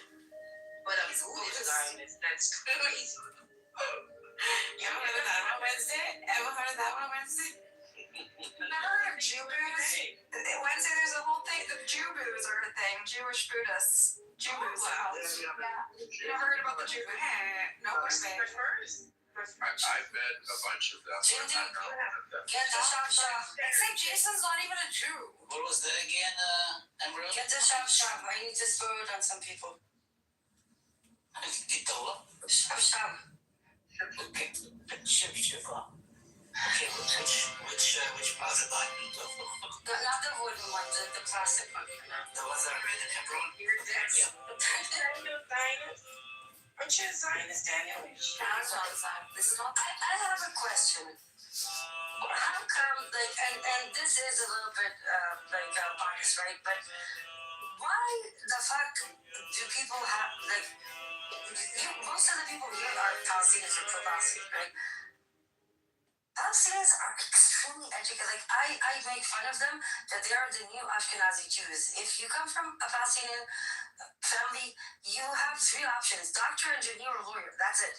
Anything else and you're outcasted. They're worse than Polish Jewish moms. And It's the pathology of the striving immigrant class, you know? Yeah, of course, but the perception is this always amazes me, how they manage to indoctrinate people to such an extent that it's completely detached from reality. It's not even similar to reality. It's so fucking weird. And we live in an age where, like, information is flowing. People are free to watch the truth whenever they want, but the dumb ages. Oh man, it's like we in America are so lazy and so stupid. So few people become doctors. We're mostly like nurse practitioners or like PAs. Like I don't understand how they produce so many like full-blown doctors. Why don't everyone's watching? Like kids in my kid's school. Oh no, this isn't like the delusion is within just a very few. It's so out there. It's global. Yeah. This is why it's so weird. Everyone knows. What's that? Sorry? Benny, come close to your mic, you boy. Sorry, this is butter. Gay boy. Yeah. Come close to your mic. This my dog. Purple. Benny, come close to your mic, you loser. What's your name, guys? Better. Truth is having a space. We lost you. He was mocking. Just He said getting the along? Truth Teller is having a space if I want to go. Truth Teller is probably one of the top 5 You're Nazis really on X. stupid. Yeah, I hate that. That's an account on X, and he's one of the biggest Nazis. He runs anti-Jewish spaces. Oh, fuck's sake. Benny, there's literally memes about Truth Teller. Like the Truth Teller 109 country speech. The Truth Teller, what they call it? The generous speech. Benny believes all the shit though. Benny's into it. Yeah, but that doesn't make you a Nazi. Benny's a white supremacist. No offense, Benny. I love you. I'm Very sorry, sweet, not very smart, but you're always. Nazi, but a Jew hater. Yeah. They're like Christian supremacists. That's what. Did you see the Truth Teller documentary? That's the modern Nazi. They're equivalent of Nazis for today. He's Iranian and a midget. Yes, I'm sorry, Marcus, he is. I know, it was Did I just hear an Iranian and a midget? Is this like a stutter? But a midget is like a 1 meter 50. He's like tiny. May I know why Iranian? He's from Iranian descent. I'm sorry, Nargis. It's Turkish. She called him an Iranian midget. Trust me, they had like hours digging into it, trying to prove that he's not one of theirs. Iranian is a bad word. No. What? Nobody said Iranian is a bad word. Getting that from. Oh, for fuck's sake. I have like a special thing with Iran, so don't troll me on it. You all have a special thing with Iranian fuckers. No. I do have a special thing. It's like Benny, you're Iran yet. we can't even hear you, which I don't know if it's a bad thing or a good thing. Yeah. Great thing. Why do we have BB on stage? Fuck your rock. He said fuck your rock. I don't understand. That's not BB. It's Shake. I just got here. I didn't even say anything. I'm going to Daniel put a BB picture? Yeah, it's like a GIF or GIF. Ugh. I think it's Jeff. I think it's Oh Jeff. no, he actually It was It's a Christian, damn it. It's a Christian movie, Netanyahu. It's Jeff Epstein. No, it's You know what's the most popular EFP in liberal Zionist in Israelis and X? It's a picture of BB with a bloody hand on it. Very visceral. isn't that referred to? Because they blame him for October 7th. Is this better? Yes. The lefty Zionists in Israel call it the Netanyahu massacre. But the thing is, he was not there that day, so I can't really blame him.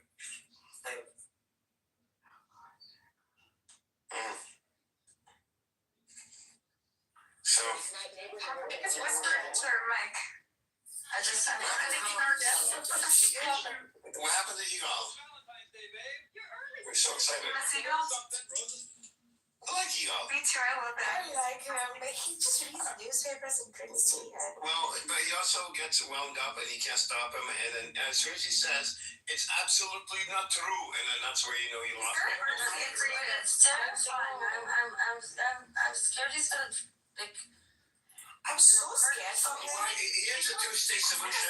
He's old. He's older. He's really older, and I get so worried for him when he gets worked up. I think he's gonna like. He's actually really colorful. We're friends a little bit off the app. He's like an artist. He's very creative, avant-garde artist. I thought so. Yeah, he is. He did exchange documentary. literature. We exchange creative writing sometimes. Very nice. And even when he speaks, it's quite poetic. Although, like, He is not poetic. What do you He's like a visual artist.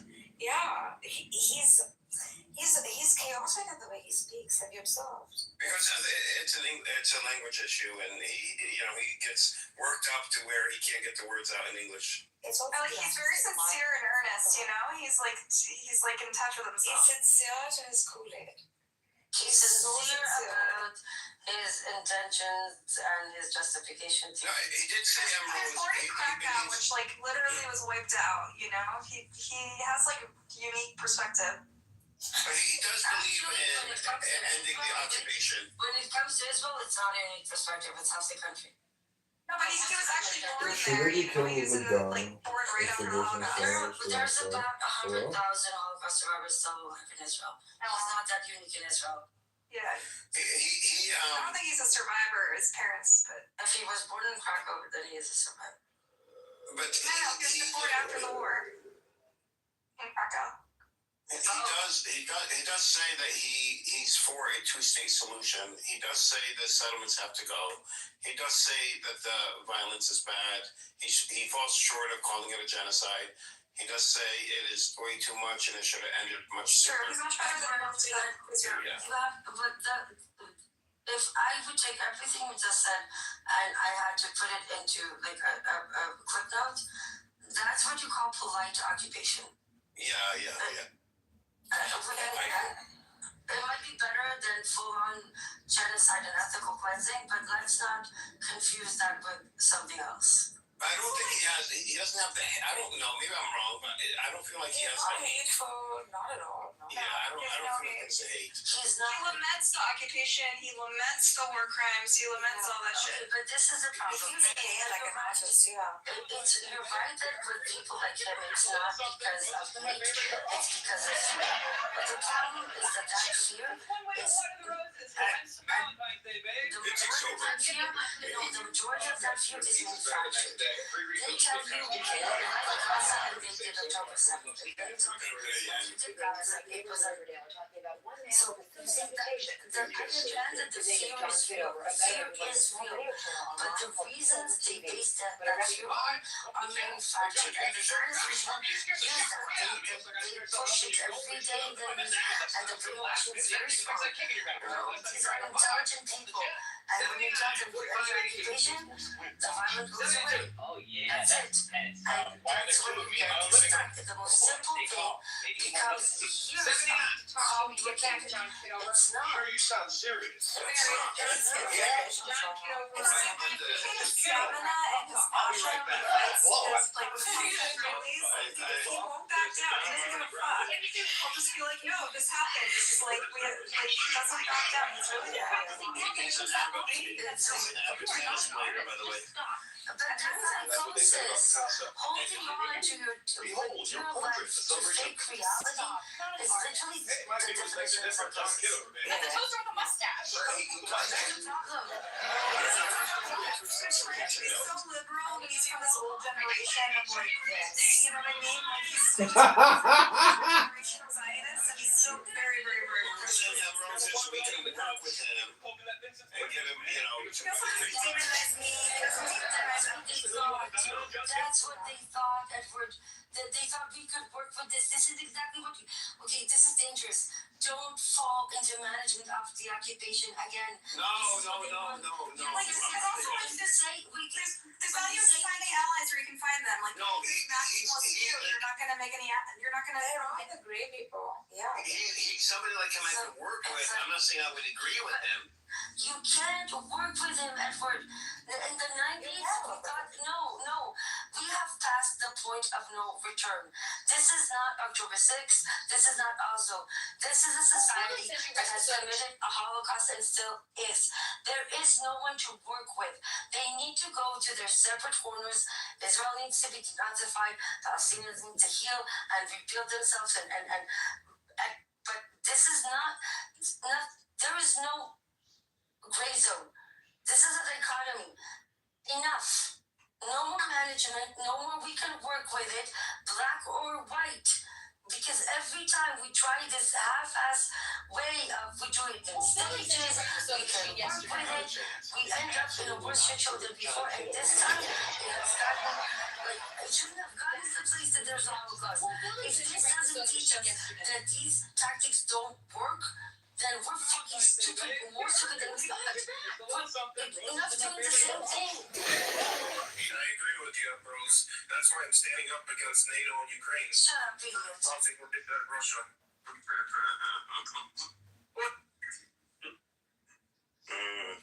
Did you see the position they put Russia in?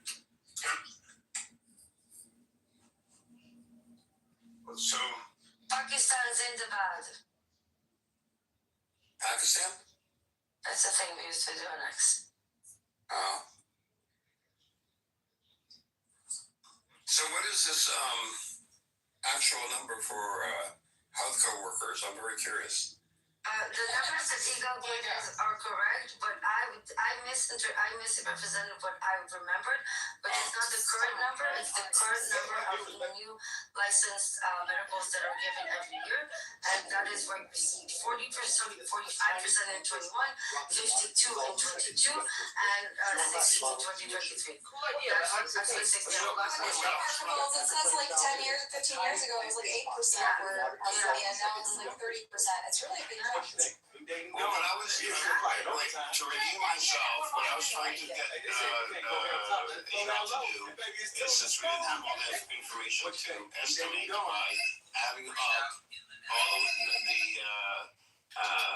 three categories that we had, and then dividing it to get an average, which would have given us a rough estimate, which is around 26%. But I feel like that's only nurses. Sometimes you can't find any data or anything else. The thing is that this is like boring, dry, state data, so it's really easy to find in Hebrew, really difficult to find in YouTube. But if you said, did you misquote 60%? I remembered the number 60%, but what I misunderstood is that they were talking about the number of new medical licenses granted every year. So in 2021, 45% of the new medical licenses on all professions, right? From dentist to pharmacist to doctor, 45% were Palestinians. In 2022, it was 52%, and in 23, it was 60%, and that's what I represented. 60%? 60%? Of the new medical license given in 2023 were to Palestinians. That That's 60%. Yeah, we don't know what the number of total licenses that we're giving out were. But you can see a consistent rise, and you can see that rise. The buttercup said manifested in 15 years, and from 9% it turned to 25 to 27%. What I think is amazing, and it goes back to Palestinian ingenuity, and this is even difficult to do here in the U.S. We started a medical university to teach doctors, so a medical school. I think there's two of them, and I looked into this, and it is extremely difficult to do even here in the U.S. because medical schools need so many different types of expertise resources that they're very hard to start, and the Palestinians were able to start their own medical program to have Palestinian doctors, which I think is pretty amazing, being done under occupation. That's what they said. Remember, at the same time, it is not it's not how people think of us as an exception. No, under occupation. Under occupation. We are like any other peoples in this world. So move under occupation, though. I understand. But you have to, we are like any other peoples in this world. We are shaped a lot by our environment. The occupation Palestinians are involved. You have to know, Palestinians, right after 1948, their status has changed a lot from time to time. Palestinians, when they were kicked out of Palestine, they were the most educated people in the Arab world. 50% at that time of Palestinians knew how to read and write, were educated, and 50% wasn't doing so. Yeah, so, university,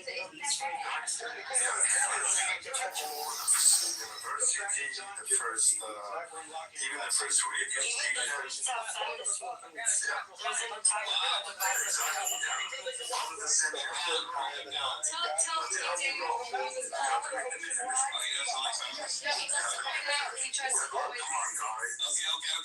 Someone, go ahead.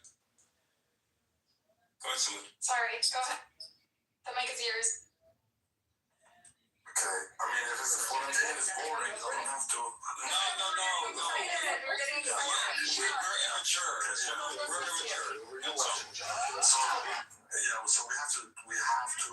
Dispersion, exile has taken its toll upon against the Palestinian people. And the situation now, the picture is different. It's not like it used to be. I mean, at the same time, inside Israel, because of the apartheid measures that Israel has exacted upon the Palestinians in there, we see that the inmates, the highest per capita is amongst the Palestinian people. Palestinian people kill themselves at a very high rate inside Israel. Drug infestation and things of this nature.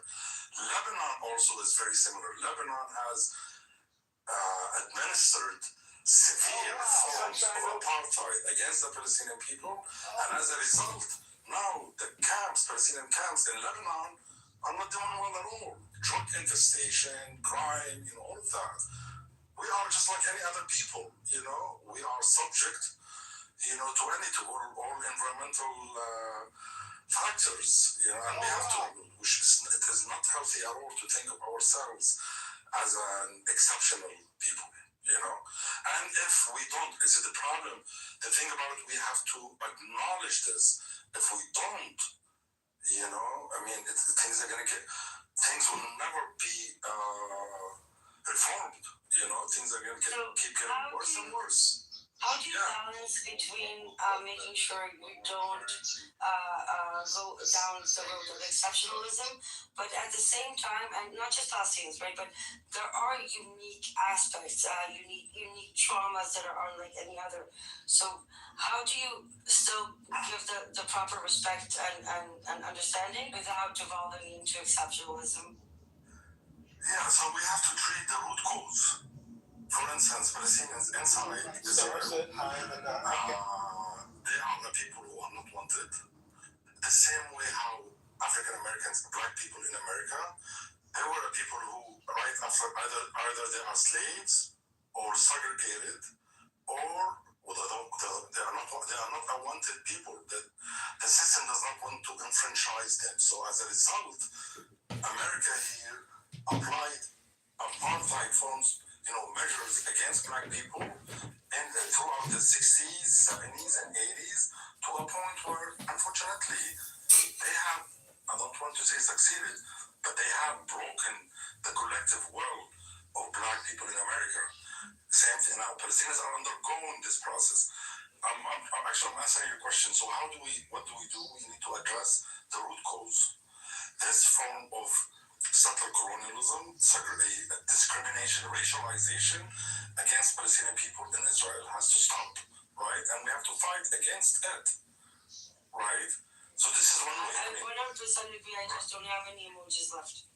What is that? She doesn't have any more hearts or anything. Yeah, Like, but you see, I'm not sure if I did answer. Perfect. I just didn't want to interrupt. You see, we do have, what is the word? We have the means, as a people, we have the history and all of that. It is being disrupted, but we have to, for us to keep going, we have to address the issues. The same thing in Lebanon, what is taking place in Lebanon. Jordan has a different case also. Jordan is very similar. As far as Jordan, actually, with all due respect to Jordanians, it's not easy what is happening in Jordan. Jordan is erasing the identity of the Palestinian people in Jordan. You have 5 million people in Jordan who are going to, I don't want to complicate the matter. But you get my point, right? I do. Can I ask you a quick question?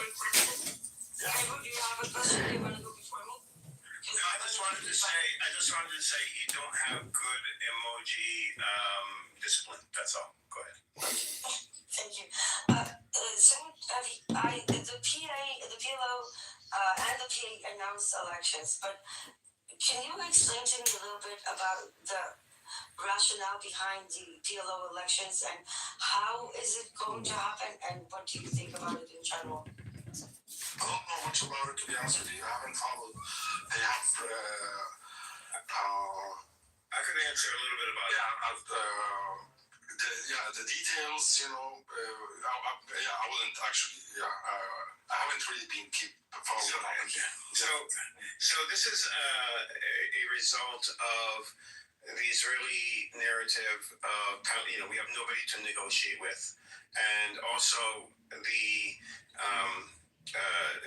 G7 nations, Canada, UK, and Australia. France has not put any conditions. But the conditions were reform of the PA and elections. So what the PA is doing is modernizing. The PLO sits above the PA.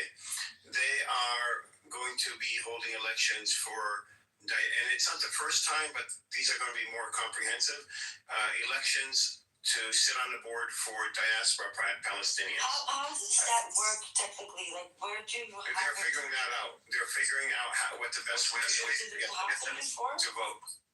It has happened before in certain countries. So it was more controlled, and where they knew that these countries had the effort for them to be able to vote, and countries worked with them to get the voting done. So they want it extended as much as possible now. So they're working on that, and they're working on it very rapidly. The second thing is of course the PA electing a president. Now, what they're working on here is almost an overhaul. It's a committee that was set up, and they have completed a draft of basically how to set up systems, including getting rid of corruption, digital, for collecting taxes, for where the money's going on. The checks and balances, which I don't think there was a decent amount in the draft. It was a long draft that was presented that is basically starting the process of modernizing the PA government into a Western, what the West would want to see for proper governance. Getting rid of corruption, but also having a way of dealing with corruption and accountability and compliance through the government structure. This also included judicial reforms, and it included reforms on the president that would be elected, how elections would be done to ensure that they're fair, and terms on the president position itself. All kinds of other stuff. I don't remember everything, but it was a complete overhaul. It's been presented, and now they're going over everything, and I think there's going to be modifications. Are you referring to the new constitution that's being drafted? The constitution was a part of this draft also. Okay. Yes. Ambrose, if you're referring to local elections, there have been some. No, I specifically was more curious about the PLO, because I and for some reason, I think it's great. I'm just, okay, I'll be honest. How much of it is political theater and how much of it is actually going to happen? Well, I'll tell you. I need to know how much I can. I can tell you they did some modifications on the laws, but the PLO or the PA or our best signed into law some new things in which the people who are running for office have to pledge something of a guidelines, a political commitment, basically, that says you need to accept the PLO as the PLO program. They want to prevent another right. They don't want anyone who does not recognize the does not recognize a PLO decision in any way, shape, or form. Meaning that sidelining anyone that does not recognize the Oslo Accords or the decisions made at the PLO. Those things did not exist before, and I think they changed the quota system, and they lowered the age of people who want to run for office to 23 or 24 years old, something to that. And the draft, if you haven't read it, the bridge basically says the PLO is the the PLO decisions are binding. And those recognition of the state of Israel, renunciation of the armed resistance, and the acceptance of the idea of a two-state solution, and they need to abide by any PLO decision in international, on the world stage. Just to make it clear, so it's not confusing, Ambrose. That's the PLO, which sits above the PA, and then the PA has its own draft reforms that have not been approved yet. They just came out like a week ago, and this is the stuff that I was talking about. All these extensive actual government changes in the structure of how the government's set up, and the accountability, including going digital for tax collecting purposes. The Constitution.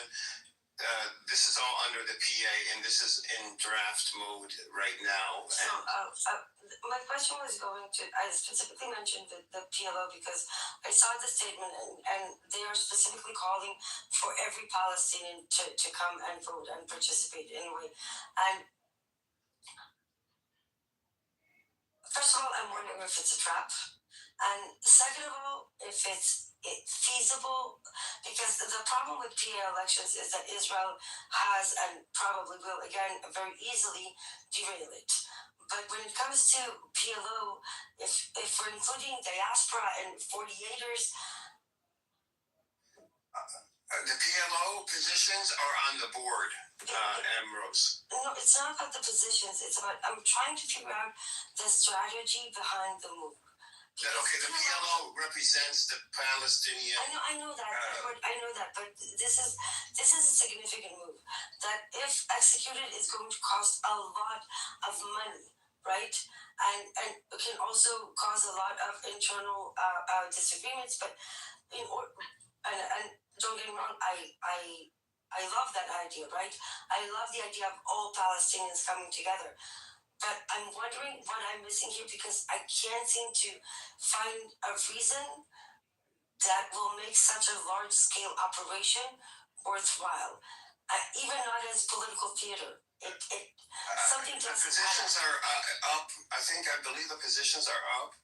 But what the PLO is the committee that oversees, like it's the aspirations of the Palestinian people. So it's the committee above the Palestinian government. But think about Edward, if you need to have polling stations and data collected for pretty much everywhere across the globe, right? That's a huge operation to execute. And there are so many. In order for them to put this operation in top priority, I'm wondering if I'm missing the strategy and the real. The strategy is we were told if you want recognition on one side from the UK, Australia, Canada, which is important. UK is a veto nation, so is France. And that would only leave the US to veto, so we would be only one nation away from being recognized by the Security Council as a state. Not that it's going to happen tomorrow. I'm not, saying anything like that.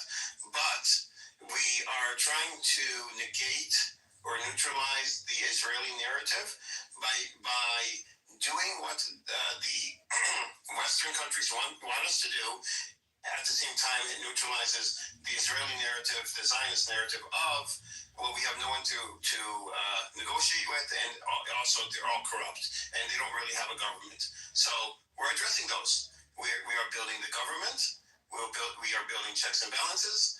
We have a draft constitution.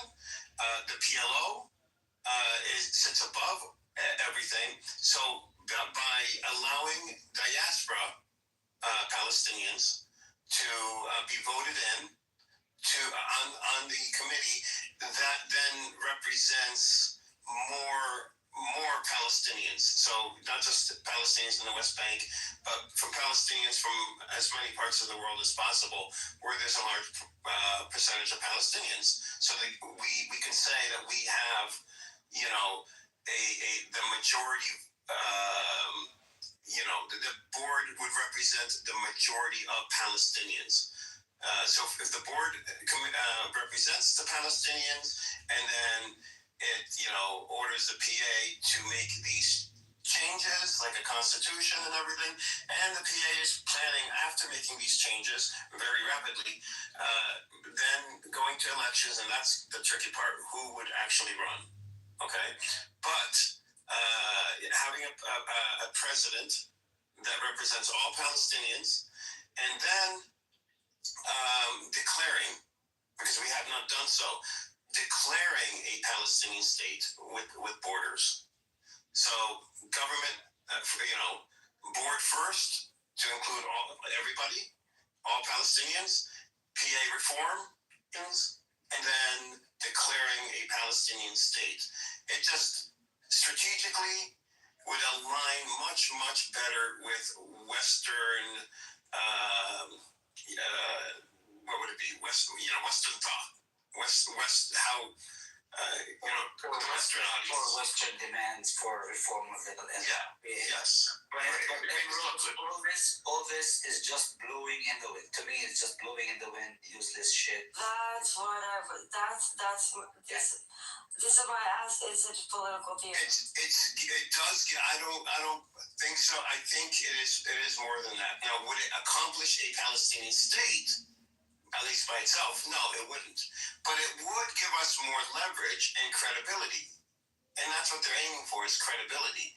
That, okay, we have done what you wanted us to do.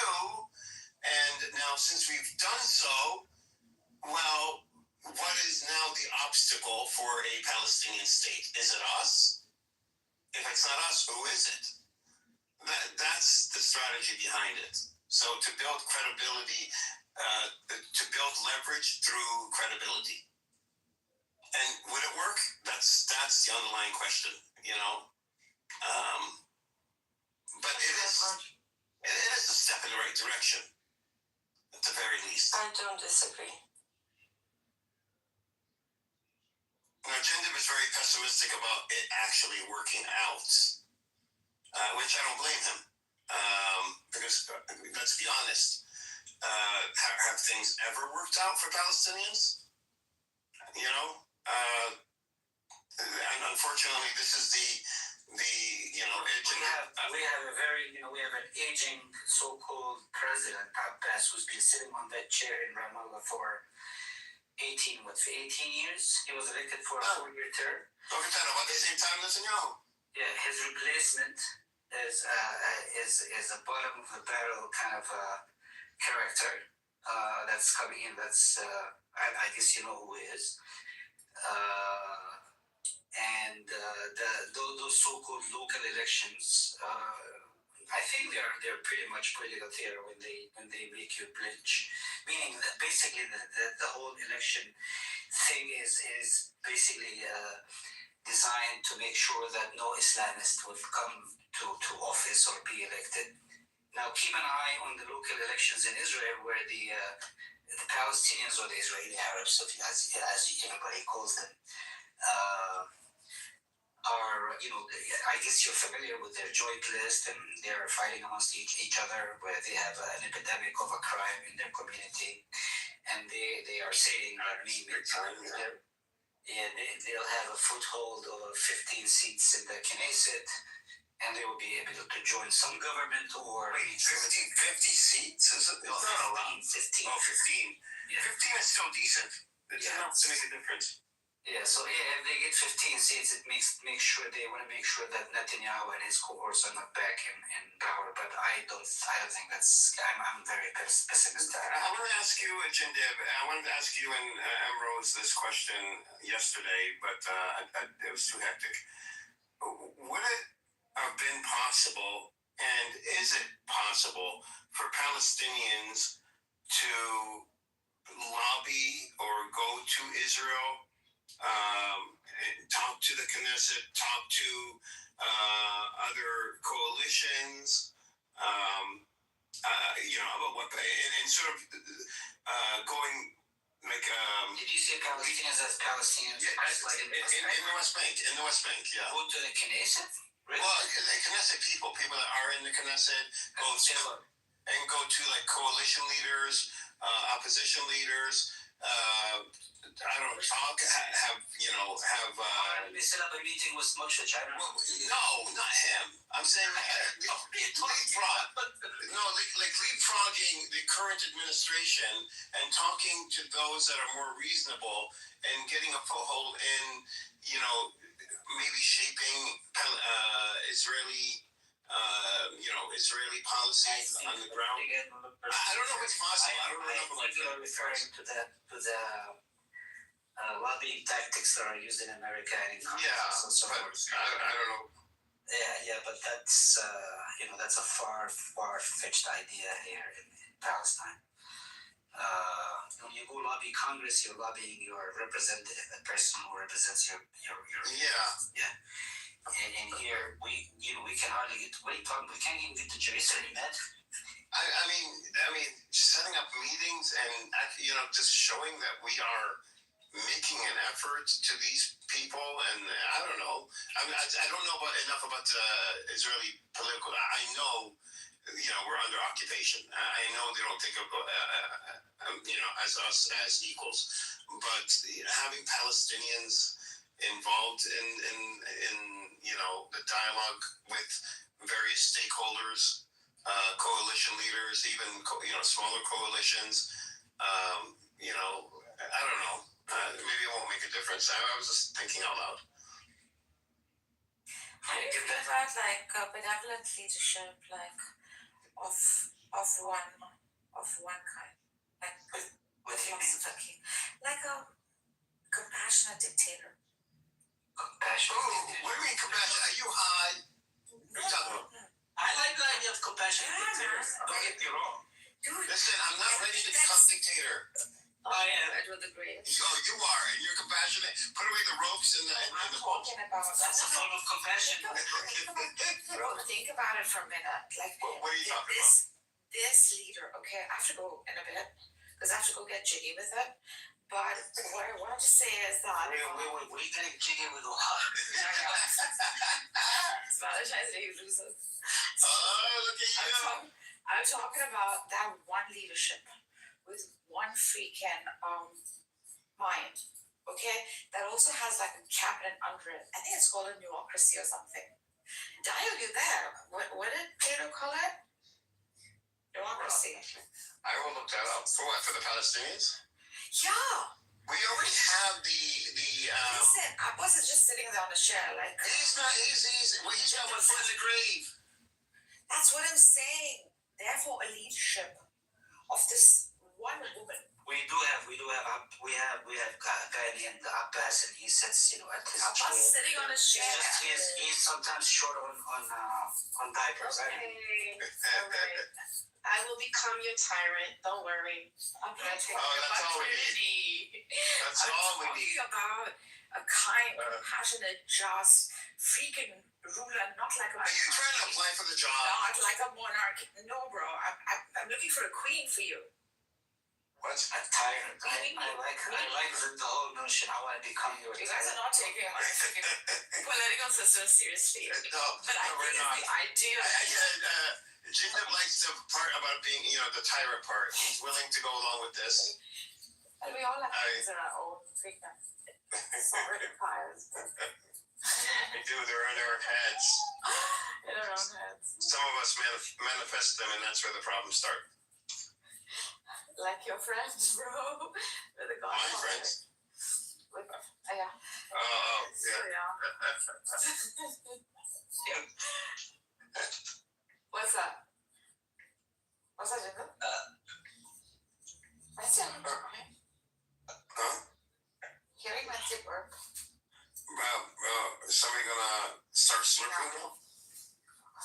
Alright, so we're leaving, closing the room? Yeah, I have to go. Okay. Are you gonna go to Amir's room? Probably. For a little while, then I'll go to bed. Never. Not Wednesday. You're such a night owl, aren't you? Just like me. Yes. The night is young, life begins. Who? Nargis? Yeah, she's a night owl. No, she's 3 hours behind, so it's what, it's 8 o'clock. And she has a hot date. Just don't bring him to your house. I don't want him hurt by your artwork. So-called artwork. Stella, I'll go. You just come in? I'll come back in a couple of hours. I'll be at the side. Is a man fair from Well, yeah, I'll come back in 2 hours. Hi Jindab, hi Daniel, hi Jason, hi Shade. Hi, Sarah. Hey, what up, Sarah? What's up, guys? Sarah, you good? I'm okay. I wasn't feeling very good earlier. What happened? I was gonna ask. I don't know, she came on dad and she hold it. I think she's I have to get my Persian dictionary now. Have you guys seen this show? You know what? Wallah is wallah. When I said wallah, it's wallah. Yeah, those I understand. This is one of the gems that I have fun here. I don't think you guys can see it. Don't use my name in vain, Sarah. The other one I saw, which I thought was very funny, and it was this one. I miss talking to you, Jindab. We was talking to you too. Don't say we. I said you. Okay. That's a right. Okay. I can hardly speak English. I was talking to you. Okay. He was talking at Royal B. That is the gift of the century, right? I know, I saw. There's another one. You know, they did that only because she said that she doesn't want them to bomb her country. That's why they did that. She said she doesn't want, I don't know if she said, outside interference or, war. I think she doesn't want war or something. I don't know. That was a mistake, sorry. And their head almost exploded. Who are those people? This is from Iran. Well, one of them is the Supreme Pizza of Iran, and the other one is a actress called Golshifte. Oh my god. You know who looks exactly? She's looking different. I have a friend. She looks exactly like Golshifte. Her name is Maria. I mean, exactly. Like she walks into like these Persian stores, just in general places, and they're like, Golshifte, is that you, Golshifte? Oh, like that? That's how I should have looked. Guys, I want to lay in the bed and I want to eat snacks and watch Bridgerton. That's my. Watch Bridgerton season 4. Yeah, I haven't watched it. Yeah, I haven't. I have watched 2 episodes. I haven't finished it. I haven't watched any of it, and I just want. Maybe I'll come back and watch it. I don't You're know going out tonight? No, I feel like crap. Have you done your cardio today? Is your stomach hurting? I went for a long walk. Let's take a long walk around the park after dark. Something for us to start conversation. You don't know what song that is, and I guess you're not cool enough. Just make sure you get month. Don't get mods. Margaret. A little less conversation, a little more action, please. Obviously, you don't know the song. You're not cool then, is it? Yeah. We could watch Bridgerton together. I just have to watch it. Okay, I'll come back in a couple of hours. Okay, tonight I'm gonna get caught up. You said you're on episode 2 or episode 3? But I can watch it again. If you want to watch the season again, I can watch it from. I'm gonna watch episode 1 without you, so you don't have to watch it again. Fine. So the fatty is doing really well, and the whole setup. The one who's the writer. Oh yeah. She's so cute. She's so plump. Anyway. She's adorable. She is. She's having like the time of her life, but I'm not gonna spoil it for you. Good, she deserves it. In the end, I think she kind Don't of spoil it. So what she does a lot, like when they go to the party. You're about to spoil it because I said don't spoil it. Just because I said don't. You weren't going to. I stood up. So what is that syndrome that you have to do the opposite of what you're told? It's like a syndrome. No, hold on. Syndrome. Opposite. So it's almost immediate for me. It's like a reflex reaction. It's like a knee-jerk reaction. So you have oppositional defiant disorder.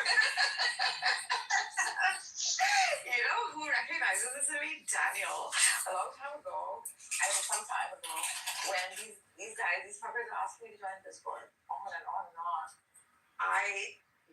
Because they asked me to join Discord, I didn't join, and so they kept saying. And then Daniel was like, "You tell her something. She's not going to do it. She's going to do it the opposite way." It's like a reflex. You can't help it. Are you like that too? I was reading about your disorder and I tuned out. What is it called? Oppositional defiance? Yeah, you have oppositional defiant disorder, ODD. ODD. Oppositional defiant. Oh my god, it's really a disorder. Behaviors are usually directed to parents, teachers, and other authority figures. That's true. Bro, amongst the many. I love it how your guys are laughing, reading that, like you're just discovering that. What the fuck did you know about it? I don't know. But I don't have angry irritable mood. Yeah. I don't have angry irritable mood. I don't have argumentative or defiant behavior. In fact, I don't face confrontation well. Vindictiveness, absolutely not. But this is not my problem. Whatever. I don't have this. Whatever you're told, you want to do the opposite.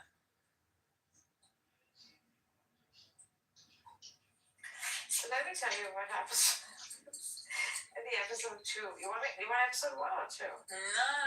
Zippity doo dah day.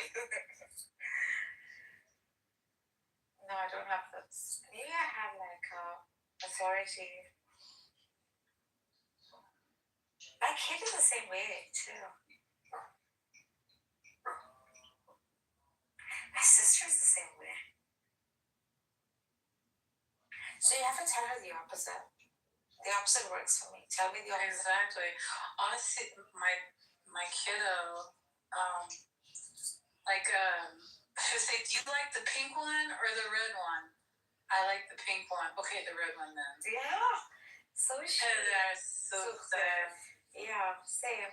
And then I'm like, why did you ask me then? If you knew exactly what you were going to say.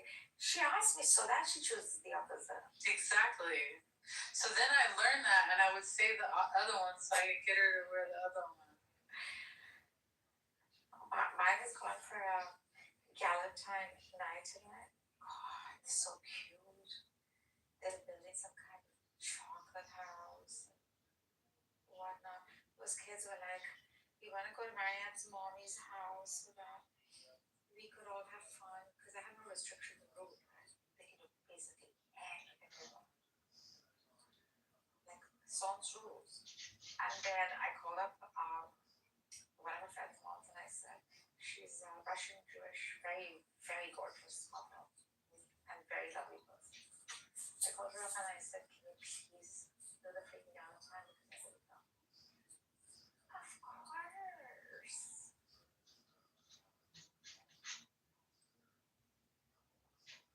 So I told her I really need to have sex.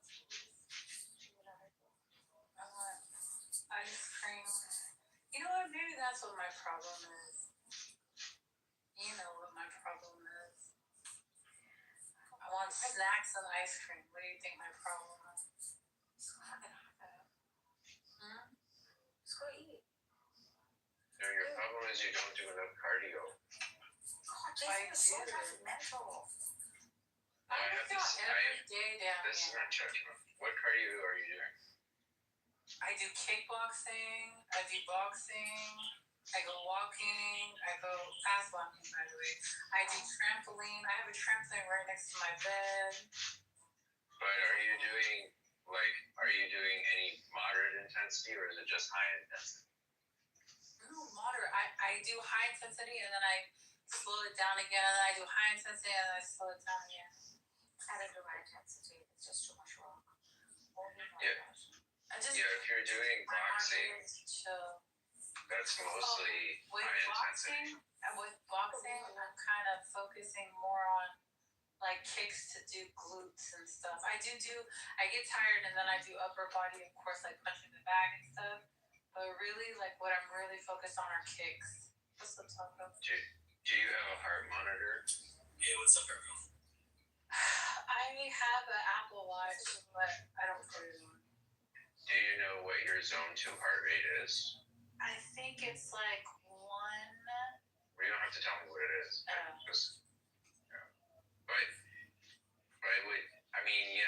know.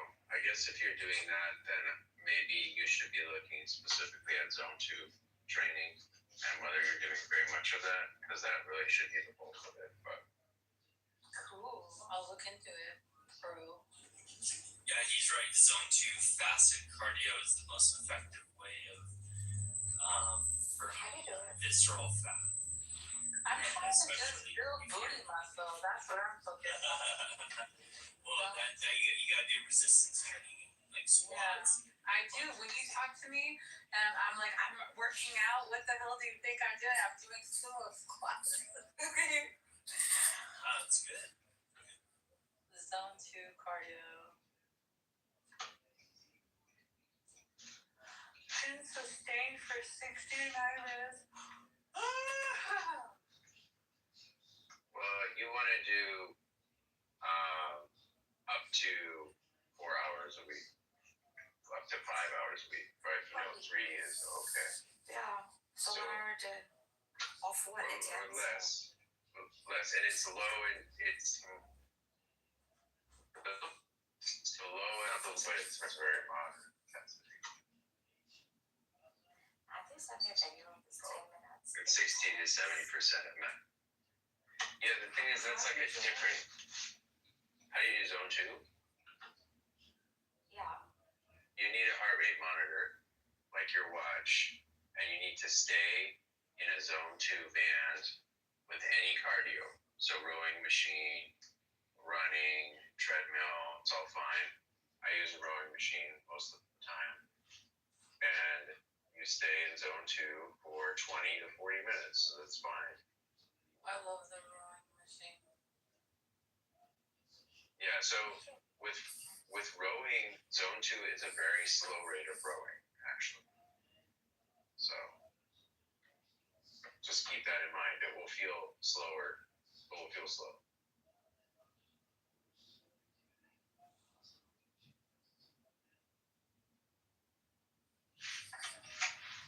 Where are you about to go now? I'm waiting for someone to come. It's raining outside. We were gonna go out to dinner.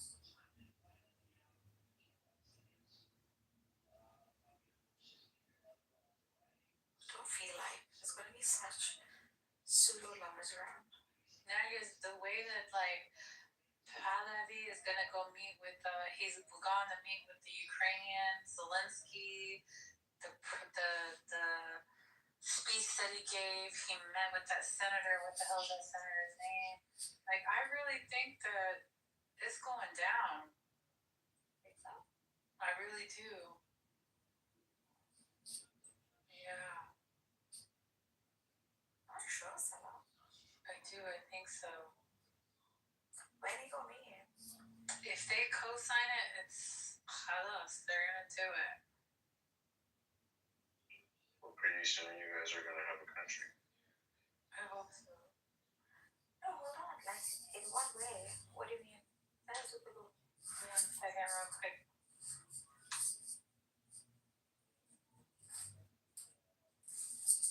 Then I'll be able to say, What?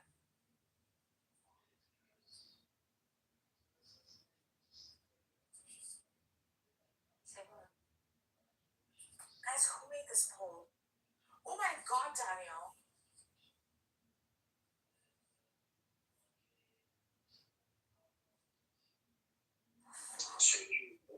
Change your vote. Please change your vote. No. I want her to know that she was mom abusing tonight. No. Oh my god. Who was mod abusing tonight? She was not. Buttercup. She was not. She is. I can't.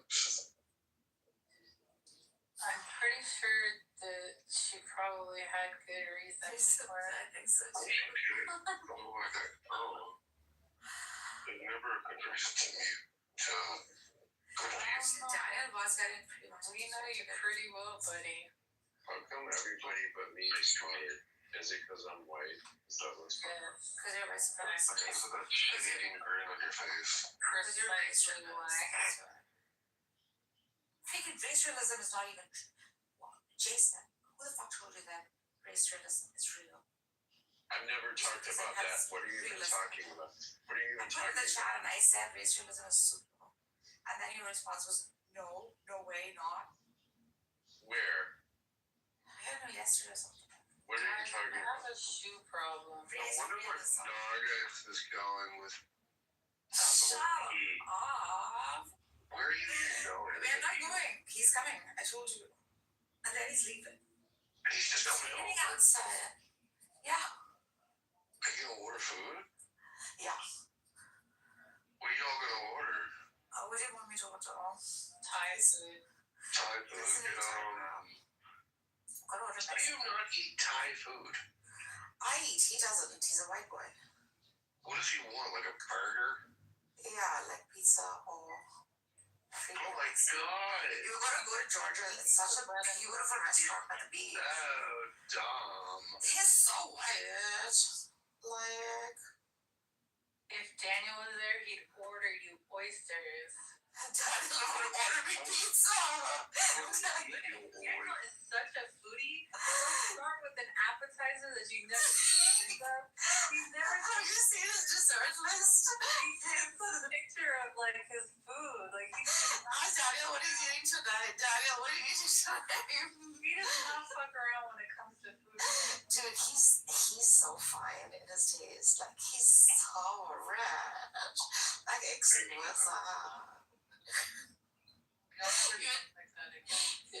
Why? You're trying to let each other No, we're so out of modesty. Like, I mean, I really want these shoes a lot. I have shoes Why don't you send me a link to like a spending spree video? I can get for you. like, Daniel, did you guys eat your dinner? Wow. I was so ambitious. I'm like, oh, this looks really good. And then I was only able to eat like a slice or two. It was too You met with your brother or what? I gave my brother some, and I also, my mom picked one of the That pieces. looks very nice. Okay. Hey, Daniel, did you see the M&M that's going around here nude? What? I saved it just for Daniel. The nude M&M. Let me see it. Daniel, this is dedicated to you. Oh, I'm about to run out of battery, y'all. If I hang up, Daniel, I saved this the minute I saw this. I was like, oh, this is so damn Daniel because it's raunchy. Oh. I know. I'm gonna say this on Oh my god, I'm gonna blush. Why is that? You're gonna love it. I'm gonna blush so I hard. don't want to send you pornography. It's M&M pornography. Fine. It's okay, we can Daniel sends me porn all the time. break rules. It's okay. No, then you're gonna think it's okay to send me pornography. No. He does it anywhere. I made a mistake.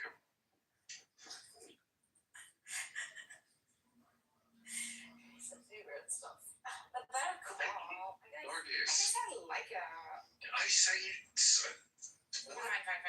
You know. You're gonna love it. No, you don't. We're probably like when you're selling, like different kinds of items to buy. Like you can have your lingerie. Daniel, check this out. When you're sad, you send me like different pictures of items. Did you see it, Daniel?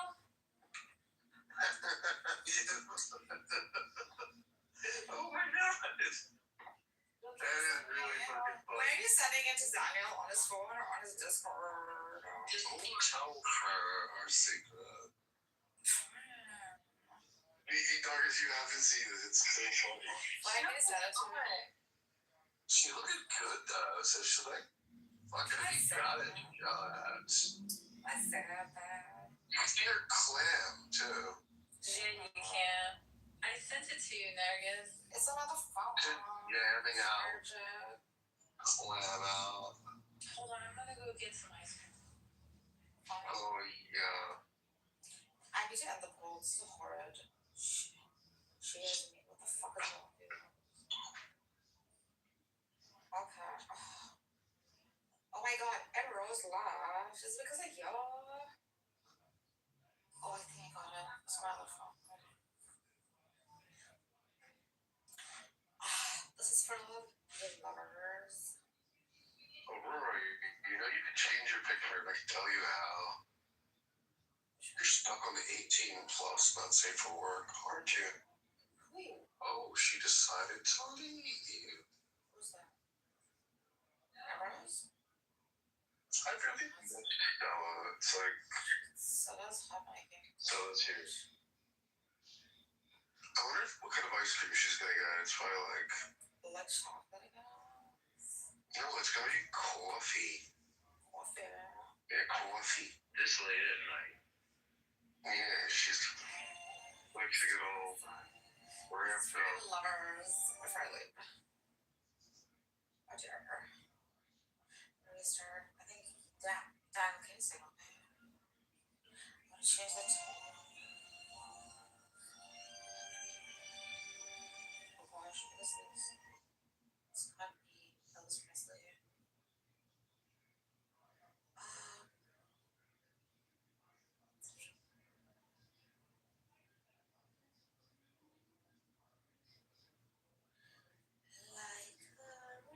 other song do you want me to play? Hurry up before I leave.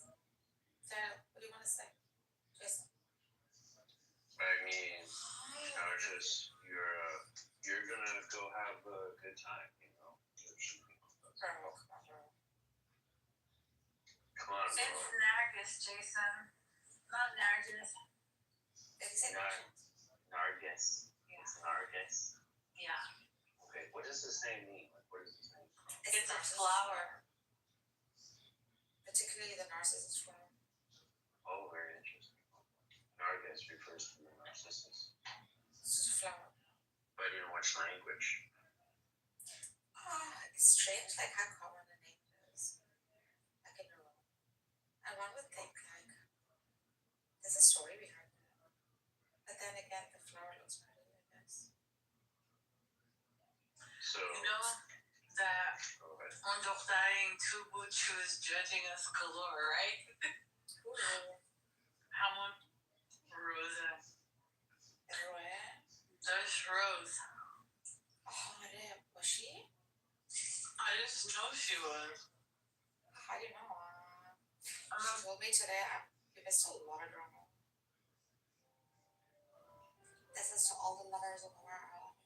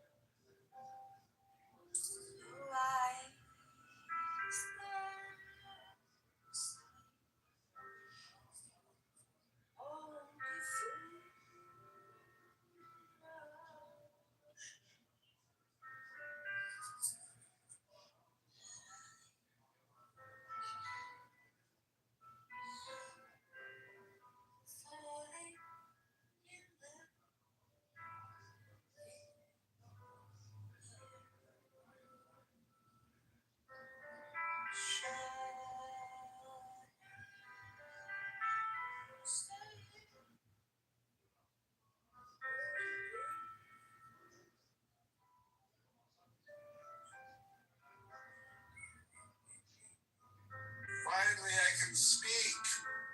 Liberal Zionism is not dead.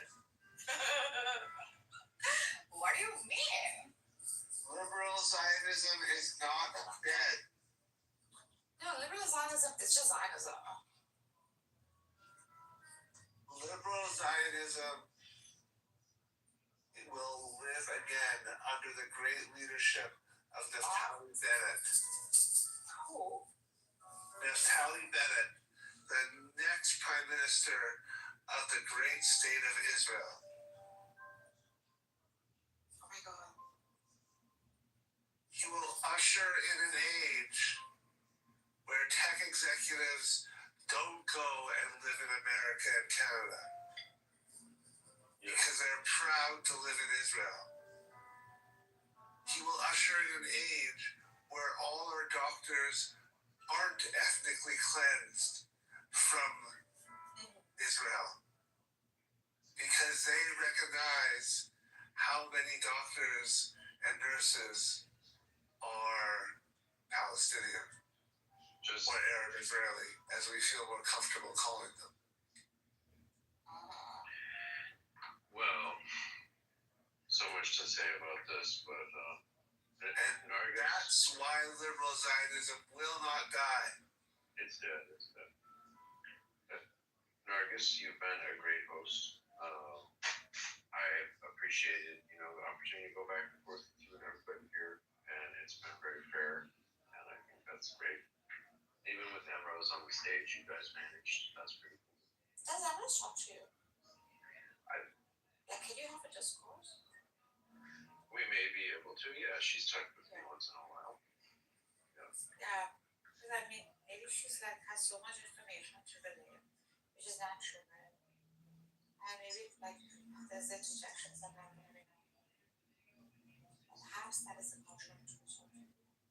No, it's a Jewish thing, talking over people and talking in the midst of what they're saying. And so, yes, let's be honest, Jews are. See what Naftali did. And see, I'm very stern with Jews. I'm like, look, I'm not Jewish.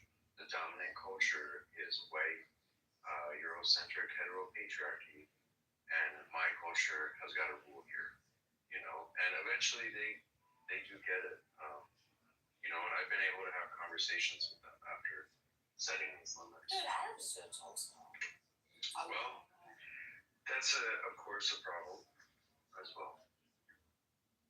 But you know, it's the white man's burden, right? Like No, you Persians break do it. the shit. Have you been to Persia? Well, Persians are great. I love Persians. You get fucking guys if you're going and if someone's talking about how important business is.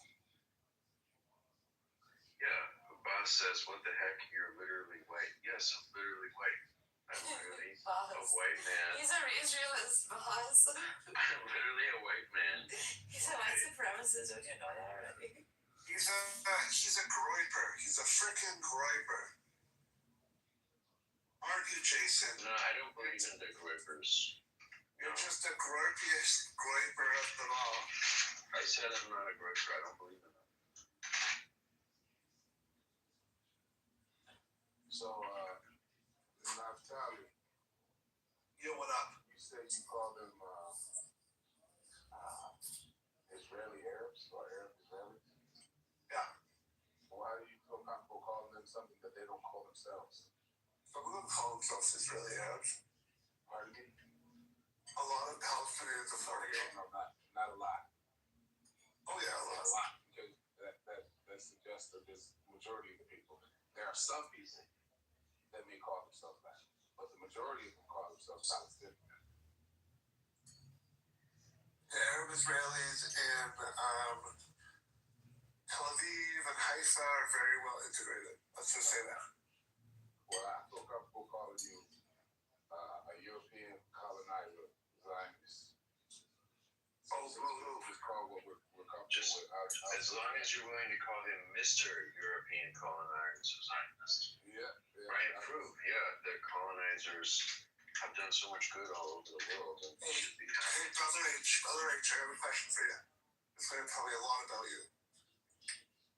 What did you think of the Bad Bunny halftime show? I didn't watch the Bad Bunny halftime show. I don't watch sports.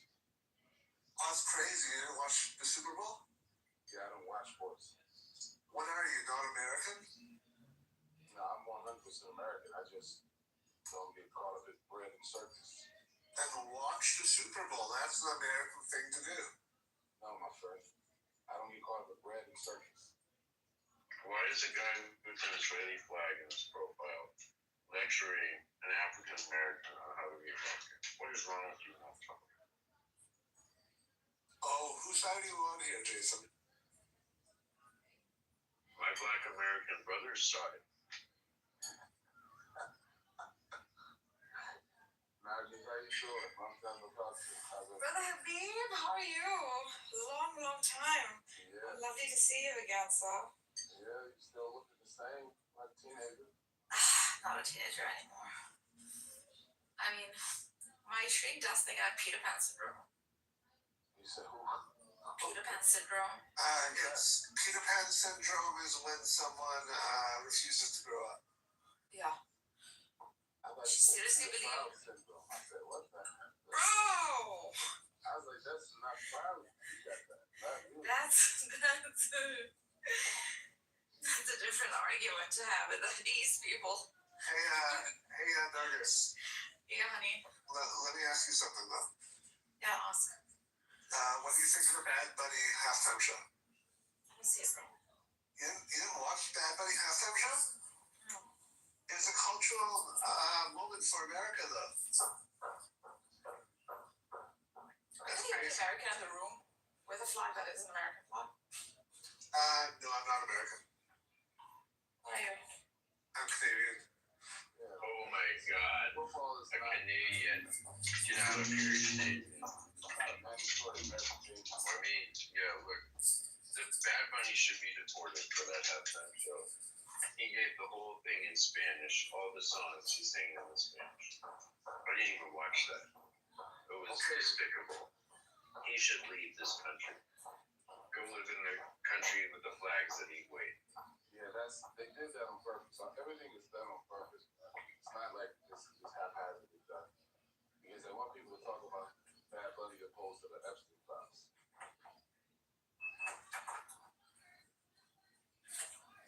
What do you mean they? Who is they? The Jews, dummy. No. This is bigger. Jews. I don't think Jews are a monolith. They all are just sync androids that are just connected to some Wi-Fi, and they all act accordingly. I think whoever is in power, people in power, is an elite billionaire class that are ruling and governing over America. They're the ones who are going to dictate what happens, what doesn't happen. I think they are a kind of monolith, if not. What do you mean? Like, in what sense? In the sense that in New York City, you have Hasidic Jews that are protesting against Israel. That's correct. So as in my city, so as in Los Angeles, right next to me. Right. So if they were all a monolith, they wouldn't be protesting against Israel. And that's it. But it's not a large Muslim. Although the ones that organize the protests in my city, here in South California, who are Jews themselves, believe it or not. The rainbow Jew community. Listen, they're the Jews that are like, we gotta turn on our own people to be accepted by our communities. That's not true, actually. I like humanitarians, and I know this particular feeling to want to preserve identity and to survive and stuff like that. But it's bizarre in the sense that when you're watching a weaker group being oppressed, I mean, how do you turn away? How does anyone turn away? It's true. Right? Why are people ignoring the Uyghurs? I agree. Yeah. That's a vote for all of them. If one is humanitarian or what? Including the protesters in Iran that is my country. Oh, you're Persian, yeah. Yeah. Yeah, I mean, I like what's happening in Iran is messed up. They killed messed up. They killed so many protesters so fast. Yeah. And it's not new. They often do it in small batches but concentrated amounts. And they're so slow to act. So tell me, would have you wanted America to strike Iran if it helped the revolution? No? No bloodshed, no. We've had enough for the past, for the 9 years that we had the war, followed by a freaking, these little batches of freaking killings. We can't afford that kind of bloodshed anymore. No one in the world should be subject to it. No child should see it. No mother should cry. These things should not happen. This is not the world we were given. But these are the ones we could create from. Well, how do we, and I guess where we defer, Argus, is when we talk about how do we create that world. And we create that world through the exercise of force in an organized way. Through military organization, domination, and victory. That's the only way the world has gotten better. And so you should support those who are able to deliver that victory, deliver that order. You're working from a premise that has been assumed to have worked. You're working from a presumption that this is the only way and there's no other way. Jason? The last one I'm not doing. I'm not saying there's no other way. I'm saying it's a way that has worked. And other things that we tried don't work. And we should, it's only responsible to use something that we know will work.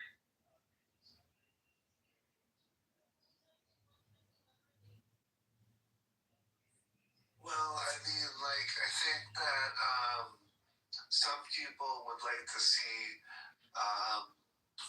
an intervention by America with what's going on in Iran.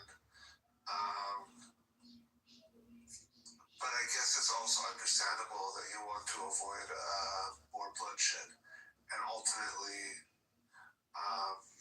there would be more bloodshed at the hands of the IRGC if there was a missile attack. And like some major IRGC leaders or members were taken out. Yeah, I can understand that. But this would involve like civilians. In the sense like that the first time that there were these missile attacks in the IRGC agents, that they were killing whole families and stuff like that, do you mean? Or do you mean civilians No, on the ground? Yeah, that Gaza, whole families. Whole family, yeah, something like that. You should know. No, I mean like there were times that they were going after, I guess, the Hamas. Yeah, they would kill a Hamas operative and his family who had decided to stay rather than flee when the morning came. Can I do a You're in the Matrix, bro. Yeah. No, I can't hear you. Hey, Mix Ed. Hey, Nigel, can I do a poem? Absolutely, yes. You're in the Matrix, though. I'm the Matrix. Yeah, is he not? Yeah, he is in the Matrix.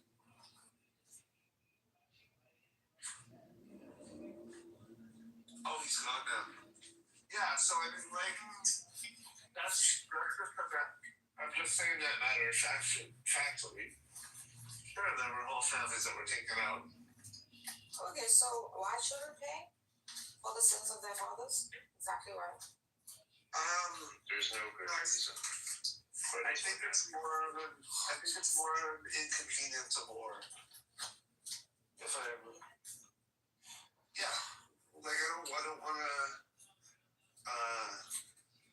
Basically, so these Hamas families are obviously very ideologically similar to the combatants of the family.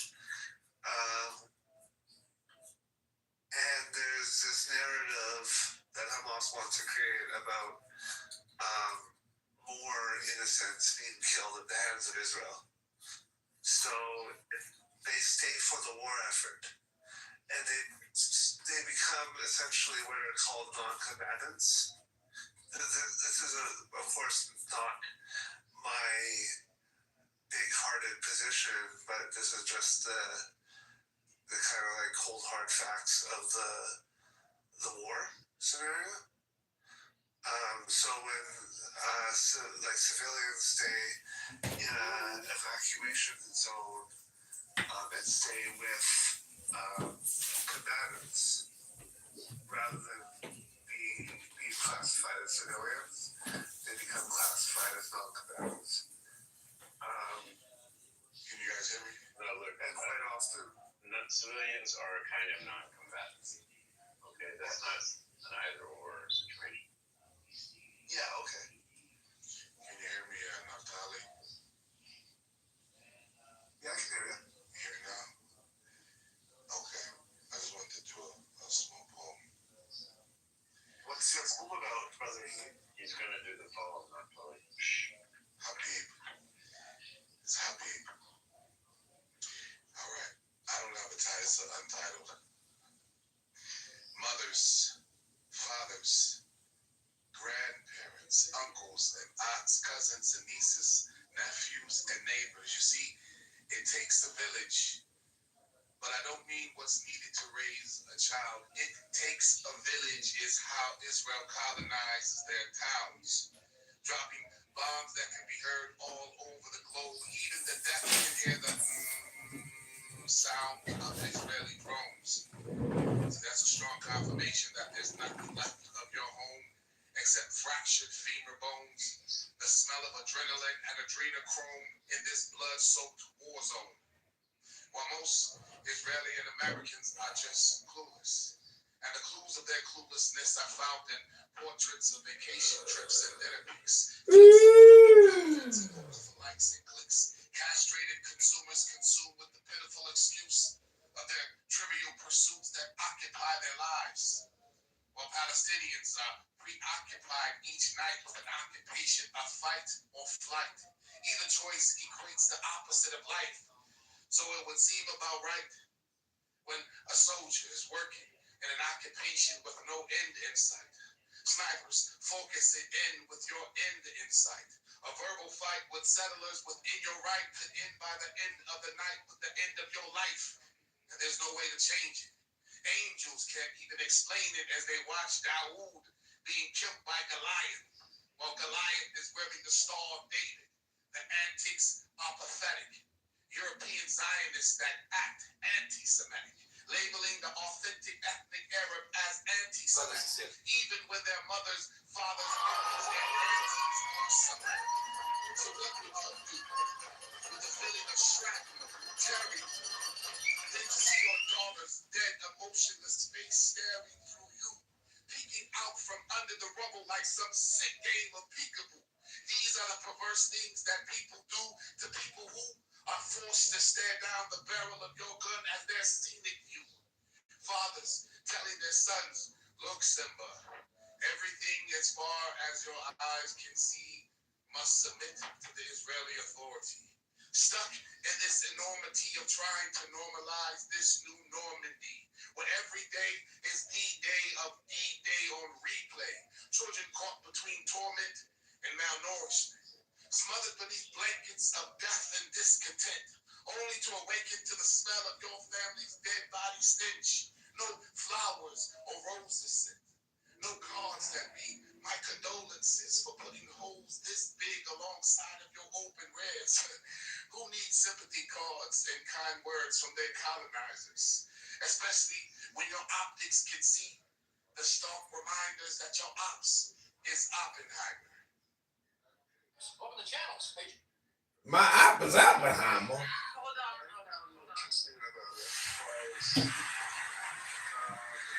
Totally be quiet for a little bit. Mute your mic for a minute, please. How poetic you made your truth. Now, Tolly, shut up for a second. Shut your mouth a little bit. God's sake.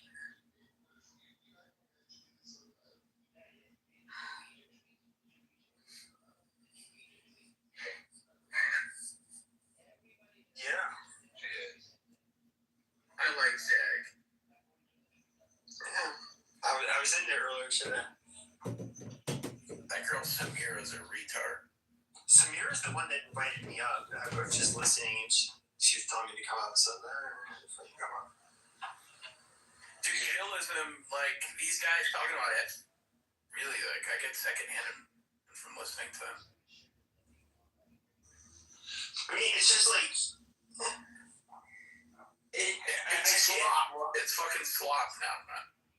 It is. It's like I get like yes, there are obviously people doing things. Like there's no smoking gun, and you get people like Bongino and uncover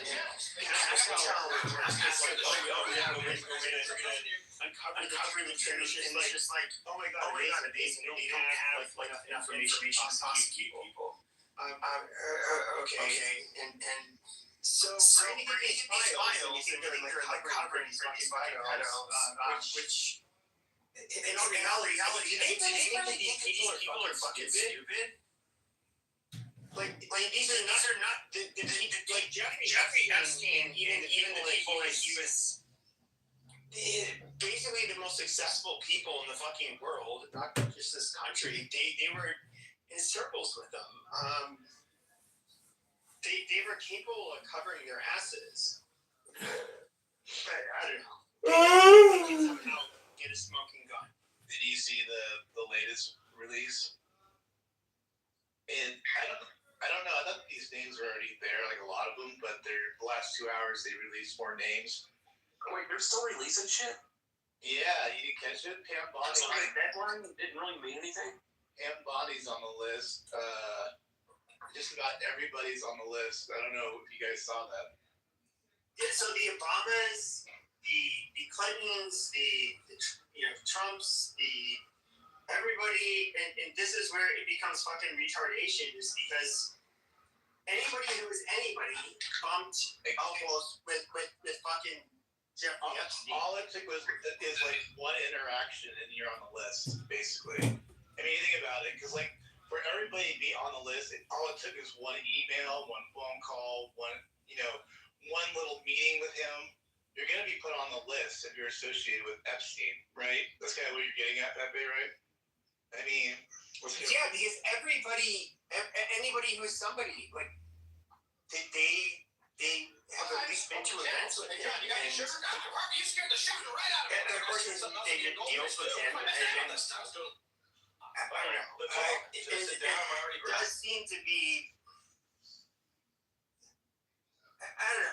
I almost think it's like a mistake they even release this fucking shit, because you get all of these retards that want to believe in their goy slop arguments. And it's just like, oh my god, they're pedophiles. Oh, they're believers of all. They're good. And it's just like, okay, you faggots can't. You don't deserve to have information disseminated to you because you're too fucking stupid. I mean, real. I agree. It's like meat for the stupid people, right? Like, let's just like fire hose them a bunch of stuff that they can just like drool and be idiots over. You know what I mean? It doesn't take much to stop people into believing anything, you know? Yeah, I agree. It goes on both sides. I'm not saying like even like the Republicans are dummies for, you know. I think Pam Bonnie's a dummy for even bringing any of this shit up. She was the one that pushed all this. Trump didn't even want to do this, really, you know? So, I mean, it goes both ways, I think.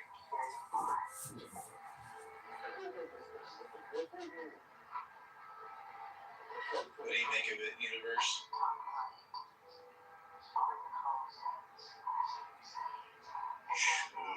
Wouldn't that be awesome if we like talk to the universe and the universe talk back? I mean, Donald Trump is the best voice slop artist. I mean, I think he did tell, the American, he did tell Pam, like, how to respond. And like, oh, look at the Dow. He's a self-aggrandizing piece of shit. Like, I don't know how else to put it to you guys. Like, I know a lot of you guys love Trump. That's fine. He's way better than the alternative, but he's a goddamn bombastic buffoon. Like, most people would not have respect for him. I don't think anybody in America, generations ago would ever have respect for him because he doesn't deserve it. Oh, you guys look like sperm, so shut the hell up, you idiots, you dirty boys. Who is Universe? I think remember on Epstein Island, Roman is. I look like Epstein, bro. Shut up. Is your dad Epstein? Are you rich? Look at this one. 12 years old. Like literally, how old are you? Like, geez, you left. What were you saying? I want to know who Universe is and why they have a photo of Buttercup and PTR. What's the point? Rabboni Shalom, the smartest man on Clubhouse supports Donald Trump. Hello?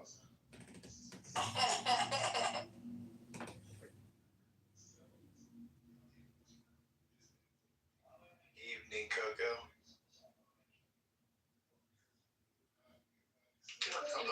What's that?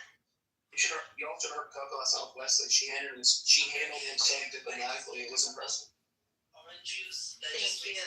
Wait, who did you? Yes. And she was so much nicer than I was. I was being so rude. And because I just didn't have the patience, I'm hormonal. And I just didn't. I couldn't do it last night. And Coco was like, why are you being rude? Stop, be a nice person. You're being so mean. I'm like, shut the fuck up. I'm sorry. Well, he was being an idiot though. That guy. That's No, and he's like, The only reason I was telling Beaver, the only reason I have grace on him is because he's old, and like that's one of my values. Like, can't be fucking mean to old people. I don't have no problem attacking somebody in their 40s or in their 30s or in my age group. It's true. No problem. But when you're on your way out of here, no, I gotta. Even if you're a stupid fucking piece of shit, I'm still gonna give you grace. But I think that's what he was here for. I think he wanted the abuse. Do you know he back channeled me and he's like, call me. And he like gave me his cell phone number and I'm like, this is after I verbally hit like He called Native Americans savages. And I was like, oh shit, Coco's gonna blow. But she didn't. She handled it gracefully. Wait, I missed who it was. she did it very gracefully. Who's Wesley. who? His name's Wesley. He comes around. He's old. He's kind of like Uncle Steve's retarded little brother. He's got that slow. Like Yeah. Ew. Coco. Cool. I feel bad about it, Coco. I really do. Like that kind of voice, you know. That was actually pretty good. And the Comanches, Hello?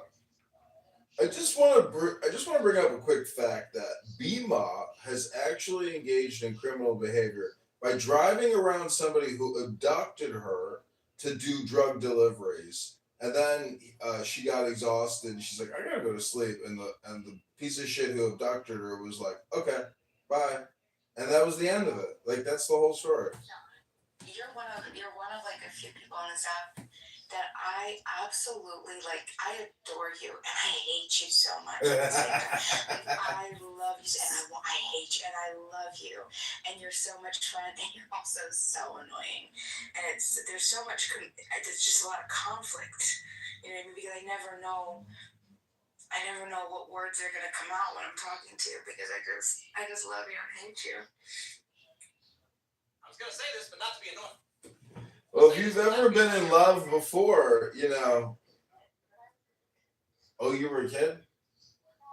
I'm just making fun of you because on so many levels that speaks to your problem, where you literally helped somebody engage. I mean, it's just such a crazy story. Maybe you could share it with people here because it's really that fucked up. Towards white people, and he said, "Wow, this white lady she doesn't think I'm a demon. She doesn't think I'm the problem.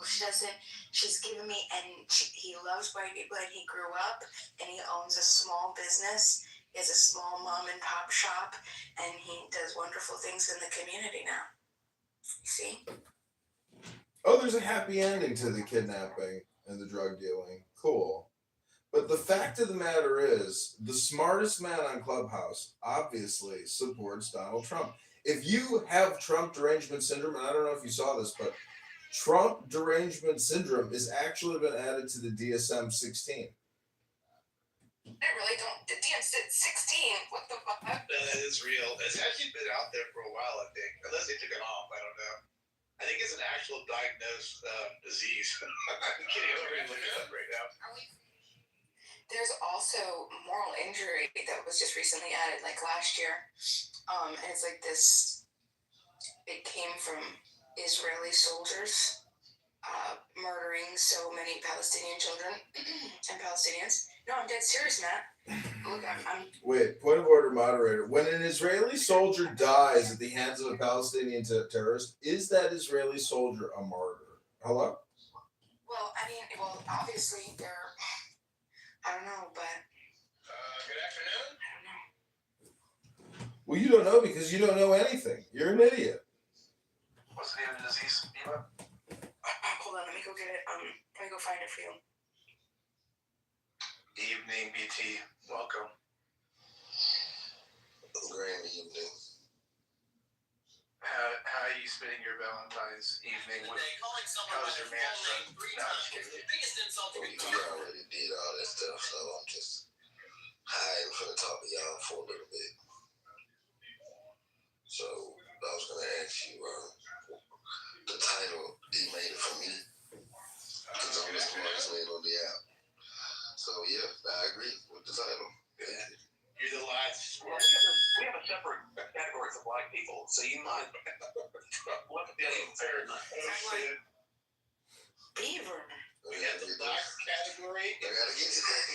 I need the DEI award. Well, we have Hood Black, and then we have Academia Suburb Black. I'm gonna mix them both. So Well, you might qualify.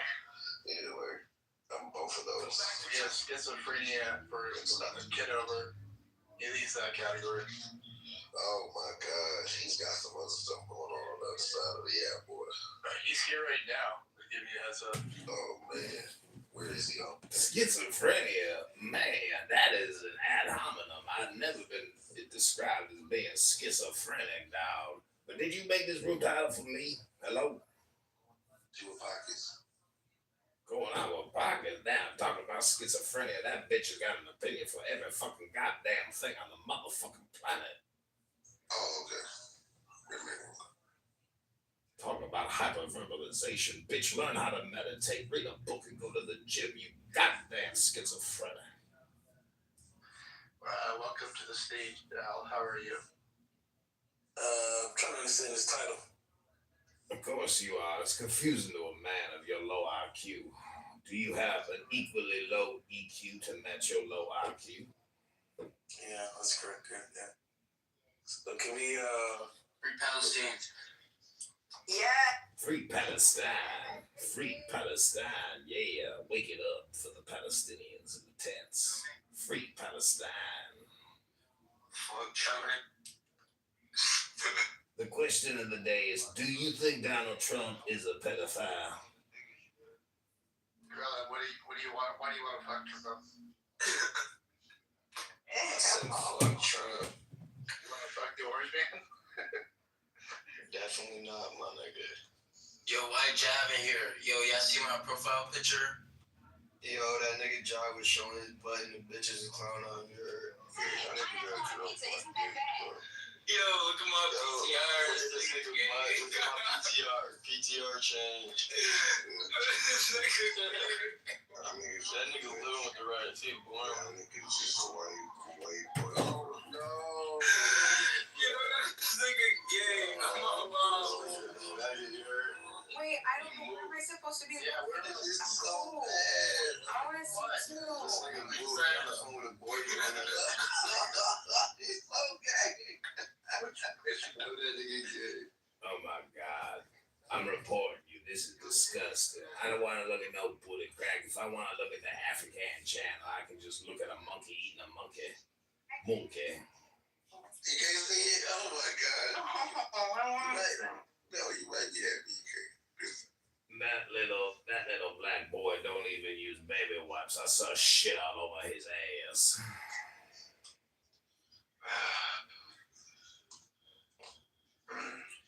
The point is the Epstein drop just goy slop, or is this what Alex Jones has been talking about? Because I'm beginning to think it is a global syndicate of devil-worshipping pedophiles. John, are you a guy who's playing the guy who's playing the guy? I just messaged it to you, but I'm deleting it from my phone. So. Hello?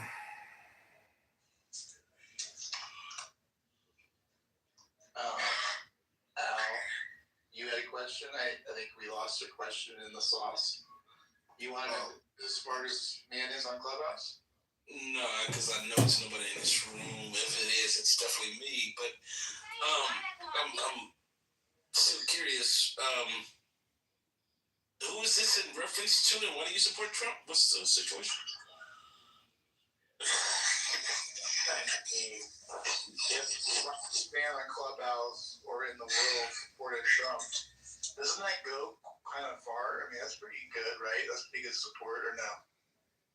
And we invited the person too, by the way. Yeah. Oh wow. Not really. I think the proposition of intelligence is irrelevant to me unless there is some sort of measurement of accomplishment instead of respect. Even if you was to make a determinative claim about your IQ, let's just say, not even yours, but anybody's, I still would need to see a list of accomplishments that I respect before I would. Man, you just still man and strong man. It ain't about that. Can you say one goddamn smart sentence? Promise you can. Hello? How about a resume with the title president on it? Does that make you a smart person or no? No. Really? No, man. The presidency, there ain't no prestige in getting elected to the president. That don't mean you smart, dog, just because it's on your resume. Hello? Smart? Like, our president, none of our presidents are smart, right? Well, I didn't say that. You said you're asking me whether or not it's conclusive that if a person is elected president, they're smart. It's not. Can you say one smart sentence? So you wouldn't want that on your resume? President of the United States. I mean, for a lot of us, maybe us Neanderthals, that growing up as kids, like we were always told to be president, you know? So I don't know, maybe that mantra is now like lost, I suppose. Like, No. You're. This is okay. You gotta follow the tracking, right? So here's what I'm saying. If you want to be president, that's fine. I'm saying it's not conclusive because a person is president that they're smart. So if everybody wants to aspire to be president, that's fine. But I guess I would, even if what you just said, let's just follow the logic train of your thoughts. Is this hypothetical? Everybody wanted to be president. Does that mean everybody is smart, or only the ones that become? Hello? It's not, right? Yeah, I mean, well, that's the thing. Like, not everybody can become president. We can agree on that, right? No, dog. Everybody can try to become a president if they want to. It's in the Constitution. We know the rules to become president. Hello? Schizophrenic somewhere else. Nah, dog. I ain't been no schizophrenic, man. I'm talking about the smartest man. I'm supposed Donald Trump. I'm saying it's obviously been narrowed down to someone who's less the capabilities of being president, right? And it has to think of some level of, I don't know, IQ. We can agree on that, though. I would agree that they can have like a 75, sure. I mean, I wonder what the average is. Beaver, do you don't happen to have offhand, like, I think it's like 90 to 100. I was for president in general. Like, for president? I don't know. Yeah. I wonder what it is. It's probably an impossible statistical measure. Anyway, go ahead, my phone. No, that's okay. Have you ever heard of this like statistic about the presidents being left-handed and what that means for like the mind? Because have you heard about this? There's like some extra stuff. I'm too dumb to repeat it. I wish I could, but it's something along the lines of if you're left-handed, I believe this is what the claim was, that you have to have like some sort of gene, and this particular gene allows you to be able to be ambidextrous, and then like to be able to choose, and then because you're still using the same sphere of your mind. I think it was like the left side of the brain when you're using your left hand. And so, anyway, there was just like some claim that that there's been a history of pattern with presidents being left-handed or something like that. Yeah, they're overrepresented, I think. Never heard of that before. Do we know if they're right brain or left brain? Does anybody know? Because I don't know how creative our presidents have been. I mean, Bush, I guess, is painting. He's doing paintings and stuff. I have to look up the rest of them. I don't know what they're doing. Like, if they're more left brain versus right brain.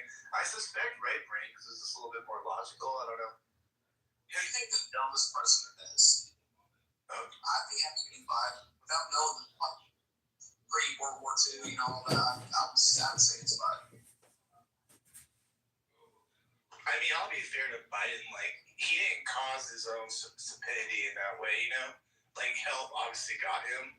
I mean, 20 years ago, he seemed like a typical politician, just spouting out, like in the Senate hearings or whatever, But I don't think he's a stupid person. But I don't know. I mean, you're saying low IQ for him or no?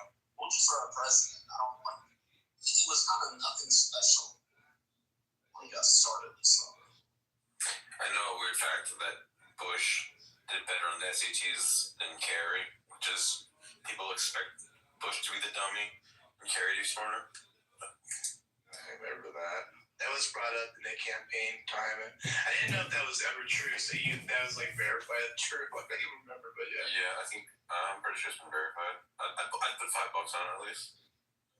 Well, even though we know SAT is there's a correlation to that in IQ, but it's not determinative. So.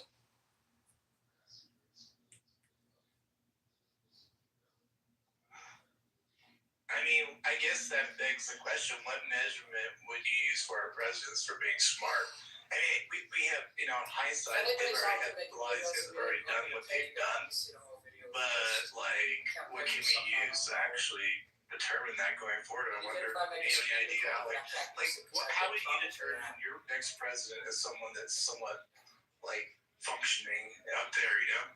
Like, well, believe it or not, even though I didn't vote for this guy, I think Mitt Romney probably displayed a high level of intellect.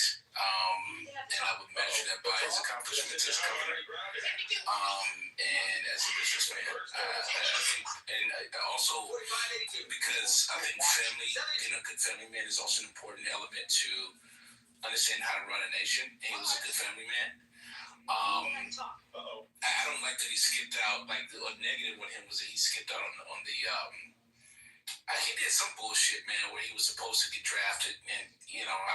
I can't remember what he did specifically. At what point do you guys not think that like the people that are on stage for the electorals are just like actors in the grand scheme of things, and the fact that they're like family men, it like would be politicized like to gain some sort of voting,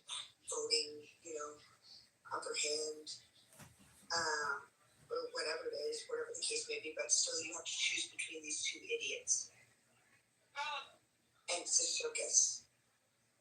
So you're saying they're putting on an act? Yes, and it's all a show. And it's even if it's true, more or less to like politicize and cause more divide than anything else, like whether it be race, Billy says you read this. whether it be whatever, and whitewashing, and a lot of politicizing on who's the better family man, what the color of their skin is. I think it's just a farce. That could be 100% accurate, but at the end of the day, we still want an intelligent president. Like all of that could be 100% true, but we still want an intelligent president. Yeah, but what is shaking could also be like a snake oil salesman. I mean, I'd argue that probably is in terms of a snake oil assessment, of course. Like they do statistics all the time in reference to how often the president lies. So a snake oil assessment is probably pretty apt. But again, you still want an intelligent president because you want them on your side. And not all snakes, whatever you call it, snakes oil salesmen get some mark. Don't you agree or no? I think Trump is a snake oil salesman. I do think that no matter who you choose in the race of who's going to govern the country, I think that the two people that you're going to be choosing from are clowns or actors on a grand scheme, like a highly scripted, politicized means for like the World Economic Forum or something that's going to be played out to gain, I don't know, like even if an assassination gains some sort of popularity, that's how sickening it can get. I just don't have any credence into voting into any one of those actors on that stage. You think Trump is smart? I think he's manipulative in means in terms of like political power in money, or knowing the right people to do things for him. And I think that's the case for like any sort of person in that power. They look towards other people to be able to find the answers for them to get out of certain situations or conversations. Well, that's true with any fucking president. Jesus Christ. Exactly. So it's like I have no faith. No faith in either. I think, but you would want them to be at least coherent, and I think that it's still. Well, Well, it's the same thing with like a CEO or like a leader of a company. Of course, they're going to go to their lawyers to find out, hey, how do I get the fuck out of this? Because lawyers, what they do is they lie for a living, so they know exactly how to get out of shit and how to talk and all that stuff, how to communicate. But I'm still stuck on who the fuck is the smartest man at Clubhouse? Who the fuck is this? Jesus. Sorry, I am. That's Greg. handsome. Thank you. We invited him. Hopefully he'll show up. Yeah. He has a PhD from Yale in theoretical physics. He's Asian, and he supports Trump. He's Asian. You had to put that in there? Yeah, it gives more credence that he got accepted to Yale on merit. He put in math. I think skin color has nothing to do with it, or like their race has nothing to do with their credentials. You're a he? Really? Yeah, a lot of coffee coming right up. Yeah, you don't sound like a he. Jesus Christ.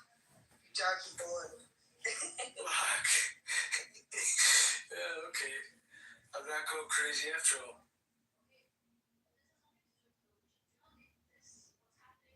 But does the smartest man on Clubhouse really just support anybody? Because if he's the smartest man on Clubhouse, he's smarter than all the politicians. So, That's not necessarily true. wait, you think Trump's smarter than every other? I'm saying it's not necessarily true that he's just smart on Clubhouse, that he's going to be necessarily smarter than the person that's leading the country. And not to say that Trump is smart, I'm just saying it's necessarily the case that you can't make that assumption. We were worried about you. I haven't seen you in a while. December 31st, 25, my New Year's resolution, I was going to take a month off of Clubhouse. So I literally, all the month of January, I just deleted everything. Yeah, I'm good. I just need a month off to, reset, I guess.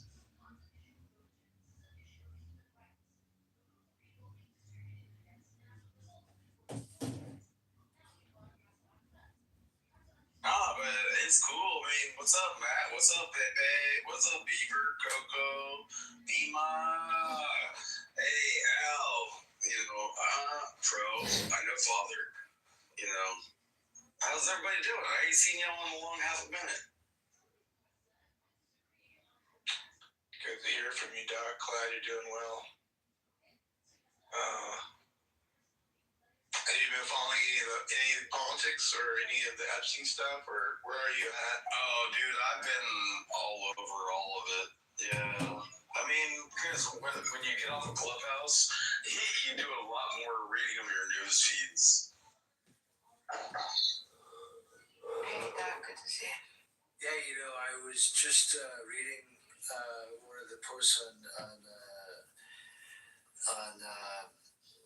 Facebook, and what one of the comments was like they trust TMZ, Harvey Levin, but because he's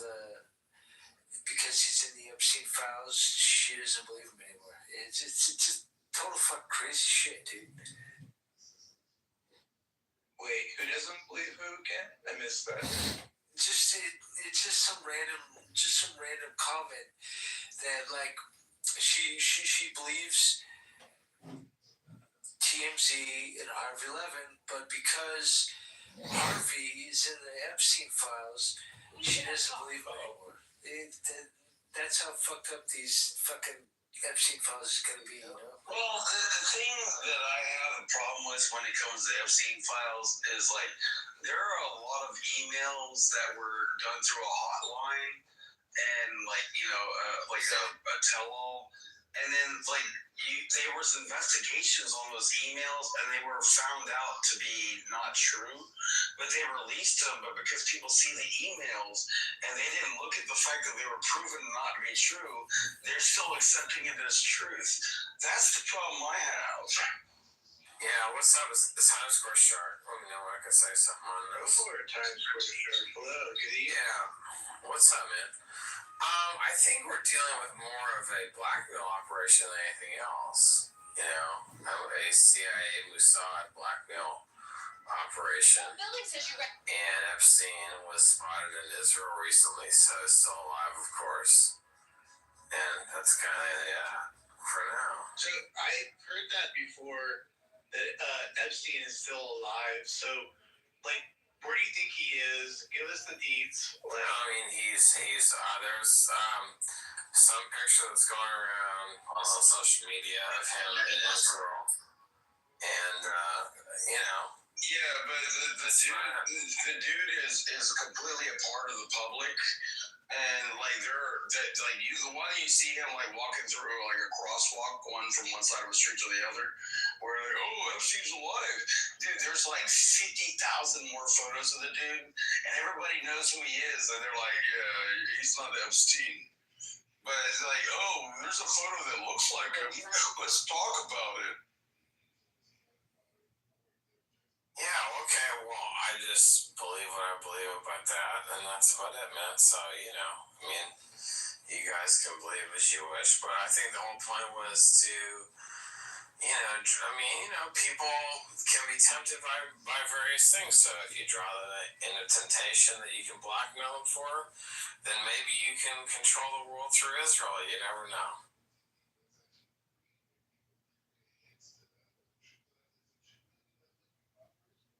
So would that be the smartest man in the room? I'm German, and French. So I have nothing. Well, I mean, you could be French and Corsican for all I give a fuck. Anyway. By the way, you can read all of the Jeffrey Epstein emails on gmail.world. I went to go check that out recently. I think they got overloaded with like what do you call it? Not spam. What is the other thing? Docs, the DDoS. No, like when they want service. it's spyware. Spyware. Like you can do it now. Like everybody. Yeah, you can't like just open it up now. It's like all of your like virus protection is going off. Like no, don't do it. Like they're trying to But it's pretty simple to me, dude. These people like power, so they like things that involve power and control, and they do worship Satan, and they do rituals to incarnate beings in the fourth dimension to the third dimension to control power, and that's what they do, and they've been doing it a long time. And it's sick and it's disgusting, and that's about it. I don't know what else to say about it. I've known about it for several years now, and it's just kind of logical. And there's another faction of society which is kind of splitting off. It's called the timeline split, and they're splitting off into higher dimensional consciousness and higher vibrational consciousness. And if you know, you know. If you don't, you don't. And that's cool. That's about it. Do you believe the files are real, Times Square? Yeah, but I mean, again, it's if the guy was just like kind of some, like operative to draw people into sin and expose them and dox them, then he did the best of the best. That's all he did. And he probably was, moved along through, his journey to do that. And I do think the guy is still around. I think it's full of shit, Let alone, I don't know, let's not talk about cloning. I don't know, Bernie Spears is a clone, all this cloning shit. The cloning, you want this guy's Facebook I got, this has this cloning shit? There's a lot of stuff that controls reality that you have no idea. How about the ice wall? You want to go there? Someone just posted a video with the fucking ice wall. Hey, let me ask you a question. If there's an ice wall, then how can you circumnavigate all of Antarctica by taking a left? If it was an ice wall, you'd be going with the wall on your left, but you'd have to be steering right because the wall would make you steer right, right? I know, but see, anytime there's lots of stories that are consistent about a particular thing, it means it's true. Why are you running away from the question of? Well, because I don't know that specific, like specific. If you go left and around something, it's an island, right? If you're going left and you're going around it, and the thing is always on your left, it's an island. If it's an ice wall, well, okay, but my response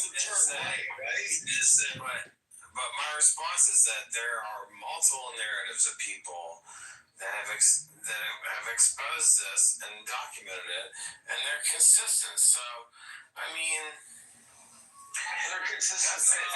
There's one truth. How is there an ice wall? How is there an ice wall? I know you don't want to deal with me, dude. No one wants to deal with me. I would literally love to hear you tell me how an ice wall happens. Too much. But the thing is, you're too much of a liar. I get it. Well, I'm too much for someone who can't handle me. And if you can handle me, you can. If you can't, you can't. But there's one truth. What a gay fuck are you on? There's one truth, and there's multiple interpretations, right? And so, I'm a computer scientist. I'm a business person. Right now. You're a business. Yeah, so I'm a successful person. I have access to unlimited information. To hear your goddamn voice. Hey, L, I gave you L. That's Miss L. Who are you talking to like that? Don't get crazy. Anyways. Times Square, I'll fuck you up. But do you have a Valentine's Day date? I already had a Valentine's Day. What are you gonna do about it? I mean, I have an ex-wife, and I have a fiance, and I have a girlfriend. We all have that. Tell me. I mean, I have a lot of women all around me, so. L, I'm gonna tell you right now. Tomorrow, I'm gonna go down to Dollar General, and I'm gonna say, hey, which of the candy's like half off? That's exactly right. Anyway, so do you believe there's an ice wall? No, I don't. Okay. What is the ice wall? Fuck off. It's an idea from a motherfucker that doesn't understand physics or fucking mathematics. Alright. Okay, so then you can believe whatever you want, and I'll believe what I want. There was one in Minnesota at one point. You know the ice wall kid. I know. Well, I mean, we had a glacier all across North America, all of the United States, and then when it receded, like climate change, like we ended up with the Great Lakes. Hello. But you know, I want to tell you something. It is Valentine's Day, and so I'm a little bit emotional myself. But the whole thing is like, again, you should go. You look up all the stars, and there's billions of stars, and you don't think there's anything else beyond like 7 continents of Earth, and there's all that. Why is your grown ass emotional about it? Times Square, did you have to get Valentine's gifts for all of your girlfriend and your fiance and your ex-wife? I'm just curious. Yeah, I did. And my mom too. Okay, wait a second. I know, dude. I spent like probably $1,000 on Valentine's Day. Okay, so hold on. Who all spent $1,000 on Valentine's? Why are you emotional? What happened? So, did you get them? Hold on. Did they get equally yoked gifts, like the same cost? Like if I This one wants to be one of my wives. You can be one of my wives. You will. No, this is wife number 5. Actually, we have wife. You only said $1,000 though. That's not much. I just. $1,000. $1,000? Are you kidding me? Wow. I spent no. On flowers and chocolates and wait, gifts. Give me $1,000 each or a grand total? You know the sad thing is, I guarantee you that if I wanted to show you I love you, and I really meant it, it wouldn't cost me a dime. You guys That's what I'm saying.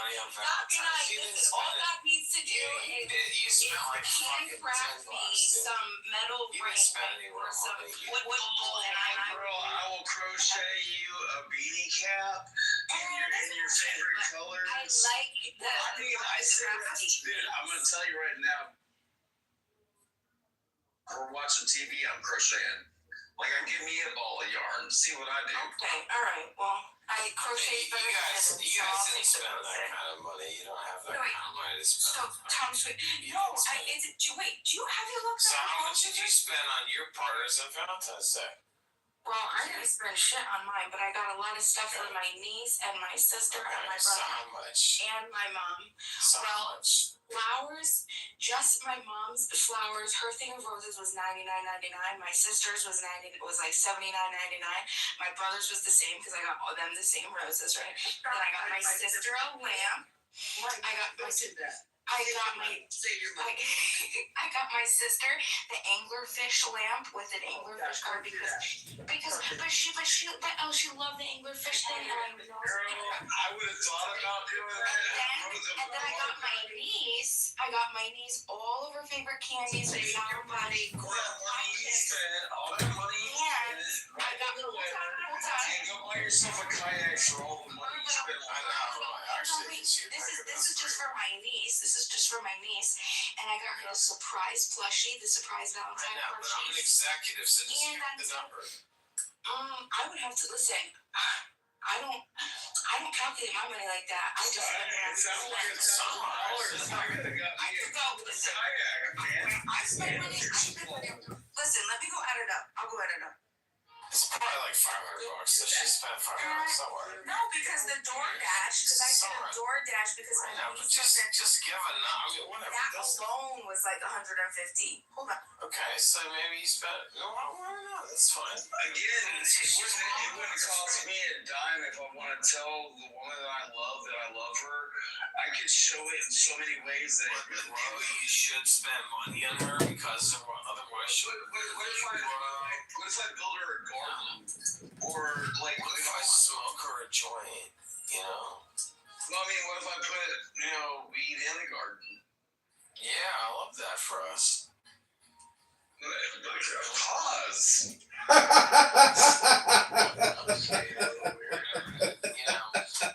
You have no idea how women work, dude. Women like money. Women need money. Women can have access to whatever they want. Robotics and AI have made men useless, pretty much. So they can get whatever they want.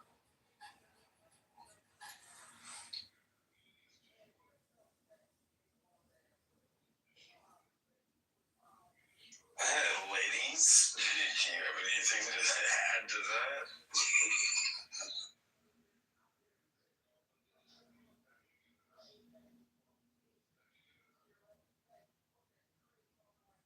Hey,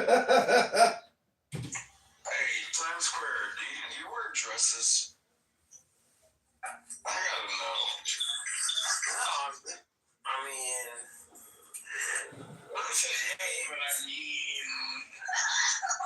so the thing is that if you want to know, the truth of me is that I'm a technology person. I have Frank Sinatra's birthday, so I have the gift of gab a bit. And I just, the thing with Sagittarius, we're half man, half centaur, right? And we're half horsey. And there's a lot of women like that horsey ride. And we are charismatic people. And we're in the spotlight. And you can't take us out of the spotlight even if you want to. And that's cool. You don't need to. And so women understand that, and women, this is how I sound, this is how my picture is, how I look. And in reality, it's 100 times worse. But that's okay, man. It's like, Okay, you were right. Time is back. It's all good, man. It's like I'm like a young Mark Cuban or a young Mr. Wonderful or something. So what?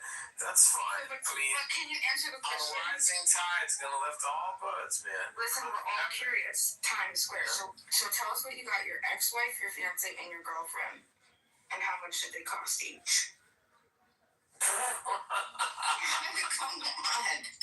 Oh my God. Wow.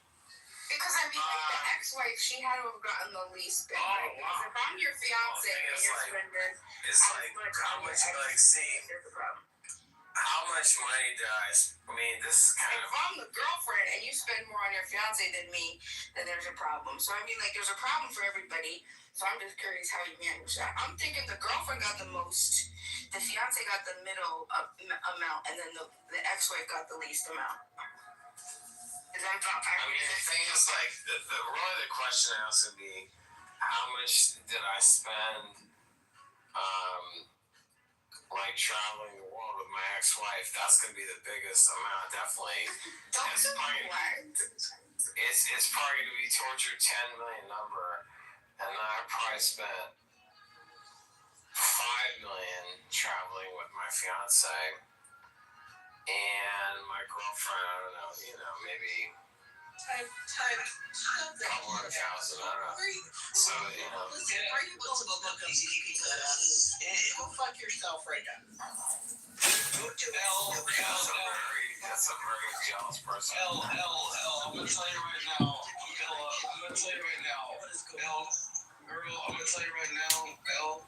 that if I wanted to like court you and you were really my girl, I would go change the transmission on somebody's car so they would trade me for a small pony horse, like ones that are on. And I would get that and I would build a little like stable and like fence it in with some wire and like and I would give it to you for your and you know what? It didn't cost me a freaking thing. I love this, Ross.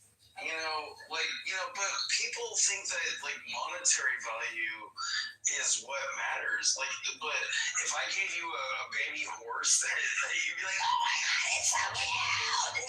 It's so cute. Need a big baby horse. You know what I'm saying? Elle is always 100%, man. Wherever she says, whatever she does, she's always 100%, man. Well, people who have money don't talk about what they're spending. Like, what the fuck is this going? What are you talking about? Exactly. But Times Square fucking. But hold on. But do you see the hierarchy out? Like because he had to. If that's true, he had to really manage that. He's not true. He's right. fucking shit. I got a bullshit barometer.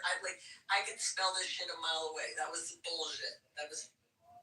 Like the smartest man on Clubhouse. Well, girl, I got my own lift in my own shop, so I can definitely do the transmission, no problem. Thank you. Like, hey, can y'all tell me who the smartest man on Clubhouse is? Nobody. Fucking no. Not you. I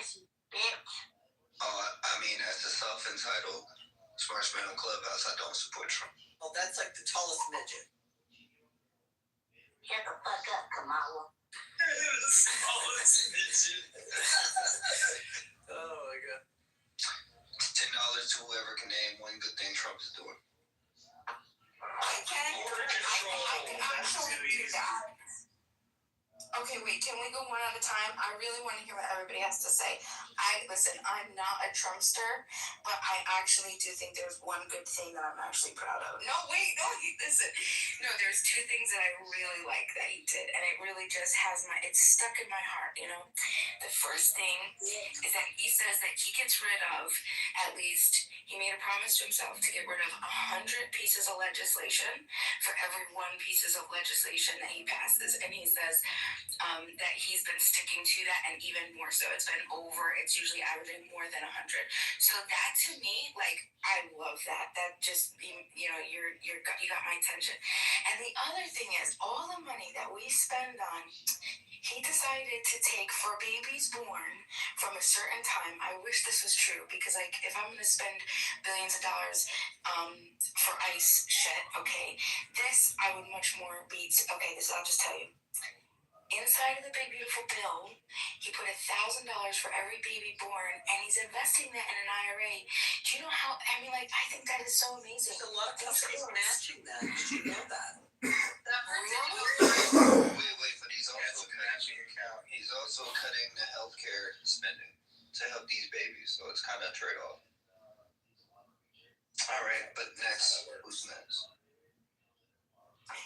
Yeah, but that's gonna be in their accounts though, right, Cypher? Like that's their social security. They're gonna be able to cash that out, and that's true. I'm seeing what you're saying, but If it's you much. add to that, and you have companies that are also matching, you are gonna be so far ahead of the game if you actually invest and then add to that money, even at a modest amount. If you do the math, you're gonna be fucking that kid's gonna be set for life. That's what I'm saying. They said the S&P, IRA, all this other stuff that they're managing. You're talking like 8 to 12% a year. That's crazy. Dude, The impression that not already didn't go through. but even if you across time, because it's gonna go up and down. But if you average like 6 to 7% on your money and on $1,000 from the day you're born, and then you look at like the amount of money that we put into like healthcare and Medicaid and all this stuff through all our paychecks and stuff. Ever, I was in 1991. I turned 16. Like I worked at McDonald's. So I started paying for all this stuff. Like, but I'm 50 years old, and then what is it now? 64, 65? I remember when it was 62. I think it might be 67 coming up. Like, at what point do you think I'm ever going to reclaim any of that money that I put in? And what am I going to end up by the time I'm that age, and then to the end of it, I'll get like $300,000. But if you take that $1,000, you put it in, and by the time I'm 62, we're looking at over $1 million. It's a great age to be, Doc, right now. This is a great age. How old are you, Doc? Oh, I'm 50. No. See, I'm a couple years older than you. I'm at a great age. I could fuck, some. Hey, I can fuck too. I can fuck you, and I can fuck your son. You know what I'm saying? I'm at a great age. Come on, bro.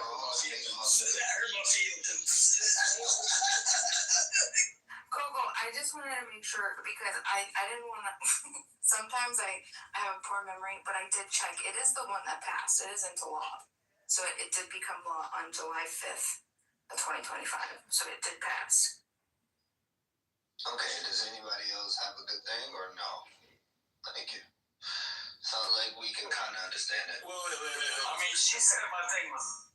I'm waiting for everybody else's answers. I don't support, Jeff. I don't support, but you can't name things that you support about Trump, Jeff. I'm trying to get it. Have someone show me. Okay, well, do you remember the saying that you don't approve of the border being shut off? There's essentially no border crossings. Like, what are we talking about? Border being shut off? Yes or not? No. You'd like just people coming across. One a country without borders is not a country. That situation is nuanced, right? A lot of people are coming across. So I just want to be clear. We're not okay. Wait. We want people just willy-nilly coming across. Well, yeah, because a lot of people are escaping. Because what? Wait. What? Hell. What? A lot of maggot. Oh, God. Are you an anarchist? Why we need? I want to know if he's an anarchist.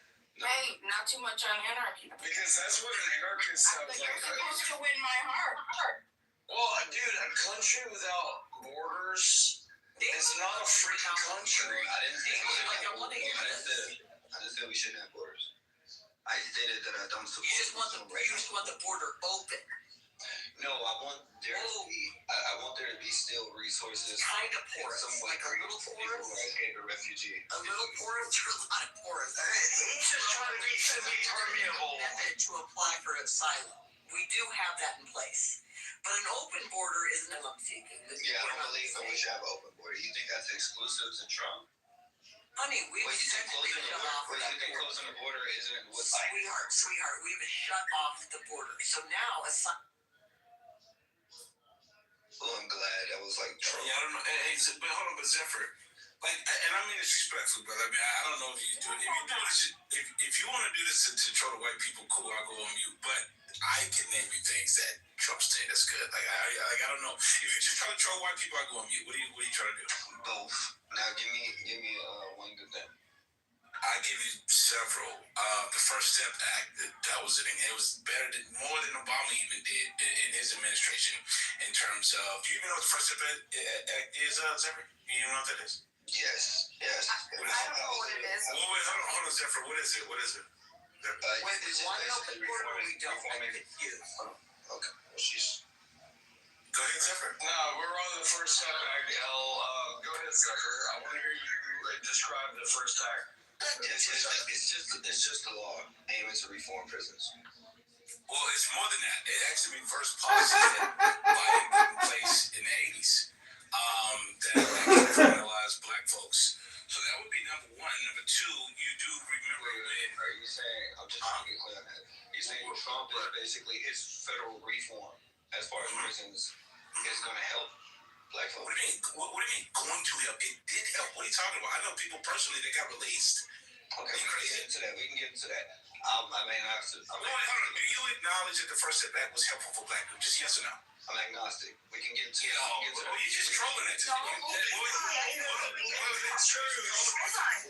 I give it to him because he said he's agnostic, meaning he wants to get more information on it. He said he can't say he knows what it is and he don't know how it benefits black folks. So he's taken it. He just took in new information. You provided him. Okay, I'll just put it real simple. Okay. Hold on, Zephyr. It's real simple. Van Jones even came out and talked about specifically how he's been fighting for this for several administrations, and it was Trump that got it done. But I'll give you a direct example of why this is beneficial for black people. Because crack, as we know, was sold by black people more than it was sold by white people, and so they put black people up at higher sentences because of crack. Trump got rid of that to where whatever drug it was, black people and white people went to jail for the same amount of time. That's what one of the things that First Step Act did. Are you saying it's not beneficial to black people? Well, the way you described it, but 1 second, I'm still looking into it, and I'm trying to see what the specific. I just told you. Well, I would suggest you watch Jesse Lee Peters because he had one of the first people that was let out as a young lady, and she's like, Trump gave me my life back, and she named off 250 people. Angela King. You talking about Angela King? Yeah, on that interview with Jesse Lee. Yeah. So another thing, Zephyr. So hold on. I'll give you another thing, Zephyr. Hold on.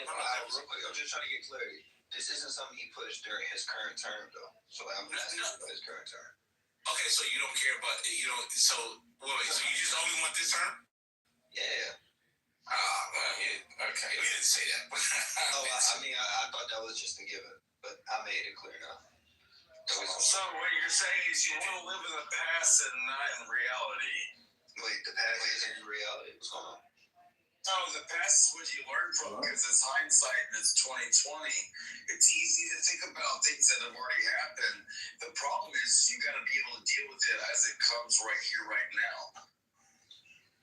Okay. Now, do you have one good thing right now? Well, I'm pro-life, so you're not gonna agree with me on that anyway. So, but let me just say this. Let the white folks make their case. All right, that's what I was asking you. Go ahead, bro. You should have said that. That's what I was telling you. That's what I'm saying. You should let all the Trumpsters that have no vision. Well, I'm a Democrat since '93. When I turned 18, when I signed up for selective service, and I believe in head taper programs, because I had a lot of friends that they didn't have a lot of food, but we had where you could show up to school 45 minutes early, and they always had breakfast for us in the cafeteria for free. I believe in that. I believe in the fire department. I believe in the police department. Not necessarily how they are able to enact their justice, but we still need law and order. Okay. I get that. So I asked limbo.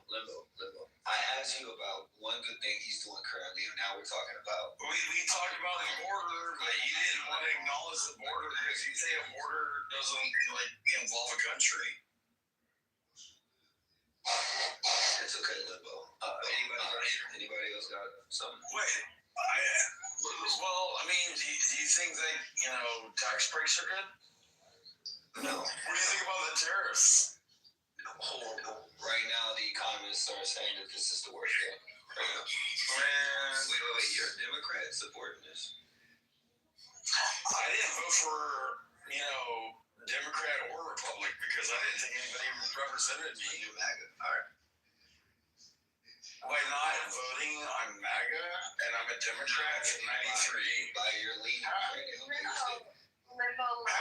I a Democrat from 93 and now I'm MAGA? Because you're leading. And I've never voted for anybody.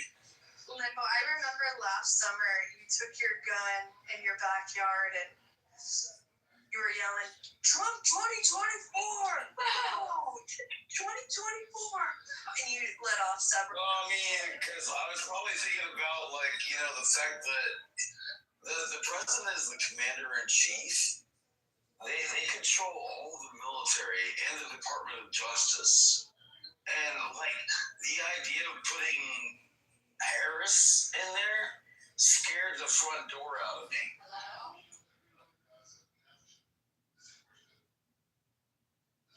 So, are we satisfied Cypher's request or no?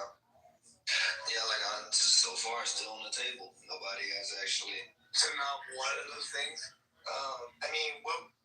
Hypothetically, what would do it for you? What are you looking for? I'm asking for one good thing that society is benefiting. When I say society, I'm talking about the whole of the the American experience. Dude, and like mine, I need you too. I like Bemas. He's getting rid of over 100 pieces of legislation. That means he's getting rid of 100 crimes for every one piece of legislation that he passes. I'm sorry. Health organization leaving that fucking bullshit. There's so many. Oh, you are such a spicy firecracker. I love you. I'm always spicy. I'm always 100%.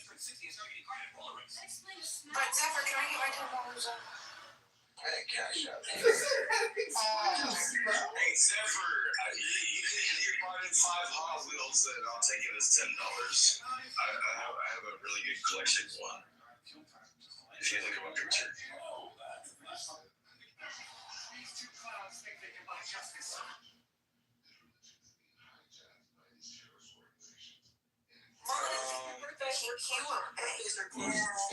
Happy birthday.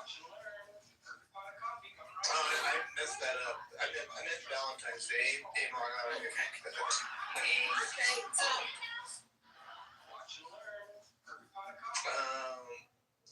So I guess Cypher, you're on a mission. By the way, Cypher, were you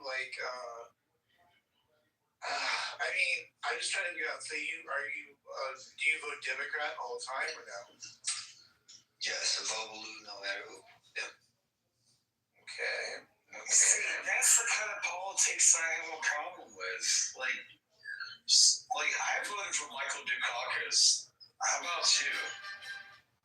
He was a tank commander in the army, but he was a Democrat, and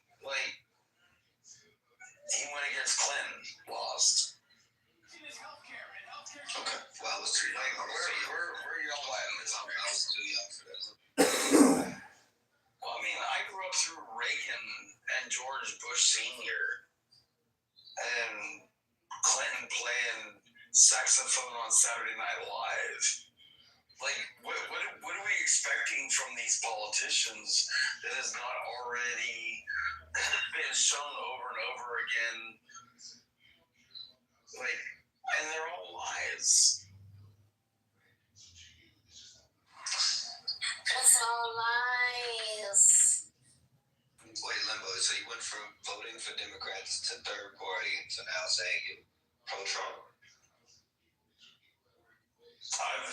The last person I voted for was Obama when I was in Iraq in 2008. I sent in an absentee ballot from Iraq and I voted for President Obama. You voted for Obama? Well,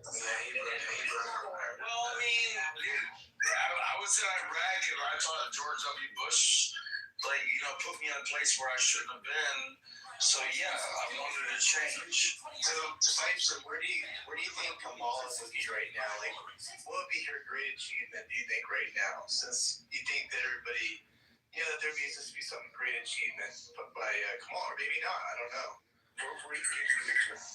I think we would have more of an economic reform. I think that we would see workers having more power. So, like, you would increase worker environments, conditions right now that people are complaining about. You would actually get the layoffs.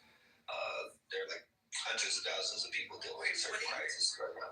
What do you think prevents layoffs? People being happy with their job? No. So there's a few things, right? Right. Creating better conditions from the top, and lower end of management. So there's just a few things as far as like our economy, but also we would create. Wait! You just glossed over a whole lot, right? Okay. What do you think preserves or causes corporations to cut jobs?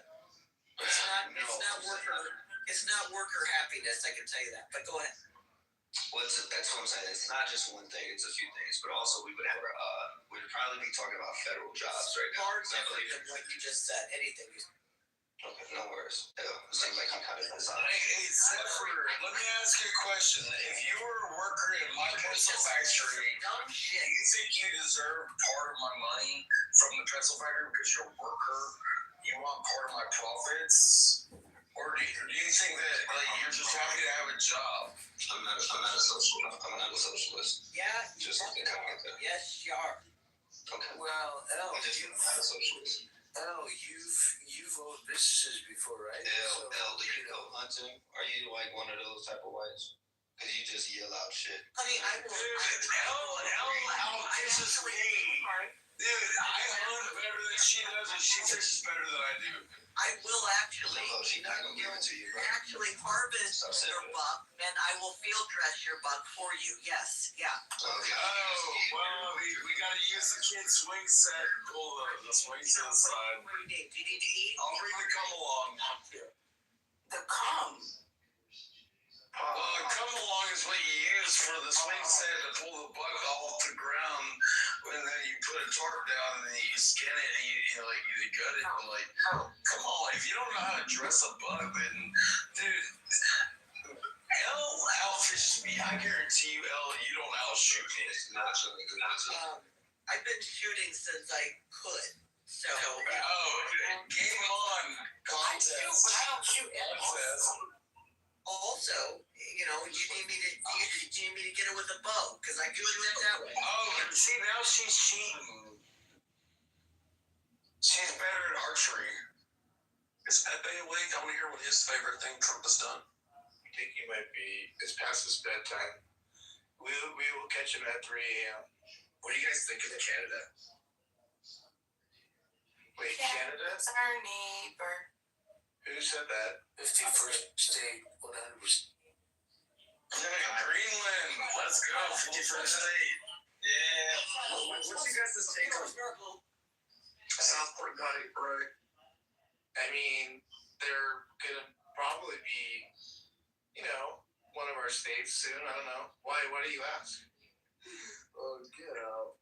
Canada sucks without the United States. How about? Wait, why do you think Canada would be part of the United States at some point? Because there's a bridge that Trump doesn't want to end up happening unless he gets his deal. What's that bridge that's not going to be completed? It's called the Trump Bridge. It's called the Trump Bridge. Okay. Well, I mean, it's like 90% done, and like Canada's put $4 billion into it. And Trump's like, you can't make it happen. How does that work? So I've been paying attention. So it's not too far from my hometown. Basically the city just Trump to fuck off, and they're just like, he has no jurisdiction, and they're just gonna continue to do what they're doing. It's called the ambassador. What was that called? And you know what? I'm on Canada on that agreement. On that conflict though, girl. I literally am on Canada's side because y'all put $4 billion into this thing. It's 90% done, and now Trump's trying to renegotiate after you've already put everything into it. And y'all said hey, we're going to put tolls on it, and then as soon as we get our $4 billion back, we'll share everything else 50-50 until the end of time.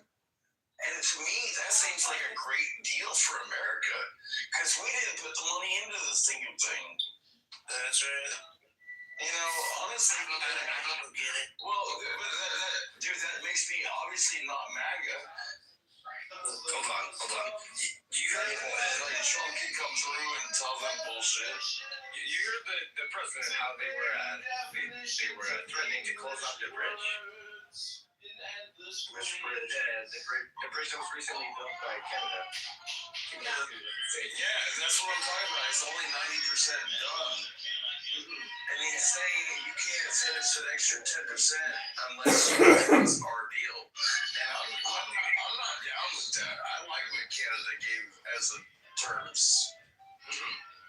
Yes, but the United States gives Canada $200 billion a year. So, Okay, that doesn't matter. What you guys don't understand about Michigan is economy is completely tied in with Canada's economy. So this is crucial to the money flow, jobs, trades, business, and just the economy in general in Michigan. So yeah, basically. It's definitely a microeconomical environment that is very important. It's like right, opposing it would be very, very detrimental to the economy here and in Canada. It's like in Ontario, there's we supply power to a lot of the states across the border, and without Ontario's power, like the exports, a lot of the people would be without power. And it just shows you how the states and the provinces are so tied together, and like economy and like trade and stuff. And so it's just very important to keep those ties. James, are you from Canada? Yes, that's right. I have a question. Do you know, or anybody from Canada, do you know what Trump was talking about when he did the tariffs? Right? He said that there were a lot of countries that were effing the United States. And I'm just wondering, the tariffs for Canada, was there something specific that you guys are aware of that he was referencing in that case? Like, I think that Trump is making a fair point because, well, honestly, I can't say I entirely agree with Trump, but he's making a fair point in saying that some countries have been sort of ripping off the United States. Like I know for Canada for a fact had some pretty high tariffs on the United States for like dairy exports and stuff. So whenever we'd export stuff, it ended up costing them some more money. And so I think there's a point there for the United States. But whenever he refers to things that Canada's done, I think it's just those sort of like things that they took advantage of in the past. Thank you. Yeah, of course. You also have to remember the steel and like metals industry, because like extruded aluminum and like cold rolled steel and I-beams and stuff like that from America into Canada had like huge tariffs going into Canada, but they're like, or being processed to come to us didn't. And that was what he was referring to when it came to like people being taken advantage of, because if you're charging us, then why are we not charging you? And it was like, Canada has had it easy through commerce, especially after NAFTA, like the North American Free Trade Agreement. What was that, 94?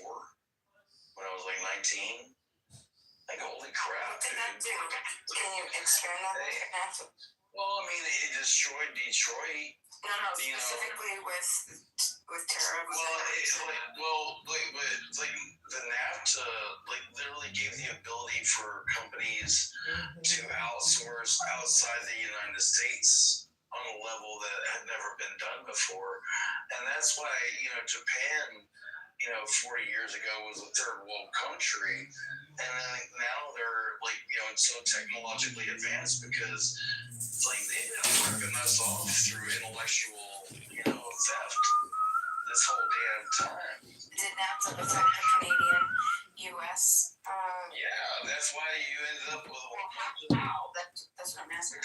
because you could put a plant to build a Ford car or a Chevy car in Canada, more easily. And when Canadian dollars are cheaper than American dollars, when I can get 2 employees in Canada for the same price I'm getting 1 employee in Detroit, they outsourced it all. Well, I don't know how bad is Canada hurting the U.S. Well, it's the same way that China, hurts the U.S. because you have a communist country that is using, essentially slave labor.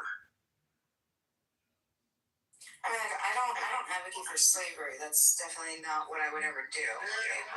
Well, it depends on how you look at it, doesn't it? But if there are people that are freely, because our cultures and our economies and financial our monies, what the fuck is it called? Our what is it called?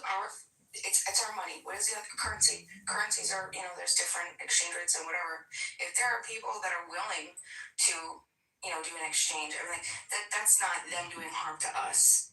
If we're contracting with someone freely, we're not holding a gun to anybody's head to say enter into this contract. Obviously, if we're freely going to people and we're saying, hey, look, this is what we want done, this is what we're willing to do it for, and they find a value in it, that's capitalism, right? Then there's a value exchange, and they say yes. So that's not.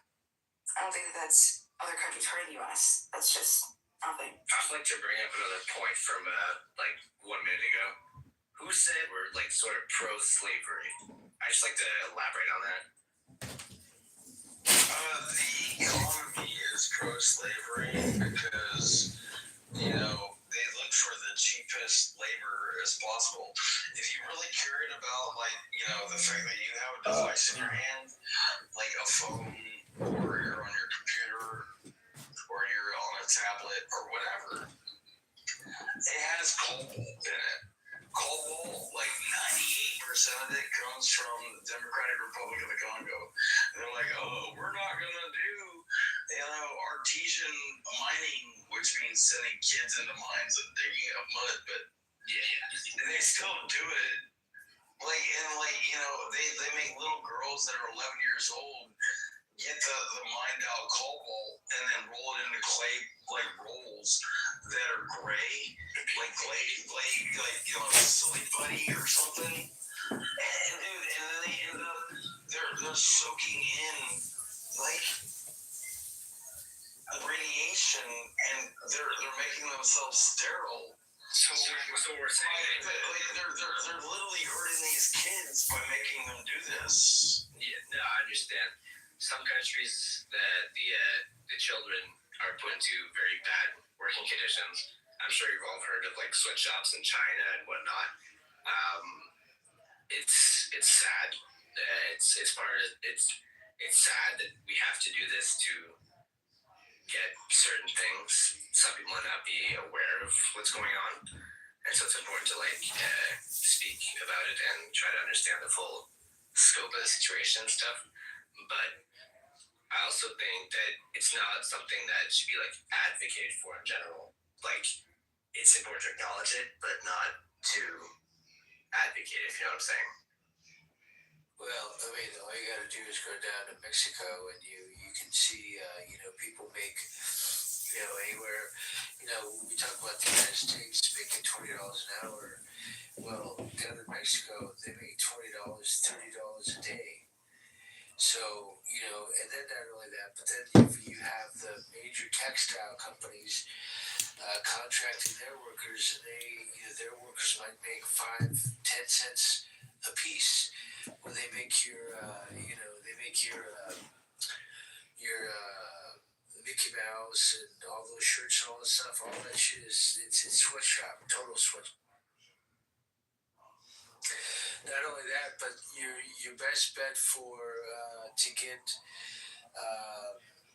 cheap laborers to go on Upwork.com, and you'll see tons of shit. I mean, you can get a virtual assistant for like $4 or $5 an hour. So it just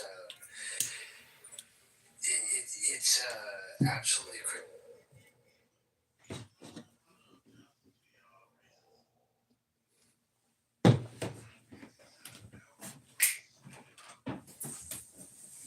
I'll fill in the awkward silence here.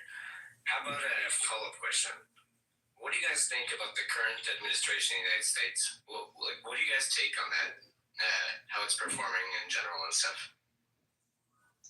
Well, compared to Kamala, I mean, I think it's doing better than it had she been in charge. As an ex-military guy, like the commander-in-chief is the president.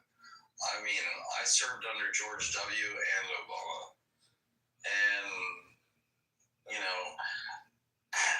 dude, Trump's definitely the better pick over Harris.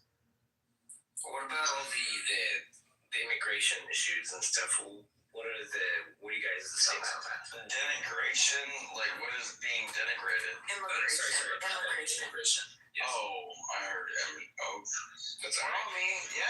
We did great with the policy to shut down the borders. Mm-hmm. Well, what about the mass deportations and stuff? I'm down with it. Mm-hmm. It needs to happen. Unfortunately, did you ask these same questions when Obama was doing people? He still deported the most people, right? Well, Obama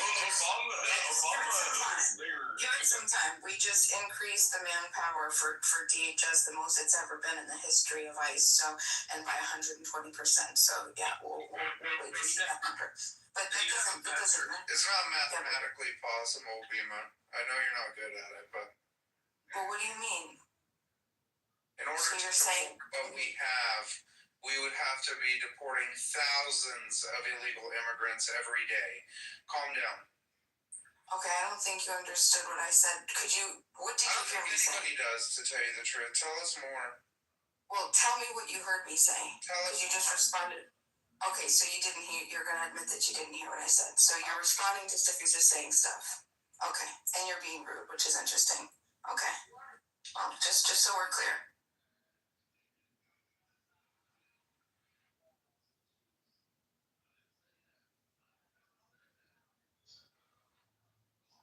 Well, and now that the government is in a shutdown, it just kind of delays things. What do you think this shutdown is going to actually do? Because the NDAA is still already passed, so, our military forces already paid through the NDAA. Yeah, what was it? ICE? Well, I think Joe said it last night, and I can't exactly remember what he was saying, but the big beautiful bill was passed, and so you have the Border Patrol and ICE are funded. It's just now people aren't going to get their checks for another couple weeks. I think that's probably the worst situation. Whom are you referring that will not get their checks? No, we have to be real clear about this, Father. Look, DHS is not funded. However, even though Border Patrol and ICE are part of Homeland Security, they were funded last year in the Big Beautiful Bill for the entire 4 years. Now, other parts of DHS, like FEMA, they are currently not funded.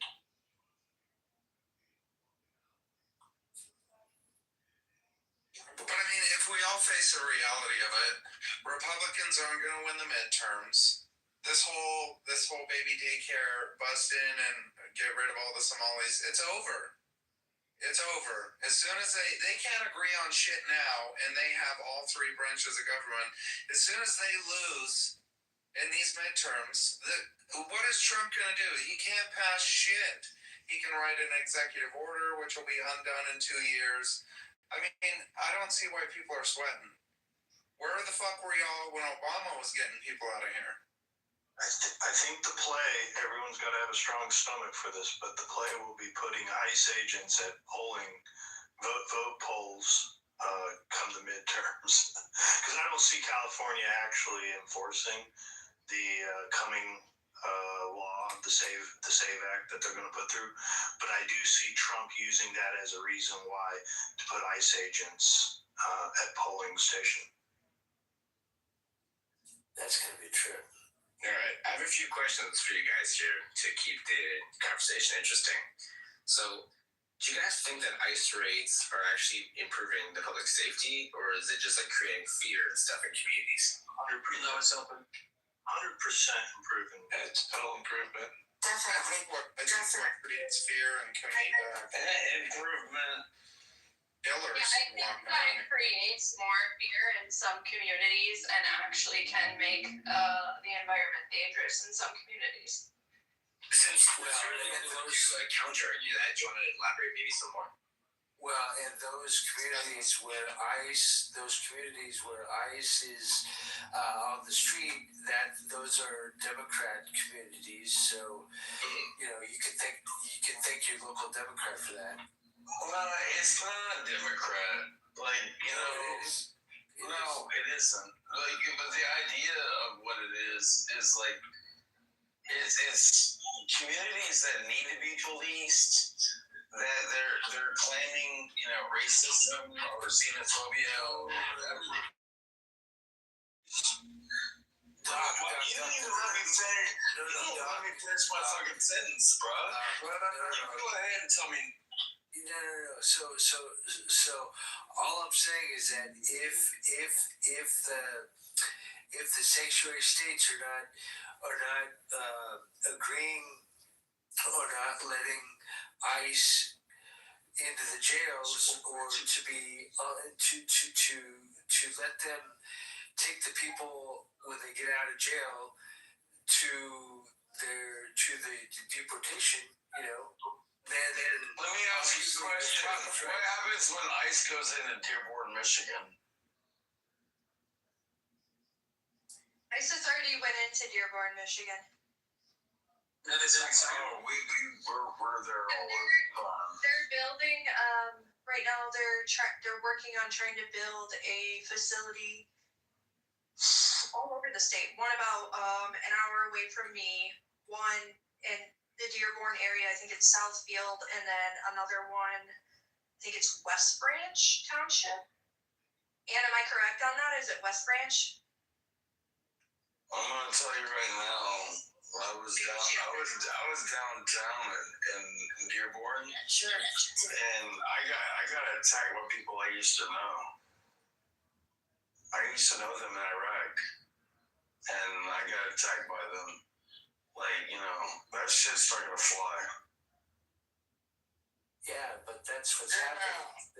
That's a problem with this shit. Is that everything has changed. Everything has changed in the last 4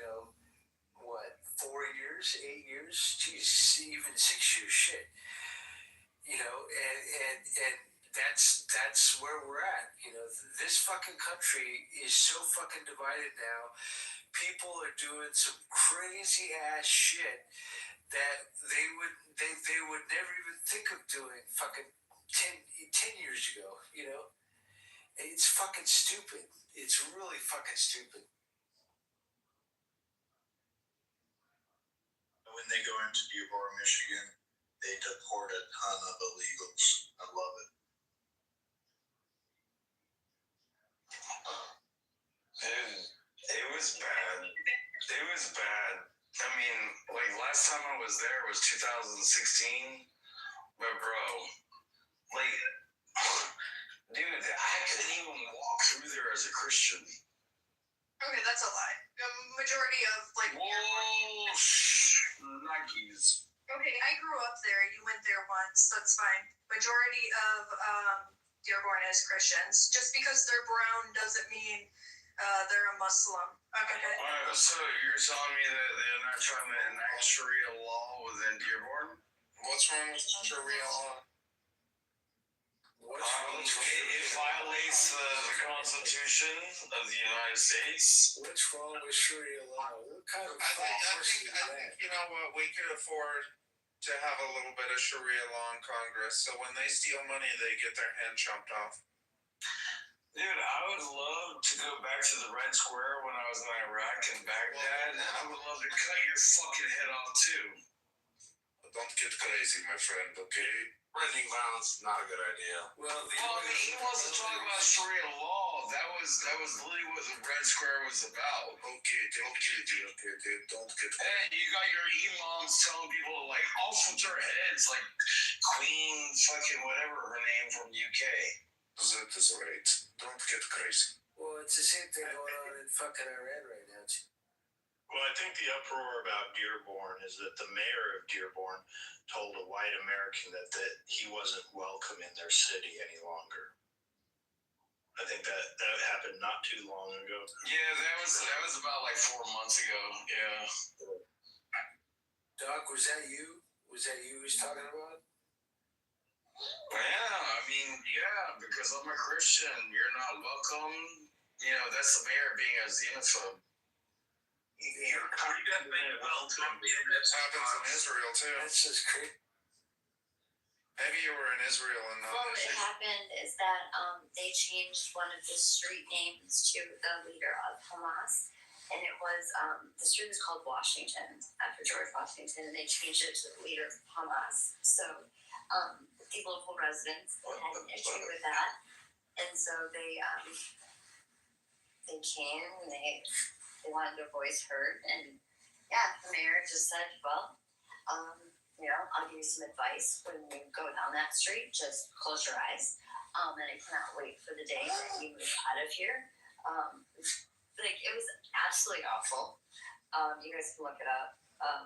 It's not, you can see it. And his response. What's the name of this? Wallahi Avenue? Honestly, I can't even remember it, to be honest with you. But yeah. Yeah, but it's pretty awful. You know? My enemy is a swear. I don't remember either. He said that he said you guys have no idea how much Hamas has done for this community. And I was like, what?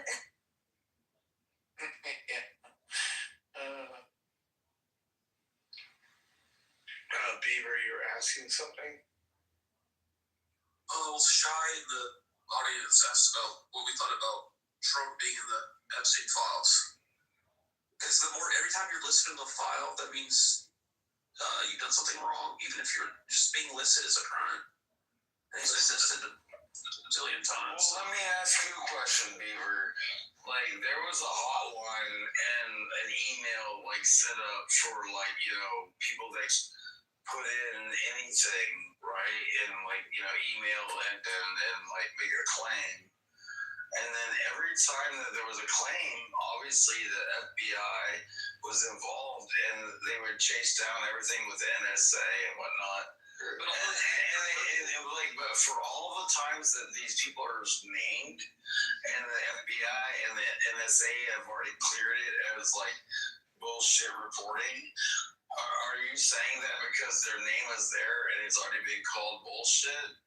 Like, because. So if you're you could matter. So what you're saying is you could just talk shit against me. That's right. Because you said it. Like, now it's. Yes, if I call a hotline and say that you fucked a little kid, that means you're guilty. Limbo. And you won't be in limbo. Yes. It doesn't matter. You go to prison. Trump been listed so many times, so he's guilty. Yes. He's the most famous person on the planet. He's guilty immediately. He should be sent to prison the minute he's mentioned anything. Don't worry, he'll hurt himself. Bro, I guarantee you, if you were told me that, like, I hurt a kid, I would come find you and remove you from the planet. Start with your local area first. Usually that's best. But we have John Ford. Who's John Tork? It's a really ugly looking PTR. Is it April? I think it's April. April's burner. So I was gonna mention, oh, by the way, that little hotline tip thing was like smack dab in the heat of like election season. You can imagine all the white liberal women going crazy and calling that the tip line saying, "Oh, he raped me. You know, he's like pull up my